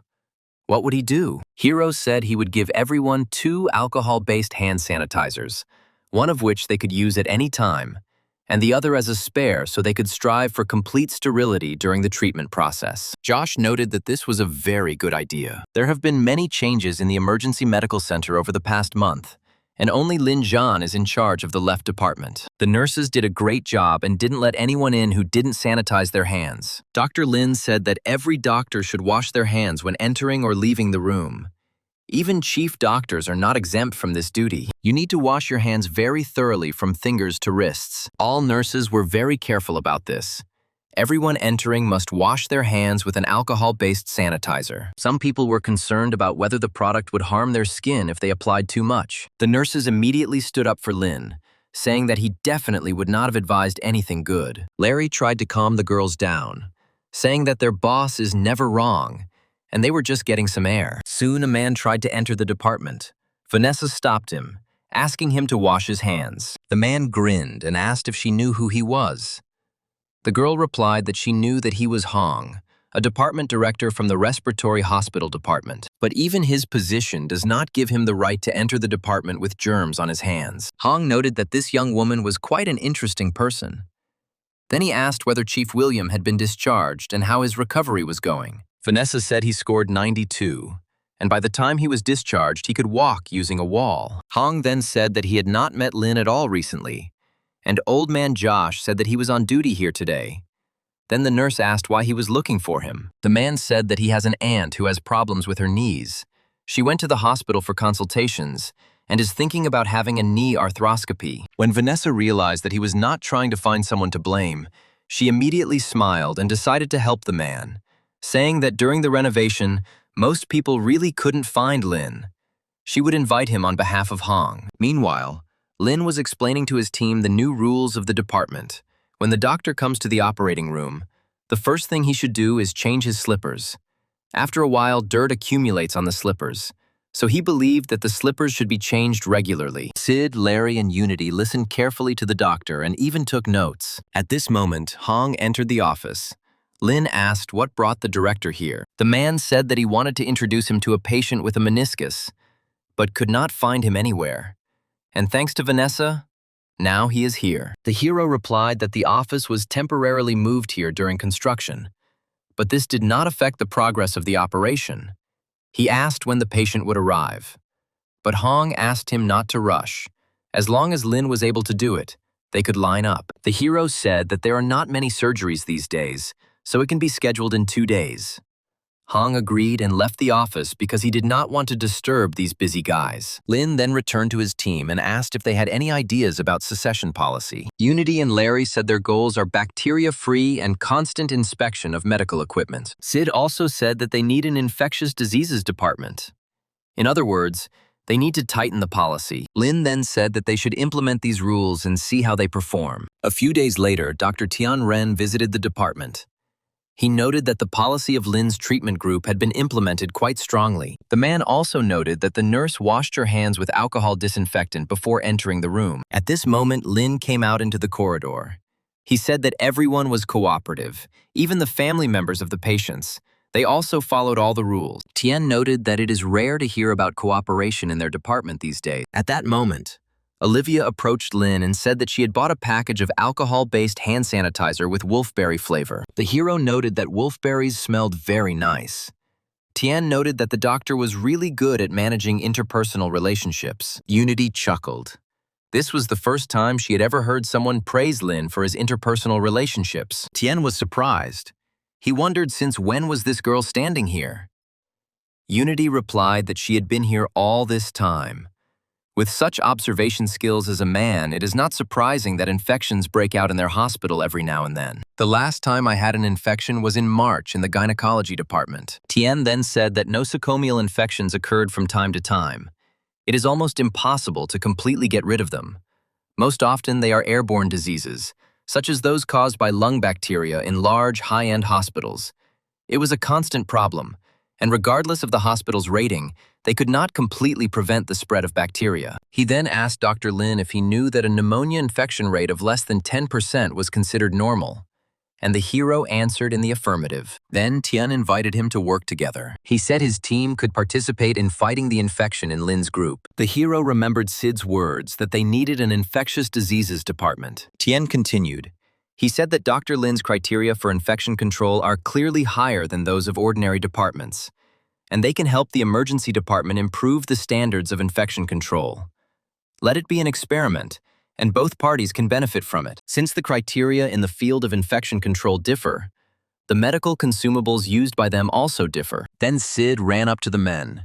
He asked Dr. Lin to give him a minute, and asked Tian if they really wanted to work in Lin's treatment group. In that case, they should listen to what Dr. Lin says. Sid approached the boss, said that their infection control measures are being implemented very well, and they do not need the infection control department. Letting them take responsibility is not possible. The most appropriate method of cooperation would be to ask the infection control department to listen to what they tell them. Tian then shouted.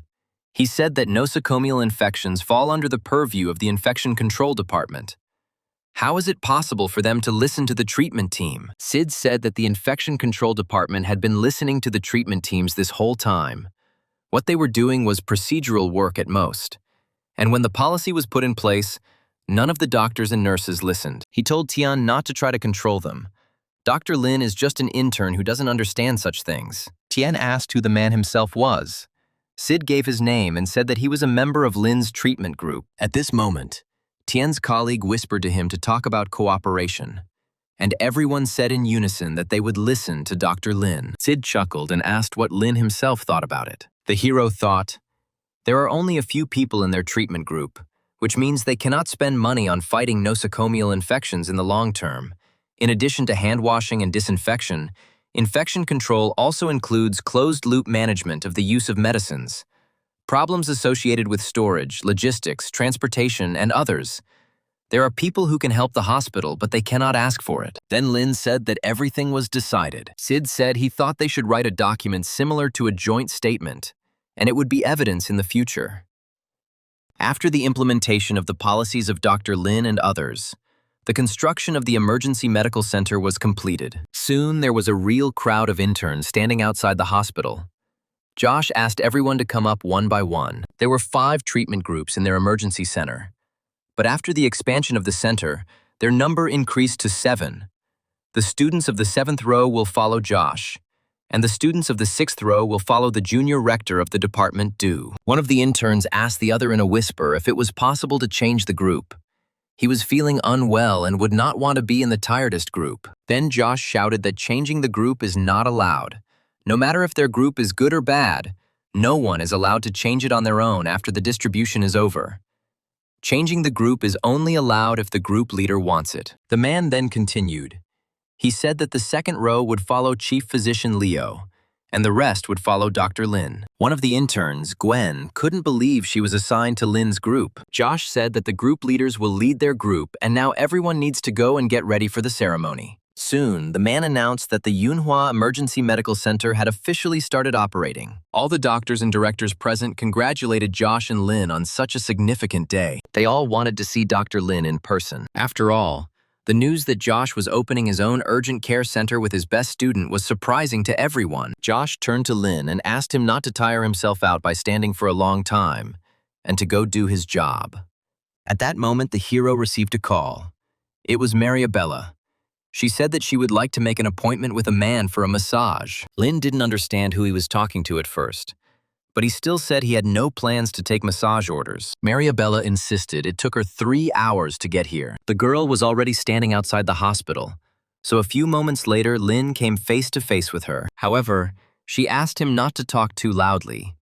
Her visit here was a secret. The doctors and directors could not understand what this girl was doing here, but she seemed familiar to them. Mariabella grabbed Lin's hand and pulled him inside the hospital.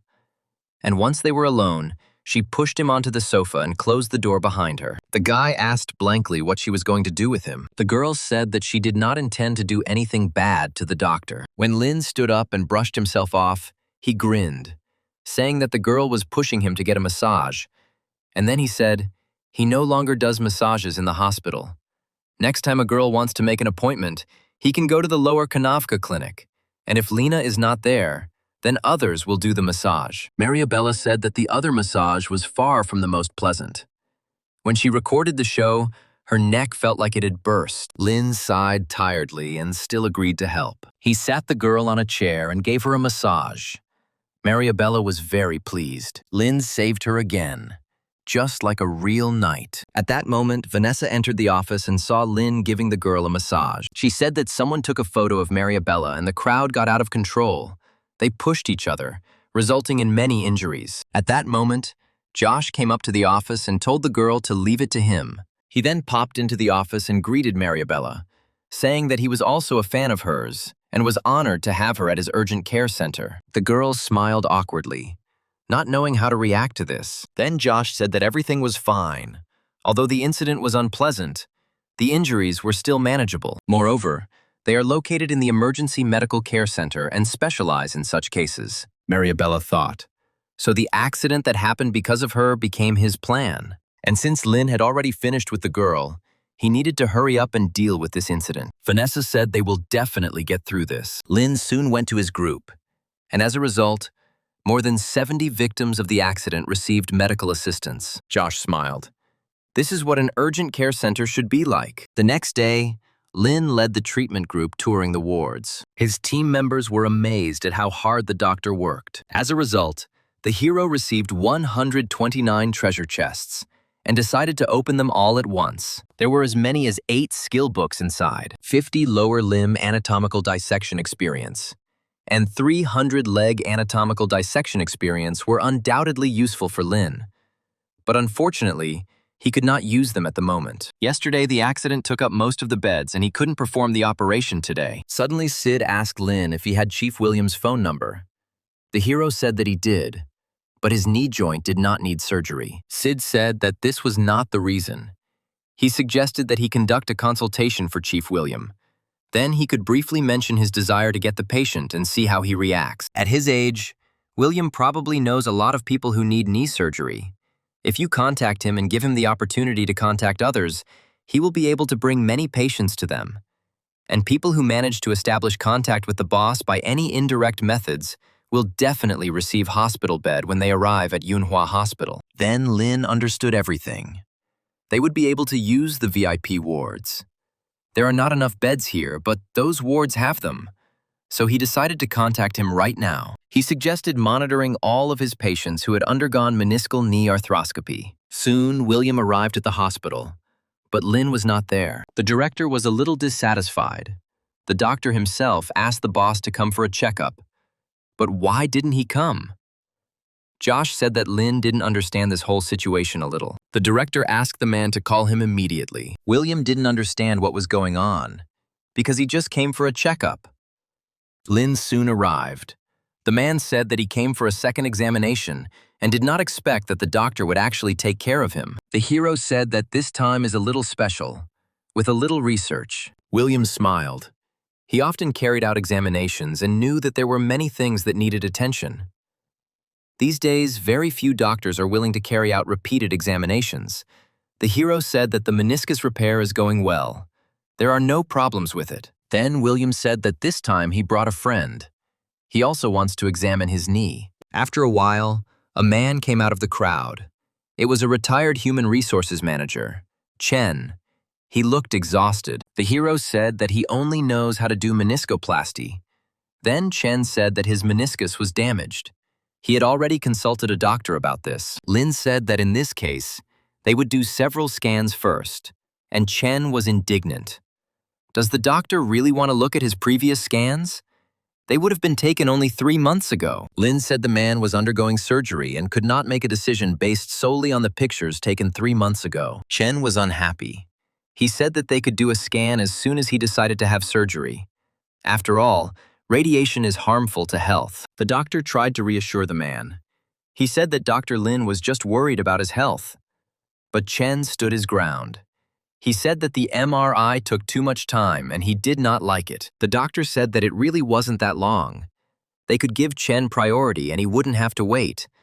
Then he handed over his business card and said that if the man had any requests, he could immediately dial the number indicated on it.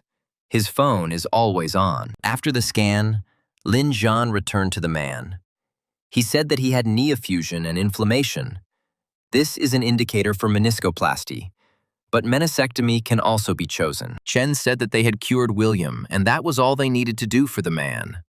And now they had to go and help him check into the hospital. Lin looked at the patient in confusion. Then Sid intervened in the conversation. He asked the doctor to leave it to him. He turned to the chief, saying that he would first take him to the examination room and try to organize the best ward. Chen said he retired as an active division leader and deserves to be treated like a district leader. Lin chuckled. This patient is interesting. And he hoped that the operation would be the same. Soon, the head of the section, Chen, was placed in the ward. From his first minute there, he was dissatisfied. He said that all the nurses here were clearly inexperienced, the fixing needle was in the wrong position, and he was very uncomfortable.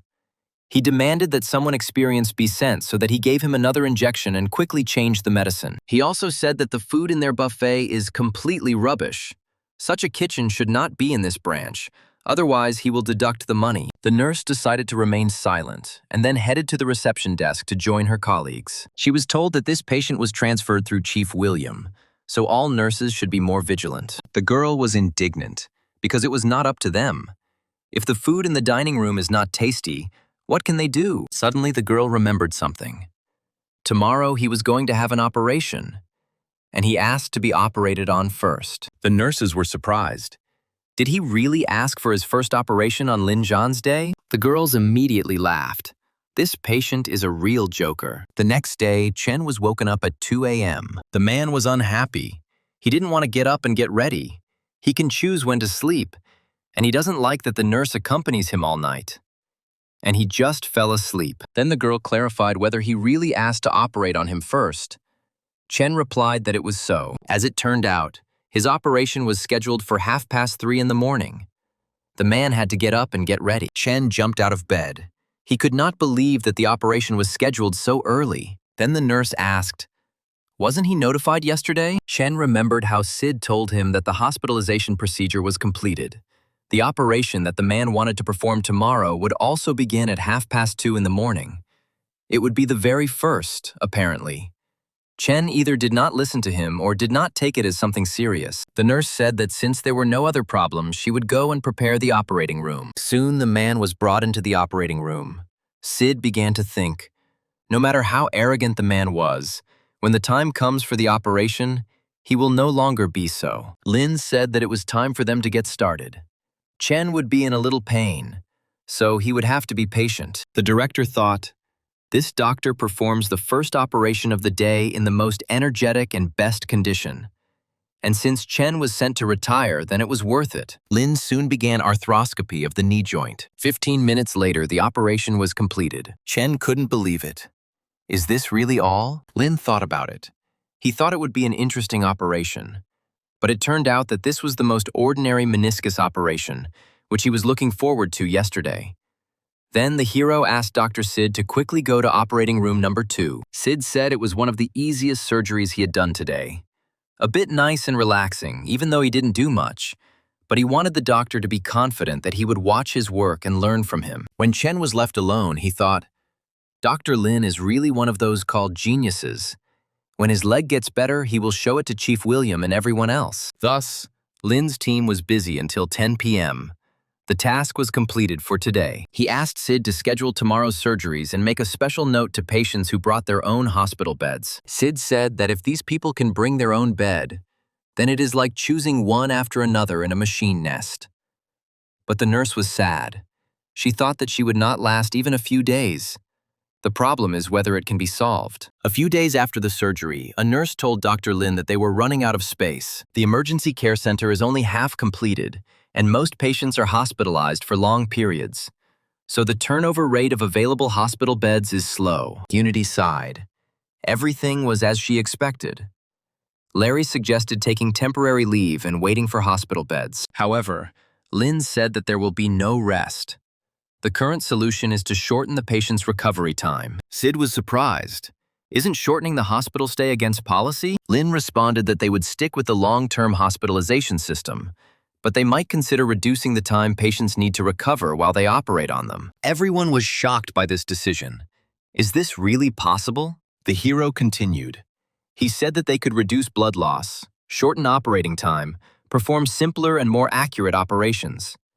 With these 3 factors, they could reduce the average hospitalization time by 1 day and save many beds for every 100 patients. Lin's team was surprised to hear this decision. They were glad that Dr. Lin always found a solution in his own way.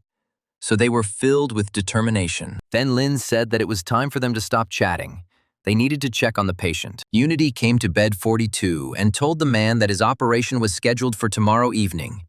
But the patient said that yesterday the nurse said that they needed to draw blood, and today the operation would take place. How could everything have changed so much? At this point, Sid intervened in the conversation. He said that the blood was taken at noon, and they had received the report only recently, so the operation could only be postponed until tomorrow. The man was dissatisfied. He shouted that he was Dr. Lin's patient. He enjoys the best conditions of the hospital, which means the operation can be scheduled for any day he wants. And he wants the operation today. Lin looked at the patient in bewilderment. He was talking nonsense, but the man did not let up. They say that he works this way with all patients. Old man Chen from the neighboring building wanted to be the first, and he was provided with the operation upon request. The hero was surprised at how this information spread, but Sid tried to calm him down, telling him not to pay attention to people who like to let wind out of their mouths. Then Lin said that Senior Chief Chen was waiting his turn, so the man could look in. The patients here are all the same. There is no one special. The patient began to calm down. He said that it was very difficult for him to get sick leave. He did not want to put it off any longer. The pain in his knee was killing him. Lin sighed wearily and said that in this case, he would take action as soon as possible. Unity and Sid realized that the doctors had been deceived. Lin asked his team to go to the medical laboratory department and ask them to expedite the results. Soon the man was brought in for surgery and asked to prepare. At that moment, Sid ran into the operating room. He said that everyone needs to stop immediately. The fact is that he received the results of Mr. Selby's morning blood draw. They show that the man is HIV positive. The entire team was shocked. Lin paused for a moment to study the results. He then asked Selby if he understood that the risk of surgery would be significantly increased due to his HIV infection. The man understood everything. Hiro explained that HIV-positive patients have a much weaker ability to recover than ordinary patients. So after arthroscopic knee surgery, the recovery of a man's nervous system may also occur very slowly, and it may not even be able to recover. The heart, lungs, liver, kidneys, and other internal organs may be in a state of perioperative organ failure. The likelihood of spontaneous diseases of the cardiovascular and cerebrovascular systems is much higher than in ordinary people. The possibility of developing cardiac and respiratory failure cannot be ruled out. Then Lin asked again if the man really wanted to continue the operation. Selby burst into tears and said other doctors at other hospitals had refused to operate on him, but Dr. Lin was still willing to do it for him. The hero said that the man has his own difficulties, but the doctor must maintain professional morals. They will wear a full set of protective clothing for the operation. He will also schedule a consultation with surgical infectious disease specialists. This will lead to the patient's medical expenses being higher than that of an ordinary person. However, Selby understood this and agreed. Lin's team doubted.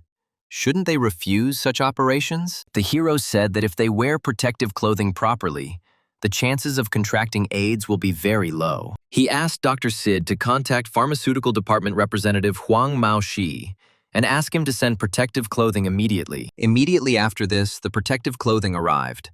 Unity said that Dr. Lin will be back soon, and the others need to practice putting on and taking off the protective clothing. The trainees may not observe the operation. Gwen reached for her protective clothing, however. She forgot to wash herself before doing so. Unity noticed this and grabbed the girl's hand, asked her to put the clothes back. Gwen grunted displeasedly and disdainfully threw the suit. Unity asked her not to throw a tantrum in the operating room. If she doesn't want to do this, then let her go and throw a tantrum to her boyfriend. But here she needs to behave adequately. Gwen turned away silently, tears forming in her eyes. Unity said that there is no point in crying. The girl dared to pollute the operating room, and for this it was worth sending her back to school immediately. Today they have to treat an AIDS patient. Maybe tomorrow it will be a bird flu patient. The emergency room is full of patients who... You can't even do the 4 classic TBIs before you operate on them. Now they at least have a choice of protective clothing. A lot of the blood, sweat, and tears of medical personnel went into developing protective clothing. And the lessons they learned. During the SARS epidemic, a large number of local and foreign medical workers were infected at work. However, they didn't have time to speculate about something like that right now. So Unity called everyone over to teach them how to wear protective clothing. Lin soon returned to the operating room and put on his suit, ready to begin. He said that Larry would be his first assistant. Unity should be ready, and Sid could go first. Then he asked for a frame to fix the hip. The operation began. The old man happily thanked Dr. Lin, but the doctor said that there was no need to thank him. The old man remembered the process of visiting other hospitals. He was sent away and told that he would not be treated here. And now the old man was moved to tears. He really wanted to thank Lin. Lin said that it was his responsibility. Given the patient's condition, he agreed to use local anesthesia. Lin ordered Larry to use a frame to fix the hip and avoid slipping. Josh stood outside the operating room and thought anxiously. He hoped that when meeting such patients, Lin would be a little more careful. And then the man walked inside. The man was shocked. This child is still as fast as usual. But this time he did not dare to speak. If he scared him, he might cause an accident. 4 or 5 minutes later, Dr. Lena asked Josh why he was there. Dr. Josh was angry. This is the first time they have done an infectious surgery like this. How could I not come and see? He also pointed to Larry and asked why Lin couldn't find a second mate. Unity raised her hand, saying that she was here too, and the trainees stood behind the girl. Josh said she was in charge of the interns, so she wasn't being counted. Josh looked at Lin, who was continuing the operation. He asked him to slow down a little. Lin said he thought it was better to use a regular rhythm because it was easier to work with and less likely to cause accidents. Josh thought that would be a good option too, to reduce the exposure time. One of the doctors raised his hand and asked if he should bring a set of protective clothing for the director, but the director didn't care. He's been in this business for decades. There's no battle he hasn't fought in before. HIV isn't Ebola. He doesn't need to be completely isolated. Josh said that the guys were very lucky that Dr. Lin was willing to give them a chance. But did they know what was most important when being monitored in the operating room? He said that since Dr. Lin allowed them to observe the operation, they all had better keep their mouths shut and take the chance. Trainees do not have to remind others what they need to do, especially doctors and directors. Lin then said that Josh's voice was too loud. The director was embarrassed and apologized. It was rude of him. Meanwhile, the operation continued. Director Josh was amazed. The side was well restored. Unity also said that all the edges are still fresh and not sore. The grasping tweezers, hook scissors, reverse knife probe, and hook probe work well. The arthroscope, which was not flexible in the hands of others, became flexible in the hands of Dr. Lin. 25 minutes later, Lin said everything was ready. Larry stretched out his hand to wipe the sweat, but Unity hurriedly stopped him. He couldn't wipe the sweat now. Lin said that all surgical staff should remember the sequence of putting on and taking off protective clothing. After removing the surgical clothing, they need to wet their hands with a disinfectant solution, and then change into another pair of clean slippers. Soon, everyone left the operating room.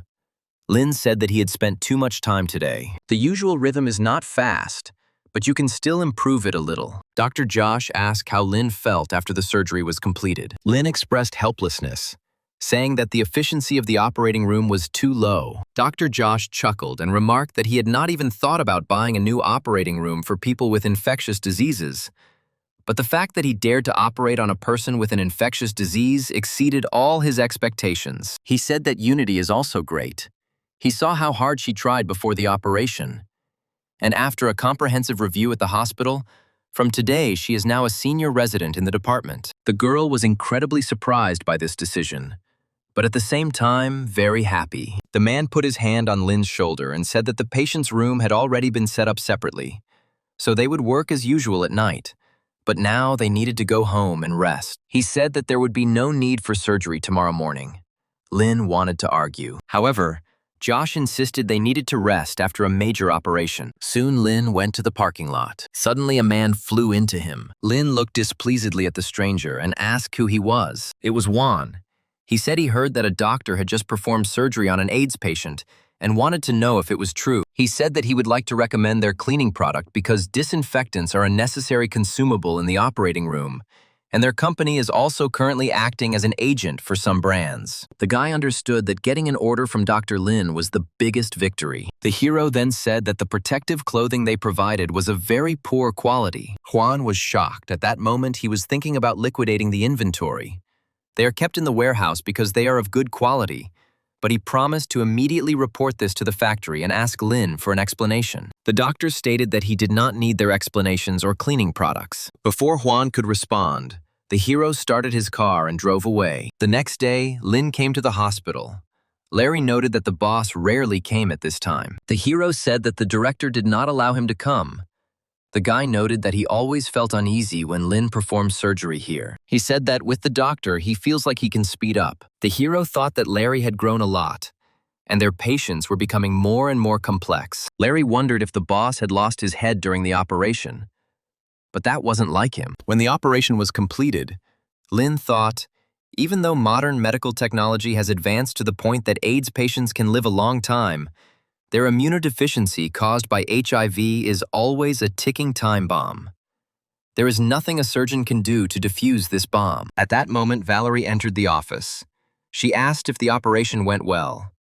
The hero answered in the affirmative. The girl said that she had just returned to Yunhua and invited Lin to have dinner together. The hero agreed, but sounded completely emotionless. Valerie noted that the doctor did not look well today. Then she took his hand and decided to take him to eat. She said they could eat in her car.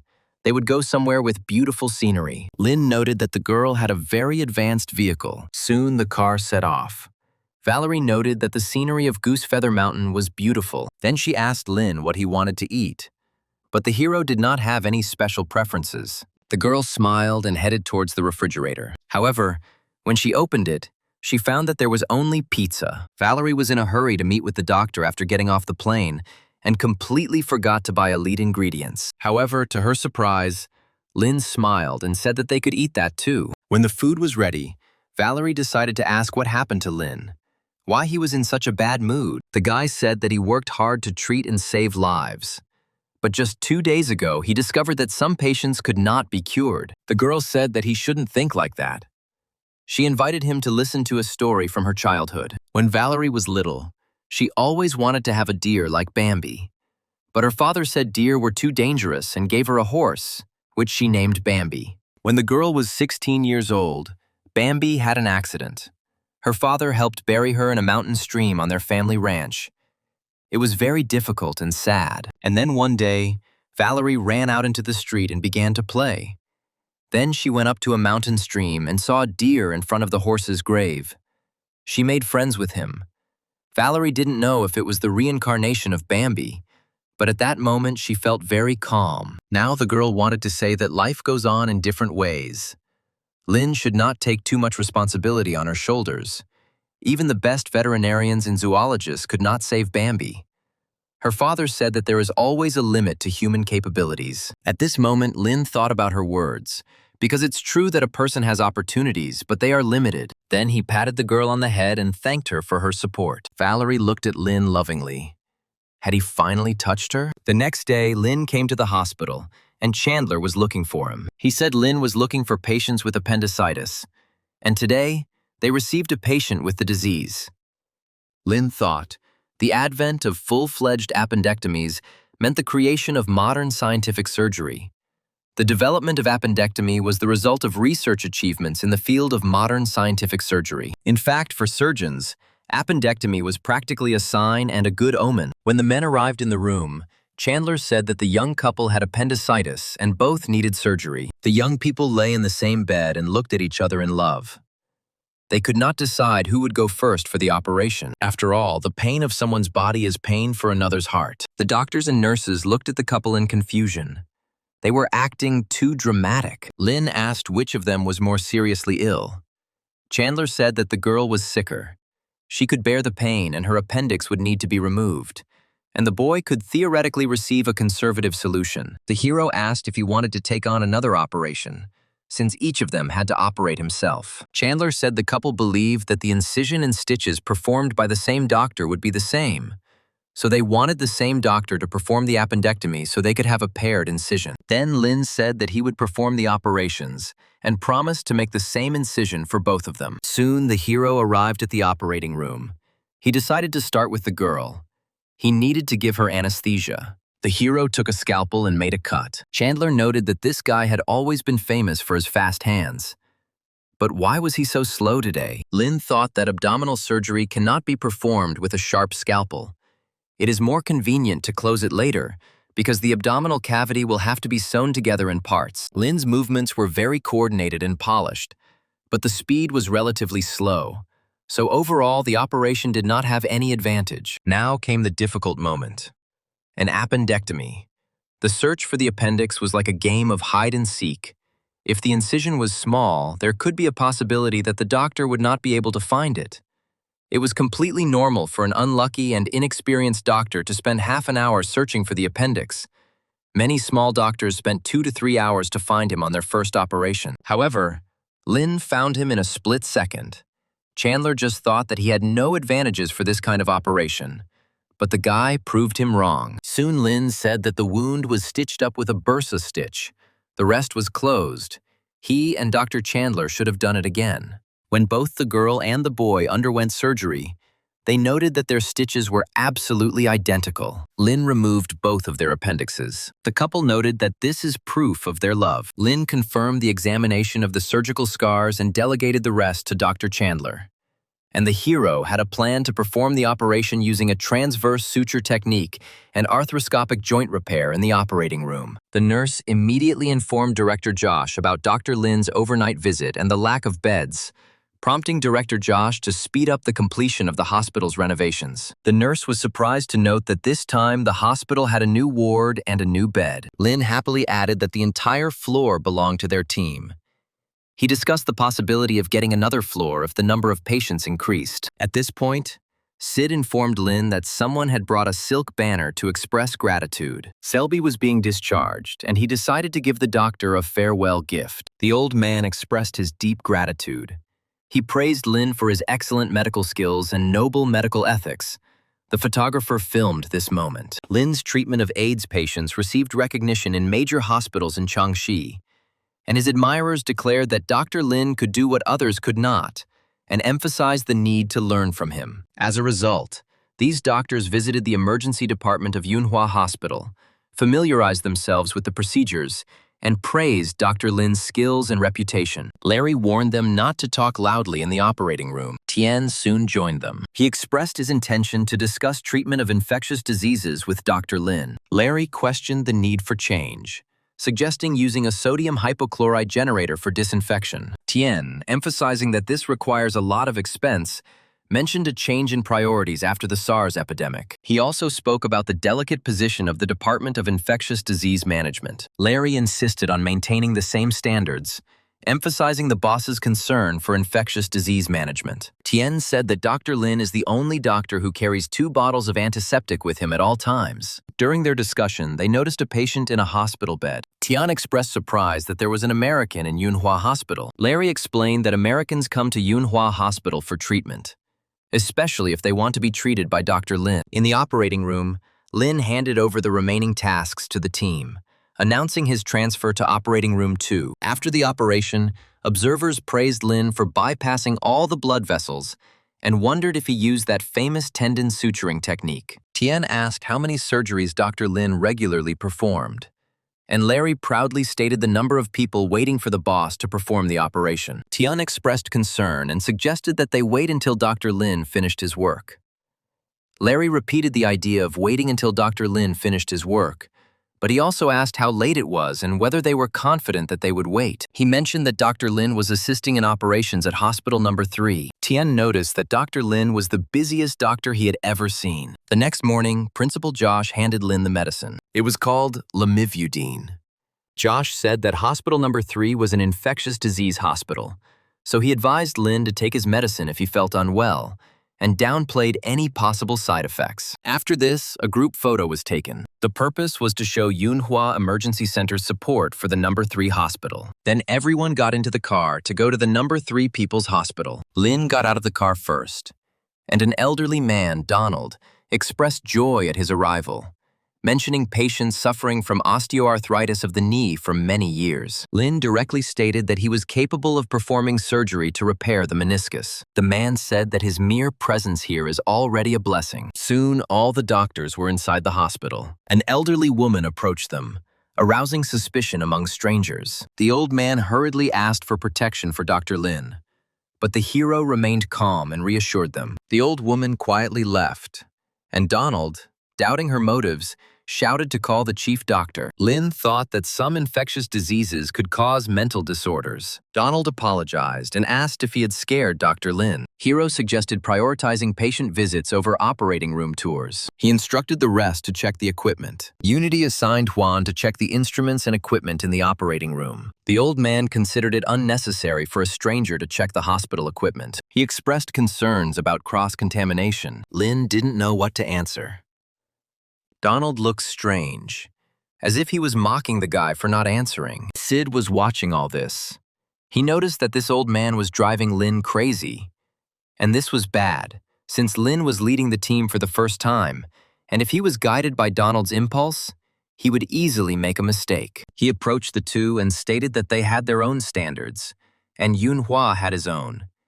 He questioned the invitation, wondering why they would be invited to a hospital that boasted of its perfection. In response, Donald mentioned the glory of his standards in Yunhua. Sid disputed this by comparing the surgical standards of their freelance surgeon and Dr. Lin, and found no basis for the old man's claim. He pointed out that other hospitals invited Dr. Lin, and each operation cost between 5,000 and 10,000 yuan, with additional airfare costs. Lin, expressing his disinterest in the dispute, asked Dr. Sid about the purpose of such discussions. The man emphasized the importance of following the rules before starting work. Donald echoed his sentiments. Noting the rarity of Dr. Lin, Sid said that even Director Josh was hesitant to seek treatment at their hospital, emphasizing the exclusivity of Dr. Lin's presence. Uninterested in the verbal exchange, Lin prepared to head to the clinic. The hero, having seriously reviewed the images together with Dr. Sid, activated the master-level magnetic resonance imaging technique. He suggested sending these two people for an MRI first. He stated that their symptoms were not suitable for arthroscopic meniscus repair surgery. Donald agreed that the specialist quickly determined a treatment plan and expressed hope for the upcoming surgery. Meanwhile, at the Yunhua Emergency Center, Director Josh reported that Lin could not return due to the support of the No. 3 hospital, so he suggested that Larry perform surgery for a patient with a flexor tendon injury. At first, Larry was extremely surprised. Could he really perform the M-Tang technique on his own? Director Josh then encouraged him, citing his experience overseeing 300 cases of flexor tendon repair. At that moment, Larry's determination was ignited. Meanwhile, in another operating room, Dr. Lin was aiming to keep each case to 30 minutes, focusing on clearing out the old patients that had accumulated in hospital number 3. Sid acknowledged that the pace of work was challenging, but stressed the need to overcome challenges, especially since this was Dr. Lin's first time leading a team at another hospital. Larry was nervous, worried that he would have to do a good job without his boss present. But a colleague assured him that the processing was ready. This boosted Larry's confidence, and he said he had to do even better in the boss's absence. Lin soon began the operation. Sid observed him and noted Dr. Lin's excellent condition during the procedure. The first surgery took less than 30 minutes, but Unity felt some difficulty in collaborating with Dr. Lin that day. The hero thought about the numerous patients of hospital number 3 and calculated that about 11 operations needed to be performed daily. He believed that the speed of work should be increased in the coming days. During surgery, Larry mentioned using a skin retractor, a surgical loop, and forceps. The assistant next to him noticed that all of Larry's instructions were similar to Dr. Lin's. Larry thought about it. At the very beginning, his boss only taught him to do the hook snatch, and in the end, Lin turned from a teacher and boss into a support and the backbone of the treatment team. Larry recalled Lin's explanation of the cross-stitching method, also known as the multi-tendon stitching method. He emphasized the use of 3 sets of nylon threads to stitch the tendons, saying that this method was superior to the Kessler method and the double stitching method in terms of strength. In addition, it did not break blood circulation in the back of the tendon. Larry, reflecting on the key points conveyed by the boss, described the latest suturing method as both a technique and a suturing method. It was used specifically for the Zone 2 flexor tendons of the hand, had a narrow area of application, affecting only 15% of the hand area, but showed remarkable results.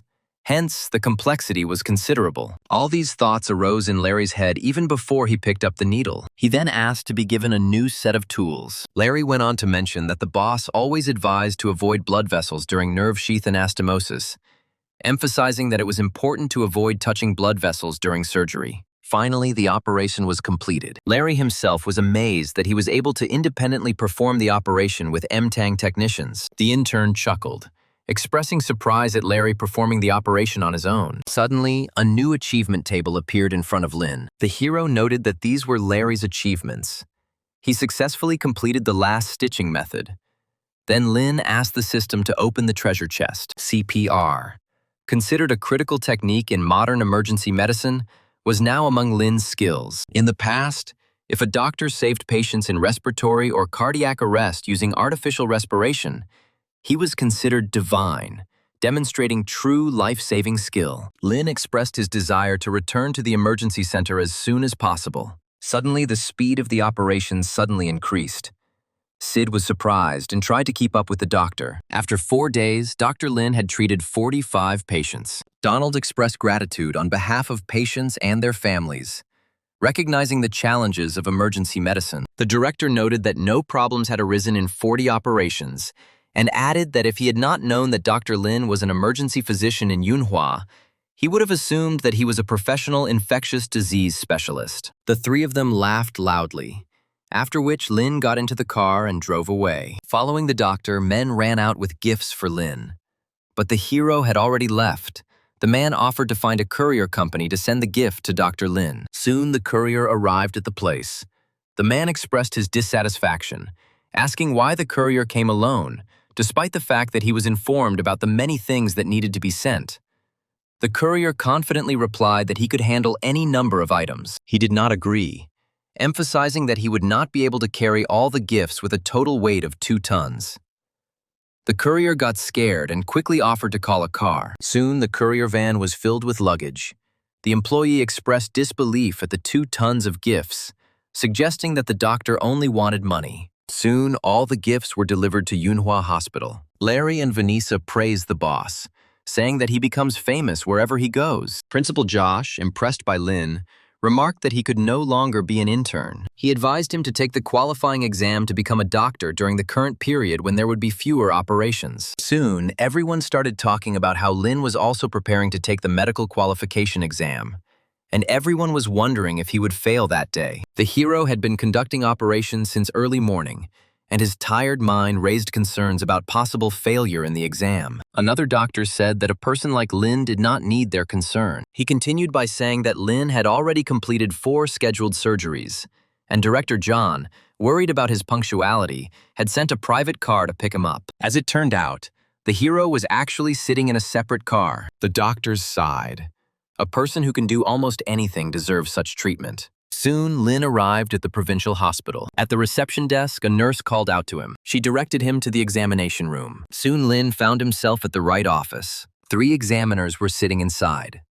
Department Director Kong expressed disbelief at Dr. Lin's presence. The hero, not at all embarrassed, greeted Director Kong and suggested starting the exam. Kong noted that the doctor seemed to be just playing games with them, but did not say anything. The man explained that the practical exam consists of 3 parts: a medical history, a physical examination, and a multimedia test that includes reading scans. Taking a medical history is a written exam that Lin either fills out or Kong could fill it out for him.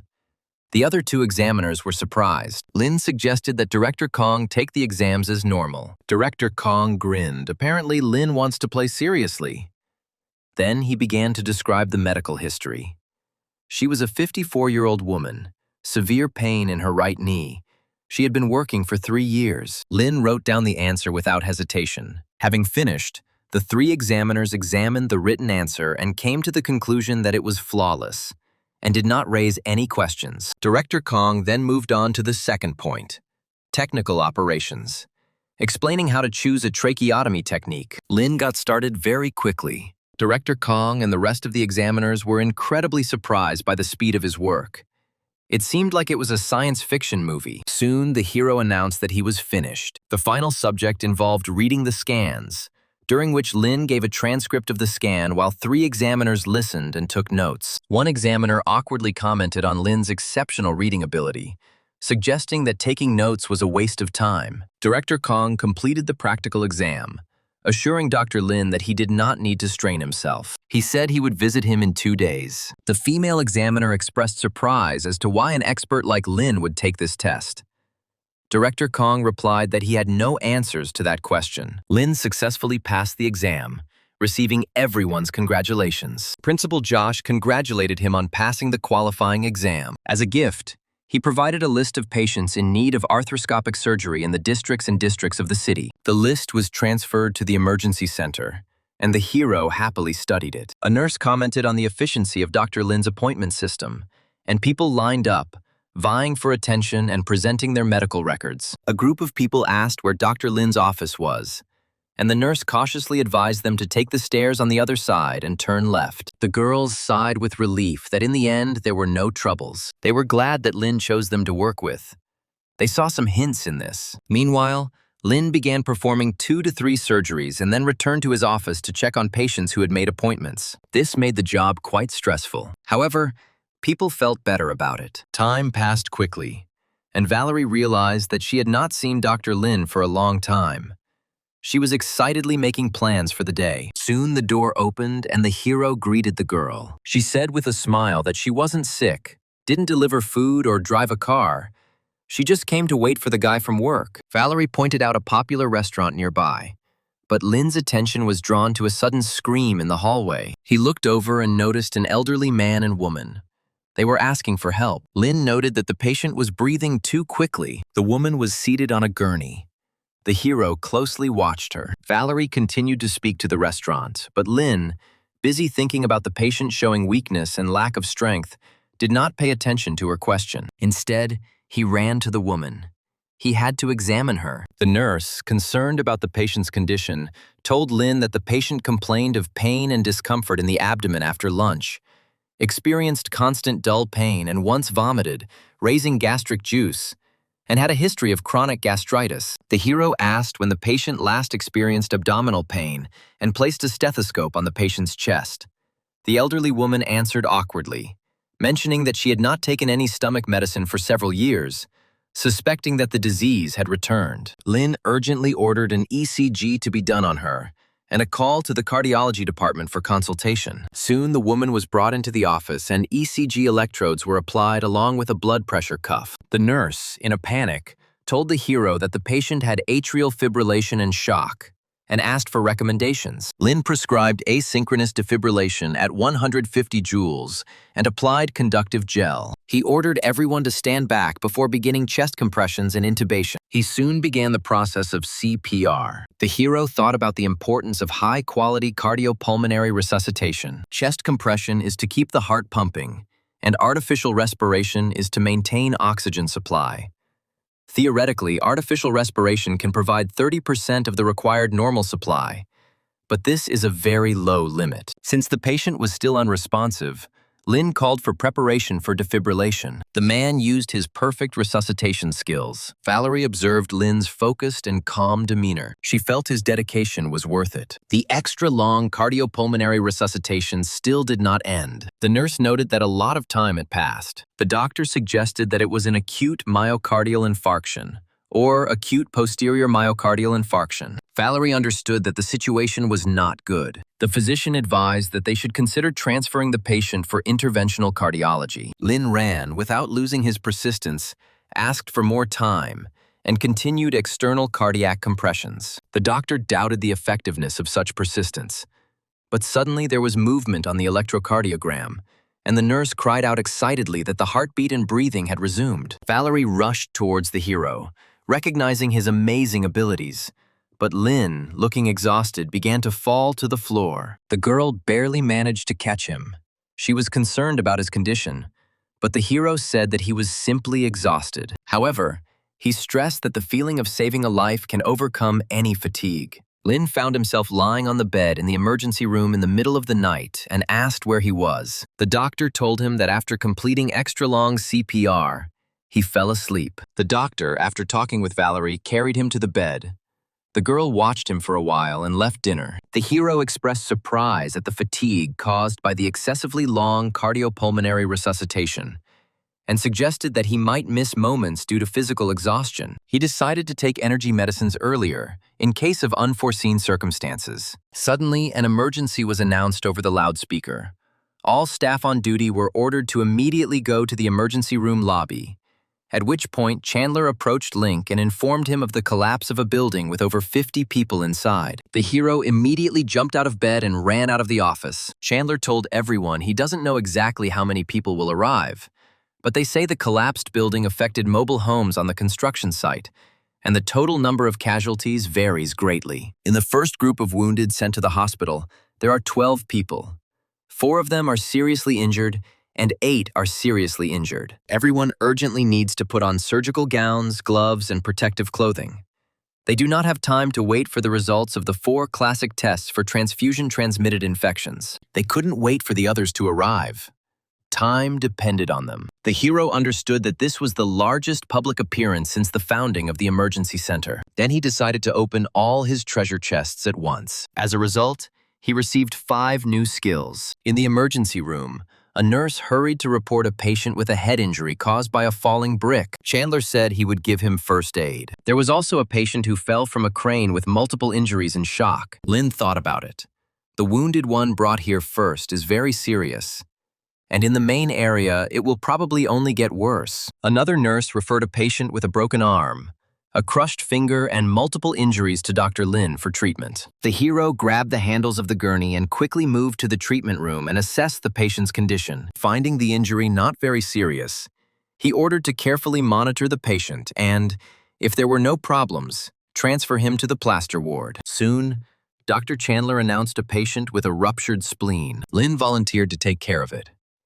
Dr. Chandler agreed, asking him to stop the bleeding manually and assuring him that someone would be available to perform the splenectomy. The hero expressed the seriousness of his intentions and stated that he could perform a splenectomy. After this, the patient was transferred to the emergency department. Lin, while observing the patient's condition, felt panicked due to continued bleeding. Chandler sharply demanded to slow down. He explained that the situation was different from the usual.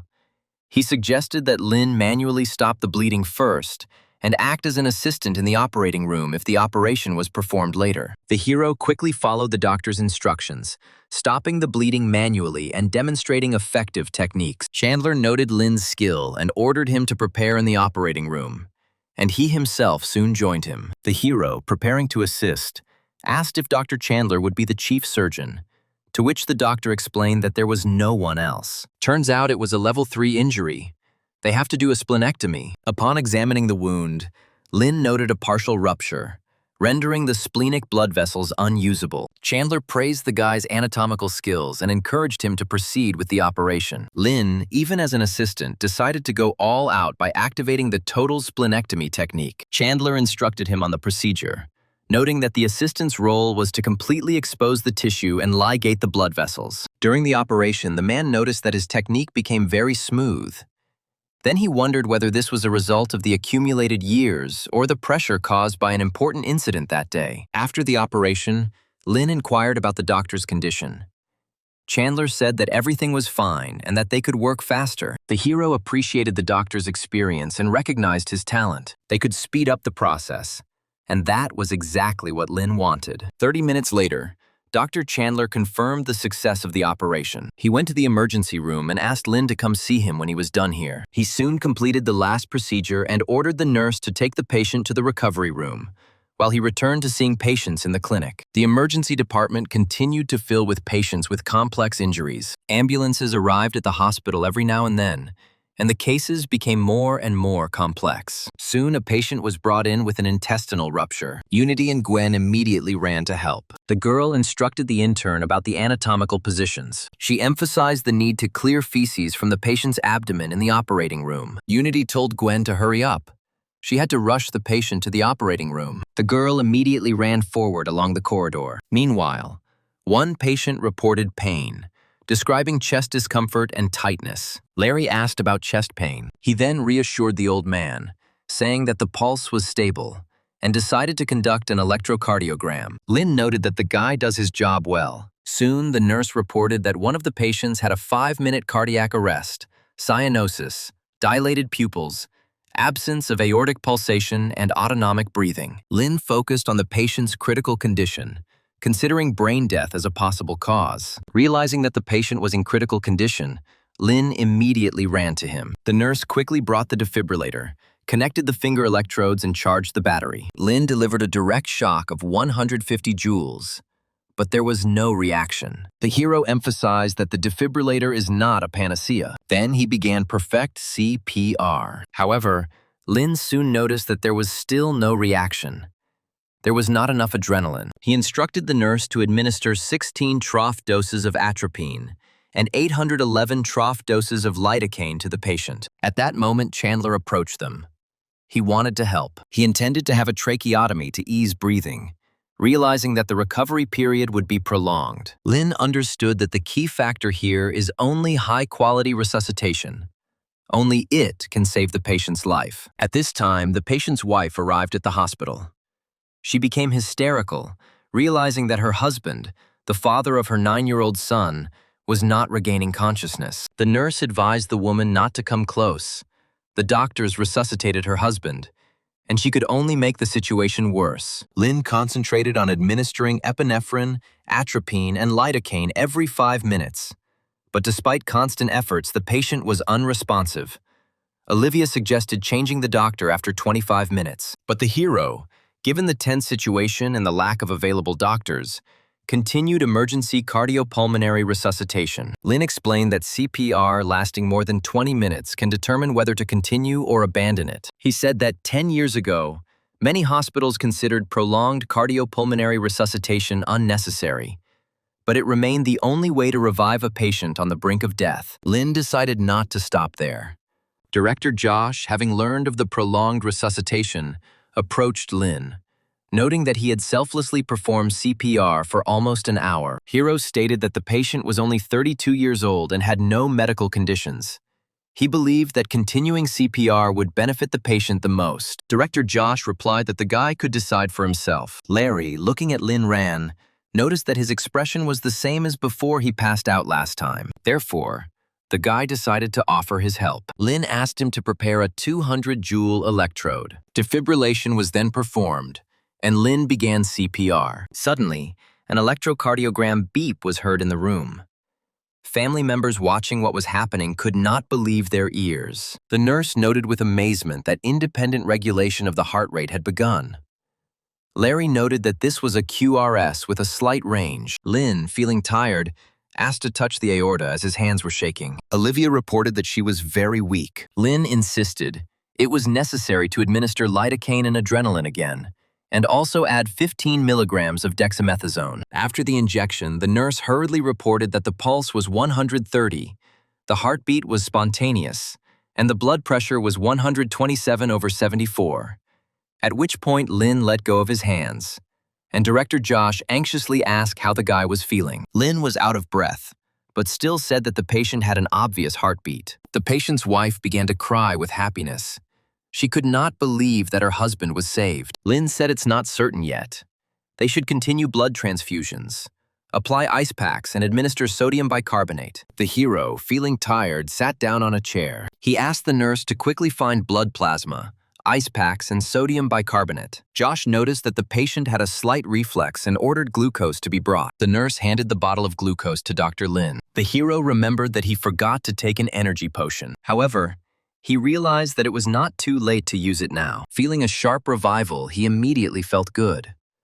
Olivia, who was watching the guy, noted his rapid recovery after taking glucose. The director told Lin to go and rest, adding that the neurology department had sent the patient to the intensive care unit. Director Josh was surprised.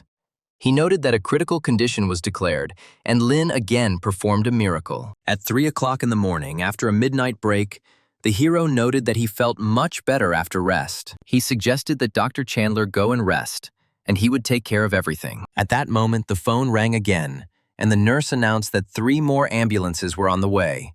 4 victims, seriously injured, 1 patient unconscious. The men decided to take 2 people each. Josh ordered the patients to be sent here, assigning each of the doctors to be responsible for 1 case. Lin, who had been performing CPR for a long time, was told that now he was no longer up for operations. He would do resuscitation. The hero said that his group could take on the patients, but Josh knew that they needed to rest first. Lin's group was sent to a separate room. Larry complained that he couldn't sleep.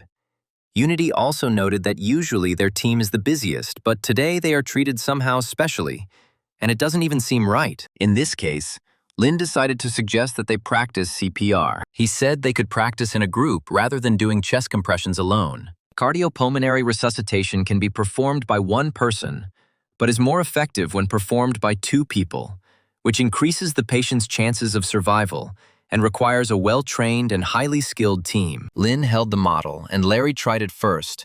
He suggested that the others also not stand still, and in the end, the 3 of them trained. Half an hour later, Larry asked about their results, and Lin reflected on the need to maintain compression depth and minimize operating time. Dr. Sid asked Lin if they should take responsibility if another patient needed CPR. Lin replied that the director had not given such an order, but advised them to be prepared for the task, expressing confidence that the director would not object. Unity suggested that Yunhua Hospital take responsibility for establishing a specialized cardiopulmonary resuscitation team. She mentioned that the International Cardiopulmonary Resuscitation Guidelines support the idea of establishing such a team to reduce resuscitation time. The hero noted that the work of a small team of cardiopulmonary resuscitation is much more difficult than that of a large team. They could use their free time to practice, with a crew of 4 being sufficient. Sid suggested that information about the CPR team not be disclosed to the public for now, due to possible problems with low-quality supplies and medications. Lin agreed, saying that while they couldn't reveal anything at this time, the critical care team must adhere to strict standards. All 3 agreed with this opinion. Suddenly, a new task appeared in Lin's system. It implied that the hero must perform a hepatectomy. Sid noticed that Dr. Lin had only taught them for a long time, and now he had a new passion for surgery. Larry and Unity exchanged sinister smiles, assuring the boss that they would immediately look into the matter. The 3 of them giggled and made an excuse to sneak out of the break room, citing that they needed to go to the bathroom. Larry and Unity asked the doctors about the patients with liver damage, and Dr. Sid went to see the nurses. The nurse replied that one of them had pain in the right upper quadrant of the abdomen and intra-abdominal bleeding, but was not sure if it was liver damage. Sid asked the girl to refer this patient to their team. The nurse felt a little awkward when she mentioned Director Josh's order that all emergencies could only be assigned to junior superintendents and above. Sid asked if it was possible to include Lynn in this group. Given the danger of a critically ill level 1 patient, only the director decides the matter. But the woman can inform Lynn about the patient's arrival. Sid thought about it. Soon an ambulance arrived, and Lynn, having received a message from the nurse, hurried to her. Director Josh told him that he had arrived just in time and asked the doctor to tell him about the patient's condition. The man presented the patient as being dug out of the ground, experiencing prolonged hypoxia, acute hemorrhage with multiple fractures and bruises. Lynn inquired about the condition of the head. As it turned out, there were no obvious wounds. Director Josh explained that they would deal with hemorrhagic shock first, followed by contusions and fractures. When the patient was brought into the operating room, Lynn was asked to help manage the abdominal cavity, where the bleeding had already stopped. Principal Josh inquired about the location of the bleeding. One doctor identified a rupture of the spleen, and the second, a rupture of the liver. Lynn expressed his opinion that it was a liver, earning Josh's praise. The director emphasized that the spleen should be checked for bleeding, and the abdomen should be examined for a detailed assessment. He asked Lynn to suggest a surgical method for liver injury. Lynn elaborated on the surgical technique, emphasizing the rectus abdominis incision or midline incision. Director Josh praised Dr. Lynn for his skill in both surgery and theoretical knowledge. The dissatisfied doctor asked why he had not been consulted, so the director asked him a hypothetical question about the estimated location, length, and depth of liver damage,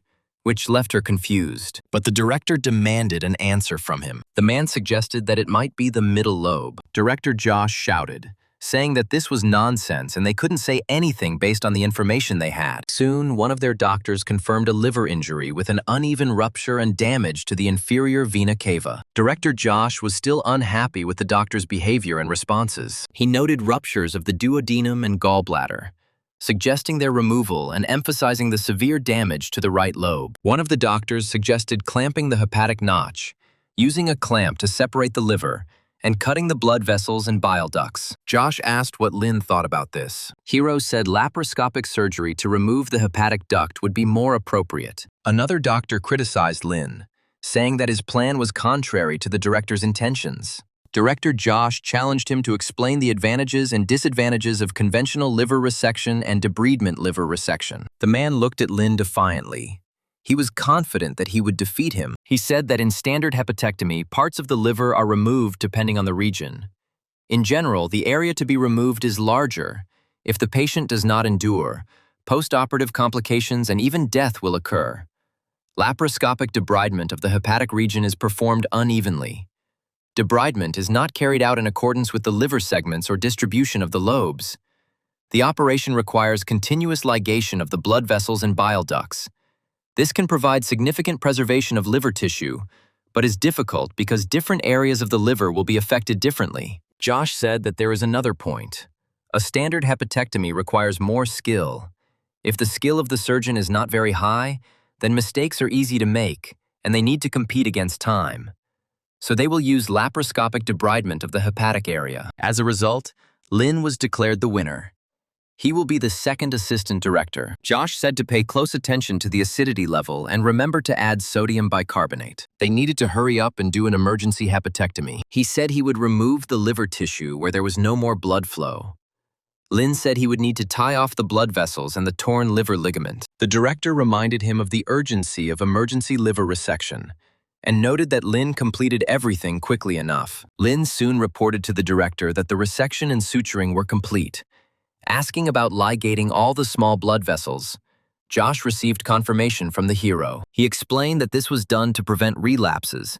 The director expressed surprise at the successful washing of the liver wound. The man left the rest to Lynn's discretion, instructing another doctor to take Lynn's former place. With the director's approval, Lynn began the operation. He quickly placed sutures on the last hepatic portal vein. The director nodded in satisfaction. Meanwhile, the phone rang in the operating room and Josh asked the nurse to answer the phone. The caller, an elderly man, reported a 26-year-old patient with a ruptured liver who had already lost 10,000 milliliters of blood. Josh said that was too much. The blood bank definitely didn't have enough supplies. But Lin showed interest in the conversation. Director Josh decided to accept the patient, and they would coordinate. One of the doctors was dissatisfied. These low-level hospitals are simply reckless and disregard human lives. They sent the patient when they can no longer handle him on their own. Josh asked Lin to come pick up the patient later, and they would try to finish everything within 30 minutes. The hero began to hurry due to the critical condition of the patient. Josh praised him for his efficiency. He asked the others to go after the patient, and he would contact them later. Lin noted that with a director-level assistant, the operation became even easier. 20 minutes later, Lin completed the operation, saving the patient's liver thanks to his stitching technique. Then Josh asked Lin to pick up a patient sent from another hospital. After the patient arrived in the emergency room, Director Josh checked with the nurse about the amount of blood loss, which was 371 ounces. To avoid delaying the patient, Lin took him to the operating room while Director Josh stayed behind to wait for the patient's relatives to obtain the necessary signatures. On the way to the operating room, Lin called everyone in his team for help. After receiving the call, everyone came to the operating room. But instead of immediately preparing for the operation, Lin continued to wash his hands, which confused Larry. Unity said they couldn't do anything until the patient's family signed a consent form. Soon, Lin came over and inquired about the patient's condition. The patient's condition was critical, but the bleeding in the abdominal cavity continued. The hero asked if the patient's family signed, but there was no answer. Sid stated that he intended to call and clarify, and soon he reported that the patient's family had agreed to sign the form. Lin decisively ordered the abdominal cavity to be opened. But as soon as the stomach was opened, blood immediately gushed out. Larry, who had never seen such a severe condition with an abundance of blood, doubted whether to suction the blood, then ordered Unity to take gauze and then blood. As soon as the hero took the gauze, Larry was amazed again. He saw that the patient's abdominal cavity was filled with blood and his liver was ruptured. Although gauze was applied, it seemed ineffective. So Lin told Larry to increase the pressure and temperature of the drainage machine. The timely delivery of blood bags allayed Lin's fears, and he quickly inserted his hand into the abdominal cavity to find the site of bleeding. While Lin was tending to the bleeding, the OR door swung open again, and Director Josh came in and asked about the situation in the OR. Hero said that he had already used the Pringle maneuver to cut off the blood flow. The blood loss was decreasing, but the condition of the liver is now very bad. They will not have time for a conventional right hemihepatectomy. Josh wondered if he should not have considered the option of a right hemihepatectomy. The patient could not wait even 15 minutes. The director decided to evaluate possible damage to the hepatic vein. But before he could finish his statement, Lin said that he would begin to separate the right half of the liver. He soon reported that the round and falciform ligaments of the liver were divided. Josh began to discuss the further course of action, but Lin again did not wait for him to finish, forestalling his words. Lin soon reported that he had removed necrotic tissue from the patient's liver. Lin demonstrated a deep understanding of proper surgical procedures, causing Director Josh to marvel at the level of knowledge gained at the university. Upon reaching the patient, Director Josh realized that the liver resection was completed in less than 5 minutes. Lin called Unity to help stitch up the wound. He emphasized the need to bandage all exposed internal structures to stop bleeding. Josh, standing nearby, offered to help, and Lin asked him to prepare hemostatic gauze spikes. The director agreed with a smile. He wondered if this was the urgent care center he had dreamed of. Together, the remaining procedures were quickly completed, with Larry monitoring the patient's condition, confirming stabilization. Lin instructed the director to stitch up the wound. The man noted that although the wound was significant, they had already controlled the bleeding as much as possible. Director Josh expressed confidence that the patient would undoubtedly survive. Holding the clamp in his hands, he announced his intention to stitch the wound, emphasizing that this was at least what he could do. Larry leaned close to Lin's ear and quietly noticed that Principal Josh had been acting strange for some time now. While they were whispering, Director Josh finished stitching the patient's wound and then called Lin to join him in explaining the situation of the operation to the patient's family. When the operating room door opened, the patient's family, unable to hold back their tears, burst into uncontrollable sobs. The patient's father staggered towards Lin and Director Josh, who supported him and signaled for Lin to remain calm. Lin explained that in the next 2 to 3 days, If no unexpected events occurred, the patient had every chance of survival. Before Lin could finish his speech, the patient's father's emotions overwhelmed him again, bringing him to tears. Lin, having regained his composure, became a little embarrassed and asked what else they wanted to know. He mentioned that if the patient gets better after 3 to 4 days, the gauze will be removed. After Lin's words, the man knelt down, but the hero quickly reacted and supported him, which meant the completion of the liver resection operation. After the operation was completed, the system generously opened the intermediate treasure chest. Lin didn't waste any time and immediately opened it. A skill book appeared in front of him, and the system displayed all the basic skills he had mastered, including the technique of stopping the bleeding. Lin chose the hot bleeding control skill because if he learned to stop bleeding using thermal hemostasis, his control on the operating table would greatly improve. Although it had not reached the level of the so-called bloodless surgical field, it still meant that with these skills, Lin could already enter the bloodless surgical field. After he interacted with the system, Principal Josh patted him on the shoulder. Lin, realizing that the patient's father had left, took off his surgical cap, smiled at the director, and asked if their team could continue with emergency operations. Director Josh, angry, reminded him that it was almost dawn and ordered him to rest. At this moment, a girl with a pleasant voice asked if Dr. Lin was busy. As it turned out, it was Valerie. Director Josh couldn't help but suggest that the girl could tell how busy Lin was. Valerie knew that Lin had been busy all night, so she brought food and drinks for him. Director Josh, feeling a pang of jealousy, decided that he should leave. But then suddenly Valerie decided to invite the man too. His face turned red and he immediately agreed. When he reached the food area, he smiled widely, noting the abundance of drinks and the neatly arranged, sumptuous dishes, complemented by 2 personal chefs. Valerie said it wasn't just for Dr. Lin. She prepared a little more. Director Josh, looking at the hero, could not help but praise him. He waved his hand, signaling everyone to come up and replenish their energy reserves. The 3 members of Lin's support team ate happily, recognizing the benefits of working with the boss. The hero said that they should thank Valerie for the delicious food. Meanwhile, work at the provincial hospital was in full swing. Vic, the most famous young doctor in Shanghai who has participated in many types of endoscopic surgeries this year, was resuscitating a patient. His assistant noted that 35 minutes had already passed. Their work was closely monitored by Dave, Vic's teacher, one of China's leading cardiovascular surgeons. Vic noted that the teacher didn't say anything, so he told the man to prepare to open his airway. They would use a ventilator. Soon the men began tracheotomy. However, there was no result. Vic said the patient had died and the operation was over. Dave told the man not to worry. The success rate for CPR had never been high. Their country was just beginning to pay attention to the field of resuscitation, and now Vic should rest. They still had plenty of time to try again, at a construction site in Luxia.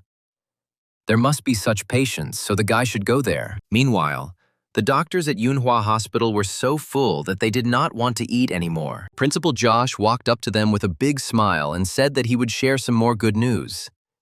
Hearing this, Valerie and Lin turned their heads to listen. The news was that Luxia City would no longer send patients, and all the patients from Yunhua were out of danger. The tense atmosphere finally eased. However, the director said that caution still had to be exercised, as renowned heart surgeon Dave and his apprentice Vic were expected to arrive in the afternoon, ostensibly as reinforcements following an accident in the city of Luxia. Josh ordered everyone to rest, since these people were always giving him a ride to work.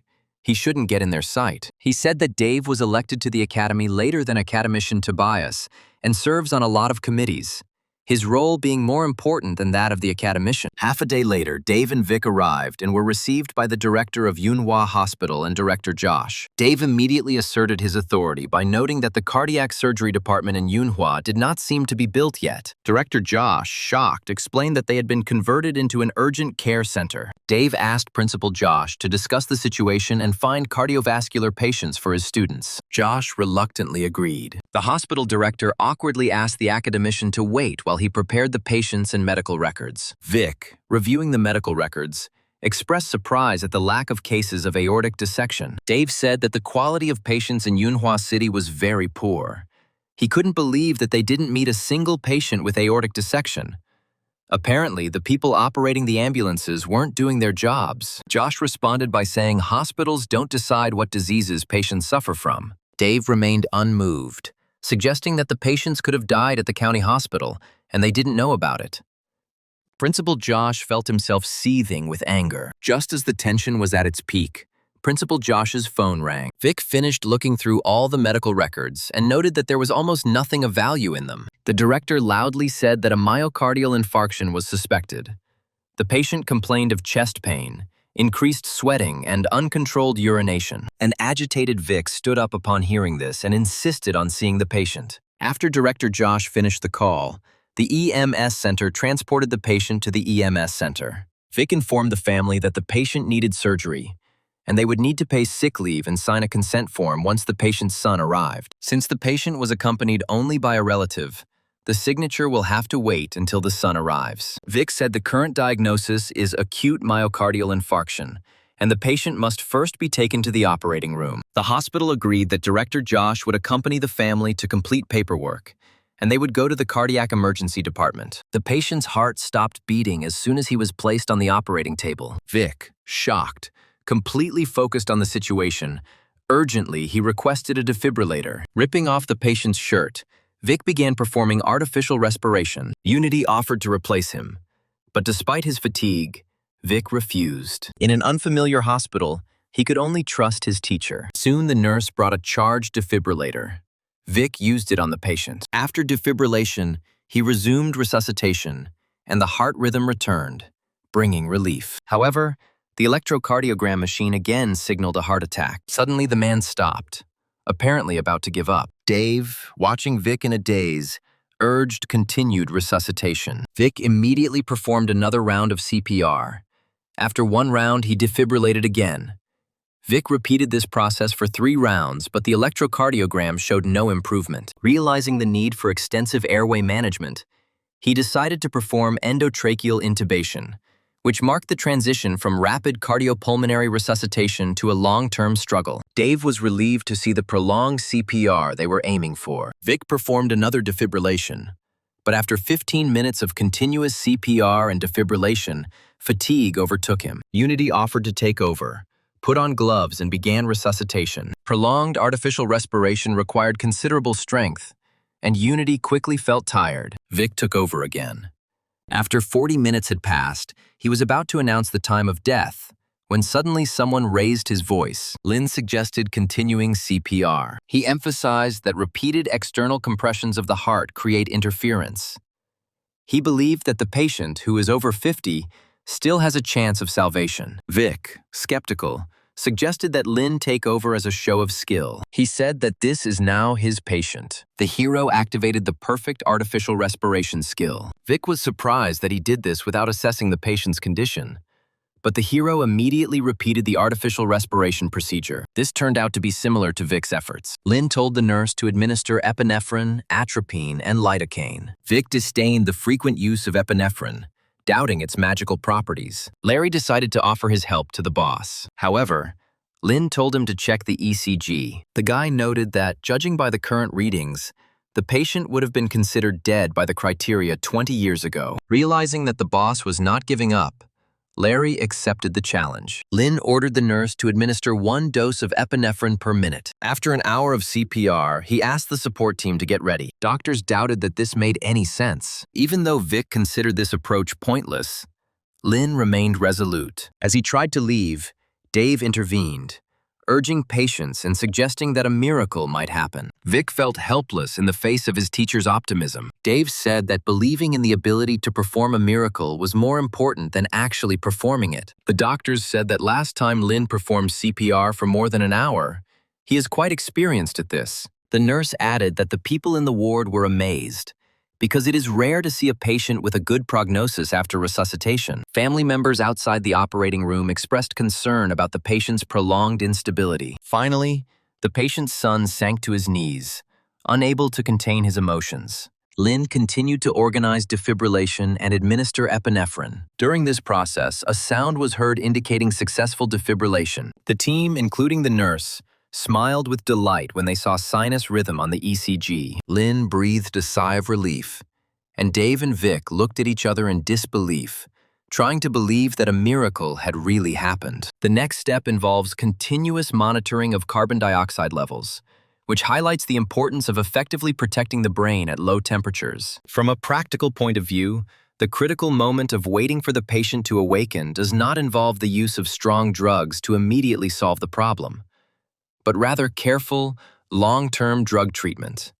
In addition, luck plays an important role. The operating room door opened slowly, which made the patient's son, upon seeing it, anxiously inquire about his father's condition. Other relatives, including the patient's wife, rushed to her side, but Larry stopped them, warning them not to touch the patient because of the potential danger. Sid warned them of the consequences if anyone touched the patient with even a finger. Despite the family's wishes to see the patient, the man reiterated that the patient had suffered a myocardial infarction, and they needed to wait until he regained consciousness before proceeding with rehabilitation treatment. The patient's worried son asked what would happen if his father did not wake up. Sid said that they all finally saved the patient, but it remains unclear what the consequences will be. Just as they were about to continue their conversation, Dave assured them that the endoscopy was no longer needed and that everything was going well. The patient's son finally understood the situation and thanked Lin and his team. Vic just looked at the doctor with displeasure. Dave also praised Lin,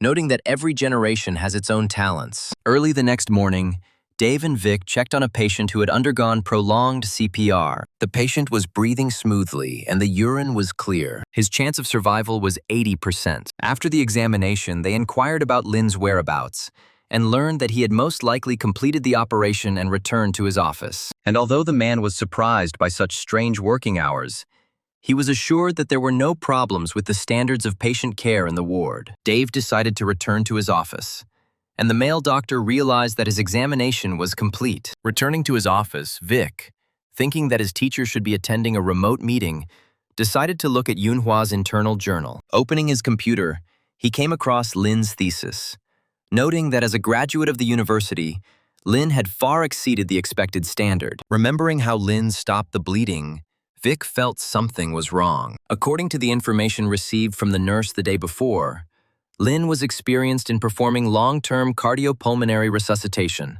The patient was in the intensive care unit, and his recovery was in full swing. From this, Vic concluded that Lin would undoubtedly write a dissertation. If this was a dissertation on prolonged cardiopulmonary resuscitation, then Vic would have had a hard time if he had not published his first work. Determined, he decided to visit Lin's patient in the emergency room. Hastily, Vic asked the medical worker to provide the patient's complete medical record. After a moment's hesitation, the man handed him the records. Vic carefully studied the records and discovered that he needed bed number 7. After reaching the bed and making sure that the man's vital signs were relatively stable, he quietly asked the patient an easy arithmetic question. The man, looking at the doctor, asked if he was checking to see if my brain was working normally. He expressed his disinterest in calculations and complex mathematical problems. The provider warned the patient not to talk in this manner, but Vic stated that he did not mind talking as long as the patient could communicate. Next, Vic again turned to the patient whom he had examined the day before. Having examined him now, he noticed that the patient's pupils had narrowed and the electrocardiogram was normal. After asking what medications the patient was taking, the nurse told all the details. But suddenly, he was interrupted by someone's voice. It was Unity. She instructed the nurse to urgently check on a nearby patient. Unity, noticing Vic, asked if he was still busy with their patient. Vic responded calmly, stating that he was very interested in the patient's recovery, having participated in the rescue efforts the day before. He left, asking Unity to let him know if anything happened. After Vic left, Unity reminded the nurse to report all patient events immediately, and gave clear instructions not to discuss medication details with Dr. Vic in their absence. Having dealt with this issue, Unity hurried to Lin's office. She expressed suspicion that Vic was writing a dissertation on prolonged cardiopulmonary resuscitation and might refer to their case. Lin remained calm, acknowledging that cases of prolonged artificial respiration were rare, and the likelihood that Vic would refer to their case was small. Unity, becoming agitated, doubted Lin's calmness and his ability to accept this situation. Lin suggested that Unity contact the administrative department and ask that Vic's hospital internet account be blocked so that he would not be able to go to the intensive care unit in the future. The hero also mentioned that his dissertation is almost ready. This delighted Unity, who at first thought it was arthroscopic surgery. Lin had already prepared a dissertation on prolonged mechanical ventilation, but recognized the need for further development and preliminary publication. Unity said that although the dissertation was rich in content, it lacked detail and the writing style was somewhat rough. After listening to Unity's analysis, Lin agreed to include more references in the work. Unity offered her help, expressing her intention to review and improve the thesis in order to foil Dr. Vic's plans. To perfect the dissertation, Unity and Lin spent the entire night finalizing the initially disorganized dissertation on artificial respiration. Returning to the office, Vic discovered that his attempt to log into Yuna's internet account had been stopped. He received an error message, and it made him very angry. He accused Lin of blocking his account and password, which Lin freely admitted to. Vic spoke about his plan to write a thesis on Lin's resuscitation, emphasizing its positive impact. He said that he planned to give the hero the opportunity to read and correct the scientific paper after completion. Vic said that Lin was only wary because he had not seen the research paper yet, and after reading it, he would not be worried. Despite receiving a draft full of praise, Lin showed no interest. Vic insisted, believing that this was an opportunity for Lin to become famous. But Lin remained indifferent. Vic eventually withdrew the project, claiming that his own dissertation would not be affected. Lin wondered if the work was only for fame and applause. Then why would he need it? Vic was furious that the doctor was not showing any interest. He said that even if Lin wanted to write his own scientific paper, his paper would not affect it. He expressed confidence that the dissertation could open up new perspectives. However, at that moment, Unity entered the office and rejected the idea. Vic, still reluctant, stressed the importance of considering different points of view, but Unity said they had already finished their thesis the night before. Vic left, suggesting that Lin read the dissertation before making a decision. The girl took the dissertation, asking if it was Vic's work. Lin confirmed this and, when asked if it was well written, replied that it was quite good. Unity, hesitant, carefully read the dissertation and, having finished, gave an objective assessment, recognizing the quality of the data. However, the hero said that his research is still considered someone else's opinion. Soon, the doctors decided to head to the treatment room. On the way there, Unity reminded Lin to publish the abstract he had written as soon as possible. Lin expressed concern that Vic would discover their thesis if it were posted immediately. Suddenly, they heard a child crying, and Lin hurried to find out what was the matter. As it turned out, a 3-year-old child accidentally scratched the skin on his leg while playing. Lin noticed that the child's blood was running down his legs, although such a small wound should not have bled so much. He took off the child's shoe and asked the father how long ago he had cut himself. The father, worried, replied that 2 or 3 hours had passed. Sensing something was wrong, Lin immediately began applying alcohol to disinfect. While checking the physical condition of the child, he noticed that during the examination the child was crying louder. The child's father, noticing this, reminded the doctor that he needed to be more careful. The hero said that the child may have intussusception, a telescopic distension of the intestine. Lin instructed Unity to report this to the pediatric department and install an air enema machine. The doctor bandaging the child hesitated for a moment. Then Lin turned, urging him to quickly take action. The bespectacled doctor, dismissing the need for an ultrasound, decided that Lin was talking nonsense when he said that modern medicine is not metaphysics. The nurse brought in the ultrasound film, expressing disdain for such comments towards Lin. As it turned out, the ultrasound confirmed the intussusception. After seeing the picture, the doctor wearing glasses felt awkward. Lin examined the ultrasound image, noting that the severity was not too serious. He told Unity to begin the enema. After the enema, Unity informed the child's father that the child should not eat anything for 8 hours. The father, grateful, continued to praise and thank Lin, who replied that he was glad the child was okay. Suddenly, Chandler informed the hero that a patient had arrived with liver damage resulting from a traffic accident. Lin then decided to prepare for liver resection surgery. An assistant helped him put on a surgical gown and provided information about the patient. Dr. Chandler appointed Lin as the chief surgeon in case of liver rupture. Lin examined the patient's condition and instructed the doctor to temporarily stop the bleeding. The doctor opened the vein and heated the blood, emphasizing that it was urgent to stop the bleeding. Lin then asked him if he could give blood to the patient, and the doctor agreed. Choosing a hands-free blood transfusion method, Lin cut the patient's wound with a scalpel, causing the accumulated water to splash out. He ordered a tourniquet to be tied, which initially caused Chandler concern. However, Lin assured him that it was possible to operate without a surgical field. During the operation, Professor Harvey from the University of Traditional Chinese Medicine arrived to observe the patient, as he was an acquaintance of his. After greeting each other, Dave and Professor Harvey headed towards the operating room where Lin was performing the operation. The professor was amazed by Lin's operation, watching as he separated the liver with his hands and directly cut it off. Expressing his surprise, Professor Harvey questioned the doctor's reckless approach, noting that even liver resection has a high mortality rate. He hurriedly asked Dave if they could change the chief surgeon. But Dave explained that Dr. Lin's liver resection operations were famous in Yunhua, and no one could do it better. Hearing this, Professor Harvey refrained from further words and decided to observe. During the operation, Lin discovered that the patient's liver was fragile, making suturing difficult. Chandler noted that it was a large variant of fatty liver. Lin said that the main operation was completed and all that remained was stitches. Dave and Professor Harvey found it hard to believe how quickly the operation was completed. Lin continued by stating that the liver was resected, the abdominal wounds were stopped, and the suture on the liver was also completed. He instructed Chandler to close the abdominal cavity if there were no problems with the spots. The man smiled and got to work. Professor Harvey recognized Chandler and thought that if he checked everything, then everything was in order. Then the man decided to find out more about Dr. Lin. After finishing work in the operating room, a man called Lin over. He handed him a business card and introduced himself, and also expressed a desire to observe other operations, ensuring that it would not affect anything. Lin accepted the card and emphasized that he was following hospital rules. Professor Harvey assured him that this would not be a problem since he, Dr. Chandler, and Principal Josh knew each other. Lin then took him to the operating room for the appendectomy. He quickly gave instructions to the man and went to the operating room. Soon, the hero performed perfect hemostasis and appendectomy at the same time.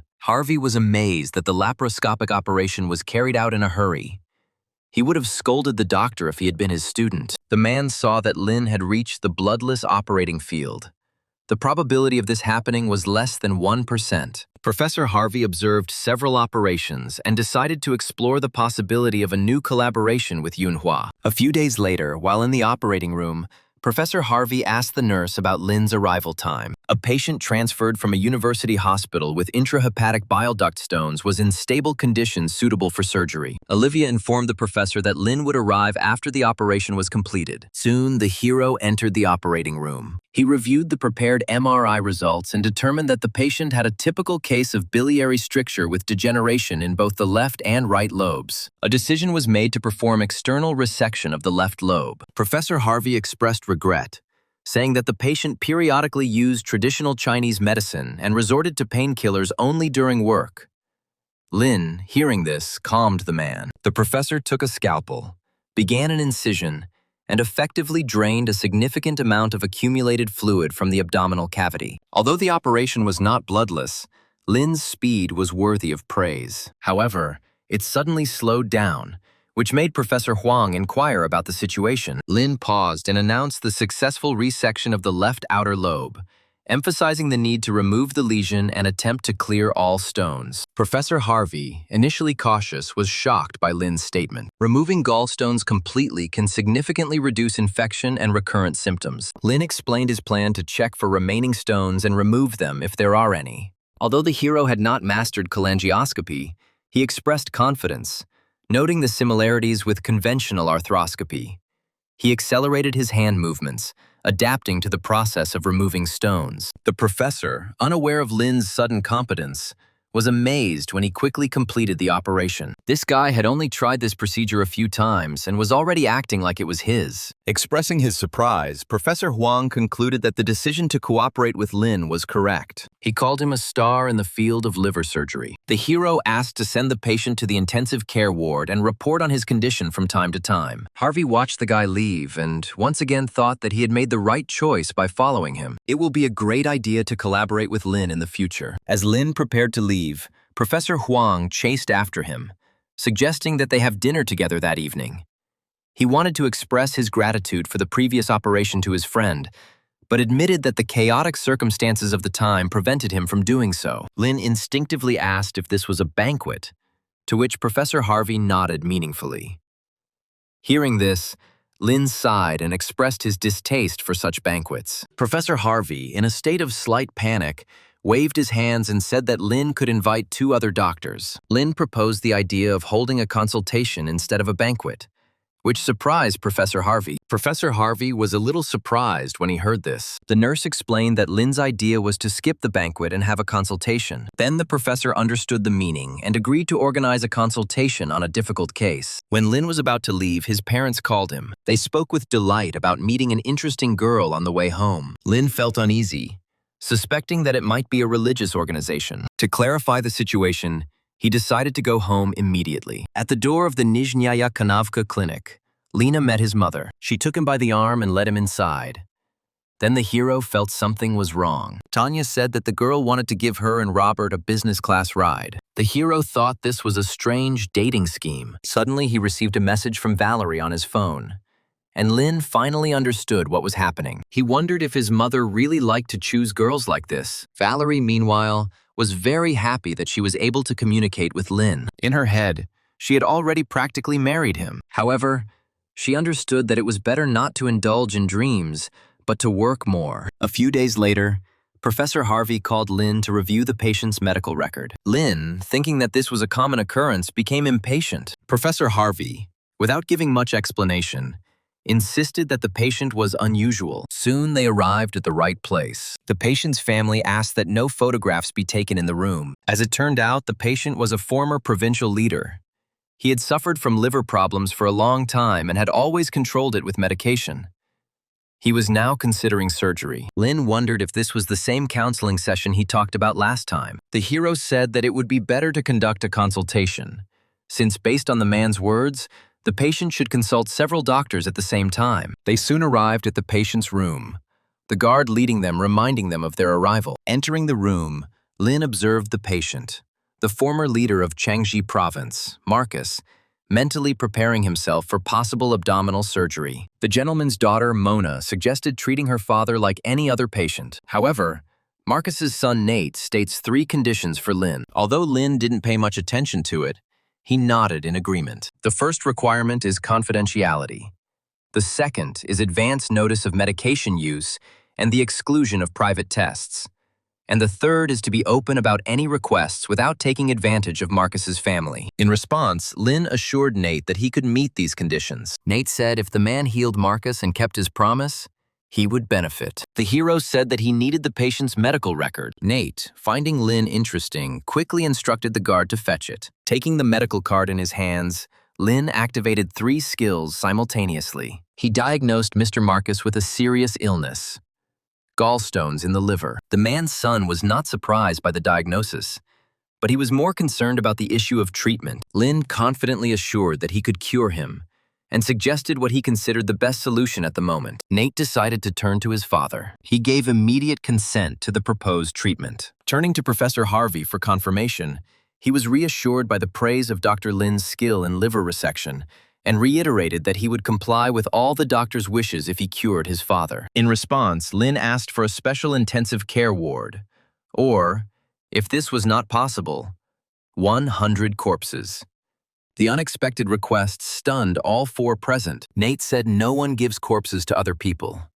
It would be impossible. Lin then added a request for more beds at the Yunhua Emergency Center. Professor Harvey explained the logistical challenges associated with such requests, highlighting the need to increase staffing levels. The master's daughter, Mona, taken aback, suggested that Lin make a personal request. He explained that the requests mentioned were indeed of a personal nature. The woman was speechless, not knowing what to answer. Marcus then said that this was truly an exceptional case, and we will rely on Dr. Lin in the future. However, Marcus preferred that the operation take place at the #1 People's Hospital of Wuxin City. He was very familiar with this establishment, and if any problems arose, it would be more convenient to discuss them with Lin. Lin had no particular preference regarding the location of the surgery, but she insisted on seeing the operating room and equipment at another hospital before the procedure. Marcus immediately decided to ask Professor Harvey to accompany Lin for the initial examination. Wuxin City was a large city, smaller in size than Yunhua City in Changsha Province. The director of the hospital asked Lin to give his opinion on the necessary additions or changes. Since this was the newest and most equipped operating room, Lin had no problem confirming its suitability. The director of the First People's Hospital, Ralph, said that the doctor could ask for their help at any time. Lin paused for a moment before saying that Marcus's condition was quite complex, and the equipment available was a bit lacking. Despite the hospital director's willingness to purchase the equipment, Lin advised against purchasing new equipment due to possible optimization and calibration problems. While recognizing the limitations of the new equipment, the hospital director understood the urgency of Marcus's condition. Lin then suggested using the same equipment as Yunhua, and although Ralph did not understand this decision, he still agreed to purchase identical equipment. Lin also asked Yunhua's staff for help, emphasizing that having a support group helps him work more successfully. However, logistics and Marcus's physical condition made the trip to Yunhua difficult.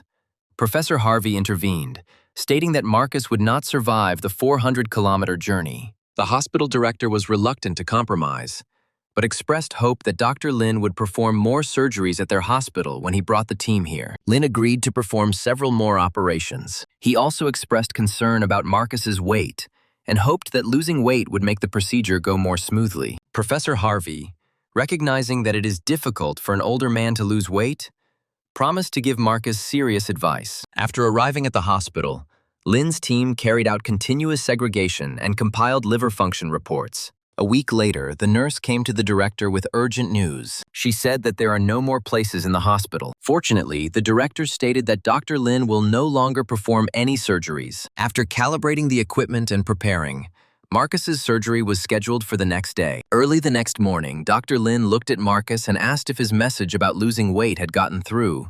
Professor Harvey confirmed that weight loss efforts had been made, although Lin did not feel a significant difference. Marcus happily announced that he had lost 2 kilograms. Lin informed Marcus and his family that the operation would take place at 7 o'clock the next morning. The next morning, Lin and the team donned surgical scrubs and went to the operating room. As they were leaving, a figure rushed from behind. Larry headed towards the place where the figure had disappeared, and when he reached the corner, he discovered that the man hiding behind the door was Marcus. Lin soon came over and told Marcus that he couldn't eat until the surgery. Marcus admitted that he was feeling hungry due to his weight loss efforts, so he only ate a small portion of the cookies. Lin sighed humbly, resulting in the operation being delayed by 2 hours. 2 hours later, the operation officially began. In the observation room, Professor Harvey informed Lin that the procedure would be closely monitored, with numerous audio and video recordings. When Lin picked up a scalpel and made an incision in the abdominal cavity, spectators were amazed. The internal structure was predominantly fatty, making the operation difficult. Larry noticed the blood and asked if an electric knife was needed, but Lin refused, saying that gauze was enough. Activating the hemostasis technique, Lin took the gauze. Marcus's son foresaw the difficulties associated with recovery from surgery. Mona, looking at her father with tears in her eyes, sought reassurance. Nate advised her to trust Dr. Lin. Dr. James, Marcus's former physician, mentioned the risks associated with opening the abdomen but said there were no concerns at this time. Mona turned to Dr. James for confirmation that her father's surgery was going smoothly, and the man assured her that everything was going smoothly. The abdomen was opened to expose as much of the surgical field as possible, and Lin instructed the assistant to focus the light on the 4 hepatic veins. James predicted that the abdomen had been opened, and the next step would be to block the blood flow. Lin performed the operation flawlessly. When the blood flow was cut off, he started the timer. After several checks, he confirmed that the stones had indeed been removed from Marcus's body. This operation amazed the doctors observing her in the observation room. All the stones were successfully removed within a few minutes. Marcus's children thought something was wrong at first, but Lin's experience had already ensured that he would win the surgical game. Having completed the operation to remove the stone, Lin ordered the assistant to stop the bleeding. Larry reminded himself to take a few more minutes, and his expression showed that he was having a hard time. Lin admitted that the retractor was the most difficult aspect of this operation. After a series of procedures, Dr. James stated that the operation was successful. Marcus's children were stunned and asked for confirmation. The doctor unconditionally confirmed success. However, Nate and Mona found it hard to believe. Lin then instructed Larry to irrigate the area with saline and perform aspiration. After hearing Lin's instructions, Professor Harvey decided that Larry would do the stitches. He urgently broadcast over the loudspeaker that Lin should stitch himself. The hero wondered if there had been a misunderstanding. He remembered how Professor Harvey had previously emphasized the need for careful suture placement, especially the last suture, which had to be done beautifully. Then he thought that Larry had used up all his energy, and closing the abdominal cavity of a chubby man was a difficult task. Realizing the complexity and limitations of the assistant's capabilities, Lin realized that he had to cope with this himself. As he inserted his hand into Marcus's abdomen, he felt a sticky texture and noticed grease on his gloves. Lin called Professor Harvey again and stressed that Marcus needed to continue to lose weight. Tight sutures can lead to fatty tissue overfilling and potential complications such as abscess formation and infection. Lin activated his master-level suture-breaking skill and completed the suturing. He didn't expect that suturing an obese person's stomach would bring him so much pleasure. Soon, the hero announced the completion of the operation. He took off his gloves and went to wash his hands. Marcus's daughter happily told the family that the operation was over. Nate turned to Lin. The hero also confirmed the success of the operation. The man asked about possible post-operative problems. Hero said that the main problem of the patient is his old age and obesity. The health of his liver is also a concern, but they have successfully dealt with this problem. Nate asked what they should do now. Lin then assured him that if no new problems arose, the patient would be discharged soon. Then Nate asked what reward the doctor wanted. However, the hero said that he still needs to return to Yunhua. Today, he will have to perform another operation. After that, he left without looking back. Professor Harvey and Dr. James found Lin to be a pure physician, which was rare in their practice. The nurse told Lin that there would be no more surgeries, and the hospital wards were overcrowded. Hearing this, Lin decided to prepare to return to Yunhua. The nurse offered to stay a few more days, mentioning the guest houses available in the hospital and providing the opportunity to book a table through WeChat. But Lin was not interested in hospitals in cities that did not have wards or operating rooms. The girl told the doctor not to rush back because they had prepared a meeting for him early in the morning. Professor Harvey hurriedly approached him, saying that they had something to discuss. He said news of Marcus's successful surgery spread widely, attracting the attention of friends who sought his medical help. The system immediately informed the hero about the new task. He asked Professor Harvey in what condition these potential patients were. He said the patients in this social circle were similar to Marcus, some in lower positions. Lin wanted to get detailed information about their health status. And then the professor said that most had gallstones in the liver. Lin wondered if in mild cases the possibilities for improvement were limited. More severe conditions were considered easier to treat. After careful consideration, Lin agreed to serve them.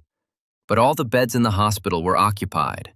And then Professor Harvey suggested going to hospital number 2. The next day, Lin, looking at the patient's x-ray, said that attention should be paid to the possible thinness of the patient's vein walls, and care should be taken during surgery to avoid excessive stretching, emphasizing the level of meticulousness required to achieve an extremely high standard in surgery. The imminence of a blood vessel rupture was recognized, and Larry was tasked with assessing the size of the rupture. The man said that if it was small, he should press on it with his fingertips to stop the bleeding and report this to the chief surgeon. Lin then asked Unity what they should do. The girl said that it was worth aspirating the leaking blood, putting a suture and continuing the operation.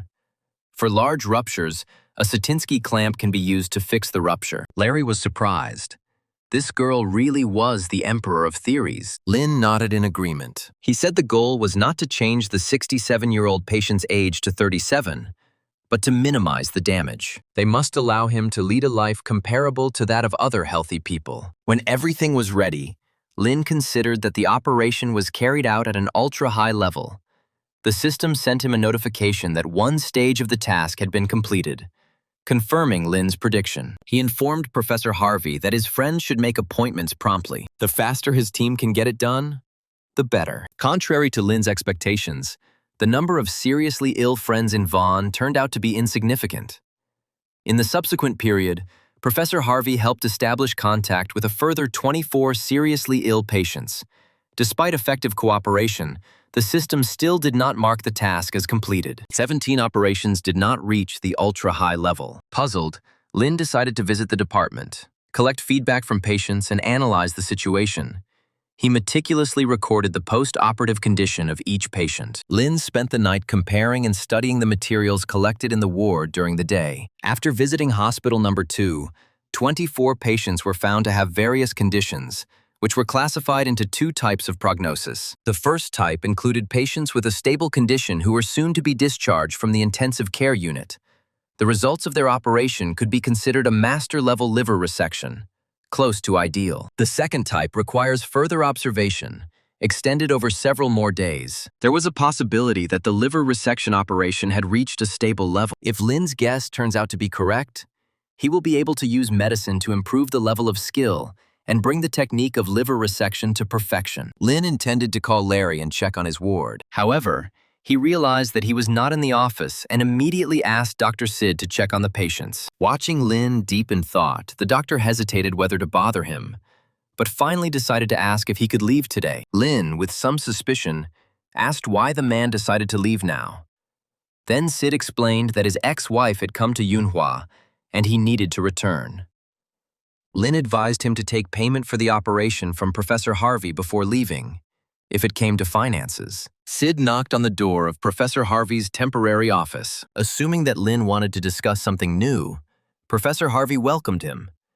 But then Sid explained his personal situation, stating that he wanted to receive a fee for the operation. Acknowledging that payment was late, Professor Harvey agreed to the man's request and offered him cash. Since it was a special situation, Sid said cash would be fine. Harvey said that for such a large amount of money, the man would need security. Meanwhile, Dr. Sid's ex-wife, Cheryl, waited anxiously for him. Soon, the man arrived at the meeting place. Cheryl was surprised to see her ex-husband. The doctor ordered the guards not to follow him. He then placed the suitcase containing the money on the ground and intended to give all the money to Cheryl for their son's education. Sid opened the suitcase and took out several wads of money, and then handed them to Cheryl. The woman looked at the stacks of money in shock, not knowing what to say. Sid said that despite their past romance and divorce, the issue of their son remained a topic of discussion. Reflecting on Sid's transformation, Cheryl wondered if she had made the wrong choice. In the following days, the hospital's operating room remained constantly active.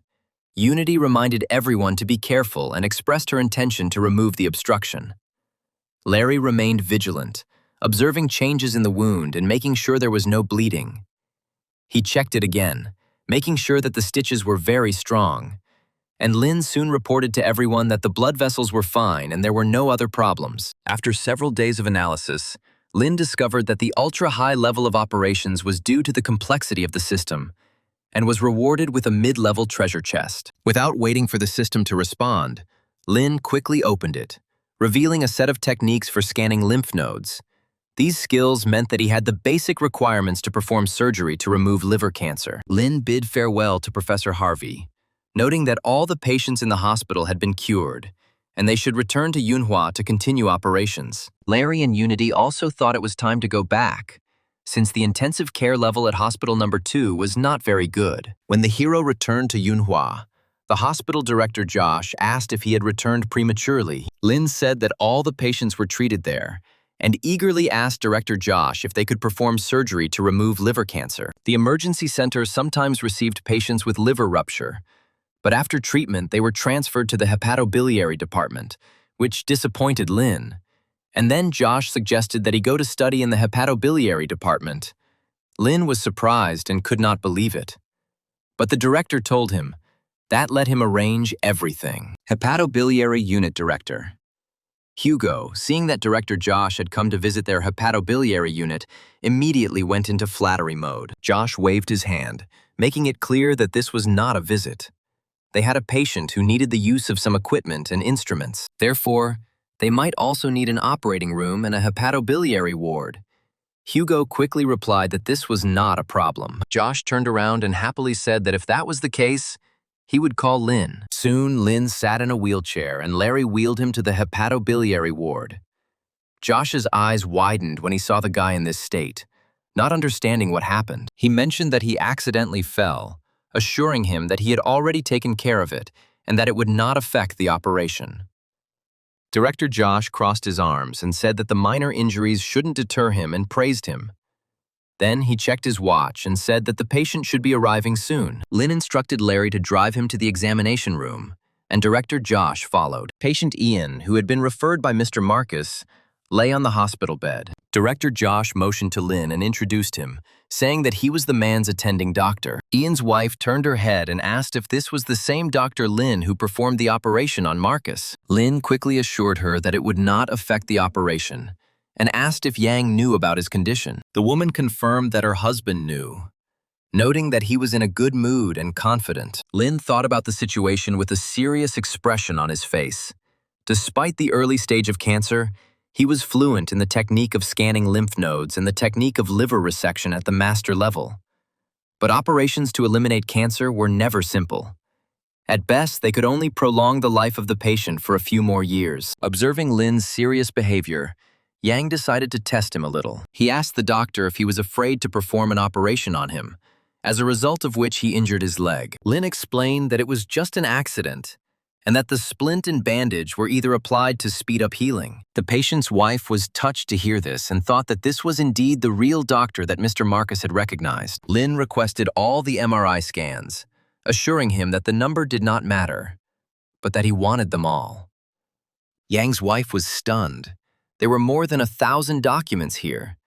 Did Dr. Lin really have to read them all?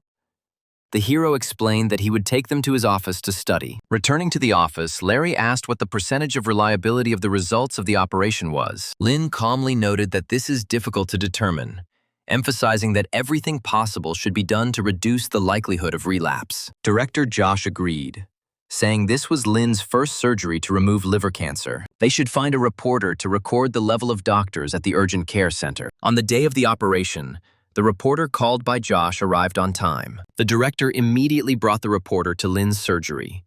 Many doctors had already gathered in the examination room. Lin effectively managed the operation in the operating room. The chief surgeon couldn't help but admire Dr. Lin's skill in liver resection. Watching the tense reporter, Director Josh began to get annoyed. He urged him not to just watch, but rather to take pictures. The reporter took a photo of Lin's injured leg, causing Josh to sigh tiredly. Meanwhile, Lin entered the patient's abdomen and personally squeezed the liver. Notably, the patient's liver cirrhosis in this area was severe and required division. Director Josh, overcome with excitement, gestured towards Lin, urging the reporter to capture the moment. He declared it a show of professionalism, and the reporter hurriedly began photographing the surgical team. Lin carefully placed the severed liver segment on the tray provided by the nurse. Hugo, while acknowledging Lin's skillful resection technique, noted some clumsiness in controlling the extent of resection and suggested using smaller forceps. But he refrained from suggesting it given Josh's apparent approval. The man then delicately broached the subject, asking Lin if he was going to reduce the incision area a little more. Lin explained that with the current extent of resection, the liver would be difficult to recover. Although part of the resected liver may regenerate, excessive removal may result in slow regeneration, making it difficult for the patient to adapt to the intensive care unit and possibly leading to death. Hugo, emphasizing the need to clear out cancer cells, advocated cutting off a little more, although he admitted that this was his personal habit. Larry, stunned by the situation, watched the director's sudden transformation. The reporter was constantly photographing people in the operating room. Director Hugo criticized Lin, saying that he was completely unqualified as a chief surgeon. In response, Lin angrily stated that the director's experience was outdated and did not correspond to the new era. Nobody wanted to give in. This caused the nurse to intervene and emphasize the need to continue with the operation. Director Hugo and Lin Zhan turned away from each other, acknowledging that the operation could not continue in the current stalemate, both emphasizing the dangers of reckless surgery, equating it to murder. In the midst of this confrontation, the nurse suddenly screamed, announcing that the patient was not showing signs of life. The patient's son anxiously demanded help to bring his father back to life. Director Josh, looking at the reporter, doubted the need for photography. The reporter hinted with a smile that the news of the fall of the brilliant doctor would be explosive. Director Hugo repeated his advice to Lin, emphasizing that without further cuts it would be difficult to achieve the desired effect. Lin quickly decided to cut back a little more. The reporter grinned. He definitely couldn't miss this material. After hearing about the change in work scenario, Lin gave up his recklessness and proceeded to separate the liver. Lin said he accepted Hugo's offer. The reporter looked at what was happening with disappointment. Hugo couldn't believe his ears. Did star Dr. Lin Zhan just accept his offer? When director Josh entered the operating room, the atmosphere was surprisingly calm, which made him hold back the swear words he was about to say. Director Hugo asked why Josh came into the OR. Director Josh had no choice but to say that he had come to advise Lin to be more scrupulous in his work. Recognizing Principal Josh's strictness, Principal Shaw assumed that he had come to instruct Lin to heed his advice. Although Director Josh's strict demeanor could not be faulted in this aspect, Dr. Lin's meticulousness surpassed that of other doctors, reaching the pinnacle of surgical precision. At least in this operation, he significantly surpassed Director Hugo, demonstrating true skill. Lin ordered 2 more bags of blood to be taken. Hugo wondered if this would be enough, and Lin explained that in extreme liver ruptures, blood flow was very difficult to control, emphasizing the need for timely replenishment. Having finished removing the liver, Lin prepared to change his gloves for the next step. Larry handed Lin an electric knife, and he began to clean out the lymph nodes. The hero's movements were reminiscent of the work of an experienced farmer in the fields, but Lin maintained a serious expression on his face. As the reporter watched, he wondered whether the operation was going smoothly. Director Josh, leaving the operating room, assured the reporter that everything had gone very well, but he asked why Dr. Lin did not look happy. Josh expressed uncertainty, wondering if Lin's thoughts went beyond the operation. Lin hoped for a successful operation with suturing of the abdominal cavity, but the patient's future remained unclear. Despite his smooth progress, Lin's face remained serious as he prepared for his final operation, removing lymph nodes and suturing his abdomen. Director Josh, urging the reporter to take quick pictures, emphasized that you should never doubt the doctor. The reporter nodded in agreement and began filming. The director suggested that if the reporter wanted to know about Lin's thoughts, he should interview him in person. And the reporter, showing genuine interest in this, approached Lin after the operation and introduced himself. However, Lin, without looking back, announced that he would not accept any interviews that day. Despite the reporter's persistent questioning, Lin did not react and simply walked away. The reporter didn't understand why Dr. Lin was in such a bad mood. Was the operation a failure? The hero, with a serious expression on his face, replied that the operation went well, but the relapse rate for liver cancer is very high. Having hastily written down the information, the reporter asked if the doctor was really so worried about the patient. The hero, with his head down, thought that surgical resection was not a solution to the problem of liver cancer. The reporter asked what the solution was, but Lin admitted that he did not know. And when asked about his next steps, Lin said that he would take a break and then perform another operation, after which he left. The reporter, left speechless, later shared his impressions with director Josh, describing Dr. Lin as a very individual and interesting person. When asked about future plans, the reporter expressed his willingness to continue overseeing Dr. Lin's operations.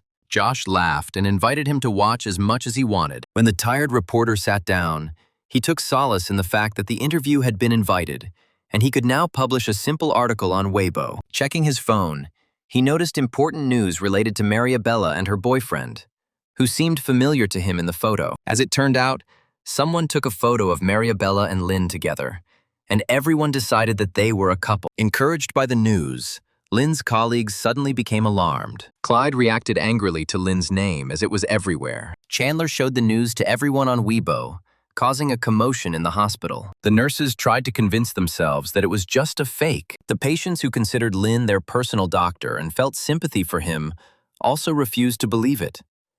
In Shanghai, Mariabella's assistant heard about the news and told her about it. The girl, engrossed in her phone, waved him away. The man asked her who this guy was. Then Mariabella said that this was her personal doctor. When asked for more details, she said it wasn't her job. Confused, the assistant expressed his willingness to explain if authorized. Mariabella, however, made it clear that even he could not know everything. The man sighed tiredly and asked to at least tell the name of this doctor. Having received the consent of Lin himself, Mariabella said that he was Lin Zhan, a doctor from Yunhua Hospital. As soon as the girl thought about him, she thought that it would be nice if they really dated. The next day, a crowd gathered outside Yunhua Hospital, demanding to see Dr. Lin. Chandler, looking at the crowd, suggested taking a photo and posting it on Weibo. One of the doctors said that all these people could not intercept him at home, so they came here. Chandler laughed.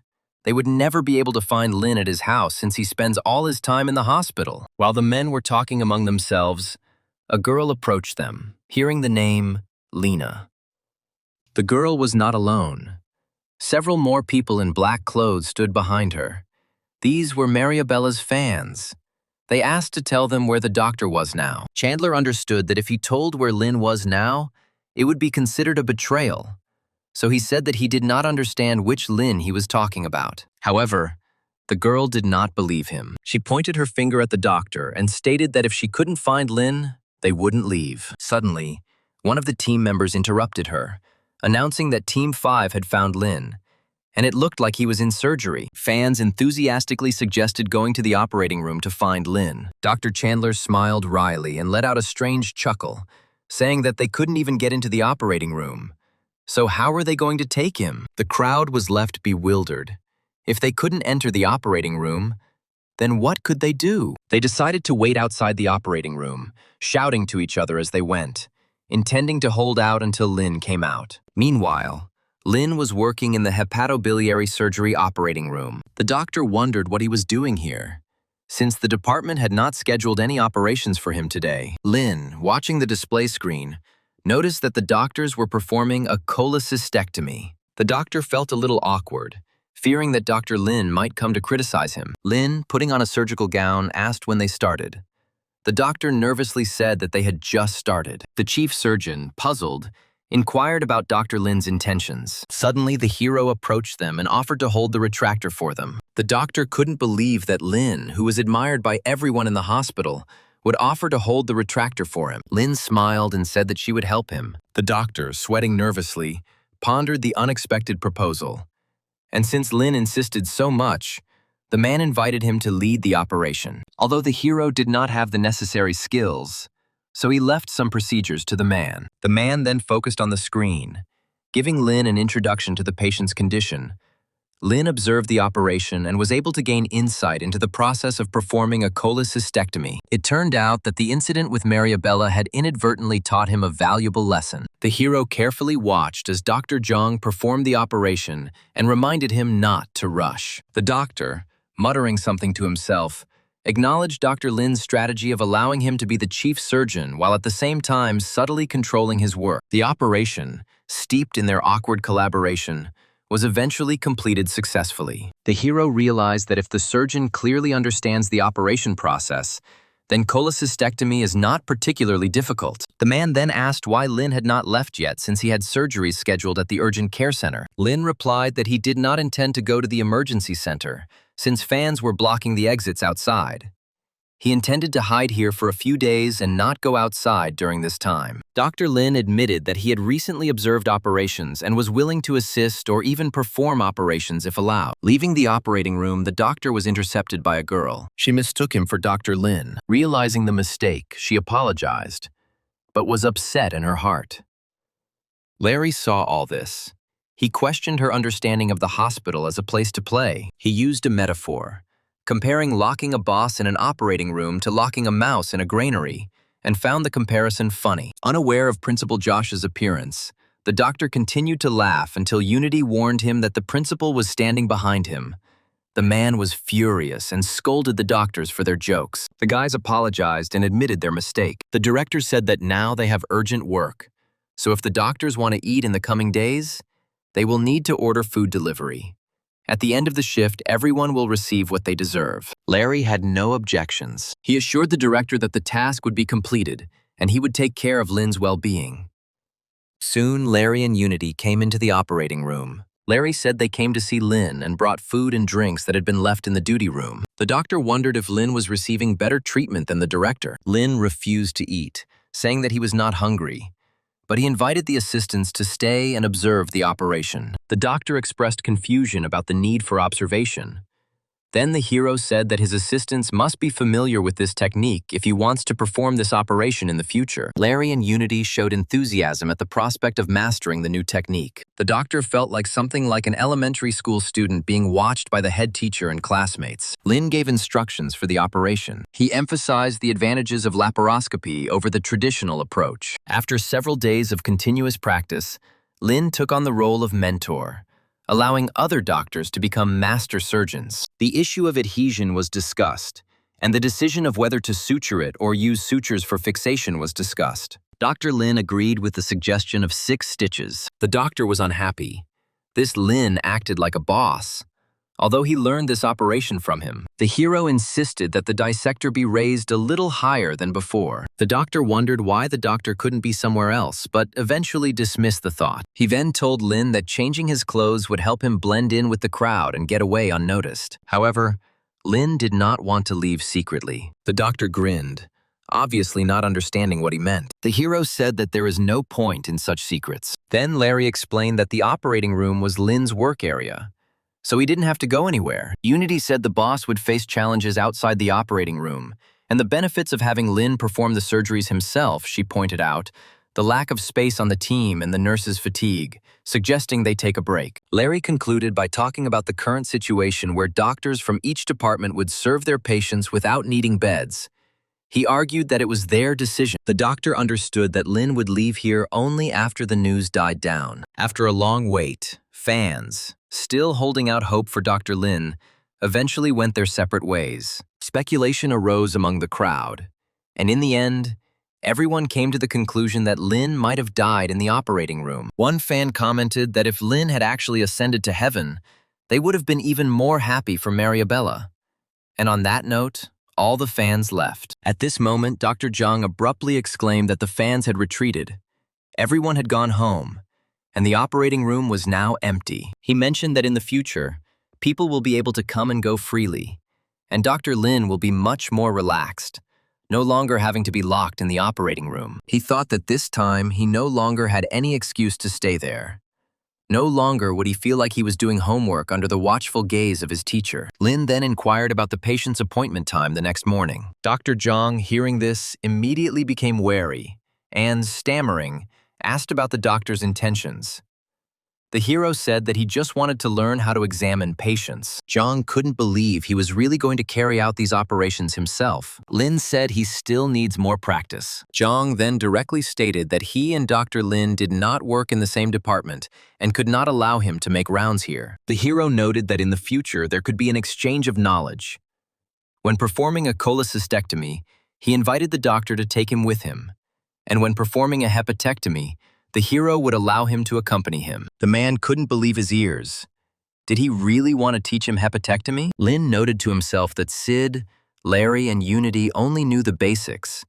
And despite their limited knowledge, Dr. Zhang, who had 10 years of experience in hepatobiliary surgery, could assist him in major operations. The doctor gladly accepted this offer. He expressed hope for further cooperation. The hero then invited the man to observe an upcoming hepatectomy to remove gallstones from the bile ducts, and Dr. Zhang immediately agreed, expressing his intention to participate. Lin inquired about Dr. Zhang's ability to read CT and MRI scans, to which the doctor admitted that he did not know much. The hero advised him to review the images, inform Larry and Unity, talk to the patient's family, and double-check the medications used during the operation. The operation was scheduled to begin in 45 minutes. Zhang was not sure about this.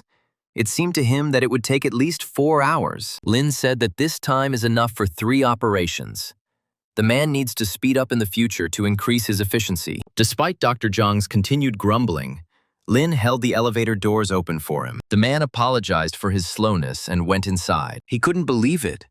Would he really study with Dr. Lin? Dr. Zhang believed that teaching hepatectomies could enhance his reputation, but it took a lot of effort for the doctor to complete Lin's tasks in the allotted 45 minutes, and he now looked exhausted. Even though he was given a break, he insisted on continuing the operation, wanting to learn Dr. Lin's technique. When the operation began, Dr. Zhang was determined to master Dr. Lin's surgical skills. The hero asked for a scalpel and forceps, and the assistant remained grateful for the opportunity to work with Dr. Lin. The operation was completed in less than 45 minutes. The hero ordered everyone to re-examine the stomach.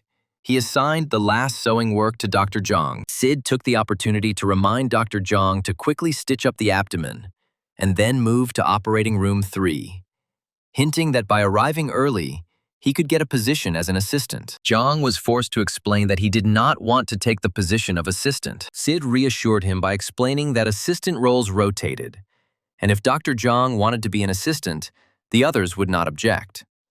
But he warned that since Zhang performed fewer surgeries than others, when it was not his turn, he should not come for help. Sid soon asked how much longer it would take, expressing his desire to go home and sleep. Zhang remembered the complaint about the slow suturing and explained that he wanted to try again to learn how to work faster. He calmly examined the operation site and was surprised to find that the patient's stones had completely disappeared. Zhang asked for a cholangioscopy to ensure there were no stones in the bile duct, but found none. He wondered if Lin had succeeded because he had chosen a great location for the operation. After stitching his stomach, Zhang happily headed to operating room 3. Colleagues said that the operation had already begun, so they could not give him the position of first assistant. The man said that there was nothing wrong with it, but inside he felt despair. Dr. Lin, not paying attention to the comments of others, immediately instructed Dr. Zhang to prepare for cholangioscopy, relieving him of his role as an assistant. The doctor, wanting to get confirmation,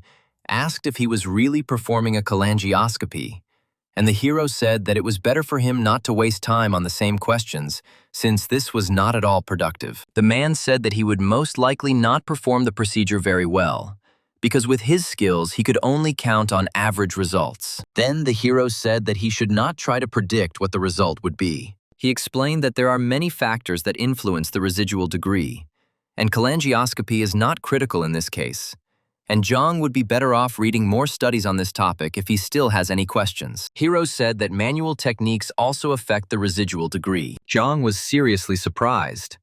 And then Larry said that this was not surprising, because their boss always finds a solution when it comes to getting rid of stones. Zhang realized that the worst thing about Lin is that you never know what he will do next.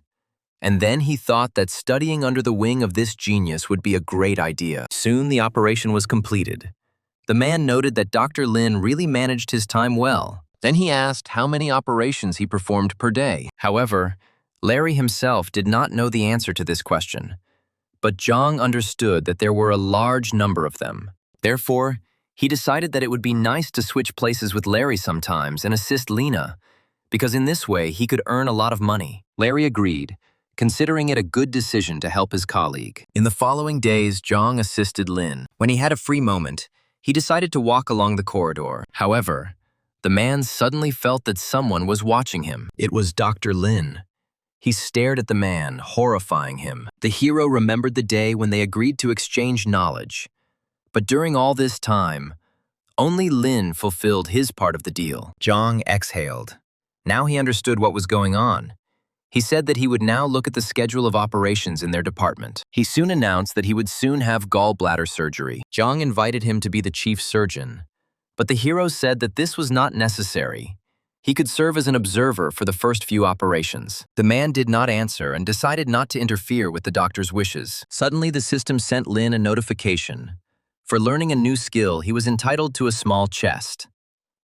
The hero was slightly disappointed because learning something on your own is very difficult, and as a reward, he was given only a small chest. Zhang saw that the doctor was in the clouds and decided to approach him. He said that Lin may undergo another operation, which will take place very soon. Lin finally came to his senses and decided to go to the operating room. The nurse helped him disinfect his hands and put on a surgical gown. Zhang asked if Lin would like to be the primary surgeon, but Lin immediately declined, insisting that Zhang take the lead role while he observed and assisted. The man compared this situation to the abdication of an ancient emperor from the throne. When Lin took the place of assistant surgeon, Zhang wondered if he had upset Lin. Sensing the man's excitement, Lin calmed him down, advising him not to think too much and proceed with the procedure. Then Zhang, using a scalpel, made an incision on the patient's abdomen and began injecting carbon dioxide for pneumoperitoneum. Noticing a slight discrepancy between the incision and the gallbladder, he informed the resident next to the doctor and chose a new position, emphasizing the need for precision. Lin, standing nearby, watched with approval as Zhang corrected the situation. Zhang instructed the hero to assess the condition of the gallbladder before deciding on further action, and Lin diligently studied the procedure, following the doctor's every move and adjusting the lenses accordingly. Zhang used a clamp to secure the bile duct and blood vessels, specifying that 7 clamps were needed and leaving 1 for safety. Abruptly stopping the procedure, Zhang realized that Lin wanted to take charge and begin work as chief surgeon. Then he asked the hero if he wanted to complete the remaining procedures. The hero grinned but still agreed, since the man insisted so much.